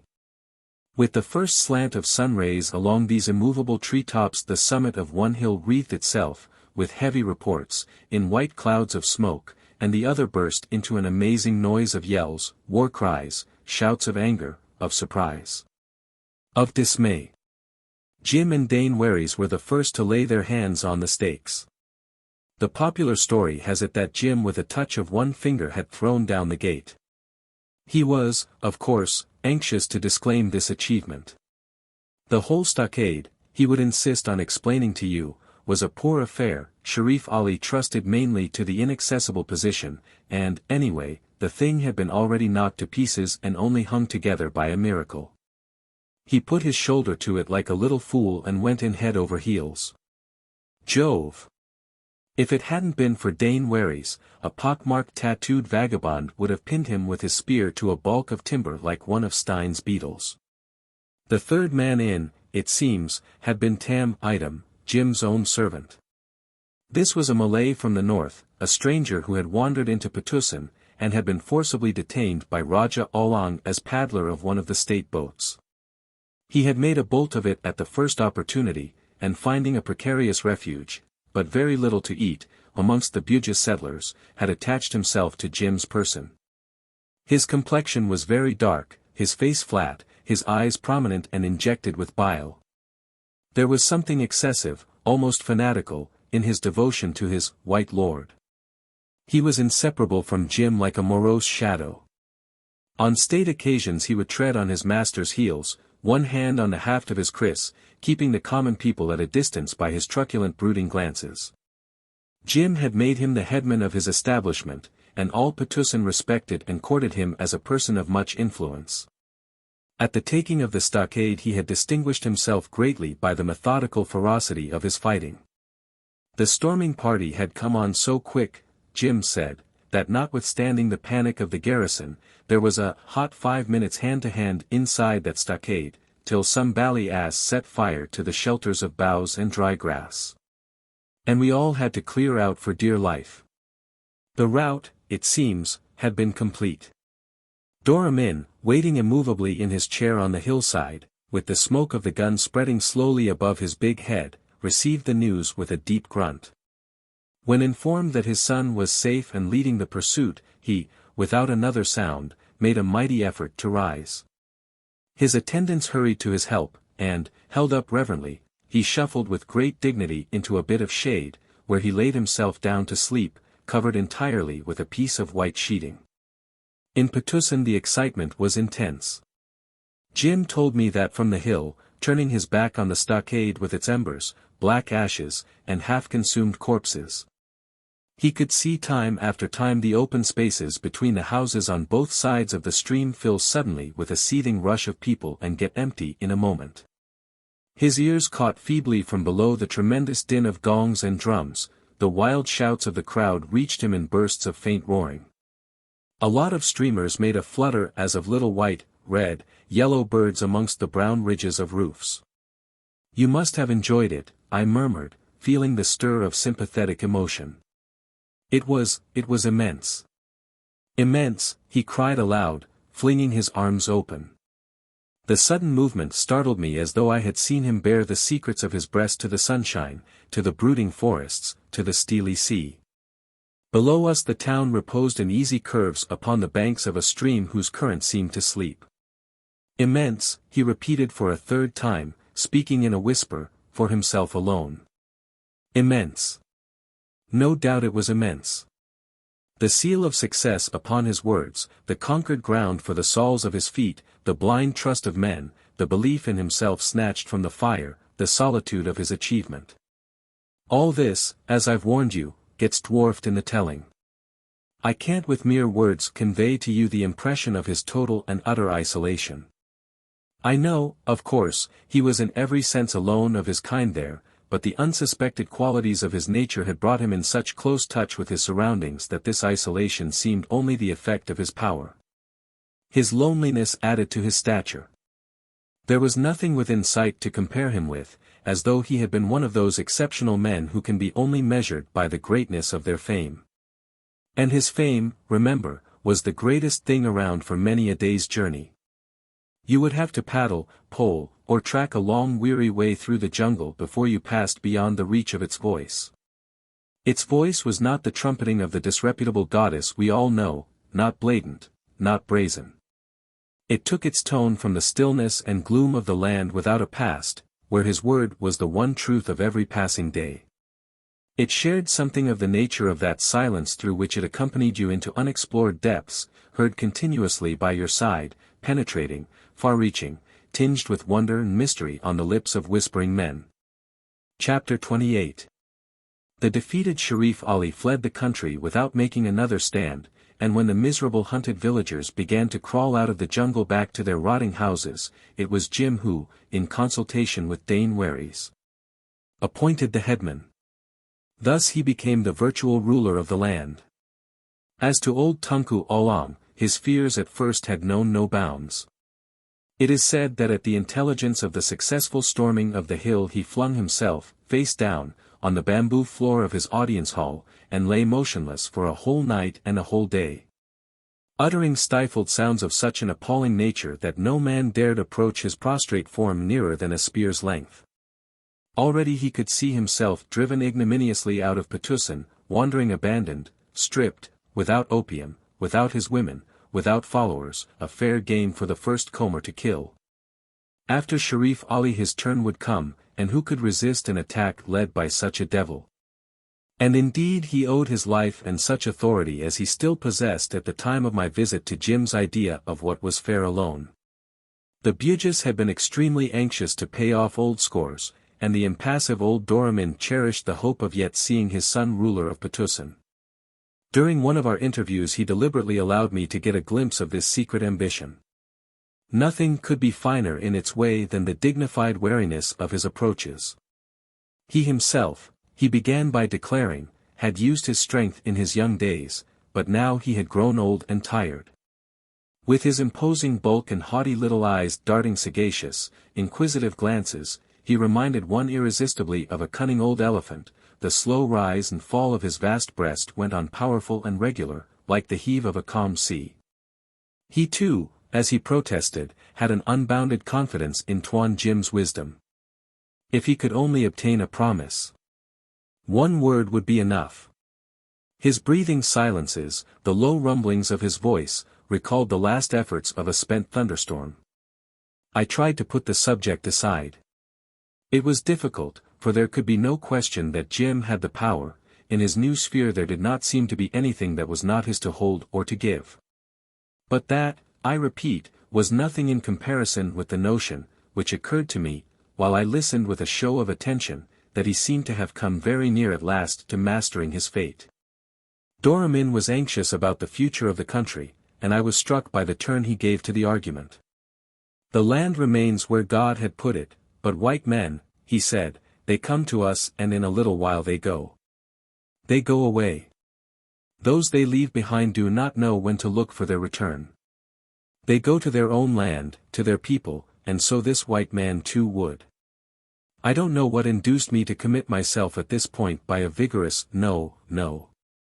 The whole extent of this indiscretion became apparent when Doramin, turning full upon me his face, whose expression, fixed in rugged deep folds, remained unalterable, like a huge brown mask, said that this was good news indeed, reflectively.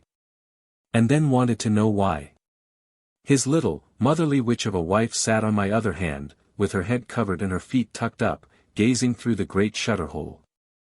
I could only see a straying lock of grey hair, a high cheekbone, the slight masticating motion of the sharp chin. Without removing her eyes from the vast prospect of forest stretching as far as the hills, she asked me in a pitying voice why was it that he so young had wandered from his home, coming so far, through so many dangers. Had he no household there, no kinsman in his own country? Had he no old mother, who would always remember his face? I was completely unprepared for this. I could only mutter and shake my head vaguely. Afterwards I am perfectly aware I cut a very poor figure trying to extricate myself out of this difficulty. From that moment, however, the old Nakota became taciturn. He was not very pleased, I fear, and evidently I had given him food for thought. Strangely enough, on the evening of that very day, which was my last in Patusan, I was once more confronted with the same question, with the unanswerable why of Jim's fate. And this brings me to the story of his love. I suppose you think it is a story that you can imagine for yourselves. We have heard so many such stories, and the majority of us don't believe them to be stories of love at all.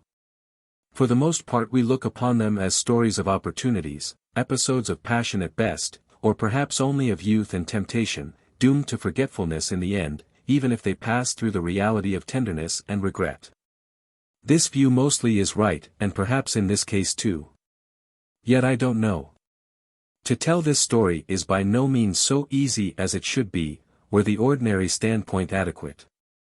Apparently it is a story very much like the others. For me, however, there is visible in its background the melancholy figure of a woman, the shadow of a cruel wisdom buried in a lonely grave, looking on wistfully, helplessly, with sealed lips.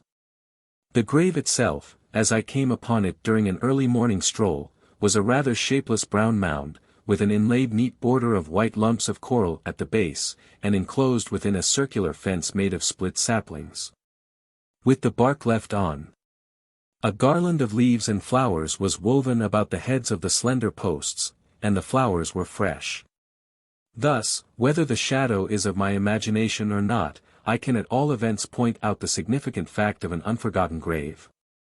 When I tell you besides that Jim with his own hands had worked at the rustic fence, you will perceive directly the difference, the individual side of the story. There is in his espousal of memory and affection belonging to another human being something characteristic of his seriousness. He had a conscience, and it was a romantic conscience. Through her whole life the wife of the unspeakable Cornelius had no other companion, confidant, and friend but her daughter.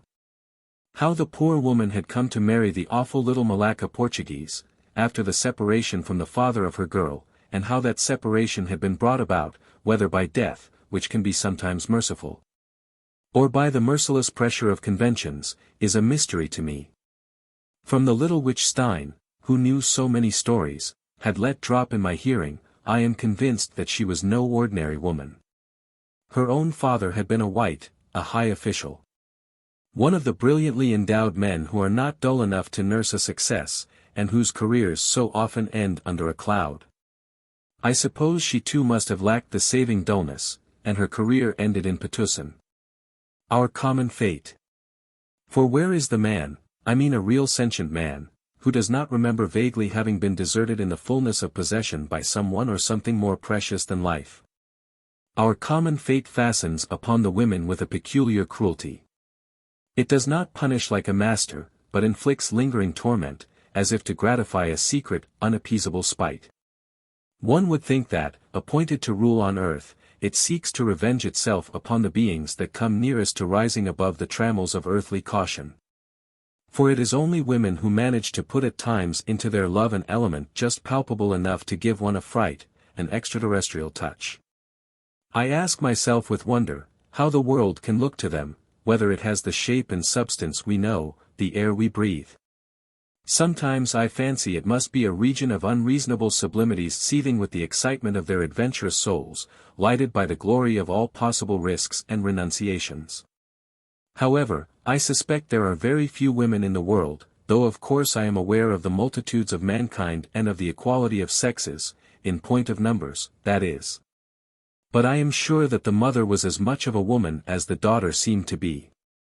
I cannot help picturing to myself these two, at first the young woman and the child, then the old woman and the young girl, the awful sameness and the swift passage of time, the barrier of forest. The solitude and the turmoil round these two lonely lives, and every word spoken between them penetrated with sad meaning. There must have been confidences, not so much of fact, I suppose, as of innermost feelings, regrets, fears, warnings, no doubt, warnings that the younger did not fully understand till the elder was dead, and Jim came along. Then I am sure she understood much, not everything, the fear mostly, it seems. Jim called her by a word that means precious, in the sense of a precious gem, jewel. Pretty, isn't it? But he was capable of anything. He was equal to his fortune, as he, after all, must have been equal to his misfortune. Jewel he called her, and he would say this as he might have said, Jane, don't you know, with a marital, homelike, peaceful effect. I heard the name for the first time 10 minutes after I had landed in his courtyard, when, after nearly shaking my arm off, he darted up the steps and began to make a joyous, boyish disturbance at the door under the heavy eaves. Jewel! Oh Jewel! Quick! Here's a friend come, and suddenly peering at me in the dim veranda, he mumbled earnestly, you know, no confounded nonsense about it, can't tell you how much I owe to her, and so, you understand, exactly as if. His hurried, anxious whispers were cut short by the flitting of a white form within the house, a faint exclamation, and a childlike but energetic little face with delicate features and a profound, attentive glance peeped out of the inner gloom. Like a bird out of the recess of a nest. I was struck by the name, of course, but it was not till later on that I connected it with an astonishing rumor that had met me on my journey, at a little place on the coast about 230 miles south of Patna River. Stein's schooner, in which I had my passage, put in there, to collect some produce, and, going ashore, I found to my great surprise that the wretched locality could boast of a third-class deputy assistant resident, a big, fat, greasy, blinking fellow of mixed descent, with turned-out, shiny lips. I found him lying extended on his back in a cane chair, odiously unbuttoned, with a large green leaf of some sort on the top of his steaming head, and another in his hand which he used lazily as a fan. Going to Patna? Oh yes. Stein's Trading Company. He knew. Had a permission. No business of his. It was not so bad there now, he remarked negligently, and, he went on drawling, there's some sort of white vagabond has got in there, I hear. Eh? What you say? Friend of yours? So. Then it was true there was one of these verdant, what was he up to? Found his way in, the rascal. Eh? I had not been sure. Patna, they cut throats there, no business of ours. He interrupted himself to groan. Phoo! Almighty! The heat! The heat! Well, then, there might be something in the story too, after all, and... He shut one of his beastly glassy eyes, the eyelid went on quivering, while he leered at me atrociously with the other. Look here, says he mysteriously, do you understand, if he has really got hold of something fairly good, none of your bits of green glass, understand, I am a government official, you tell the rascal. Eh? What? Friend of yours? He continued wallowing calmly in the chair. You said so, that's just it, and I am pleased to give you the hint. I suppose you too would like to get something out of it. Don't interrupt. You just tell him I've heard the tale, but to my government I have made no report. Not yet. See? Why make a report? Tell him to come to me if they let him get alive out of the country. He had better look out for himself. I promise to ask no questions. On the quiet, you understand? You too, you shall get something from me. Small commission for the trouble. Don't interrupt. I am a government official, and make no report. That's business. Understand? I know some good people that will buy anything worth having, and can give him more money than the scoundrel ever saw in his life. I know his sort. He fixed me steadfastly with both his eyes open, while I stood over him utterly amazed, and asking myself whether he was mad or drunk. He perspired, puffed, moaning feebly, and scratching himself with such horrible composure that I could not bear the sight long enough to find out. Next day, talking casually with the people of the little native court of the place, I discovered that a story was traveling slowly down the coast about a mysterious white man in Patna who had got hold of an extraordinary gem, namely, an emerald of an enormous size, and altogether priceless. The emerald seems to appeal more to the Eastern imagination than any other precious stone. The white man had obtained it, I was told, partly by the exercise of his wonderful strength and partly by cunning, from the ruler of a distant country, whence he had fled instantly, arriving in Patna in utmost distress. But frightening the people by his extreme ferocity, which nothing seemed able to subdue. Most of my informants were of the opinion that the stone was probably unlucky, like the famous stone of the Sultan of Sukkadana, which in the old times had brought wars and untold calamities upon that country. Perhaps it was the same stone, one couldn't say.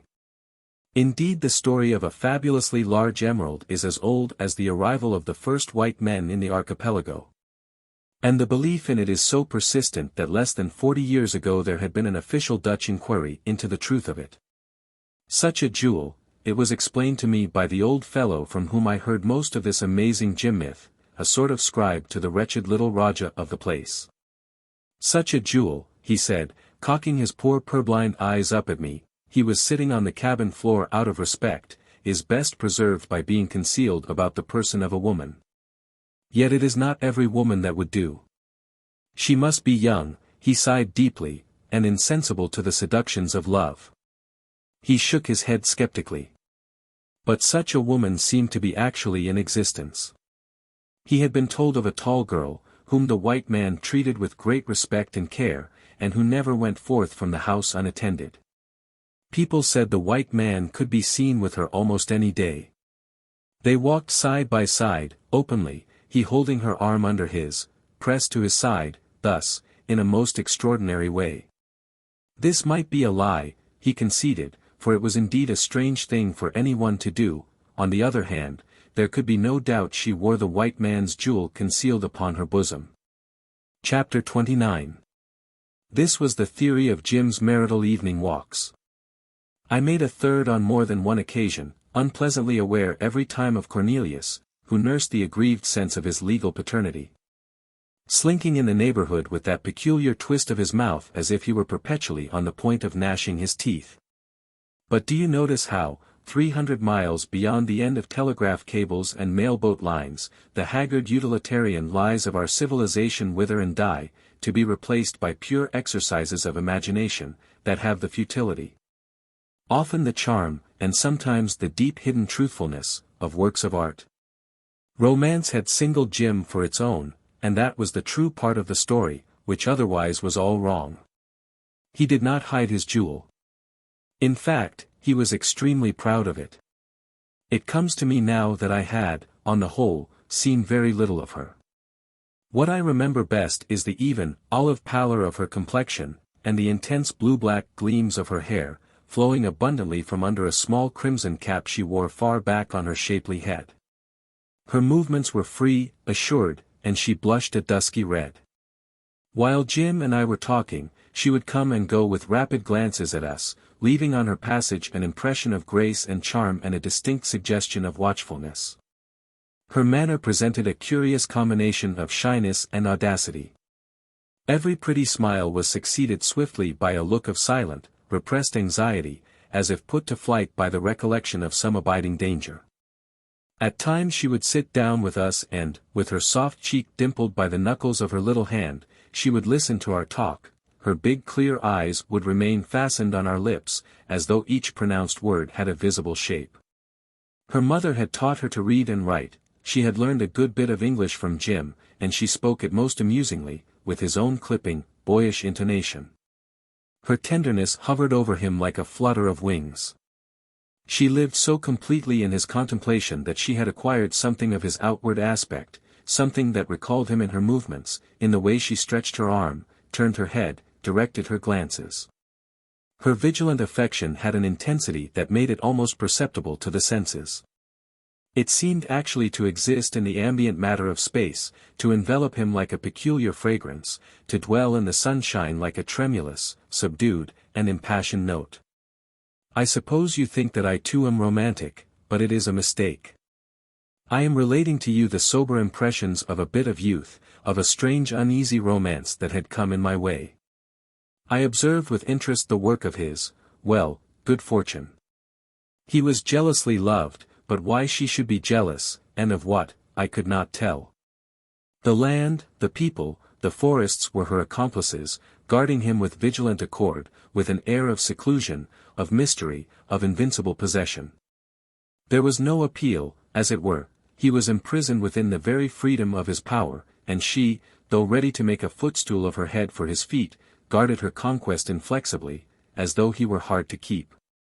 The very tam item, marching on our journeys upon the heels of his white lord, with his head thrown back, truculent and beweaponed like a janissary, with kris, chopper, and lance, besides carrying Jim's gun. Even tam item allowed himself to put on the airs of uncompromising guardianship, like a surly devoted jailer ready to lay down his life for his captive. On the evenings when we sat up late, his silent, indistinct form would pass and repass under the veranda, with noiseless footsteps, or lifting my head I would unexpectedly make him out standing rigidly erect in the shadow.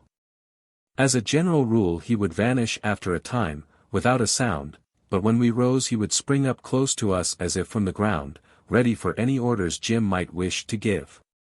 The girl too, I believe, never went to sleep till we had separated for the night.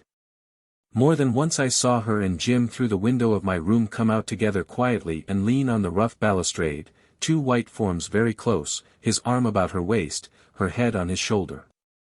Their soft murmurs reached me, penetrating, tender, with a calm sad note in the stillness of the night, like a self-communion of one being carried on in two tones. Later on, tossing on my bed under the mosquito net, I was sure to hear slight creakings, faint breathing, a throat cleared cautiously, and I would know that tam item was still on the prowl. Though he had, by the favor of the white lord, a house in the compound, had taken wife, and had lately been blessed with a child, I believe that, during my stay at all events, he slept on the veranda every night. It was very difficult to make this faithful and grim retainer talk. Even Jim himself was answered in jerky short sentences, under protest as it were. Talking, he seemed to imply, was no business of his. The longest speech I heard him volunteer was one morning when, suddenly extending his hand towards the courtyard, he pointed at Cornelius and said, "Here comes the Nazarene." I don't think he was addressing me, though I stood at his side. His object seemed rather to awaken the indignant attention of the universe. Some muttered allusions, which followed, to dogs and the smell of roast meat, struck me as singularly felicitous. The courtyard, a large square space, was one torrid blaze of sunshine, and, bathed in intense light, Cornelius was creeping across in full view with an inexpressible effect of stealthiness, of dark and secret slinking. He reminded one of everything that is unsavory. His slow laborious walk resembled the creeping of a repulsive beetle, the legs alone moving with horrid industry while the body glided evenly. I suppose he made straight enough for the place where he wanted to get to, but his progress with one shoulder carried forward seemed oblique. He was often seen circling slowly amongst the sheds, as if following a scent. Passing before the veranda with upward stealthy glances, disappearing without haste round the corner of some hut. That he seemed free of the place demonstrated Jim's absurd carelessness or else his infinite disdain, for Cornelius had played a very dubious part, to say the least of it, in a certain episode which might have ended fatally for Jim. As a matter of fact, it had redounded to his glory. But everything redounded to his glory, and it was the irony of his good fortune that he, who had been too careful of it once, seemed to bear a charmed life. You must know he had left Doramin's place very soon after his arrival, much too soon, in fact, for his safety, and of course a long time before the war. In this he was actuated by a sense of duty, he had to look after Stein's business, he said. Hadn't he? To that end, with an utter disregard of his personal safety, he crossed the river and took up his quarters with Cornelius. How the latter had managed to exist through the troubled times I can't say. As Stein's agent, after all, he must have had Doramin's protection in a measure. And in one way or another he had managed to wriggle through all the deadly complications, while I have no doubt that his conduct, whatever line he was forced to take, was marked by that abjectness which was like the stamp of the man. That was his characteristic, he was fundamentally and outwardly abject, as other men are markedly of a generous, distinguished, or venerable appearance. It was the element of his nature which permeated all his acts and passions and emotions. He raged abjectly, smiled abjectly, was abjectly sad, his civilities and his indignations were alike abject. I am sure his love would have been the most abject of sentiments, but can one imagine a loathsome insect in love? And his loathsomeness, too, was abject, so that a simply disgusting person would have appeared noble by his side. He has his place neither in the background nor in the foreground of the story. He is simply seen skulking on its outskirts, enigmatical and unclean, tainting the fragrance of its youth and of its naiveness. His position in any case could not have been other than extremely miserable, yet it may very well be that he found some advantages in it. Jim told me he had been received at first with an abject display of the most amicable sentiments. The fellow apparently couldn't contain himself for joy, said Jim with disgust. He flew at me every morning to shake both my hands, confound him, but I could never tell whether there would be any breakfast. If I got 3 meals in 2 days I considered myself jolly lucky, and he made me sign a chit for $10 every week. Said he was sure Mr. Stein did not mean him to keep me for nothing. Well, he kept me on nothing as near as possible. Put it down to the unsettled state of the country, and made as if to tear his hair out, begging my pardon 20 times a day, so that I had at last to entreat him not to worry. It made me sick. Half the roof of his house had fallen in, and the whole place had a mangy look, with wisps of dry grass sticking out and the corners of broken mats flapping on every wall. He did his best to make out that Mr. Stein owed him money on the last 3 years' trading, but his books were all torn, and some were missing. He tried to hint it was his late wife's fault. Disgusting scoundrel. At last I had to forbid him to mention his late wife at all. It made Jewel cry. I couldn't discover what became of all the trade goods, there was nothing in the store but rats, having a high old time amongst a litter of brown paper and old sacking. I was assured on every hand that he had a lot of money buried somewhere, but of course could get nothing out of him. It was the most miserable existence I led there in that wretched house. I tried to do my duty by Stein, but I had also other matters to think of. When I escaped to Doramin, old Tunku Oolong got frightened and returned all my things. It was done in a roundabout way, and with no end of mystery, through a Chinaman who keeps a small shop here. But as soon as I left the Bugis quarter and went to live with Cornelius it began to be said openly that the Raja had made up his mind to have me killed before long. Pleasant, wasn't it? And I couldn't see what there was to prevent him if he really had made up his mind. The worst of it was, I couldn't help feeling I wasn't doing any good either for Stein or for myself. Oh! It was beastly, the whole 6 weeks of it. Chapter 30. He told me further that he didn't know what made him hang on, but of course we may guess. He sympathized deeply with the defenseless girl, at the mercy of that mean, cowardly scoundrel. It appears Cornelius led her an awful life, stopping only short of actual ill usage, for which he had not the pluck, I suppose. He insisted upon her calling him father, and with respect, too, with respect, he would scream, shaking a little yellow fist in her face. I am a respectable man, and what are you? Tell me, what are you? You think I am going to bring up somebody else's child and not be treated with respect? You ought to be glad I let you. Come, say yes, father. No. You wait a bit. Thereupon he would begin to abuse the dead woman, till the girl would run off with her hands to her head. He pursued her, dashing in and out and round the house and amongst the sheds, would drive her into some corner, where she would fall on her knees stopping her ears. And then he would stand at a distance and declaim filthy denunciations at her back for half an hour at a stretch. Your mother was a devil, a deceitful devil, and you too are a devil, he would shriek in a final outburst, pick up a bit of dry earth or a handful of mud, there was plenty of mud around the house, and fling it into her hair. Sometimes, though, she would hold out full of scorn, confronting him in silence, her face somber and contracted, and only now and then uttering a word or two that would make the other jump and writhe with the sting. Jim told me these scenes were terrible. It was indeed a strange thing to come upon in a wilderness. The endlessness of such a subtly cruel situation was appalling, if you think of it. The respectable Cornelius, Inchi Nellius the Malays called him, with a grimace that meant many things, was a much disappointed man. I don't know what he had expected would be done for him in consideration of his marriage. But evidently the liberty to steal, and embezzle, and appropriate to himself for many years and in any way that suited him best. The goods of Stein's trading company, Stein kept the supply up unfalteringly as long as he could get his skippers to take it there, did not seem to him a fair equivalent for the sacrifice of his honorable name. Jim would have enjoyed exceedingly thrashing Cornelius within an inch of his life. On the other hand, the scenes were of so painful a character, so abominable, that his impulse would be to get out of earshot, in order to spare the girl's feelings. They left her agitated, speechless, clutching her bosom now and then with a stony, desperate face, and then Jim would lounge up and say unhappily, now, come, really, what's the use, you must try to eat a bit, or give some such mark of sympathy.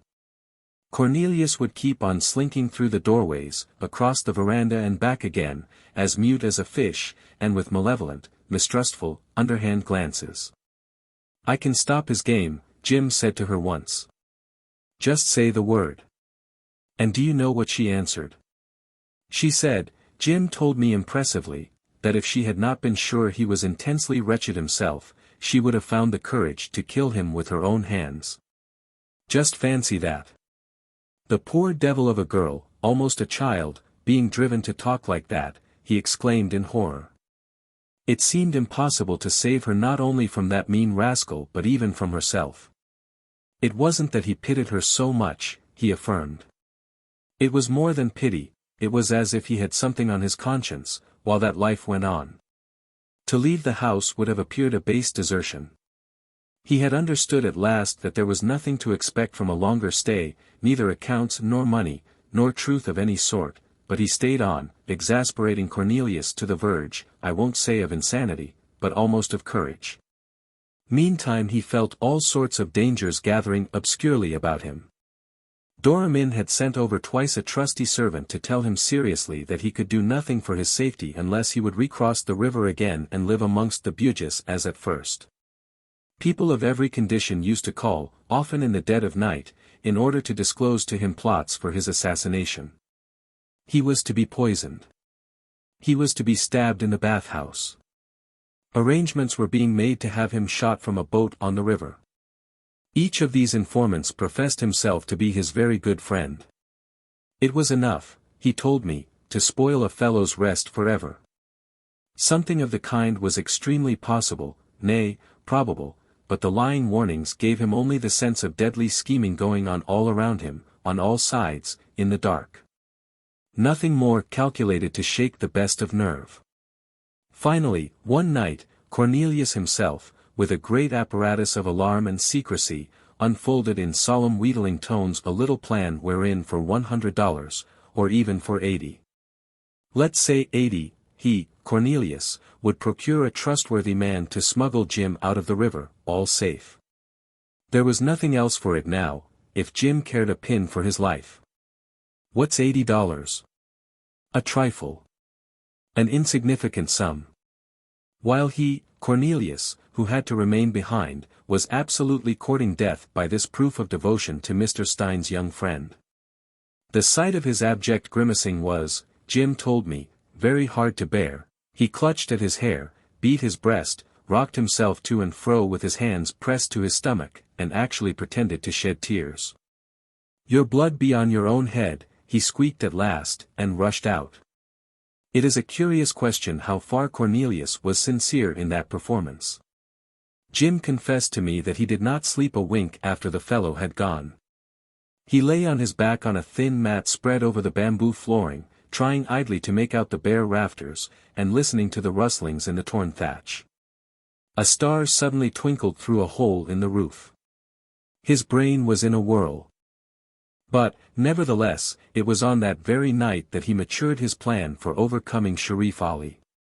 It had been the thought of all the moments he could spare from the hopeless investigation into Stein's affairs, but the notion, he says, came to him then all at once. He could see, as it were, the guns mounted on the top of the hill. He got very hot and excited lying there. Sleep was out of the question more than ever. He jumped up, and went out barefooted on the veranda. Walking silently, he came upon the girl, motionless against the wall, as if on the watch. In his then state of mind it did not surprise him to see her up, nor yet to hear her ask in an anxious whisper where Cornelius could be. He simply said he did not know. She moaned a little, and peered into the campong. Everything was very quiet. He was possessed by his new idea, and so full of it that he could not help telling the girl all about it at once. She listened, clapped her hands lightly, whispered softly her admiration, but was evidently on the alert all the time. It seems he had been used to make a confidant of her all along, and that she on her part could and did give him a lot of useful hints as to Patna affairs there is no doubt. He assured me more than once that he had never found himself the worse for her advice. At any rate, he was proceeding to explain his plan fully to her there and then, when she pressed his arm once, and vanished from his side. Then Cornelius appeared from somewhere, and, perceiving Jim, ducked sideways, as though he had been shot at, and afterwards stood very still in the dusk. At last he came forward prudently, like a suspicious cat. There were some fishermen there, with fish, he said in a shaky voice. To sell fish, you understand. It must have been then 2 o'clock in the morning, a likely time for anybody to hawk fish about. Jim, however, let the statement pass, and did not give it a single thought. Other matters occupied his mind, and besides he had neither seen nor heard anything. He contented himself by saying, "Oh." Absently, got a drink of water out of a pitcher standing there. And leaving Cornelius a prey to some inexplicable emotion, that made him embrace with both arms the worm-eaten rail of the veranda as if his legs had failed, went in again and lay down on his mat to think. By and by he heard stealthy footsteps. They stopped. A voice whispered tremulously through the wall, "Are you asleep?" "No." "What is it?" He answered briskly, and there was an abrupt movement outside, and then all was still, as if the whisperer had been startled. Extremely annoyed at this, Jim came out impetuously, and Cornelius with a faint shriek fled along the veranda as far as the steps, where he hung on to the broken banister. Very puzzled, Jim called out to him from the distance to know what the devil he meant. "Have you given your consideration to what I spoke to you about?" asked Cornelius, pronouncing the words with difficulty, like a man in the cold fit of a fever. "No," shouted Jim in a passion. "I have not, and I don't intend to. I am going to live here, in Patna." "You shall die here," answered Cornelius, still shaking violently, and in a sort of expiring voice. The whole performance was so absurd and provoking that Jim didn't know whether he ought to be amused or angry. "Not till I have seen you tucked away, you bet," he called out, exasperated yet ready to laugh. Half seriously, being excited with his own thoughts, "You know, he went on shouting, "Nothing can touch me. You can do your damnedest." Somehow the shadowy Cornelius far off there seemed to be the hateful embodiment of all the annoyances and difficulties he had found in his path.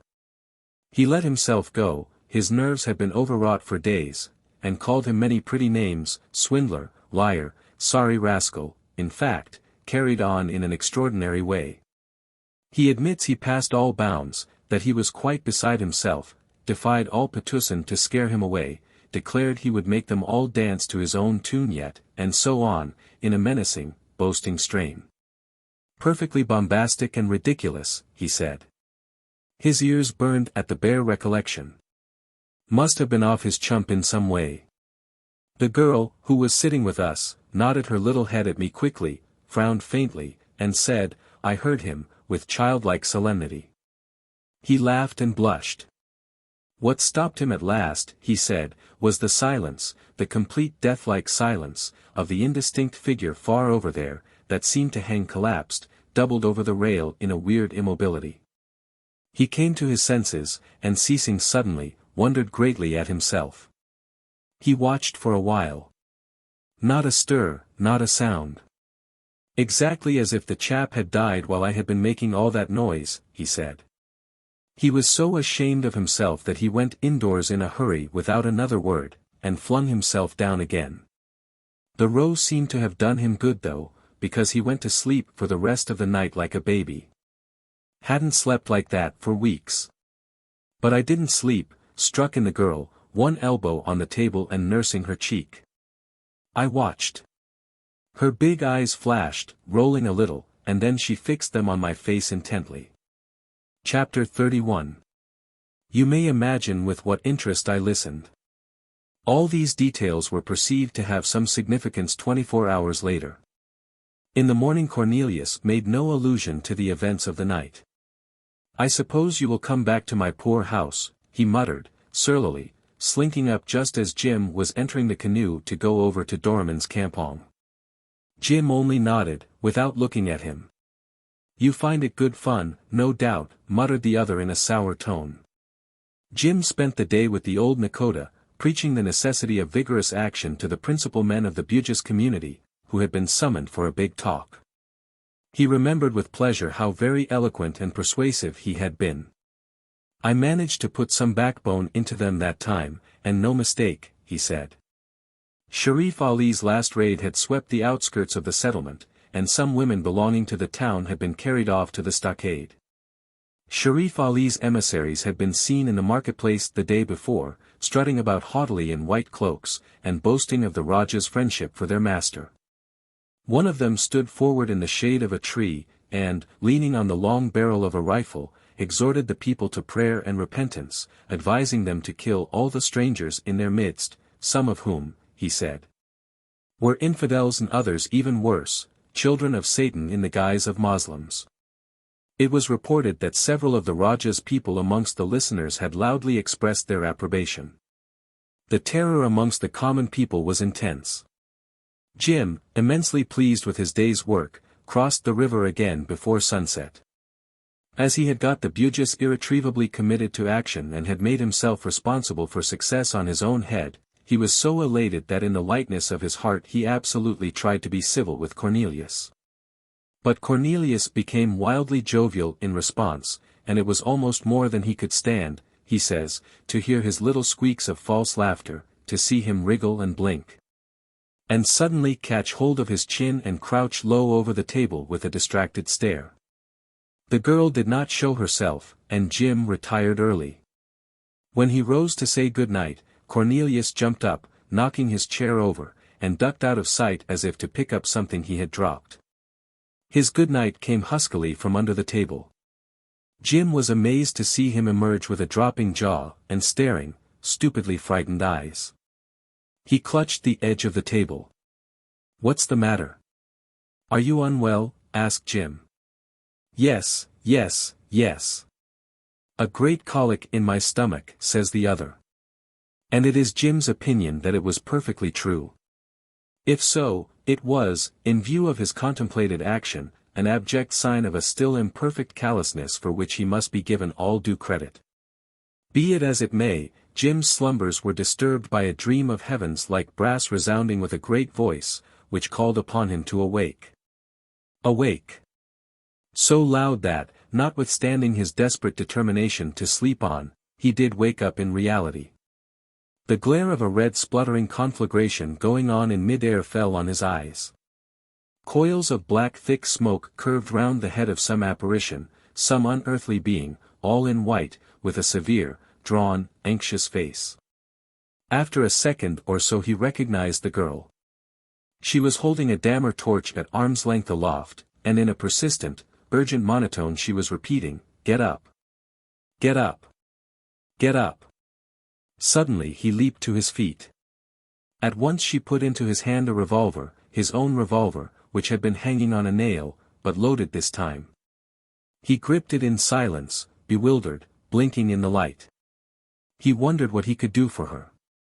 She asked rapidly and very low, "Can you face 4 men with this?" He laughed while narrating this part at the recollection of his polite alacrity. It seems he made a great display of it. "Certainly, of course, certainly, command me."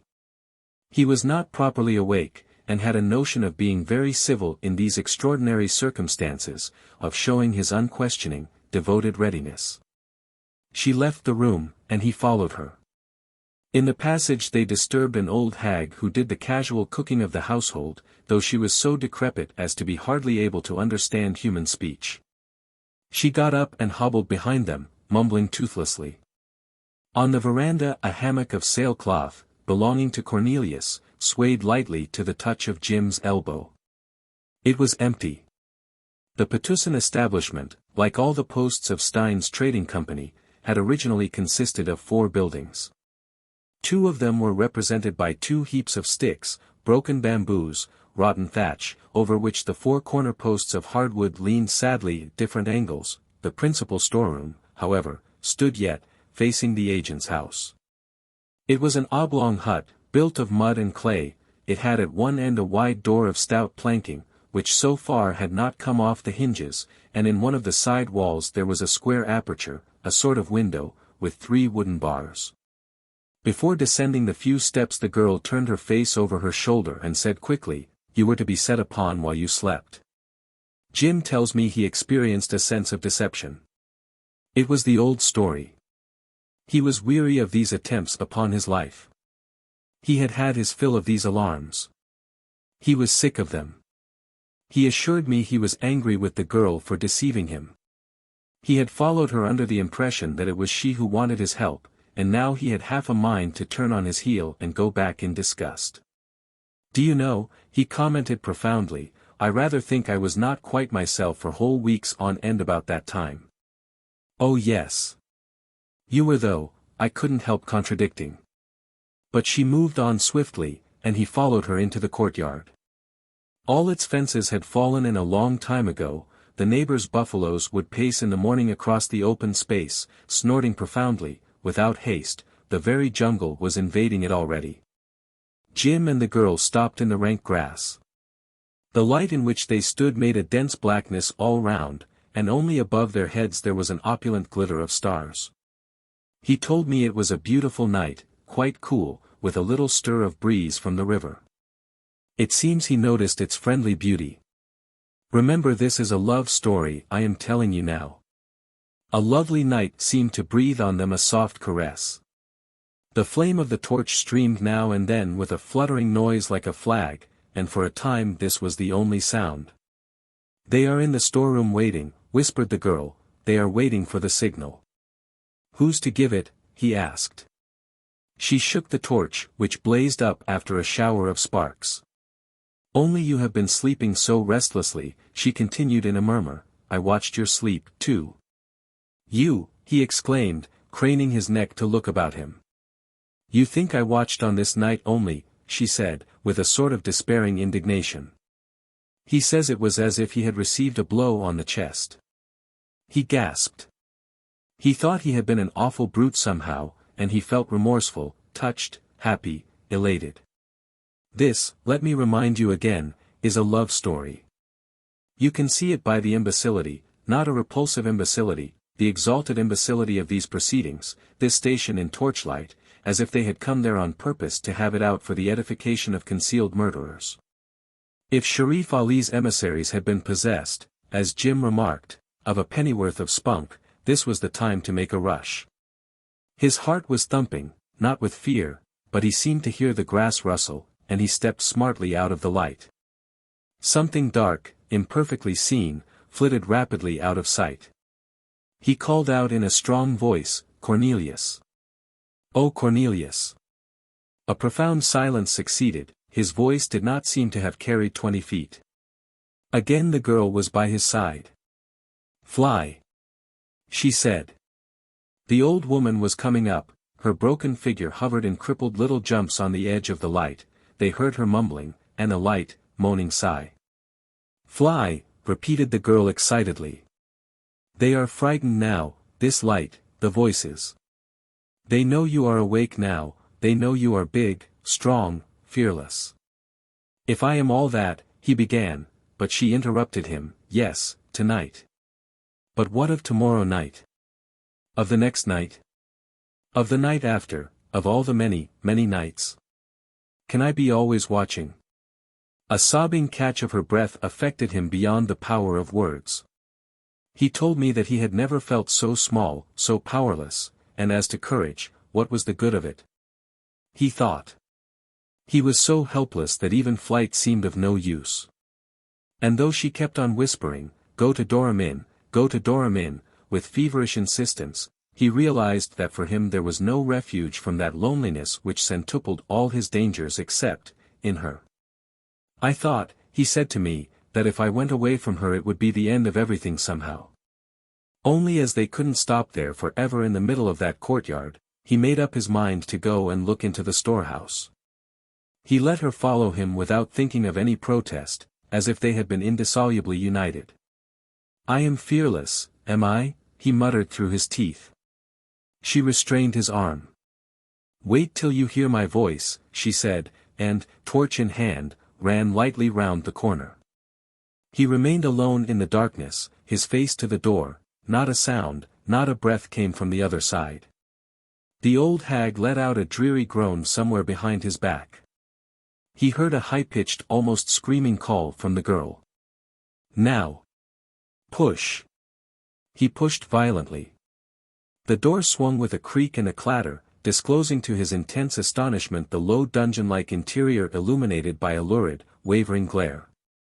A turmoil of smoke eddied down upon an empty wooden crate in the middle of the floor. A litter of rags and straw tried to soar, but only stirred feebly in the draught. She had thrust the light through the bars of the window. He saw her bare round arm extended and rigid, holding up the torch with the steadiness of an iron bracket.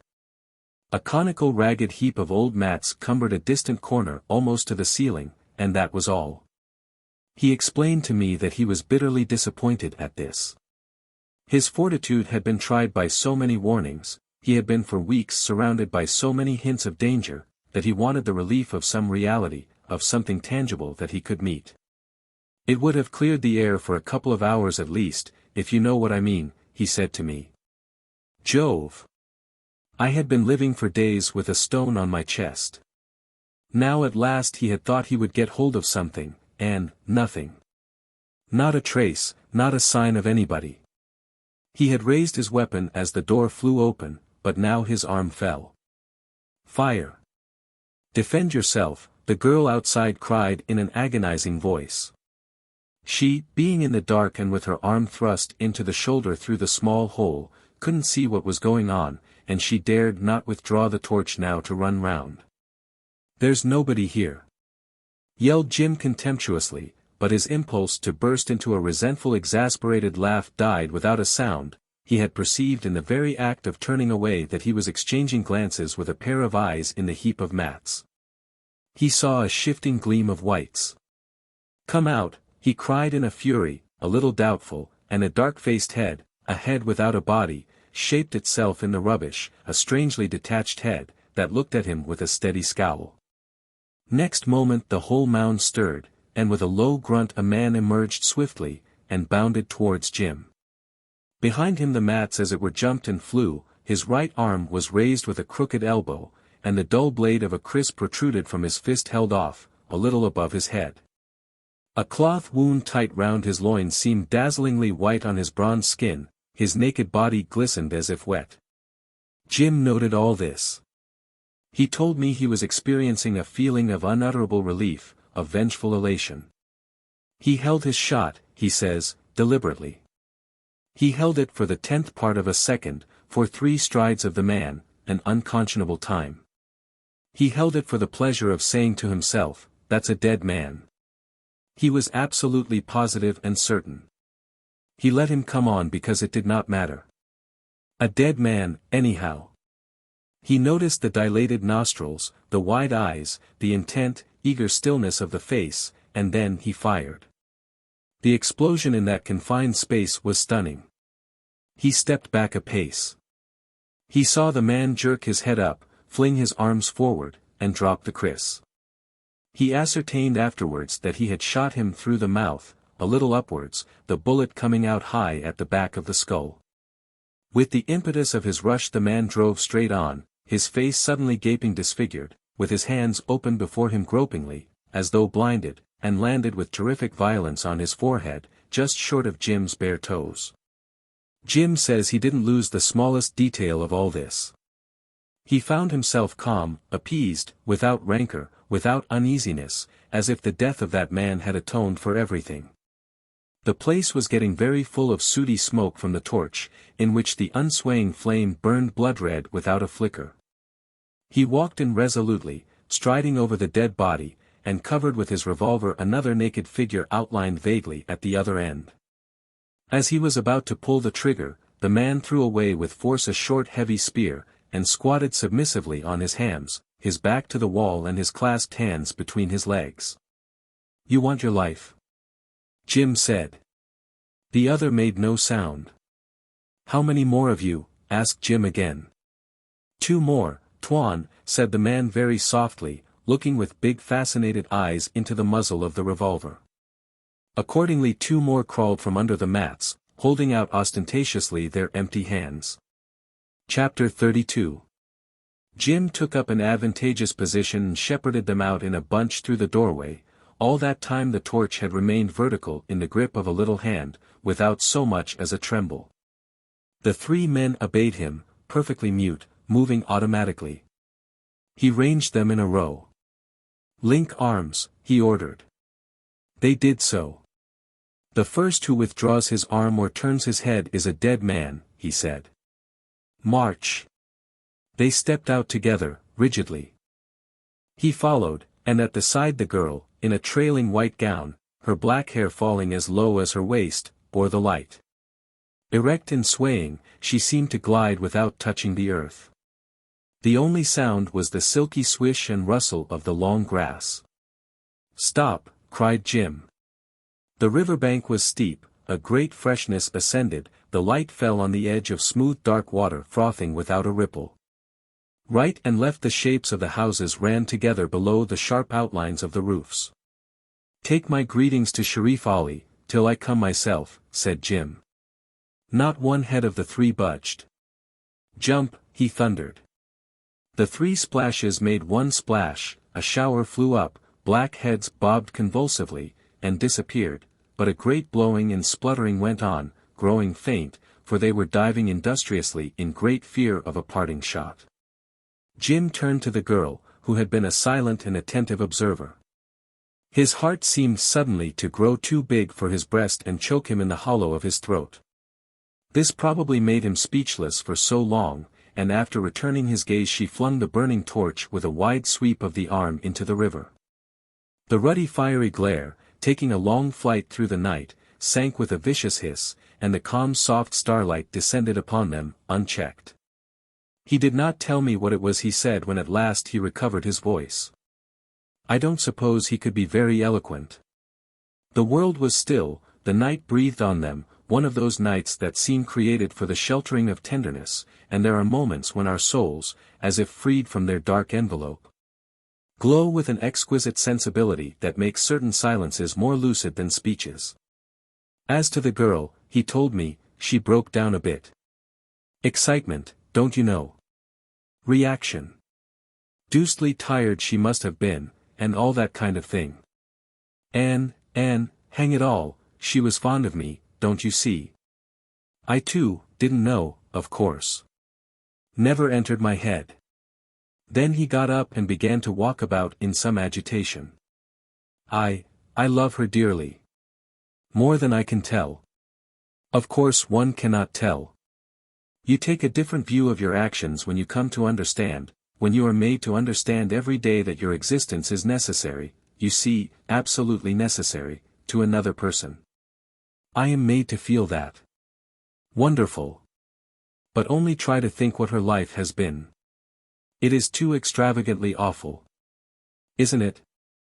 And me finding her here like this, as you may go out for a stroll and come suddenly upon somebody drowning in a lonely dark place. Jove! No time to lose. Well, it is a trust too. I believe I am equal to it. I must tell you the girl had left us to ourselves some time before. He slapped his chest. Yes. I feel that, but I believe I am equal to all my luck. He had the gift of finding a special meaning in everything that happened to him. This was the view he took of his love affair. It was idyllic, a little solemn, and also true, since his belief had all the unshakable seriousness of youth.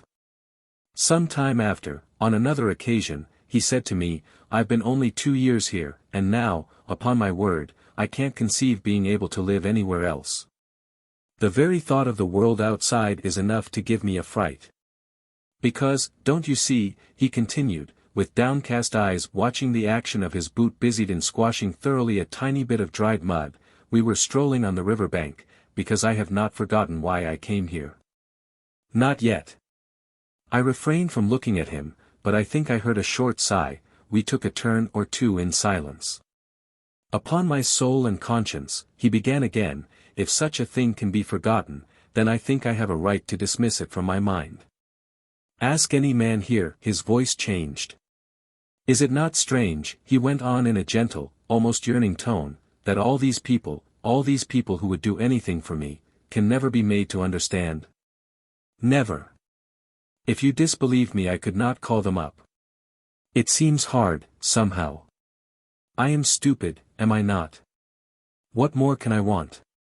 If you ask them who is brave, who is true, who is just, who is it they would trust with their lives, they would say, Tuan Jim. And yet they can never know the real truth. That's what he said to me on my last day with him. I did not let a murmur escape me. I felt he was going to say more, and come no nearer to the root of the matter. The sun, whose concentrated glare dwarfs the earth into a restless mote of dust, had sunk behind the forest. And the diffused light from an opal sky seemed to cast upon a world without shadows and without brilliance the illusion of a calm and pensive greatness. I don't know why, listening to him, I should have noted so distinctly the gradual darkening of the river, of the air. The irresistible slow work of the night settling silently on all the visible forms, effacing the outlines, burying the shapes deeper and deeper, like a steady fall of impalpable black dust. Jove! He began abruptly, there are days when a fellow is too absurd for anything, only I know I can tell you what I like. I talk about being done with it, with the bally thing at the back of my head. Forgetting. Hang me if I know. I can think of it quietly. After all, what has it proved? Nothing. I suppose you don't think so. I made a protesting murmur. No matter, he said. I am satisfied, nearly. I've got to look only at the face of the first man that comes along, to regain my confidence. They can't be made to understand what is going on in me. What of that? Come. I haven't done so badly.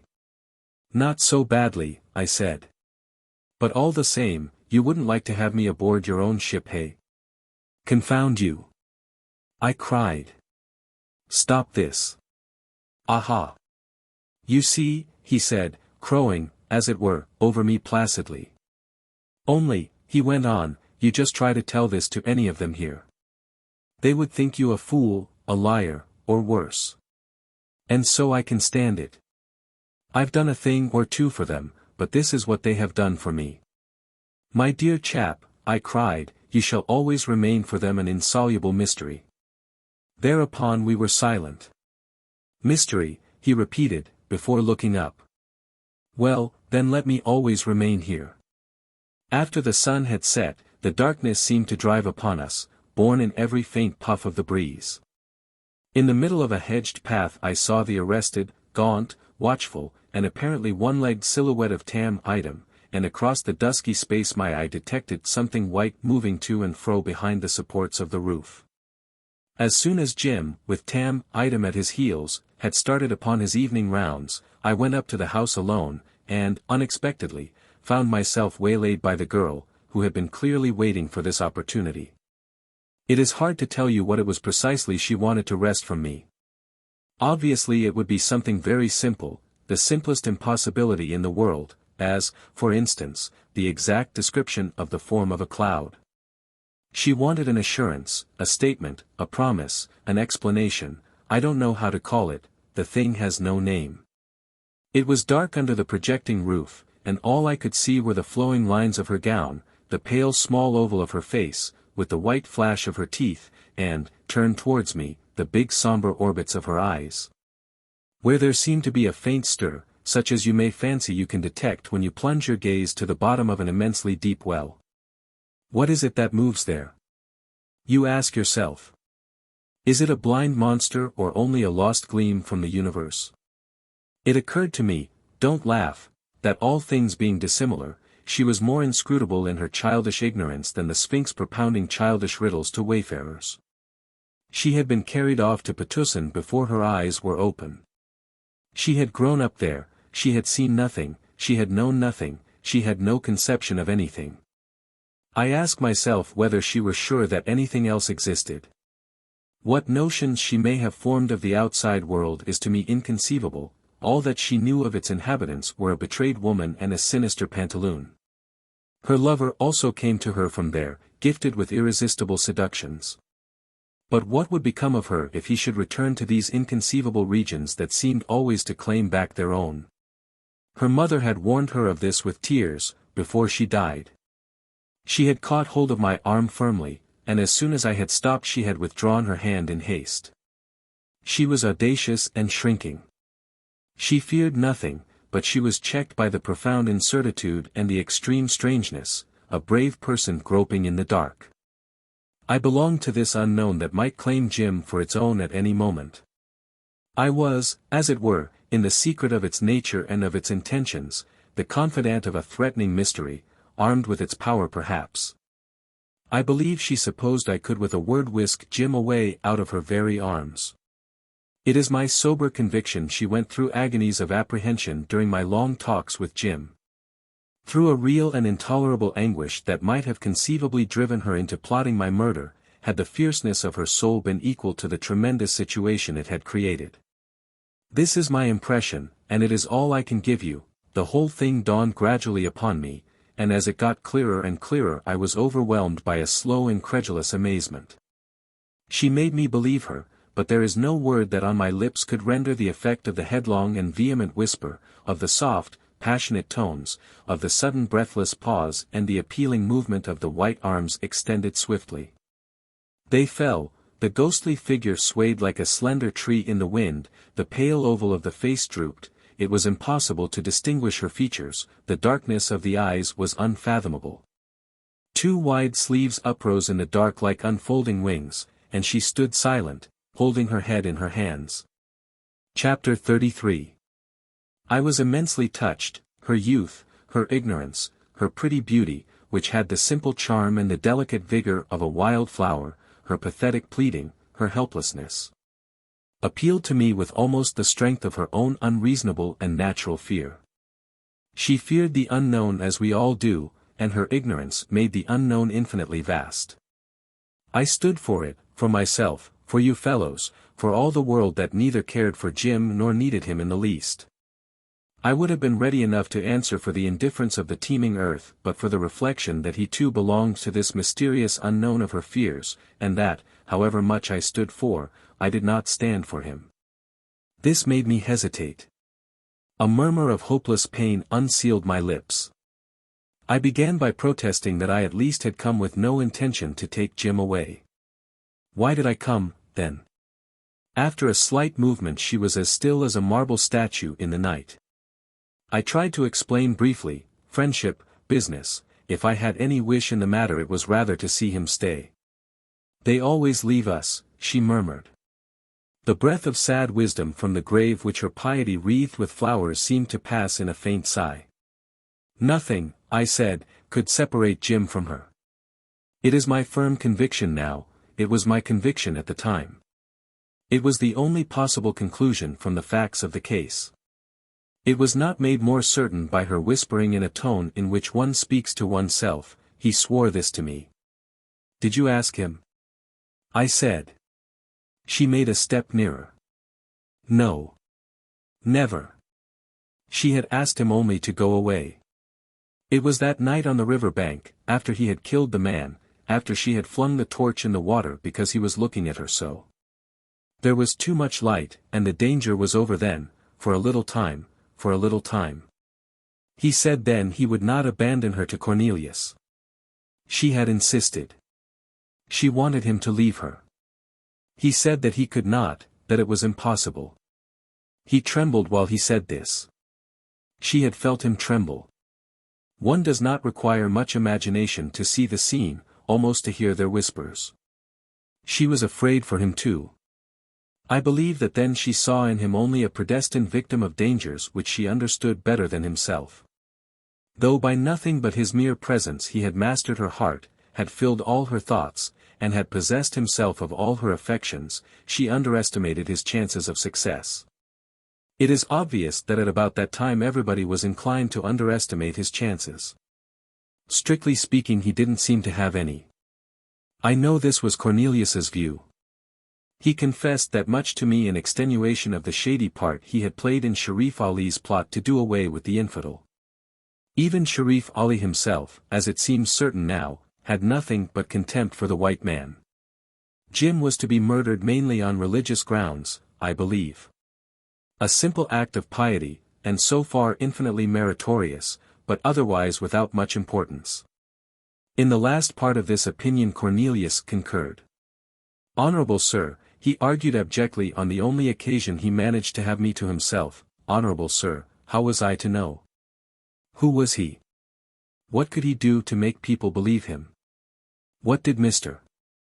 Stein mean sending a boy like that to talk big to an old servant? I was ready to save him for $80. Only $80. Why didn't the fool go? Was I to get stabbed myself for the sake of a stranger? He grovelled in spirit before me, with his body doubled up insinuatingly and his hands hovering about my knees, as though he were ready to embrace my legs. What's $80? An insignificant sum to give to a defenseless old man ruined for life by a deceased she-devil. Here he wept. But I anticipate. I didn't that night chance upon Cornelius till I had had it out with the girl. She was unselfish when she urged Jim to leave her, and even to leave the country. It was his danger that was foremost in her thoughts, even if she wanted to save herself too, perhaps unconsciously, but then look at the warning she had. Look at the lesson that could be drawn from every moment of the recently ended life in which all her memories were centered. She fell at his feet, she told me so, there by the river, in the discreet light of stars which showed nothing except great masses of silent shadows, indefinite open spaces, and trembling faintly upon the broad stream made it appear as wide as the sea. He had lifted her up. He lifted her up, and then she would struggle no more. Of course not. Strong arms, a tender voice, a stalwart shoulder to rest her poor lonely little head upon. The need, the infinite need, of all this for the aching heart, for the bewildered mind, the promptings of youth, the necessity of the moment. What would you have? One understands, unless one is incapable of understanding anything under the sun. And so she was content to be lifted up, and held. You know, Jove. This is serious, no nonsense in it, as Jim had whispered hurriedly with a troubled concerned face on the threshold of his house. I don't know so much about nonsense, but there was nothing light-hearted in their romance. They came together under the shadow of a life's disaster, like knight and maiden meeting to exchange vows amongst haunted ruins. The starlight was good enough for that story, a light so faint and remote that it cannot resolve shadows into shapes, and show the other shore of a stream. I did look upon the stream that night and from the very place. It rolled silent and as black as Styx. The next day I went away, but I am not likely to forget what it was she wanted to be saved from when she entreated him to leave her while there was time. She told me what it was, calmed, she was now too passionately interested for mere excitement, in a voice as quiet in the obscurity as her white half-lost figure. She told me, I didn't want to die weeping. I thought I had not heard aright. You did not want to die weeping? I repeated after her. Like my mother, she added readily. The outlines of her white shape did not stir in the least. My mother had wept bitterly before she died, she explained. An inconceivable calmness seemed to have risen from the ground around us, imperceptibly, like the still rise of a flood in the night, obliterating the familiar landmarks of emotions. There came upon me, as though I had felt myself losing my footing in the midst of waters, a sudden dread, the dread of the unknown depths. She went on explaining that, during the last moments, being alone with her mother, she had to leave the side of the couch to go and set her back against the door, in order to keep Cornelius out. He desired to get in, and kept on drumming with both fists, only desisting now and again to shout huskily, "Let me in! Let me in! Let me in!"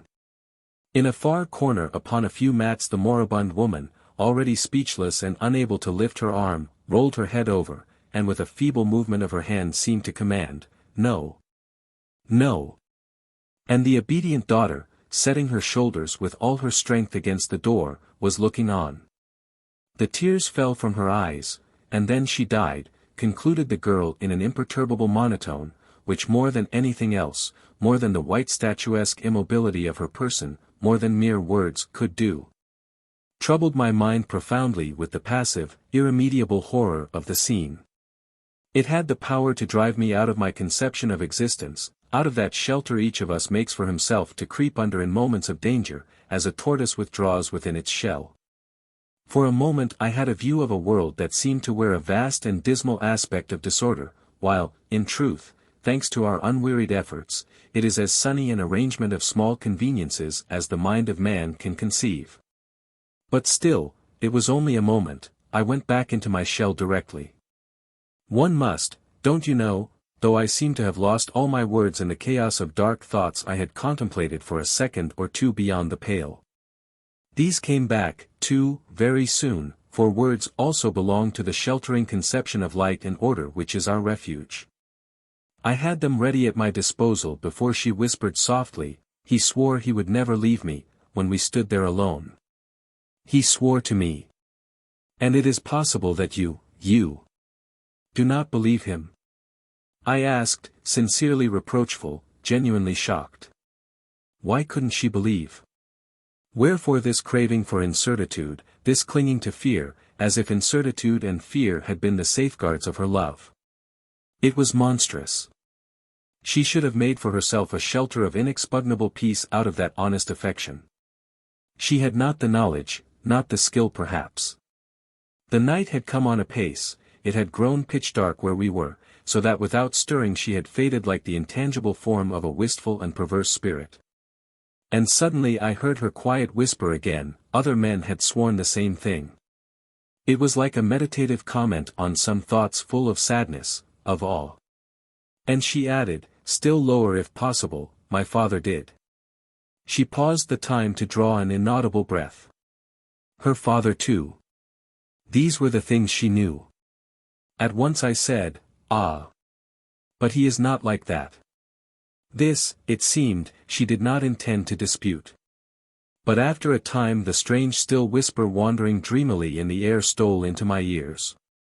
Why is he different? Is he better? Is he?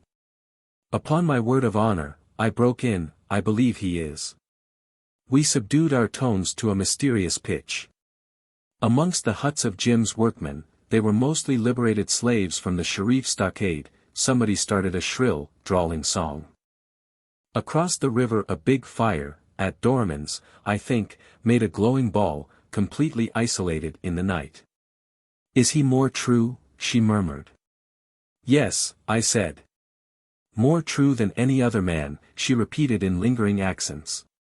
Nobody here, I said, would dream of doubting his word, nobody would dare, except you.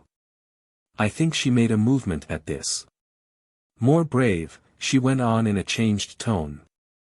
Fear will never drive him away from you, I said a little nervously. The song stopped short on a shrill note, and was succeeded by several voices talking in the distance. Jim's voice too. I was struck by her silence. What has he been telling you? He has been telling you something? I asked. There was no answer. What is it he told you? I insisted. Do you think I can tell you? How am I to know? How am I to understand? She cried at last. There was a stir. I believe she was wringing her hands. There is something he can never forget.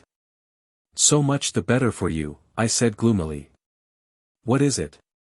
What is it? She put an extraordinary force of appeal into her supplicating tone. He says he had been afraid. How can I believe this? Am I a mad woman to believe this? You all remember something. You all go back to it. What is it? You tell me. What is this thing? Is it alive? Is it dead? I hate it. It is cruel. Has it got a face and a voice, this calamity? Will he see it, will he hear it? In his sleep perhaps when he cannot see me, and then arise and go. Ah! I shall never forgive him. My mother had forgiven, but I, never. Will it be a sign, a call? It was a wonderful experience. She mistrusted his very slumbers, and she seemed to think I could tell her why. Thus a poor mortal seduced by the charm of an apparition might have tried to wring from another ghost the tremendous secret of the claim the other world holds over a disembodied soul astray amongst the passions of this earth. The very ground on which I stood seemed to melt under my feet. And it was so simple too. But if the spirits evoked by our fears and our unrest have ever to vouch for each other's constancy before the forlorn magicians that we are, then I alone of us dwellers in the flesh, have shuddered in the hopeless chill of such a task. A sign, a call. How telling in its expression was her ignorance. A few words. How she came to know them, how she came to pronounce them, I can't imagine. Women find their inspiration in the stress of moments that for us are merely awful, absurd, or futile. To discover that she had a voice at all was enough to strike awe into the heart. Had a spurned stone cried out in pain it could not have appeared a greater and more pitiful miracle. These few sounds wandering in the dark had made their two benighted lives tragic to my mind. It was impossible to make her understand. I chafed silently at my impotence. And Jim, too, poor devil. Who would need him? Who would remember him? He had what he wanted. His very existence probably had been forgotten by this time. They had mastered their fates. They were tragic. Her immobility before me was clearly expectant, and my part was to speak for my brother from the realm of forgetful shade. I was deeply moved at my responsibility and at her distress. I would have given anything for the power to soothe her frail soul, tormenting itself in its invincible ignorance like a small bird beating about the cruel wires of a cage. Nothing easier than to say, have no fear. Nothing more difficult. How does one kill fear, I wonder? How do you shoot a spectre through the heart, slash off its spectral head, take it by its spectral throat? It is an enterprise you rush into while you dream, and are glad to make your escape with wet hair and every limb shaking. The bullet is not run, the blade not forged, the man not born. Even the winged words of truth drop at your feet like lumps of lead. You require for such a desperate encounter an enchanted and poisoned shaft dipped in a lie too subtle to be found on earth. An enterprise for a dream, my masters. I began my exorcism with a heavy heart, with a sort of sullen anger in it too. Jim's voice, suddenly raised with a stern intonation, carried across the courtyard, reproving the carelessness of some dumb sinner by the riverside. Nothing, I said, speaking in a distinct murmur, there could be nothing, in that unknown world she fancied so eager to rob her of her happiness, there was nothing, neither living nor dead, there was no face, no voice, no power that could tear Jim from her side. I drew breath and she whispered softly, "He told me so." "He told you the truth," I said.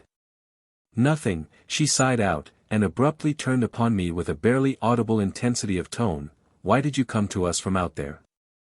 He speaks of you too often. You make me afraid. Do you want him?" A sort of stealthy fierceness had crept into our hurried mutters. "I shall never come again," I said bitterly. "And I don't want him. No one wants him." "No one," she repeated in a tone of doubt. "No one," I affirmed, feeling myself swayed by some strange excitement.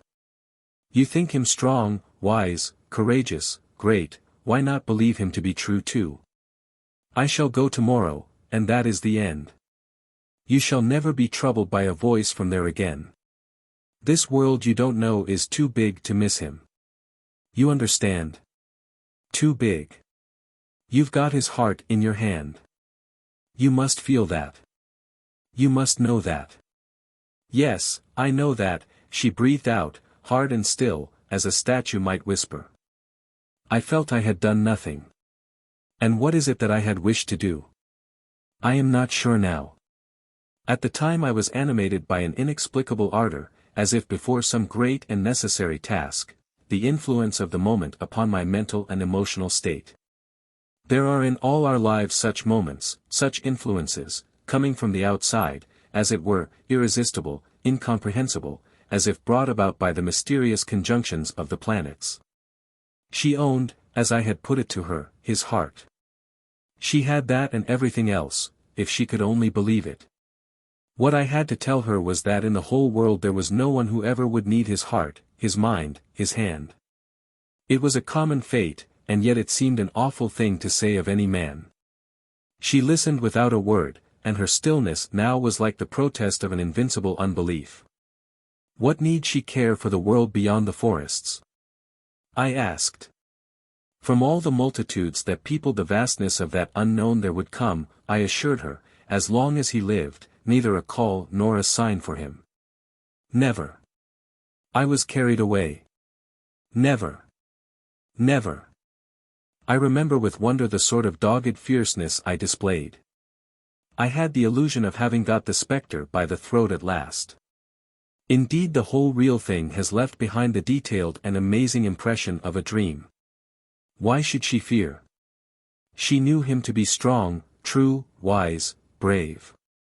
He was all that. Certainly. He was more. He was great, invincible, and the world did not want him, it had forgotten him, it would not even know him. I stopped. The silence over Patusan was profound, and the feeble dry sound of a paddle striking the side of a canoe somewhere in the middle of the river seemed to make it infinite. "Why?" she murmured. I felt that sort of rage one feels during a hard tussle. The spectre was trying to slip out of my grasp. "Why?" she repeated louder, "tell me." And as I remained confounded, she stamped with her foot like a spoilt child. "Why? Speak. You want to know?" I asked in a fury. "Yes," she cried. "Because he is not good enough," I said brutally. During the moment's pause I noticed the fire on the other shore blaze up, dilating the circle of its glow like an amazed stare, and contract suddenly to a red pinpoint. I only knew how close to me she had been when I felt the clutch of her fingers on my forearm. Without raising her voice, she threw into it an infinity of scathing contempt, bitterness, and despair. "This is the very thing," he said. "You lie." The last two words she cried at me in the native dialect. "Hear me out." I entreated. She caught her breath tremulously, flung my arm away. Nobody is good enough," I began with the greatest earnestness. I could hear the sobbing labor of her breath frightfully quickened. I hung my head. What was the use? Footsteps were approaching, I slipped away without another word. Chapter 34. Marlowe swung his legs out, got up quickly, and staggered a little, as though he had been set down after a rush through space. He leaned his back against the balustrade and faced a disordered array of long cane chairs. The bodies prone in them seemed startled out of their torpor by his movement. One or two sat up as if alarmed, here and there a cigar glowed yet. Marlowe looked at them all with the eyes of a man returning from the excessive remoteness of a dream. A throat was cleared, a calm voice encouraged negligently, "Well." "Nothing," said Marlowe with a slight start. He had told her, that's all. She did not believe him, nothing more. "As to myself, I do not know whether it be just, proper, decent for me to rejoice or to be sorry. For my part, I cannot say what I believed, indeed I don't know to this day, and never shall probably. But what did the poor devil believe himself? Truth shall prevail, don't you know magna est veritas L? Yes, when it gets a chance. There is a law, no doubt, and likewise a law regulates your luck in the throwing of dice. It is not justice the servant of men, but accident, hazard, fortune, the ally of patient time, that holds an even and scrupulous balance." Both of us had said the very same thing. Did we both speak the truth, or one of us did, or neither? Marlowe paused, crossed his arms on his breast, and in a changed tone. "She said we lied. Poor soul. Well, let's leave it to chance, whose ally is time, that cannot be hurried, and whose enemy is death, that will not wait." I had retreated, a little cowed, I must own. I had tried a fall with fear itself and got thrown, of course. I had only succeeded in adding to her anguish the hint of some mysterious collusion, of an inexplicable and incomprehensible conspiracy to keep her forever in the dark. And it had come easily, naturally, unavoidably, by his act, by her own act. It was as though I had been shown the working of the implacable destiny of which we are the victims, and the tools. It was appalling to think of the girl whom I had left standing there motionless. Jim's footsteps had a fateful sound as he tramped by, without seeing me, in his heavy laced boots. "What? No lights," he said in a loud, surprised voice. "What are you doing in the dark, you two?" Next moment he caught sight of her, I suppose. "Hullo, girl," he cried cheerily. "Hullo, boy," she answered at once, with amazing pluck. This was their usual greeting to each other, and the bit of swagger she would put into her rather high but sweet voice was very droll, pretty, and childlike. It delighted Jim greatly. This was the last occasion on which I heard them exchange this familiar hail, and it struck a chill into my heart. There was the high sweet voice, the pretty effort, the swagger. But it all seemed to die out prematurely, and the playful call sounded like a moan. It was too confoundedly awful. "What have you done with Marlowe?" Jim was asking, and then, "Gone down, has he? Funny I didn't meet him. You there, Marlowe?" I didn't answer. I wasn't going in, not yet at any rate. I really couldn't. While he was calling me I was engaged in making my escape through a little gate leading out upon a stretch of newly cleared ground. No, I couldn't face them yet. I walked hastily with lowered head along a trodden path. The ground rose gently, the few big trees had been felled, the undergrowth had been cut down and the grass fired. He had a mind to try a coffee plantation there. The big hill, rearing its double summit coal-black in the clear yellow glow of the rising moon, seemed to cast its shadow upon the ground prepared for that experiment. He was going to try ever so many experiments. I had admired his energy, his enterprise, and his shrewdness. Nothing on earth seemed less real now than his plans, his energy, and his enthusiasm, and raising my eyes, I saw part of the moon glittering through the bushes at the bottom of the chasm. For a moment it looked as though the smooth disk, falling from its place in the sky upon the earth, had rolled to the bottom of that precipice. Its ascending movement was like a leisurely rebound, it disengaged itself from the tangle of twigs. The bare contorted limb of some tree, growing on the slope, made a black crack right across its face. It threw its level rays afar as if from a cavern, and in this mournful eclipse-like light the stumps of felled trees uprose very dark, the heavy shadows fell at my feet on all sides, my own moving shadow. And across my path the shadow of the solitary grave perpetually garlanded with flowers. In the darkened moonlight the interlaced blossoms took on shapes foreign to one's memory and colors indefinable to the eye, as though they had been special flowers gathered by no man, grown not in this world, and destined for the use of the dead alone. Their powerful scent hung in the warm air, making it thick and heavy like the fumes of incense. The lumps of white coral shone round the dark mound like a chaplet of bleached skulls, and everything around was so quiet that when I stood still all sound and all movement in the world seemed to come to an end. It was a great peace, as if the earth had been one grave, and for a time I stood there thinking mostly of the living who, buried in remote places out of the knowledge of mankind, still are fated to share in its tragic or grotesque miseries. In its noble struggles too, who knows? The human heart is vast enough to contain all the world. It is valiant enough to bear the burden, but where is the courage that would cast it off? I suppose I must have fallen into a sentimental mood. I only know that I stood there long enough for the sense of utter solitude to get hold of me so completely that all I had lately seen, all I had heard, and the very human speech itself, seemed to have passed away out of existence, living only for a while longer in my memory, as though I had been the last of mankind. It was a strange and melancholy illusion, evolved half-consciously like all our illusions, which I suspect only to be visions of remote unattainable truth, seen dimly. This was, indeed, one of the lost, forgotten, unknown places of the earth. I had looked under its obscure surface, and I felt that when tomorrow I had left it forever, it would slip out of existence, to live only in my memory till I myself passed into oblivion. I have that feeling about me now. Perhaps it is that feeling which has incited me to tell you the story, to try to hand over to you, as it were, its very existence, its reality, the truth disclosed in a moment of illusion. Cornelius broke upon it. He bolted out, vermin-like, from the long grass growing in a depression of the ground. I believe his house was rotting somewhere nearby, though I've never seen it, not having been far enough in that direction. He ran towards me upon the path. His feet, shod in dirty white shoes, twinkled on the dark earth. He pulled himself up, and began to whine and cringe under a tall stovepipe hat. His dried-up little carcass was swallowed up, totally lost, in a suit of black broadcloth.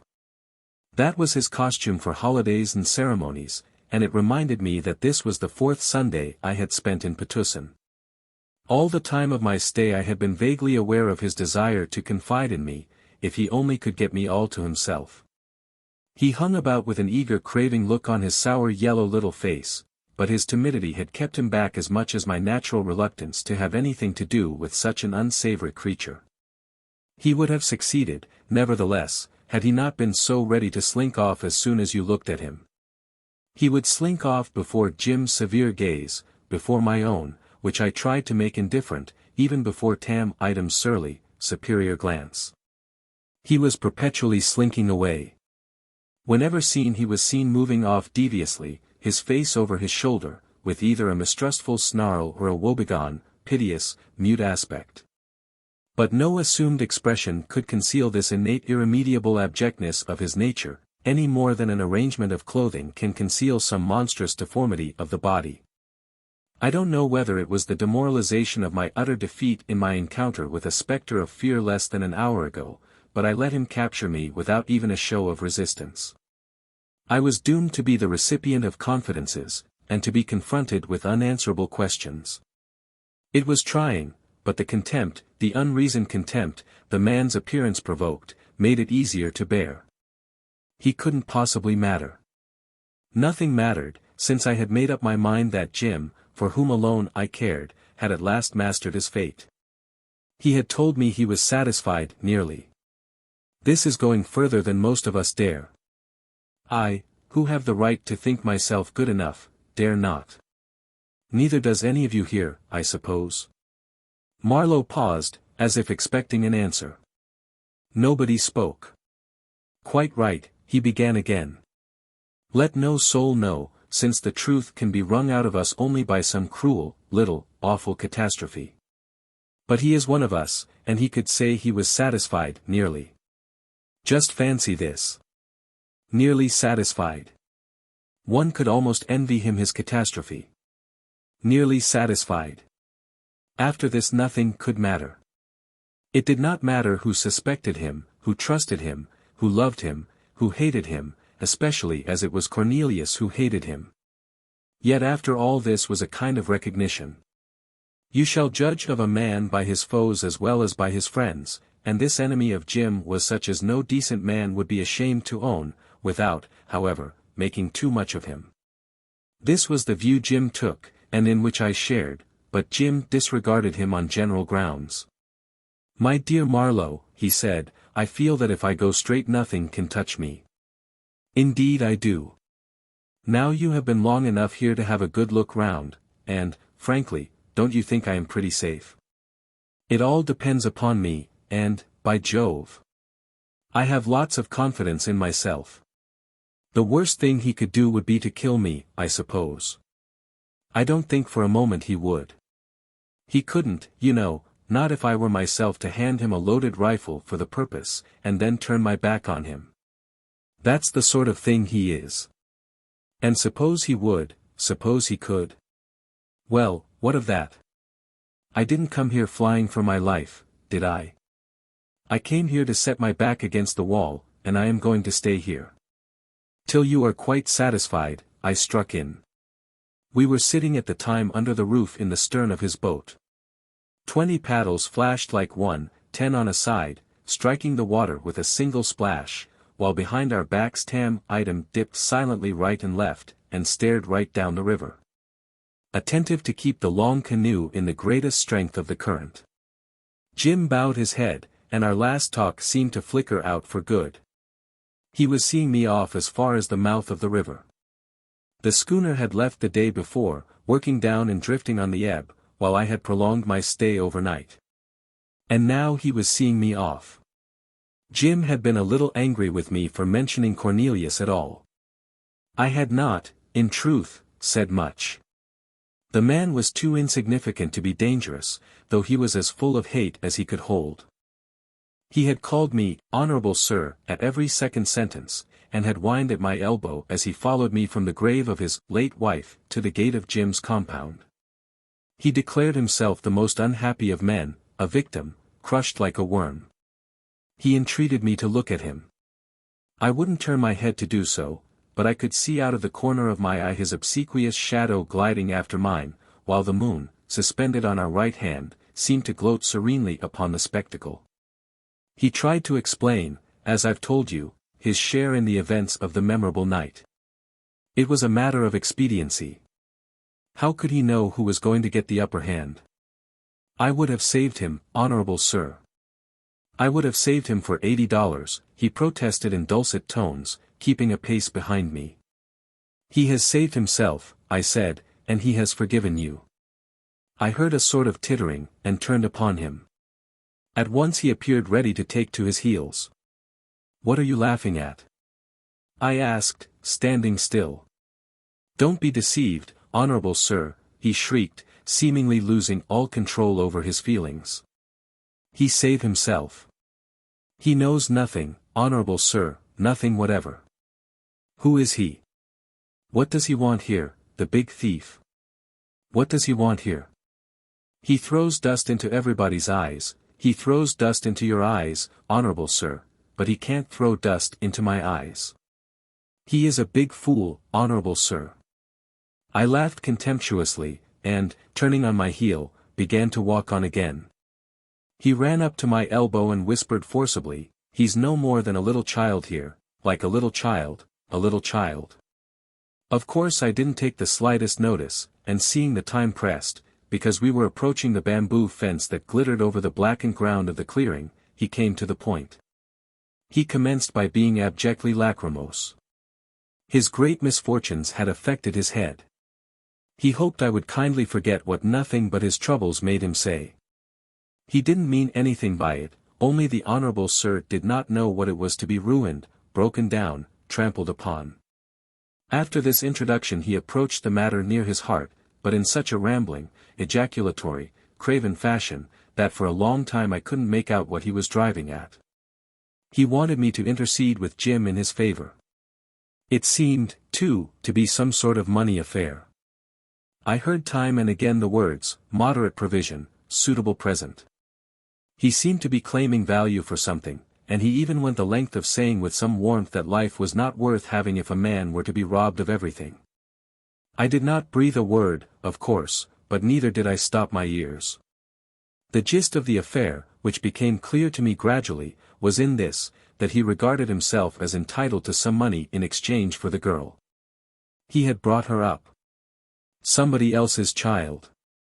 Great trouble and pains, old man now, suitable present. If the honorable sir would say a word. I stood still to look at him with curiosity, and fearful lest I should think him extortionate, I suppose, he hastily brought himself to make a concession. In consideration of a suitable present given at once, he would, he declared, be willing to undertake the charge of the girl, without any other provision, when the time came for the gentleman to go home. His little yellow face, all crumpled as though it had been squeezed together, expressed the most anxious, eager avarice. His voice whined coaxingly, no more trouble, natural guardian, a sum of money. I stood there and marveled. That kind of thing, with him, was evidently a vocation. I discovered suddenly in his cringing attitude a sort of assurance, as though he had been all his life dealing in certitudes. He must have thought I was dispassionately considering his proposal, because he became as sweet as honey. Every gentleman made a provision when the time came to go home, he began insinuatingly. I slammed the little gate. In this case, Mr. Cornelius, I said, the time will never come. He took a few seconds to gather this in. What, he fairly squealed. Why, I continued from my side of the gate, haven't you heard him say so himself? He will never go home. Oh. This is too much, he shouted. He would not address me as honored sir any more. He was very still for a time, and then without a trace of humility began very low, never go, ah.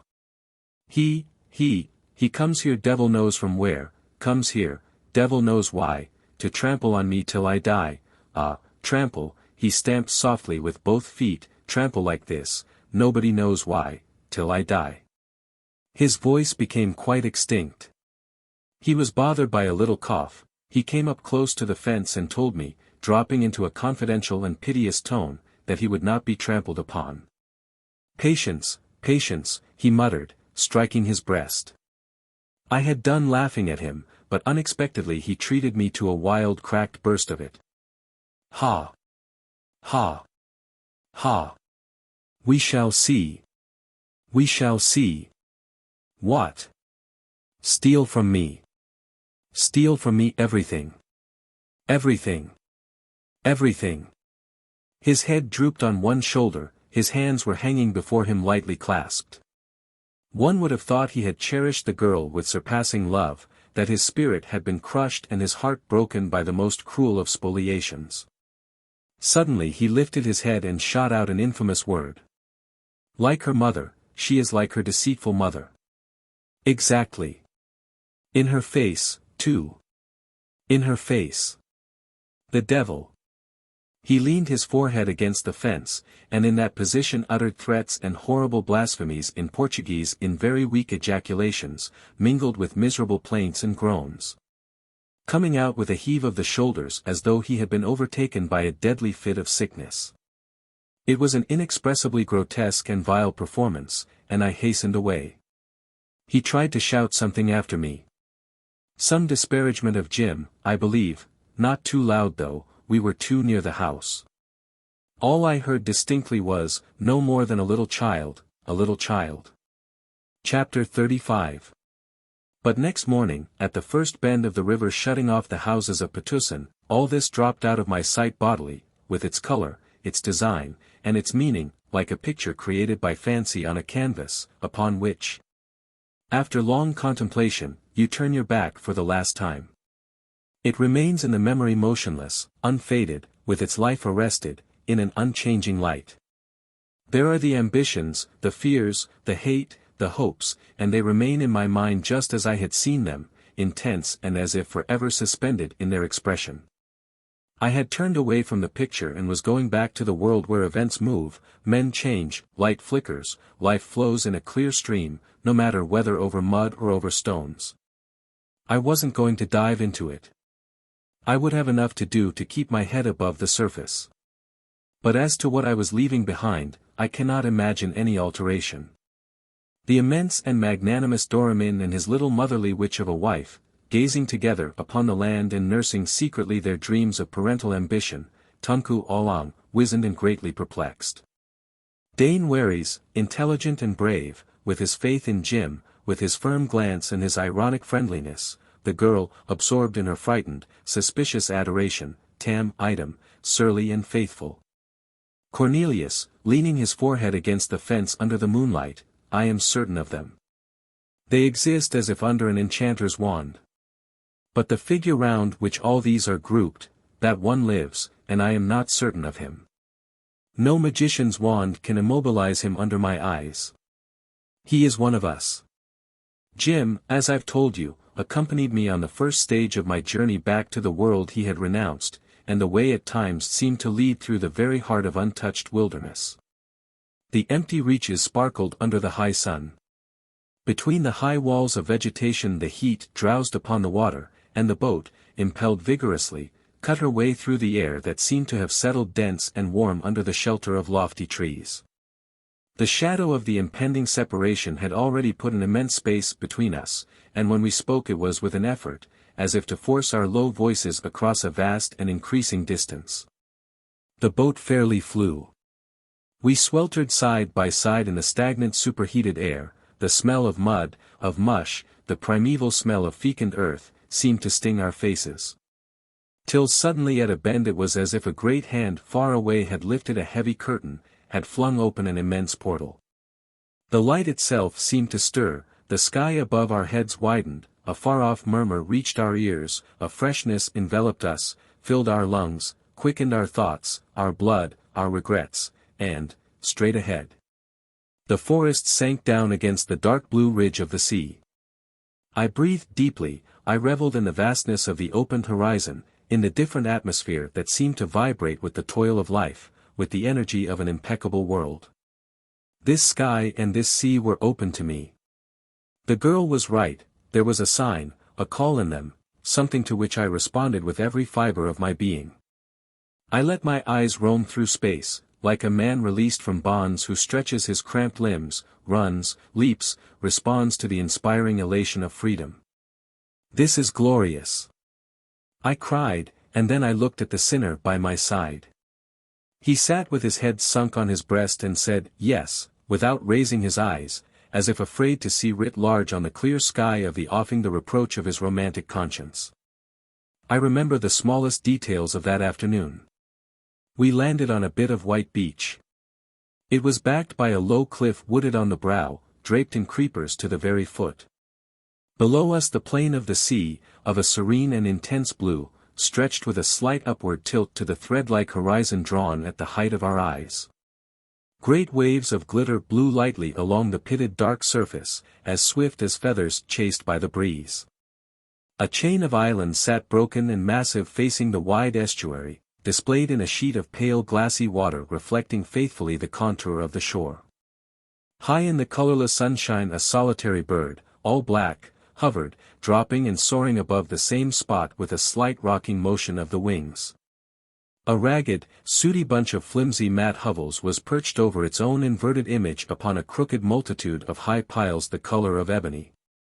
A tiny black canoe put off from amongst them with two tiny men, all black, who toiled exceedingly, striking down at the pale water, and the canoe seemed to slide painfully on a mirror. This bunch of miserable hovels was the fishing village that boasted of the White Lord's especial protection, and the two men crossing over were the old headman and his son-in-law. They landed and walked up to us on the white sand, lean, dark brown as if dried in smoke, with ashy patches on the skin of their naked shoulders and breasts. Their heads were bound in dirty but carefully folded handkerchiefs, and the old man began at once to state a complaint, voluble, stretching a lank arm, screwing up at Jim his old bleared eyes confidently. The Rajah's people would not leave them alone. There had been some trouble about a lot of turtles' eggs his people had collected on the islets there, and leaning at arm's length upon his paddle, he pointed with a brown skinny hand over the sea. Jim listened for a time without looking up, and at last told him gently to wait. He would hear him by and by. They withdrew obediently to some little distance, and sat on their heels, with their paddles lying before them on the sand. The silvery gleams in their eyes followed our movements patiently. And the immensity of the outspread sea, the stillness of the coast, passing north and south beyond the limits of my vision, made up one colossal presence watching us four dwarfs isolated on a strip of glistening sand. The trouble is, remarked Jim moodily, that for generations these beggars of fishermen in that village there had been considered as the Rajah's personal slaves, and the old rip can't get it into his head that. He paused. That you have changed all that, I said. Yes, I've changed all that, he muttered in a gloomy voice. You have had your opportunity, I pursued. Have I? He said. Well, yes. I suppose so. Yes. I have got back my confidence in myself, a good name, yet sometimes I wish. No. I shall hold what I've got. Can't expect anything more. He flung his arm out towards the sea. Not out there anyhow. He stamped his foot upon the sand. This is my limit, because nothing less will do. We continued pacing the beach. Yes, I've changed all that, he went on, with a sidelong glance at the two patient squatting fishermen, but only try to think what it would be if I went away. Jove! Can't you see it? Hell loose. No. Tomorrow I shall go and take my chance of drinking that silly old Tunku Alang's coffee, and I shall make no end of fuss over these rotten turtles' eggs. No. I can't say, enough. Never. I must go on forever holding up my end, to feel sure that nothing can touch me. I must stick to their belief in me to feel safe and to. He cast about for a word, seemed to look for it on the sea. To keep in touch with. His voice sank suddenly to a murmur. With those whom, perhaps, I shall never see any more. With you, for instance. I was profoundly humbled by his words. For God's sake, I said, don't set me up, my dear fellow. Just look to yourself. I felt a gratitude, an affection, for that straggler whose eyes had singled me out, keeping my place in the ranks of an insignificant multitude. How little that was to boast of, after all. I turned my burning face away. Under the low sun, glowing, darkened and crimson, like an ember snatched from the fire, the sea lay outspread, offering all its immense stillness to the approach of the fiery orb. Twice he was going to speak, but checked himself. At last, as if he had found a formula. I shall be faithful, he said quietly. I shall be faithful, he repeated, without looking at me, but for the first time letting his eyes wander upon the waters, whose blueness had changed to a gloomy purple under the fires of sunset. Ah! He was romantic, romantic. I recalled some words of Stein's. In the destructive element immerse. To follow the dream, and again to follow the dream, and so, always, usque ad finem. He was romantic, but none the less true. Who could tell what forms, what visions, what faces, what forgiveness he could see in the glow of the west? A small boat, leaving the schooner, moved slowly, with a regular beat of 2 oars, towards the sandbank to take me off. And then there's Jewel, he said, out of the great silence of earth, sky, and sea, which had mastered my very thoughts so that his voice made me start. There's Jewel. Yes, I murmured. I need not tell you what she is to me, he pursued. You've seen. In time she will come to understand. I hope so, I interrupted. She trusts me, too, he mused, and then changed his tone. When shall we meet next, I wonder, he said. Never, "Unless you come out," I answered, avoiding his glance.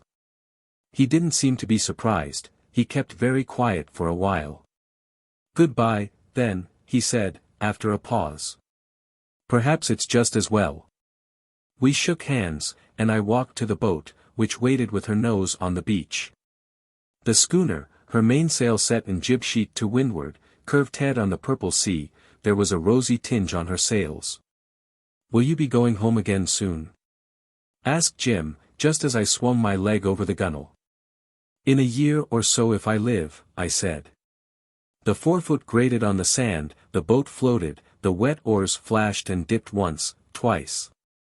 Jim, at the water's edge, raised his voice. "Tell them," he began. I signed to the men to cease rowing, and waited in wonder. "Tell who?" The half-submerged sun faced him, I could see its red gleam in his eyes that looked dumbly at me. "No, nothing," he said, and with a slight wave of his hand motioned the boat away. I did not look again at the shore till I had clambered on board the schooner. By that time the sun had set. The twilight lay over the east, and the coast, turned black, extended infinitely its somber wall that seemed the very stronghold of the night. The western horizon was one great blaze of gold and crimson in which a big detached cloud floated dark and still, casting a slaty shadow on the water beneath, and I saw Jim on the beach watching the schooner fall off and gather headway. The two half-naked fishermen had arisen as soon as I had gone. They were no doubt pouring the plaint of their trifling, miserable, oppressed lives into the ears of the White Lord, and no doubt he was listening to it, making it his own. For was it not a part of his luck, the luck, from the word go, the luck to which he had assured me he was so completely equal? They, too, I should think, were in luck, and I was sure their pertinacity would be equal to it. Their dark-skinned bodies vanished on the dark background long before I had lost sight of their protector. He was white from head to foot, and remained persistently visible with the stronghold of the night at his back, the sea at his feet, the opportunity by his side, still veiled. What do you say? Was it still veiled? I don't know. For me that white figure in the stillness of coast and sea seemed to stand at the heart of a vast enigma. The twilight was ebbing fast from the sky above his head, the strip of sand had sunk already under his feet, he himself appeared no bigger than a child, then only a speck, a tiny white speck. That seemed to catch all the light left in a darkened world. And, suddenly, I lost him. Chapter 36. With these words Marlowe had ended his narrative, and his audience had broken up forthwith, under his abstract, pensive gaze. Men drifted off the veranda in pairs or alone without loss of time, without offering a remark, as if the last image of that incomplete story, its incompleteness itself, and the very tone of the speaker, had made discussion in vain and comment impossible. Each of them seemed to carry away his own impression, to carry it away with him like a secret, but there was only one man of all these listeners who was ever to hear the last word of the story. It came to him at home, more than 2 years later, and it came contained in a thick packet addressed in Marlowe's upright and angular handwriting. The privileged man opened the packet, looked in, then, laying it down, went to the window. His rooms were in the highest flat of a lofty building, and his glance could travel afar beyond the clear panes of glass, as though he were looking out of the lantern of a lighthouse. The slopes of the roofs glistened, the dark broken ridges succeeded each other without end like somber, uncrested waves, and from the depths of the town under his feet ascended a confused and unceasing mutter. The spires of churches, numerous, scattered haphazard, uprose like beacons on a maze of shoals without a channel, the driving rain mingled with the falling dusk of a winter's evening. And the booming of a big clock on a tower, striking the hour, rolled past in voluminous, austere bursts of sound, with a shrill vibrating cry at the core. He drew the heavy curtains. The light of his shaded reading lamp slept like a sheltered pool, his footfalls made no sound on the carpet, his wandering days were over. No more horizons as boundless as hope, no more twilights within the forests as solemn as temples, in the hot quest for the ever undiscovered country over the hill, across the stream, beyond the wave. The hour was striking. No more. No more. But the opened packet under the lamp brought back the sounds, the visions, the very savor of the past, a multitude of fading faces, a tumult of low voices, dying away upon the shores of distant seas under a passionate and unconsoling sunshine. He sighed and sat down to read. At first he saw 3 distinct enclosures. A good many pages closely blackened and pinned together. A loose square sheet of grayish paper with a few words traced in a handwriting he had never seen before, and an explanatory letter from Marlowe. From this last fell another letter, yellowed by time and frayed on the folds. He picked it up and, laying it aside, turned to Marlowe's message, ran swiftly over the opening lines, and, checking himself, thereafter read on deliberately, like one approaching with slow feet and alert eyes the glimpse of an undiscovered country. "I don't suppose you've forgotten," went on the letter. "You alone have showed an interest in him that survived the telling of his story, though I remember well you would not admit he had mastered his fate. You prophesied for him the disaster of weariness and of disgust with acquired honor, with the self-appointed task, with the love sprung from pity and youth. You had said you knew so well, that kind of thing, its illusory satisfaction, its unavoidable deception. You said also, I call to mind, that, giving your life up to them meaning all of mankind with skins brown, yellow, or black in color, was like selling your soul to a brute. You contended that kind of thing, was only endurable and enduring when based on a firm conviction in the truth of ideas racially our own, in whose name are established the order, the morality of an ethical progress. We want its strength at our backs, you had said. We want a belief in its necessity and its justice, to make a worthy and conscious sacrifice of our lives. Without it the sacrifice is only forgetfulness, the way of offering is no better than the way to perdition. In other words, you maintain that we must fight in the ranks or our lives don't count. Possibly.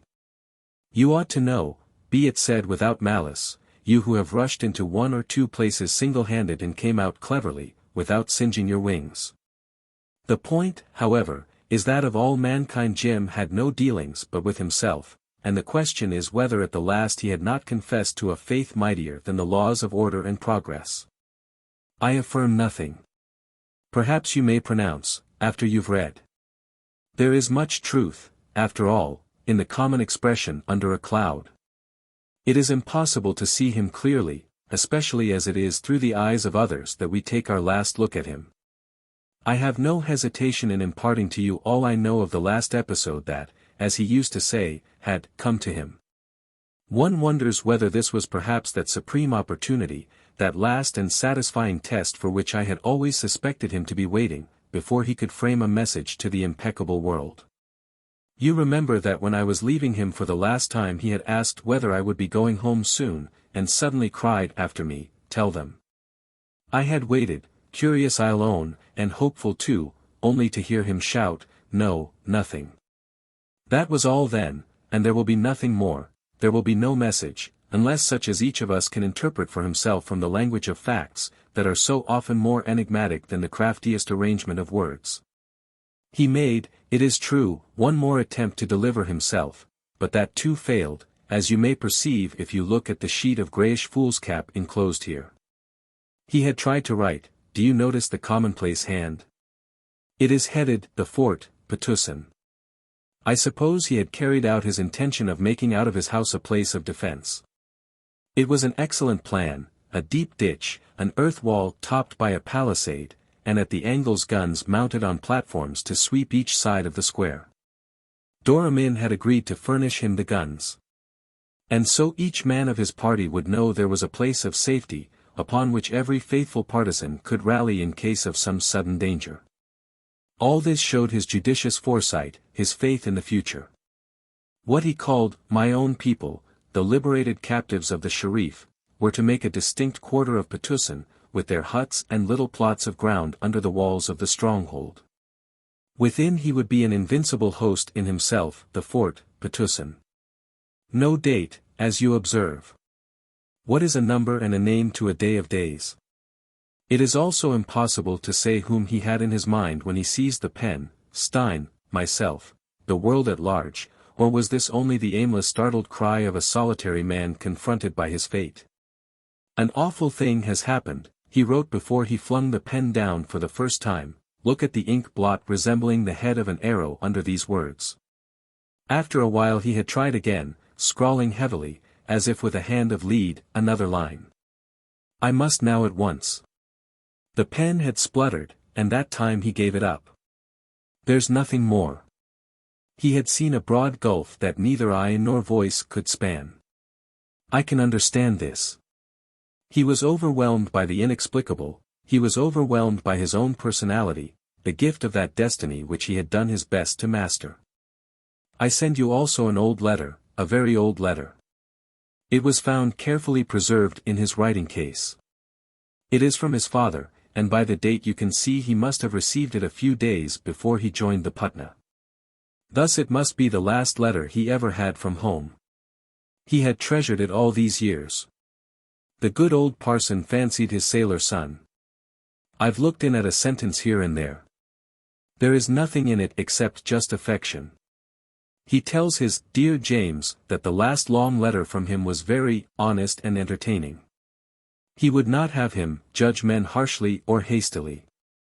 There are 4 pages of it, easy morality and family news. Tom had taken orders. Carrie's husband had money losses. The old chap goes on equably trusting Providence and the established order of the universe, but alive to its small dangers and its small mercies. One can almost see him, grey-haired and serene in the inviolable shelter of his book-lined, faded, and comfortable study, where for 40 years he had conscientiously gone over and over again the round of his little thoughts about faith and virtue. About the conduct of life and the only proper manner of dying. Where he had written so many sermons, where he sits talking to his boy, over there, on the other side of the earth. But what of the distance? Virtue is one all over the world, and there is only one faith, one conceivable conduct of life, one manner of dying.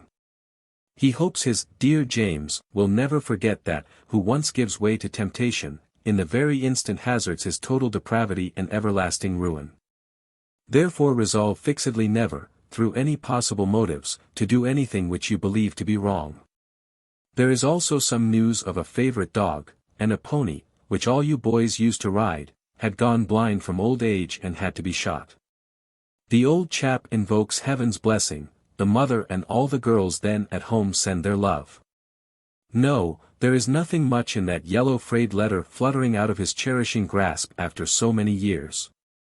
It was never answered, but who can say what converse he may have held with all these placid, colorless forms of men and women peopling that quiet corner of the world as free of danger or strife as a tomb, and breathing equably the air of undisturbed rectitude.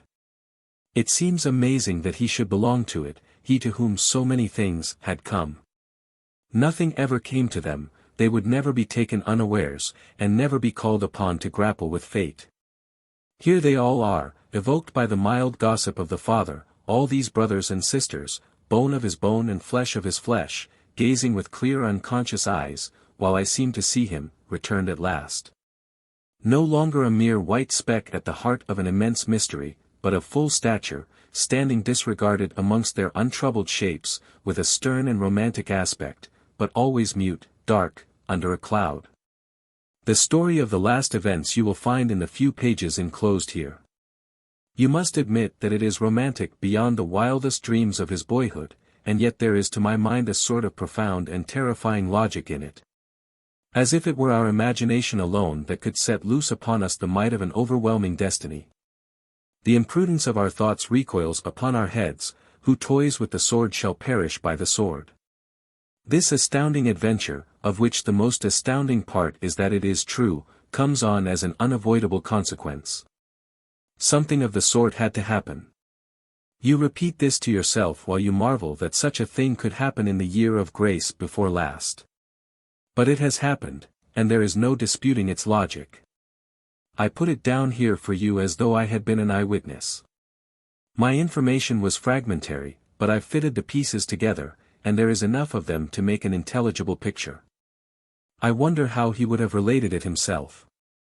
He has confided so much in me that at times it seems as though he must come in presently and tell the story in his own words, in his careless yet feeling voice, with his offhand manner, a little puzzled, a little bothered, a little hurt.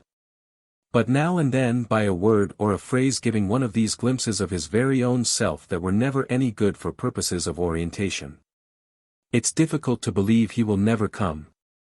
I shall never hear his voice again, nor shall I see his smooth tan and pink face with a white line on the forehead, and the youthful eyes darkened by excitement to a profound, unfathomable blue. Chapter 37. It all begins with a remarkable exploit of a man called Brown, who stole with complete success a Spanish schooner out of a small bay near Zamboanga. Till I discovered the fellow my information was incomplete, but most unexpectedly I did come upon him a few hours before he gave up his arrogant ghost. Fortunately he was willing and able to talk between the choking fits of asthma, and his racked body writhed with malicious exultation at the bare thought of Jim. He exulted thus at the idea that he had paid out the stuck-up beggar after all. He gloated over his action. I had to bear the sunken glare of his fierce crow-footed eyes if I wanted to know. And so I bore it, reflecting how much certain forms of evil are akin to madness, derived from intense egoism, inflamed by resistance, tearing the soul to pieces, and giving factitious vigor to the body. The story also reveals unsuspected depths of cunning in the wretched Cornelius, whose abject and intense hate acts like a subtle inspiration, pointing out an unerring way towards revenge. I could see directly I set my eyes on him what sort of a fool he was, gasped the dying Brown. He a man. Hell. He was a hollow sham. As if he couldn't have said straight out, hands off my plunder, blast him. That would have been like a man. Rot his superior soul. He had me there, but he hadn't devil enough in him to make an end of me. Not he. A thing like that letting me off as if I wasn't worth a kick. Brown struggled desperately for breath. Fraud. Letting me off. And so I did make an end of him after all. He choked again. I expect this thing will kill me, but I shall die easy now. You here. I don't know your name, I would give you a £5 note if I had it, for the news, or my name's not Brown. He grinned horribly. Gentleman Brown. He said all these things in profound gasps, staring at me with his yellow eyes out of a long, ravaged, brown face. He jerked his left arm, a pepper and salt matted beard hung almost into his lap, a dirty ragged blanket covered his legs. I had found him out in Bangkok through that busybody Schomburg, the hotel keeper, who had, confidentially, directed me where to look. It appears that a sort of loafing, fuddled vagabond, a white man living amongst the natives with a Siamese woman, had considered it a great privilege to give a shelter to the last days of the famous Gentleman Brown. While he was talking to me in the wretched hovel, and, as it were, fighting for every minute of his life, the Siamese woman, with big bare legs and a stupid coarse face, sat in a dark corner chewing betel stolidly. Now and then she would get up for the purpose of shooing a chicken away from the door. The whole hut shook when she walked.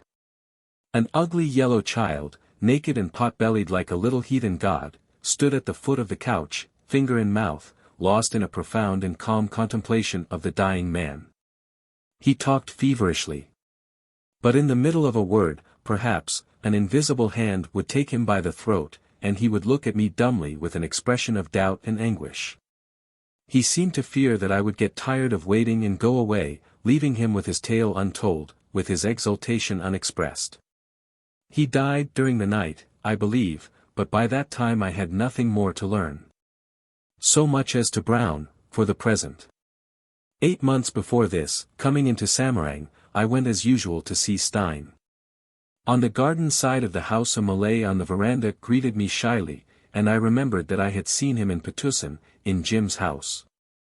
Amongst other Bugis men who used to come in the evening to talk interminably over their war reminiscences and to discuss state affairs.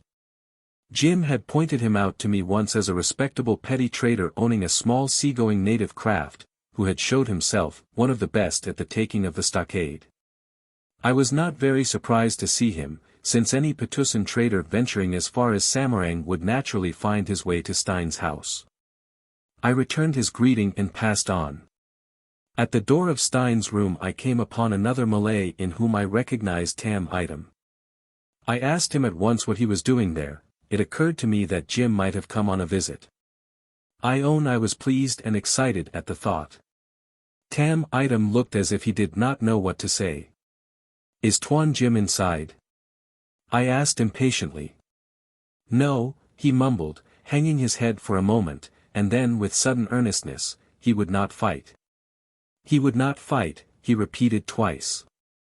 As he seemed unable to say anything else, I pushed him aside and went in.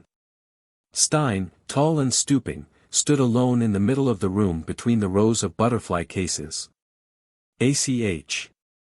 Is it you, my friend?" he said sadly, peering through his glasses. A drab sack coat of alpaca hung, unbuttoned, down to his knees. He had a Panama hat on his head, and there were deep furrows on his pale cheeks. "What's the matter now?" I asked nervously. "There's Tam Item there. Come and see the girl. Come and see the girl. She is here," he said, with a half-hearted show of activity. I tried to detain him, but with gentle obstinacy he would take no notice of my eager questions. She is here," he repeated, in great perturbation. "They came here 2 days ago. An old man like me, a stranger, say and see, cannot do much. Come this way. Young hearts are unforgiving." I could see he was in utmost distress. The strength of life in them, the cruel strength of life. He mumbled, leading me round the house. I followed him, lost in dismal and angry conjectures. At the door of the drawing-room he barred my way. "He loved her very much," he said interrogatively, and I only nodded, feeling so bitterly disappointed that I would not trust myself to speak. "Very frightful," he murmured. "She can't understand me. I am only a strange old man. Perhaps you. She knows you. Talk to her. We can't leave it like this. Tell her to forgive him." It was very frightful. "No doubt," I said, exasperated at being in the dark, "but have you forgiven him?" He looked at me queerly. "You shall hear," he said, and opening the door, absolutely pushed me in. "You know Stein's big house and the 2 immense reception rooms, uninhabited and uninhabitable, clean, full of solitude and of shining things that look as if never beheld by the eye of man. They are cool on the hottest days, and you enter them as you would a scrubbed cave underground. I passed through one, and in the other I saw the girl sitting at the end of a big mahogany table, on which she rested her head, the face hidden in her arms. The waxed floor reflected her dimly as though it had been a sheet of frozen water. The rattan screens were down, and through the strange greenish gloom made by the foliage of the trees outside a strong wind blew in gusts, swaying the long draperies of windows and doorways. Her white figure seemed shaped in snow. The pendant crystals of a great chandelier clicked above her head like glittering icicles. She looked up and watched my approach. I was chilled as if these vast apartments had been the cold abode of despair. She recognized me at once, and as soon as I had stopped, looking down at her, "He has left me," she said quietly. "You always leave us, for your own ends." Her face was set. All the heat of life seemed withdrawn within some inaccessible spot in her breast. "It would have been easy to die with him," she went on, and made a slight weary gesture as if giving up the incomprehensible. "He would not." It was like a blindness, and yet it was I who was speaking to him, it was I who stood before his eyes, it was at me that he looked all the time. "Ah! You are hard, treacherous, without truth, without compassion. What makes you so wicked? Or is it that you are all mad?" I took her hand, it did not respond, and when I dropped it, it hung down to the floor. That indifference, more awful than tears, cries, and reproaches, seemed to defy time and consolation. You felt that nothing you could say would reach the seat of the still and benumbing pain. Stein had said, "You shall hear." I did hear. I heard it all, listening with amazement, with awe, to the tones of her inflexible weariness. She could not grasp the real sense of what she was telling me, and her resentment filled me with pity for her, for him too. I stood rooted to the spot after she had finished. Leaning on her arm, she stared with hard eyes, and the wind passed in gusts, the crystals kept on clicking in the greenish gloom. She went on whispering to herself, and yet he was looking at me. He could see my face, hear my voice, hear my grief. When I used to sit at his feet, with my cheek against his knee and his hand on my head, the curse of cruelty and madness was already within him, waiting for the day. The day came. And before the sun had set he could not see me any more, he was made blind and deaf and without pity, as you all are. He shall have no tears from me. Never, never. Not one tear. I will not. He went away from me as if I had been worse than death. He fled as if driven by some accursed thing he had heard or seen in his sleep. Her steady eyes seemed to strain after the shape of a man torn out of her arms by the strength of a dream. She made no sign to my silent bow. I was glad to escape. I saw her once again, the same afternoon. On leaving her I had gone in search of Stein, whom I could not find indoors. And I wandered out, pursued by distressful thoughts, into the gardens, those famous gardens of Stein, in which you can find every plant and tree of tropical lowlands. I followed the course of the canalist stream, and sat for a long time on a shaded bench near the ornamental pond, where some waterfowl with clipped wings were diving and splashing noisily. The branches of casuarina trees behind me swayed lightly, incessantly, reminding me of the soughing of fir trees at home. This mournful and restless sound was a fit accompaniment to my meditations. She had said he had been driven away from her by a dream, and there was no answer one could make her, there seemed to be no forgiveness for such a transgression.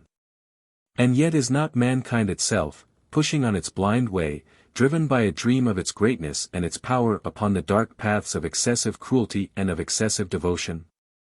And what is the pursuit of truth, after all? When I rose to get back to the house I caught sight of Stein's drab coat through a gap in the foliage, and very soon at a turn of the path I came upon him walking with the girl. Her little hand rested on his forearm, and under the broad, flat rim of his Panama hat he bent over her, gray-haired, paternal, with compassionate and chivalrous deference. I stood aside, but they stopped, facing me. His gaze was bent on the ground at his feet, the girl, erect and slight on his arm, stared somberly beyond my shoulder with black, clear, motionless eyes.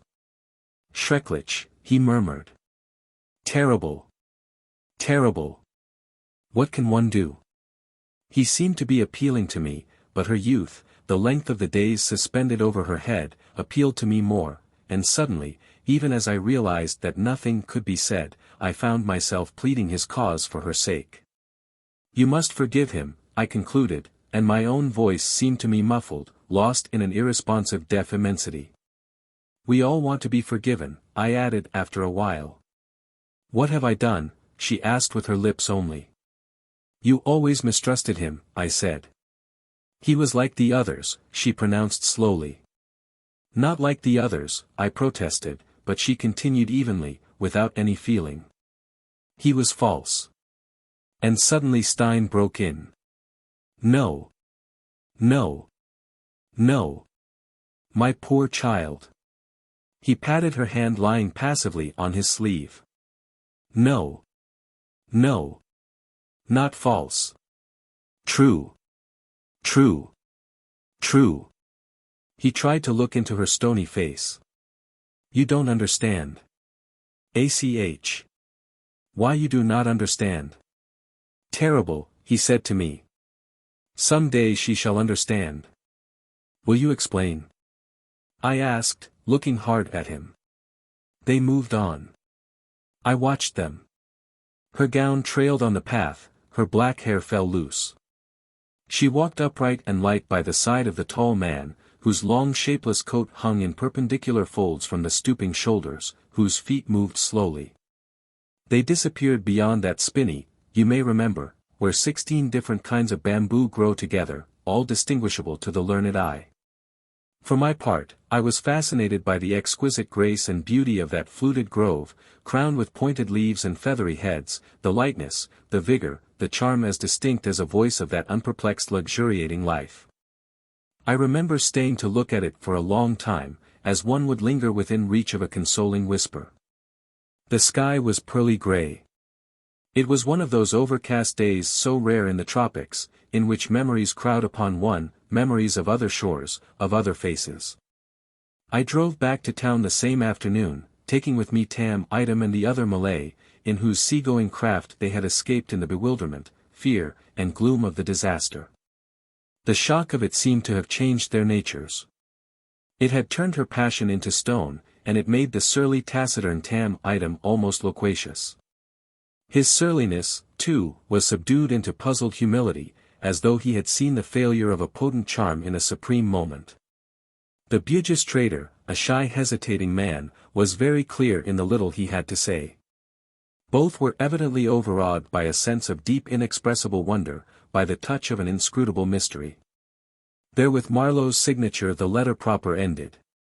The privileged reader screwed up his lamp, and solitary above the billowy roofs of the town, like a lighthouse keeper above the sea, he turned to the pages of the story. Chapter 38. It all begins, as I've told you, with the man called Brown, ran the opening sentence of Marlowe's narrative. You who have knocked about the Western Pacific must have heard of him. He was the show ruffian on the Australian coast, not that he was often to be seen there, but because he was always trotted out in the stories of lawless life a visitor from home is treated to. And the mildest of these stories which were told about him from Cape York to Eden Bay was more than enough to hang a man if told in the right place. They never failed to let you know, too, that he was supposed to be the son of a baronet. Be it as it may, it is certain he had deserted from a home ship in the early gold-digging days, and in a few years became talked about as the terror of this or that group of islands in Polynesia. He would kidnap natives, he would strip some lonely white trader to the very pajamas he stood in, and after he had robbed the poor devil, he would as likely as not invite him to fight a duel with shotguns on the beach, which would have been fair enough as these things go, if the other man hadn't been by that time already half dead with fright. Brown was a latter-day buccaneer, sorry enough, like his more celebrated prototypes. But what distinguished him from his contemporary brother ruffians, like Bully Hayes or the mellifluous Pease, or that perfumed, Dundreary-whiskered, dandified scoundrel known as Dirty Dick, was the arrogant temper of his misdeeds and a vehement scorn for mankind at large and for his victims in particular. The others were merely vulgar and greedy brutes, but he seemed moved by some complex intention. He would rob a man as if only to demonstrate his poor opinion of the creature, and he would bring to the shooting or maiming of some quiet, unoffending stranger a savage and vengeful earnestness fit to terrify the most reckless of desperadoes. In the days of his greatest glory he owned an armed bark, manned by a mixed crew of Kanakas and runaway whalers, and boasted, I don't know with what truth, of being financed on the quiet by a most respectable firm of copper merchants. Later on he ran off, it was reported, with the wife of a missionary, a very young girl from Clapham Way, who had married the mild, flat-footed fellow in a moment of enthusiasm, and, suddenly transplanted to Melanesia, lost her bearings somehow. It was a dark story. She was ill at the time he carried her off, and died on board his ship. It is said, as the most wonderful part of the tale, that over her body he gave way to an outburst of somber and violent grief. His luck left him, too, very soon after. He lost his ship on some rocks off Malaita, and disappeared for a time as though he had gone down with her. He is heard of next at New Cahiva, where he bought an old French schooner out of government service. What creditable enterprise he might have had in view when he made that purchase I can't say, but it is evident that what with high commissioners, consuls, men of war, and international control, the South Seas were getting too hot to hold gentlemen of his kidney. Clearly he must have shifted the scene of his operations farther west, because a year later he plays an incredibly audacious, but not a very profitable part, in a serious comic business in Manila Bay, in which a peculating governor and an absconding treasurer are the principal figures. Thereafter he seems to have hung around the Philippines in his rotten schooner battling with an adverse fortune, till at last, running his appointed course, he sails into Jim's history, a blind accomplice of the dark powers. His tale goes that when a Spanish patrol cutter captured him he was simply trying to run a few guns for the insurgents. If so, then I can't understand what he was doing off the south coast of Mindanao. My belief, however, is that he was blackmailing the native villages along the coast. The principal thing is that the cutter, throwing a guard on board, made him sail in company toward Zamboanga. On the way, for some reason or other, both vessels had to call at one of these new Spanish settlements, which never came to anything in the end, where there was not only a civil official in charge on shore, but a good stout coasting schooner lying at anchor in the little bay. And this craft, in every way much better than his own, Brown made up his mind to steal. He was down on his luck, as he told me himself.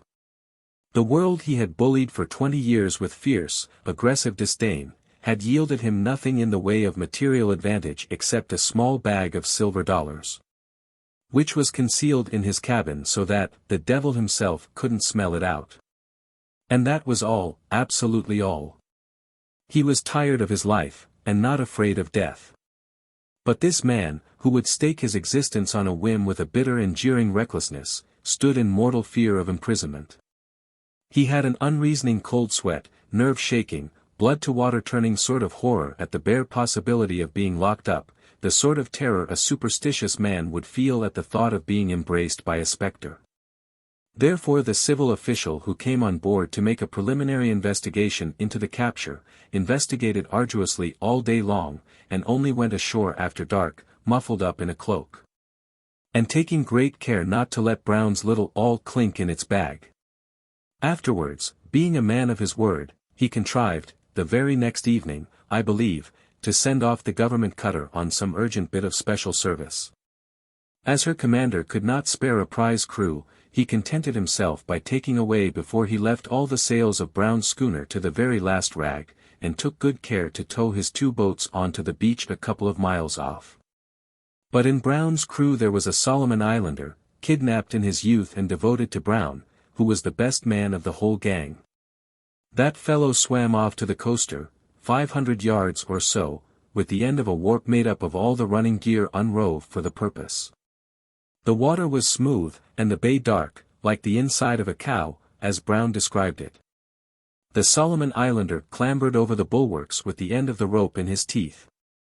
The crew of the coaster, all Tagals, were ashore having a jollification in the native village. The 2 shipkeepers left on board woke up suddenly and saw the devil.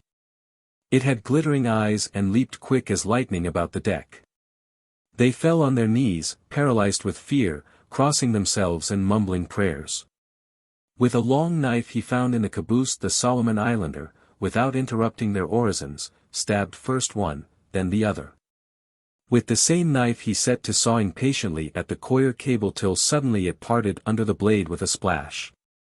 Then in the silence of the bay he let out a cautious shout, and Brown's gang, who meantime had been peering and straining their hopeful ears in the darkness, began to pull gently at their end of the warp. In less than 5 minutes the 2 schooners came together with a slight shock and a creak of spars. Brown's crowd transferred themselves without losing an instant, taking with them their firearms and a large supply of ammunition.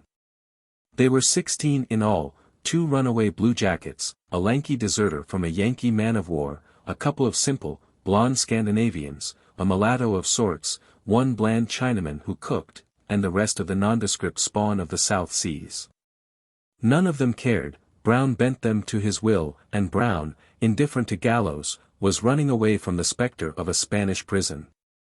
He didn't give them the time to transship enough provisions.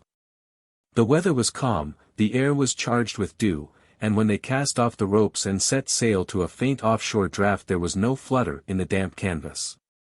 Their old schooner seemed to detach itself gently from the stolen craft and slip away silently, together with the black mass of the coast, into the night. They got clear away.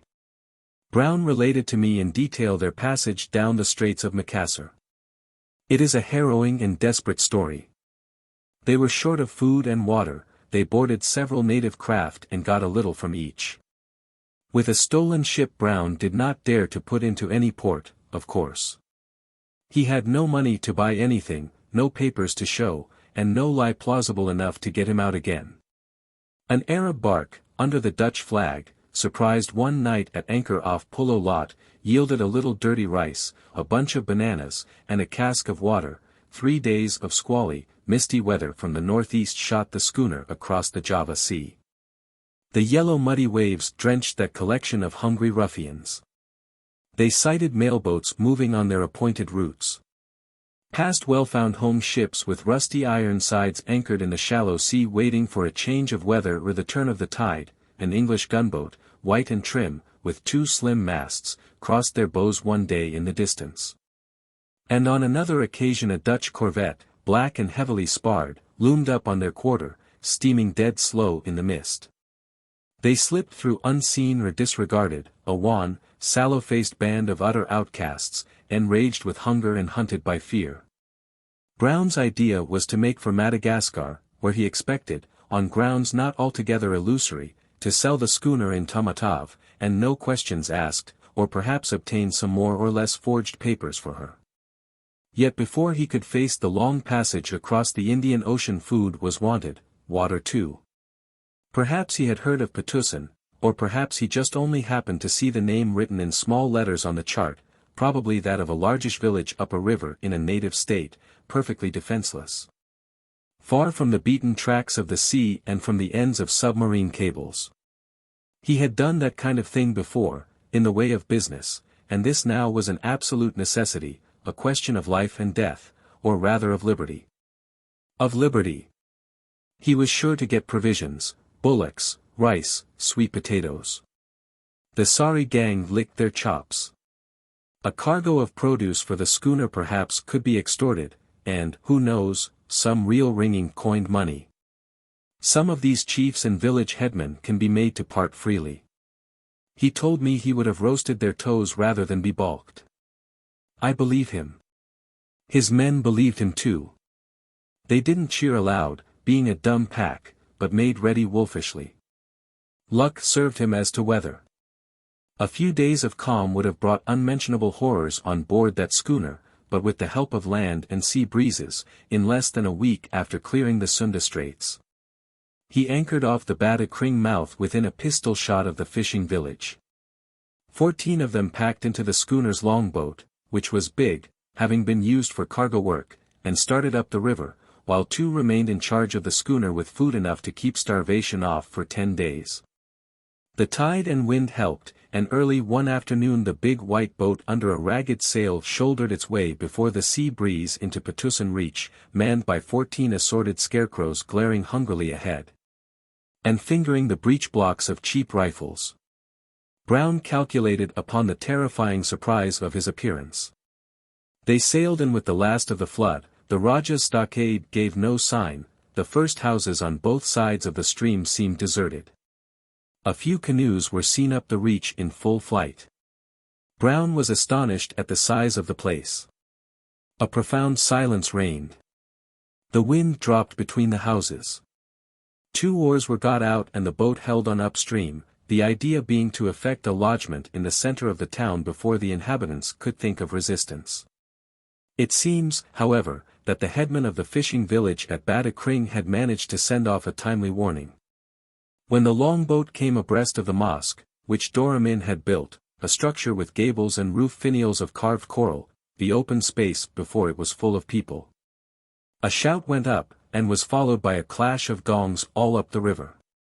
From a point above 2 little brass 6-pounders were discharged, and the round shot came skipping down the empty reach, spurting glittering jets of water in the sunshine. In front of the mosque a shouting lot of men began firing in volleys that whipped athwart the current of the river. An irregular, rolling fusillade was opened on the boat from both banks, and Brown's men replied with a wild, rapid fire. The oars had been got in. The turn of the tide at high water comes on very quickly in that river, and the boat in midstream, nearly hidden in smoke, began to drift back stern foremost. Along both shores the smoke thickened also, lying below the roofs in a level streak as you may see a long cloud cutting the slope of a mountain. A tumult of war cries, the vibrating clang of gongs, the deep snoring of drums, yells of rage, crashes of volley firing, made an awful din, in which Brown sat confounded but steady at the tiller, working himself into a fury of hate and rage against those people who dared to defend themselves. 2 of his men had been wounded, and he saw his retreat cut off below the town by some boats that had put off from Tunku Alang stockade. There were 6 of them, full of men. While he was thus beset he perceived the entrance of the narrow creek, the same which Jim had jumped at low water. It was then brim full. Steering the long boat in, they landed, and, to make a long story short, they established themselves on a little knoll about 900 yards from the stockade, which, in fact, they commanded from that position. The slopes of the knoll were bare, but there were a few trees on the summit. They went to work cutting these down for a breastwork, and were fairly entrenched before dark. Meantime the Rajah's boats remained in the river with curious neutrality. When the sun set, the glue of many brushwood blazes lighted on the river front, and between the double line of houses on the land side threw into black relief the roofs, the groups of slender palms, the heavy clumps of fruit trees. Brown ordered the grass round his position to be fired. A low ring of thin flames under the slow ascending smoke wriggled rapidly down the slopes of the knoll, here and there a dry bush caught with a tall, vicious roar. The conflagration made a clear zone of fire for the rifles of the small party, and expired smouldering on the edge of the forests and along the muddy bank of the creek. A strip of jungle luxuriating in a damp hollow between the knoll and the Rajah's stockade stopped it on that side with a great crackling and detonations of bursting bamboo stems. The sky was somber, velvety, and swarming with stars. The blackened ground smoked quietly with low creeping wisps, till a little breeze came on and blew everything away. Brown expected an attack to be delivered as soon as the tide had flowed enough again to enable the warboats which had cut off his retreat to enter the creek. At any rate he was sure there would be an attempt to carry off his longboat, which lay below the hill, a dark high lump on the feeble sheen of a wet mudflat. But no move of any sort was made by the boats in the river. Over the stockade and the Rajah's buildings Brown saw their lights on the water. They seemed to be anchored across the stream. Other lights afloat were moving in the reach, crossing and recrossing from side to side. There were also lights twinkling motionless upon the long walls of houses up the reach, as far as the bend, and more still beyond, others isolated inland. The loom of the big fires disclosed buildings, roofs, black piles as far as he could see. It was an immense place. The 14 desperate invaders lying flat behind the felled trees raised their chins to look over at the stir of that town that seemed to extend upriver for miles and swarm with thousands of angry men. They did not speak to each other. Now and then they would hear a loud yell, or a single shot rang out, fired very far somewhere. But round their position everything was still, dark, silent. They seemed to be forgotten, as if the excitement keeping awake all the population had nothing to do with them, as if they had been dead already. Chapter 39. All the events of that night have a great importance, since they brought about a situation which remained unchanged till Jim's return. Jim had been away in the interior for more than a week, and it was Dane Wherries who had directed the first repulse. That brave and intelligent youth, who knew how to fight after the manner of white men, wished to settle the business offhand, but his people were too much for him. He had not Jim's racial prestige and the reputation of invincible, supernatural power. He was not the visible, tangible incarnation of unfailing truth and of unfailing victory. Beloved, trusted, and admired as he was still one of them, while Jim was one of us. Moreover, the white man, a tower of strength in himself, was invulnerable, while Dane Wherries could be killed. Those unexpressed thoughts guided the opinions of the chief men of the town, who elected to assemble in Jim's fort for deliberation upon the emergency, as if expecting to find wisdom and courage in the dwelling of the absent white man. The shooting of Brown's ruffians was so far good, or lucky, that there had been 6 casualties amongst the defenders. The wounded were lying on the veranda tended by their womenfolk. The women and children from the lower part of the town had been sent into the fort at the first alarm. Their jewel was in command, very efficient and high-spirited, obeyed by Jim's own people, who, quitting in a body their little settlement under the stockade, had gone in to form the garrison. The refugees crowded round her. And through the whole affair, to the very disastrous last, she showed an extraordinary martial ardor. It was to her that Dane Waries had gone at once at the first intelligence of danger, for you must know that Jim was the only one in Patusan who possessed a store of gunpowder. Stein, with whom he had kept up intimate relations by letters, had obtained from the Dutch government a special authorization to export 500 kegs of it to Patusan. The powder magazine was a small hut of rough logs covered entirely with earth, and in Jim's absence the girl had the key. In the council, held at 11 o'clock in the evening in Jim's dining room, she backed up Waries's advice for immediate and vigorous action. I am told that she stood up by the side of Jim's empty chair at the head of the long table and made a warlike impassioned speech, which for the moment extorted murmurs of approbation from the assembled headmen. Old Doramin, who had not showed himself outside his own gate for more than a year, had been brought across with great difficulty. He was, of course, the chief man there.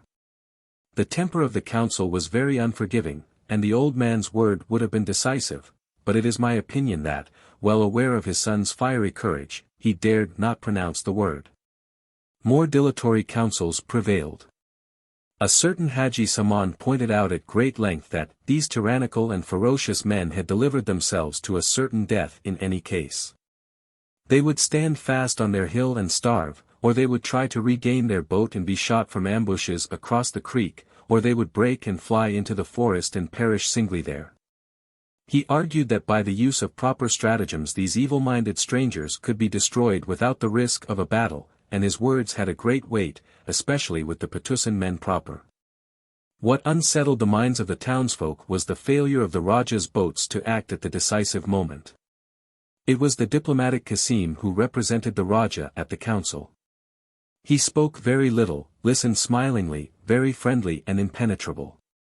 During the sitting messengers kept arriving every few minutes almost, with reports of the invaders' proceedings. Wild and exaggerated rumors were flying. There was a large ship at the mouth of the river with big guns and many more men, some white, others with black skins and of bloodthirsty appearance. They were coming with many more boats to exterminate every living thing. A sense of near, incomprehensible danger affected the common people. At one moment there was a panic in the courtyard amongst the women, shrieking, a rush. Children crying. Haji Sunan went out to quiet them. Then a fort sentry fired at something moving on the river, and nearly killed a villager bringing in his women folk in a canoe together with the best of his domestic utensils and a dozen fowls. This caused more confusion.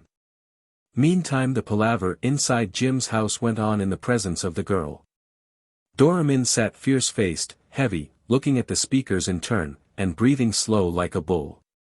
He didn't speak till the last, after Qasim had declared that the Rajah's boats would be called in because the men were required to defend his master's stockade. Dane Waries in his father's presence would offer no opinion, though the girl entreated him in Jim's name to speak out. She offered him Jim's own men in her anxiety to have these intruders driven out at once. He only shook his head, after a glance or two at Doramin. Finally, when the council broke up it had been decided that the houses nearest the creek should be strongly occupied to obtain the command of the enemy's boat. The boat itself was not to be interfered with openly, so that the robbers on the hill should be tempted to embark, when a well-directed fire would kill most of them, no doubt. To cut off the escape of those who might survive, and to prevent more of them coming up, Dane Waries was ordered by Doramin to take an armed party of Bugis down the river to a certain spot 10 miles below Patusan, and there form a camp on the shore and blockade the stream with the canoes. I don't believe for a moment that Doramin feared the arrival of fresh forces. My opinion is that his conduct was guided solely by his wish to keep his son out of harm's way. To prevent a rush being made into the town the construction of a stockade was to be commenced at daylight at the end of the street on the left bank. The old Nakoda declared his intention to command there himself. A distribution of powder, bullets, and percussion caps was made immediately under the girl's supervision. Several messengers were to be dispatched in different directions after Jim, whose exact whereabouts were unknown. These men started at dawn, but before that time Kasim had managed to open communications with the besieged Brown. That accomplished diplomatist and confidant of the Raja, on leaving the fort to go back to his master, took into his boat Cornelius, whom he found slinking mutely amongst the people in the courtyard. Kasim had a little plan of his own and wanted him for an interpreter. Thus it came about that towards morning Brown, reflecting upon the desperate nature of his position, heard from the marshy overgrown hollow and amicable, quavering, strained voice crying, in English, for permission to come up. Under a promise of personal safety and on a very important errand. He was overjoyed. If he was spoken to he was no longer a hunted wild beast. These friendly sounds took off at once the awful stress of vigilant watchfulness as of so many blind men not knowing whence the death-blow might come. He pretended a great reluctance. The voice declared itself a white man, a poor, ruined, old man who had been living here for years. A mist, wet and chilly, lay on the slopes of the hill, and after some more shouting from one to the other, Brown called out, "Come on, then, but alone, mind." As a matter of fact, he told me, writhing with rage at the recollection of his helplessness, it made no difference. They couldn't see more than a few yards before them, and no treachery could make their position worse. By and by Cornelius, in his weekday attire of a ragged dirty shirt and pants, barefooted, with a broken-rimmed pith hat on his head, was made out vaguely, sidling up to the defences, hesitating, stopping to listen in a peering posture. "Come along. You are safe," yelled Brown, while his men stared. All their hopes of life became suddenly centered in that dilapidated, mean newcomer, who in profound silence clambered clumsily over a felled tree trunk, and shivering, with his sour, mistrustful face, looked about at the knot of bearded, anxious, sleepless desperadoes. Half an hour's confidential talk with Cornelius opened Brown's eyes as to the home affairs of Patna. He was on the alert at once. There were possibilities, immense possibilities. But before he would talk over Cornelius's proposals he demanded that some food should be sent up as a guarantee of good faith. Cornelius went off, creeping sluggishly down the hill on the side of the Raja's palace, and after some delay a few of Tunku Alang's men came up, bringing a scanty supply of rice, chilies, and dried fish. This was immeasurably better than nothing.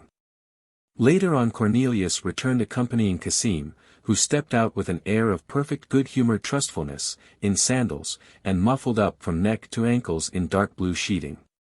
He shook hands with Brown discreetly, and the three drew aside for a conference. Brown's men, recovering their confidence, were slapping each other on the back, and cast knowing glances at their captain while they busied themselves with preparations for cooking. Kasim disliked Doramin and his Bugis very much, but he hated the new order of things still more. It had occurred to him that these whites, together with the Raja's followers, could attack and defeat the Bugis before Jim's return. Then, he reasoned, general defection of the townsfolk was sure to follow, and the reign of the white man who protected poor people would be over. Afterwards the new allies could be dealt with. They would have no friends.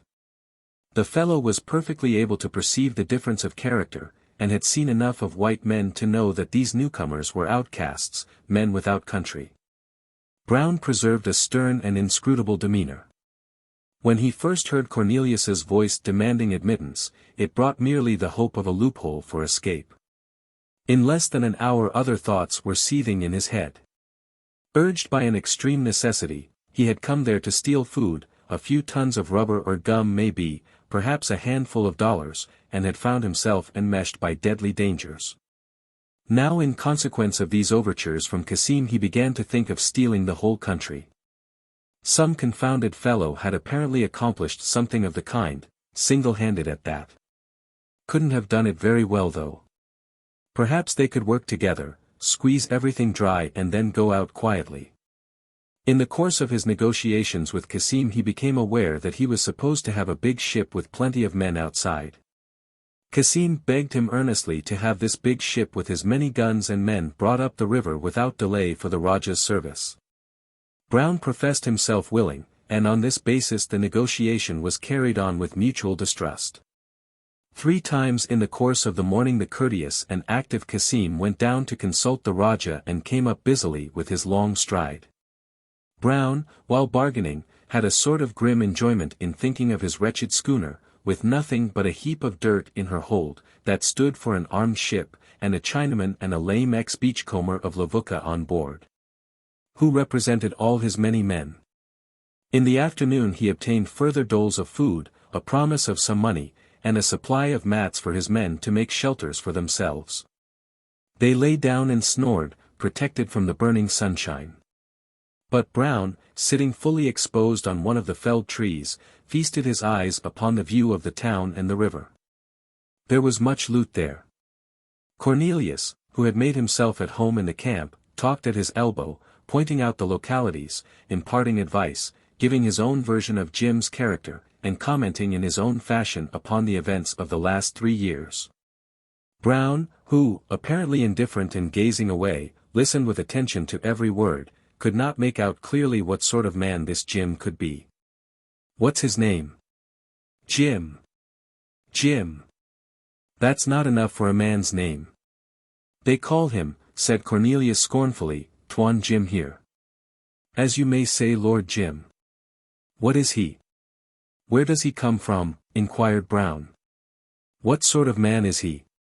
"Is he an Englishman?" Yes, he's an Englishman." "I am an Englishman too." "From Malacca." "He is a fool. All you have to do is to kill him and then you are king here." "Everything belongs to him," explained Cornelius. "It strikes me he may be made to share with somebody before very long," commented Brown half aloud. No. The proper way is to kill him the first chance you get, and then you can do what you like," Cornelius would insist earnestly. "I have lived for many years here, and I am giving you a friend's advice." In such converse and in gloating over the view of Patusan, which he had determined in his mind should become his prey, Brown whiled away most of the afternoon, his men, meantime, resting. On that day Danewary's fleet of canoes stole one by one under the shore farthest from the creek, and went down to close the river against his retreat. Of this Brown was not aware, and Cassim, who came up the knoll an hour before sunset, took good care not to enlighten him. He wanted the white man's ship to come up the river, and this news, he feared, would be discouraging. He was very pressing with Brown to send the order, offering at the same time a trusty messenger, who for greater secrecy, as he explained, would make his way by land to the mouth of the river and deliver the order on board. After some reflection Brown judged it expedient to tear a page out of his pocketbook, on which he simply wrote, "We are getting on. Big job. Detain the man." The stolid youth selected by Cassim for that service performed it faithfully, and was rewarded by being suddenly tipped, head first, into the schooner's empty hold by the ex-beachcomber and the Chinaman, who thereupon hastened to put on the hatches. What became of him afterwards Brown did not say. Chapter 40. Brown's object was to gain time by fooling with Cassim's diplomacy. For doing a real stroke of business he could not help thinking the white man was the person to work with. He could not imagine such a chap, who must be confoundedly clever after all to get hold of the natives like that, refusing a help that would do away with the necessity for slow, cautious, risky cheating. That imposed itself as the only possible line of conduct for a single-handed man. He, Brown, would offer him the power. No man could hesitate. Everything was in coming to a clear understanding. Of course they would share. The idea of there being a fort, all ready to his hand, a real fort, with artillery, he knew this from Cornelius, excited him. Let him only once get in and he would impose modest conditions. Not too low, though. The man was no fool, it seemed. They would work like brothers till the time came for a quarrel and a shot that would settle all accounts. With grim impatience of plunder he wished himself to be talking with the man now. The land already seemed to be his to tear to pieces, squeeze, and throw away. Meantime Cassim had to be fooled for the sake of food first, and for a second string. But the principal thing was to get something to eat from day to day. Besides, He was not averse to begin fighting on that Raja's account, and teach a lesson to those people who had received him with shots. The lust of battle was upon him. I am sorry that I can't give you this part of the story, which of course I have mainly from Brown, in Brown's own words. There was in the broken, violent speech of that man, unveiling before me his thoughts with the very hand of death upon his throat, an undisguised ruthlessness of purpose, a strange vengeful attitude towards his own past. And a blind belief in the righteousness of his will against all mankind, something of that feeling which could induce the leader of a horde of wandering cutthroats to call himself proudly the scourge of God. No doubt the natural senseless ferocity which is the basis of such a character was exasperated by failure, ill luck, and the recent privations, as well as by the desperate position in which he found himself. But what was most remarkable of all was this, that while he planned treacherous alliances, had already settled in his own mind the fate of the white man, and intrigued in an overbearing, off-hand manner with Cassim. One could perceive that what he had really desired, almost in spite of himself, was to play havoc with that jungle town which had defied him, to see it strewn over with corpses and enveloped in flames. Listening to his pitiless, panting voice, I could imagine how he must have looked at it from the hillock, peopling it with images of murder and rapine. The part nearest to the creek wore an abandoned aspect, though as a matter of fact every house concealed a few armed men on the alert. Suddenly beyond the stretch of waste ground, interspersed with small patches of low dense bush, excavations, heaps of rubbish, with trodden paths between, a man, solitary and looking very small, strolled out into the deserted opening of the street between the shut-up, dark, lifeless buildings at the end. Perhaps one of the inhabitants, who had fled to the other bank of the river, coming back for some object of domestic use. Evidently he supposed himself quite safe at that distance from the hill on the other side of the creek. A light stockade, set up hastily, was just round the turn of the street, full of his friends. He moved leisurely. Brown saw him, and instantly called to his side the Yankee deserter, who acted as a sort of second in command.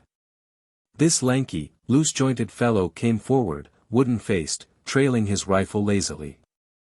When he understood what was wanted from him a homicidal and conceited smile uncovered his teeth, making two deep folds down his sallow, leathery cheeks. He prided himself on being a dead shot.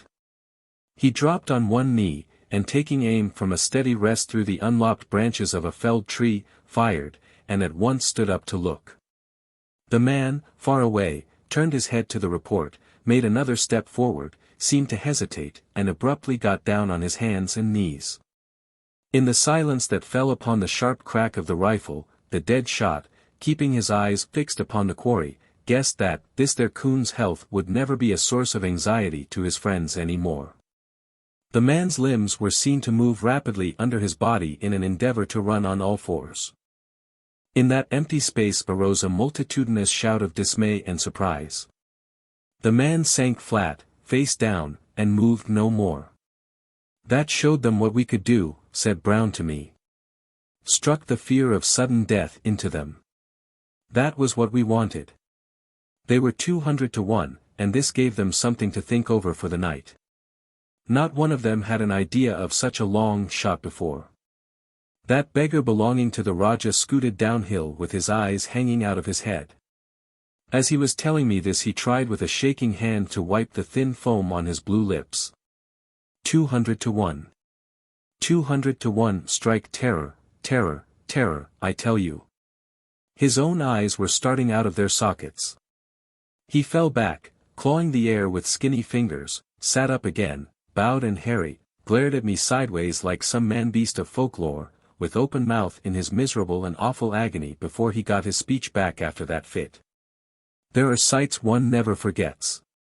Furthermore, to draw the enemy's fire and locate such parties as might have been hiding in the bushes along the creek, Brown ordered the Solomon Islander to go down to the boat and bring an oar, as you send a spaniel after a stick into the water. This failed, and the fellow came back without a single shot having been fired at him from anywhere. "There's nobody," opined some of the men. "It is unnatural," remarked the Yankee. Cassim had gone, by that time, very much impressed, pleased too, and also uneasy. Pursuing his tortuous policy, he had dispatched a message to Dane Waries warning him to look out for the white men's ship, which, he had had information, was about to come up the river. He minimized its strength and exhorted him to oppose its passage. This double-dealing answered his purpose, which was to keep the Bugis forces divided and to weaken them by fighting.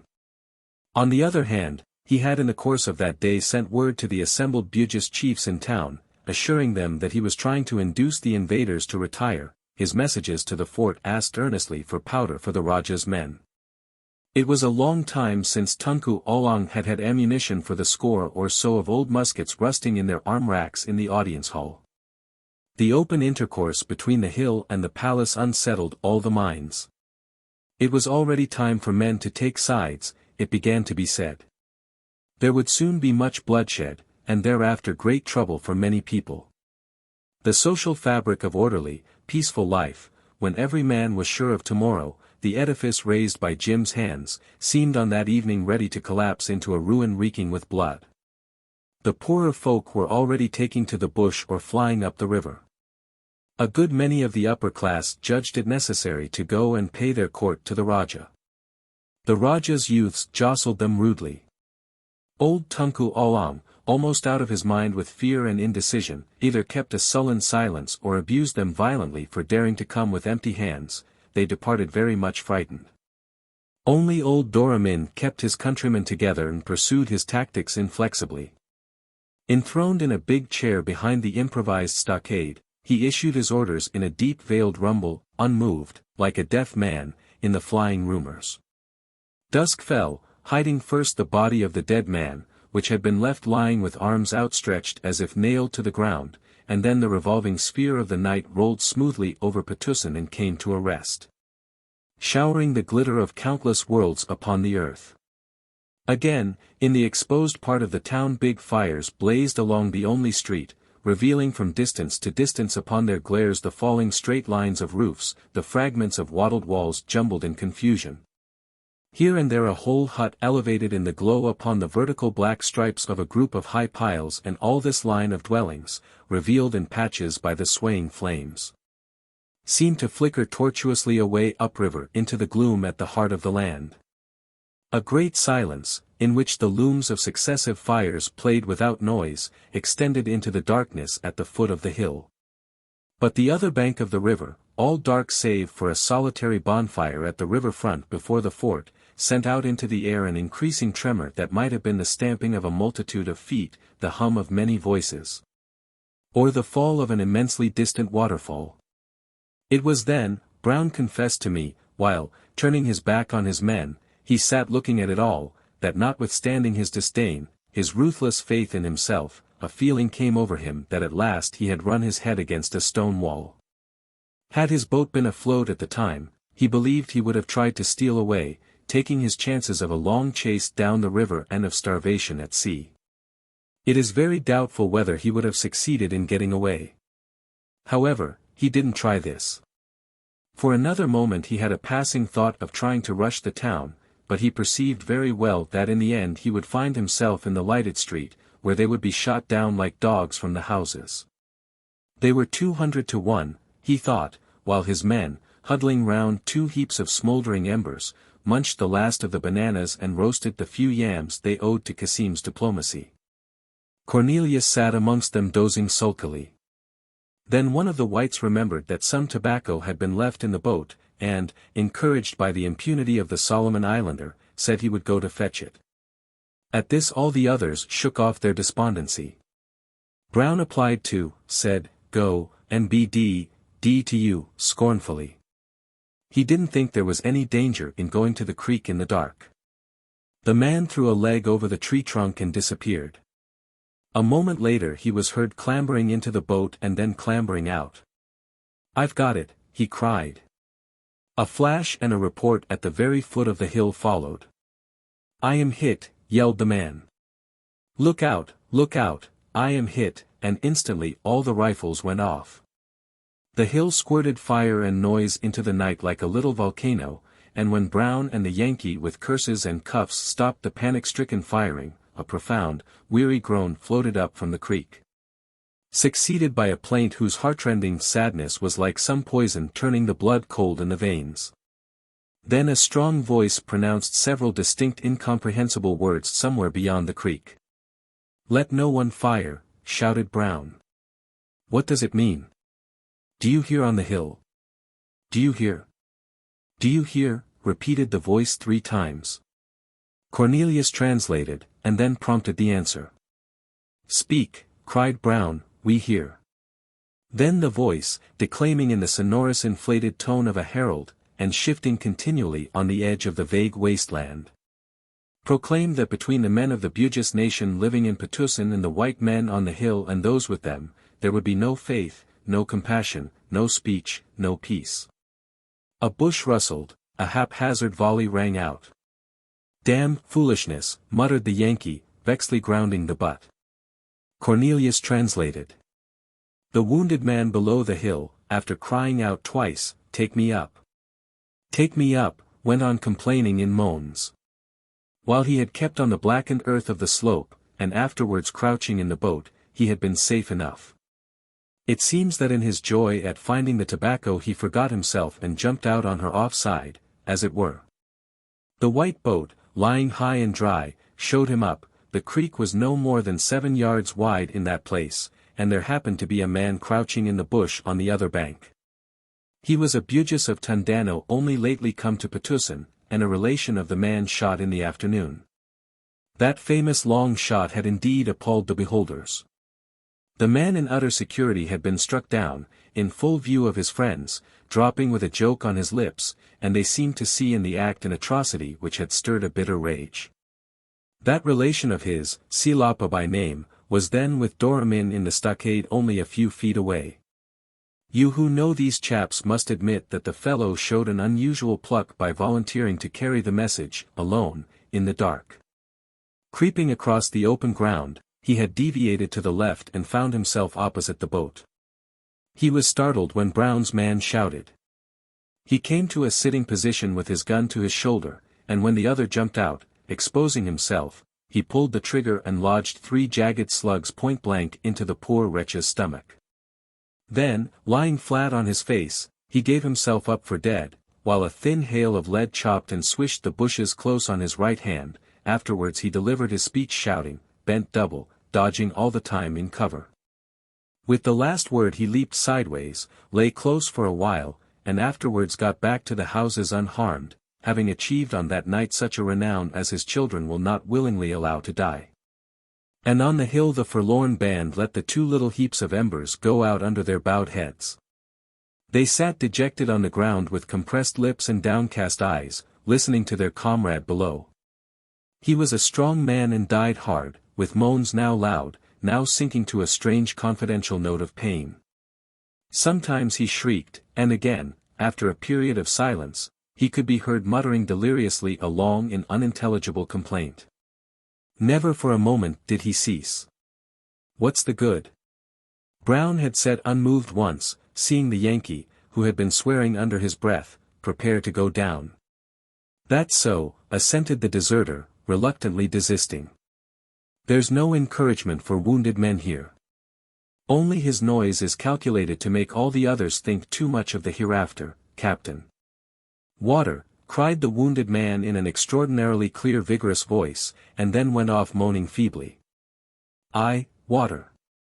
Water will do it," muttered the other to himself, resignedly. "Plenty by and by. The tide is flowing."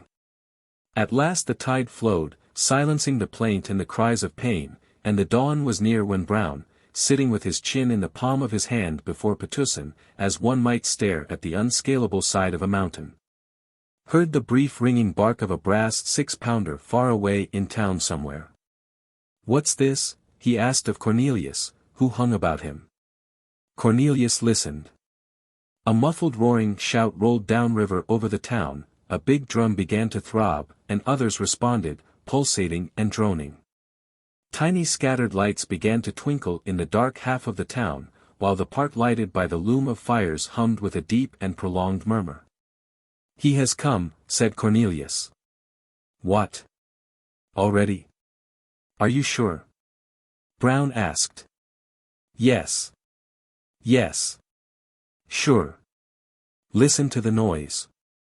What are they making that row about? Pursued Brown. For joy, snorted Cornelius. He is a very great man, but all the same, he knows no more than a child, and so they make a great noise to please him, because they know no better. Look here, said Brown, how is one to get at him? He shall come to talk to you, Cornelius declared. What do you mean? Come down here strolling as it were. Cornelius nodded vigorously in the dark. Yes. He will come straight here and talk to you. He is just like a fool. You shall see what a fool he is. Brown was incredulous. You shall see, repeated Cornelius. He is not afraid of anything. He will come and order you to leave his people alone. Everybody must leave his people alone. He is like a little child. He will come to you straight. Alas! He knew Jim well, that mean little skunk, as Brown called him to me. Yes, certainly, he pursued with ardor, and then, Captain, you tell that tall man with a gun to shoot him. Just you kill him, and you will frighten everybody so much that you can do anything you like with them afterwards, get what you like, go away when you like. Ha! Ha! Ha! Fine! He almost danced with impatience and eagerness. And Brown, looking over his shoulder at him, could see, shown up by the pitiless dawn, his men drenched with dew, sitting amongst the cold ashes and the litter of the camp, haggard, cowed, and in rags. Chapter 41. To the very last moment, till the full day came upon them with a spring, the fires on the west bank blazed bright and clear. And then Brown saw in a knot of colored figures motionless between the advanced houses a man in European clothes, in a helmet, all white. That's him, look! Look! Cornelius said excitedly. All Brown's men had sprung up and crowded at his back with lusterless eyes. The group of vivid colors and dark faces with the white figure in their midst were observing the knoll. Brown could see naked arms being raised to shade the eyes and other brown arms pointing. What should he do? He looked around, and the forests that faced him on all sides walled the cockpit of an unequal contest. He looked once more at his men. A contempt, a weariness, the desire of life, the wish to try for one more chance, for some other grave, struggled in his breast. From the outline the figure presented it seemed to him that the white man there, backed up by all the power of the land, was examining his position through binoculars. Brown jumped up on the log, throwing his arms up, the palms outwards. The colored group closed round the white man, and fell back twice before he got clear of them, walking slowly alone. Brown remained standing on the log till Jim, appearing and disappearing between the patches of thorny scrub, had nearly reached the creek, then Brown jumped off and went down to meet him on his side. They met, I should think, not very far from the place, perhaps on the very spot, where Jim took the second desperate leap of his life, the leap that landed him into the life of Patna, into the trust, the love, the confidence of the people. They faced each other across the creek, and with steady eyes tried to understand each other before they opened their lips. Their antagonism must have been expressed in their glances. I know that Brown hated Jim at first sight. Whatever hopes he might have had vanished at once. This was not the man he had expected to see. He hated him for this, and in a checked flannel shirt with sleeves cut off at the elbows, gray-bearded, with a sunken, sun-blackened face, he cursed in his heart the other's youth and assurance, his clear eyes and his untroubled bearing. That fellow had got in a long way before him. He did not look like a man who would be willing to give anything for assistance. He had all the advantages on his side, possession, security, power. He was on the side of an overwhelming force. He was not hungry and desperate, and he did not seem in the least afraid. And there was something in the very neatness of Jim's clothes, from the white helmet to the canvas leggings and the pipe-clayed shoes, which in Brown's somber irritated eyes seemed to belong to things he had in the very shaping of his life condemned and flouted. "Who are you?" asked Jim at last, speaking in his usual voice. "My name's Brown," answered the other loudly, Captain Brown. What's yours? And Jim after a little pause went on quietly, as if he had not heard, what made you come here? You want to know, said Brown bitterly. It's easy to tell. Hunger. And what made you? The fellow started at this, said Brown, relating to me the opening of this strange conversation between those two men, separated only by the muddy bed of a creek. But standing on the opposite poles of that conception of life which includes all mankind, the fellow started at this and got very red in the face. Too big to be questioned, I suppose. I told him that if he looked upon me as a dead man with whom you may take liberties, he himself was not a whit better off really. I had a fellow up there who had a bead drawn on him all the time, and only waited for a sign from me. There was nothing to be shocked at in this. He had come down of his own free will. Let us agree, said I, that we are both dead men, and let us talk on that basis, as equals. We are all equal before death, I said. I admitted I was there like a rat in a trap, but we had been driven to it, and even a trapped rat can give a bite. He caught me up in a moment.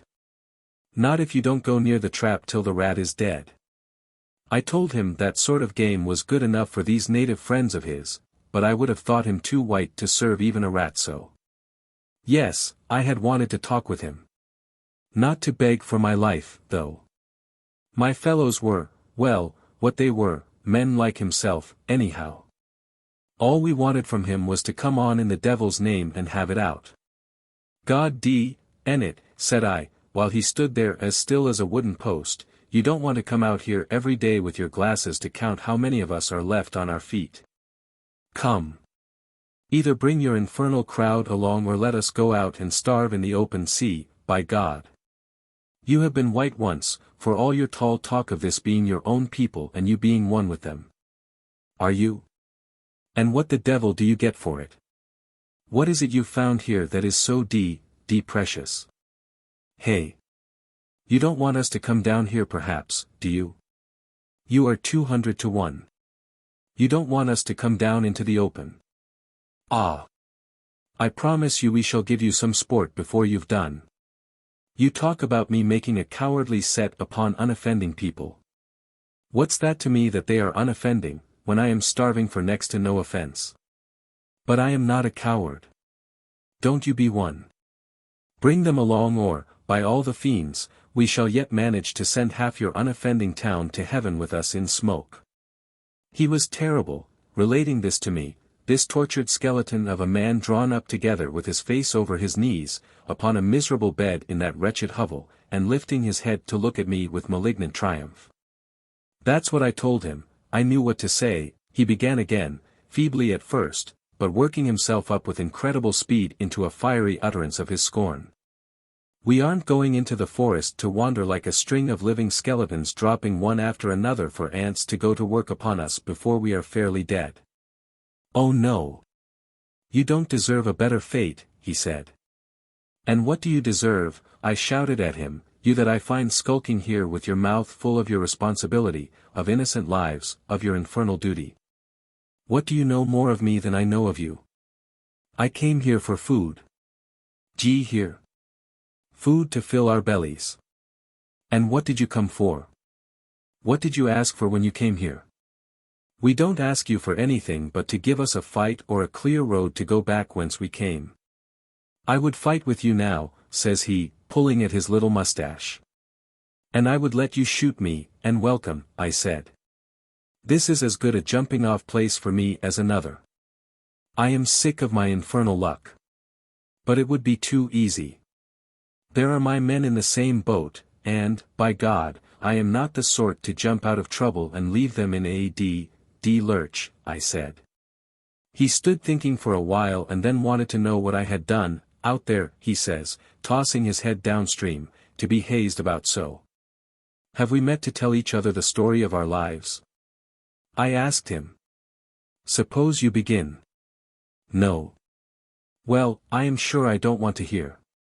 Keep it to yourself. I know it is no better than mine. I've lived, and so did you, though you talk as if you were one of those people that should have wings so as to go about without touching the dirty earth. Well, it is dirty. I haven't got any wings. I am here because I was afraid once in my life. Want to know what of? Of a prison. That scares me, and you may know it, if it's any good to you. I won't ask you what scared you into this infernal hole, where you seem to have found pretty pickings. That's your luck and this is mine, the privilege to beg for the favor of being shot quickly, or else kicked out to go free and starve in my own way. His debilitated body shook with an exultation so vehement, so assured, and so malicious that it seemed to have driven off the death waiting for him in that hut. The corpse of his mad self-love uprose from rags and destitution as from the dark horrors of a tomb. It is impossible to say how much he lied to Jim then, how much he lied to me now, and to himself always. Vanity plays lurid tricks with our memory, and the truth of every passion wants some pretense to make it live. Standing at the gate of the other world in the guise of a beggar, he had slapped this world's face, he had spat on it, he had thrown upon it an immensity of scorn and revolt at the bottom of his misdeeds. He had overcome them all, men, women, savages, traitors, ruffians, missionaries, and Jim, that beefy-faced beggar. I did not begrudge him this triumph in articulo mortis, this almost posthumous illusion of having trampled all the earth under his feet. While he was boasting to me, in his sordid and repulsive agony, I couldn't help thinking of the chuckling talk relating to the time of his greatest splendor when, during a year or more, Gentleman Brown's ship was to be seen, for many days on end, hovering off an islet befringed with green upon azure, with the dark dot of the mission house on a white beach. While Gentleman Brown, ashore, was casting his spells over a romantic girl for whom Melanesia had been too much, and giving hopes of a remarkable conversion to her husband. The poor man, some time or other, had been heard to express the intention of winning Captain Brown to a better way of life.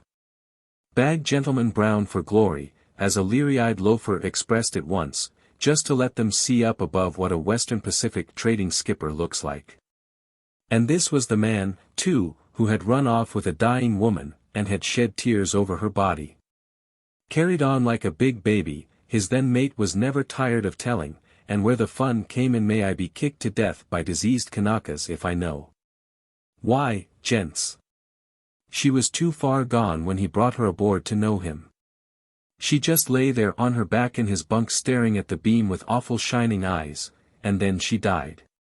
Damn bad sort of fever, I guess. I remembered all these stories while, wiping his matted lump of a beard with a livid hand, he was telling me from his noisome couch how he got round, got in, got home, on that confounded, immaculate, don't-you-touch-me sort of fellow. He admitted that he couldn't be scared, but there was a way, as broad as a turnpike, to get in and shake his twopenny soul around and inside out and upside down, by God. Chapter 42. I don't think he could do more than perhaps look upon that straight path.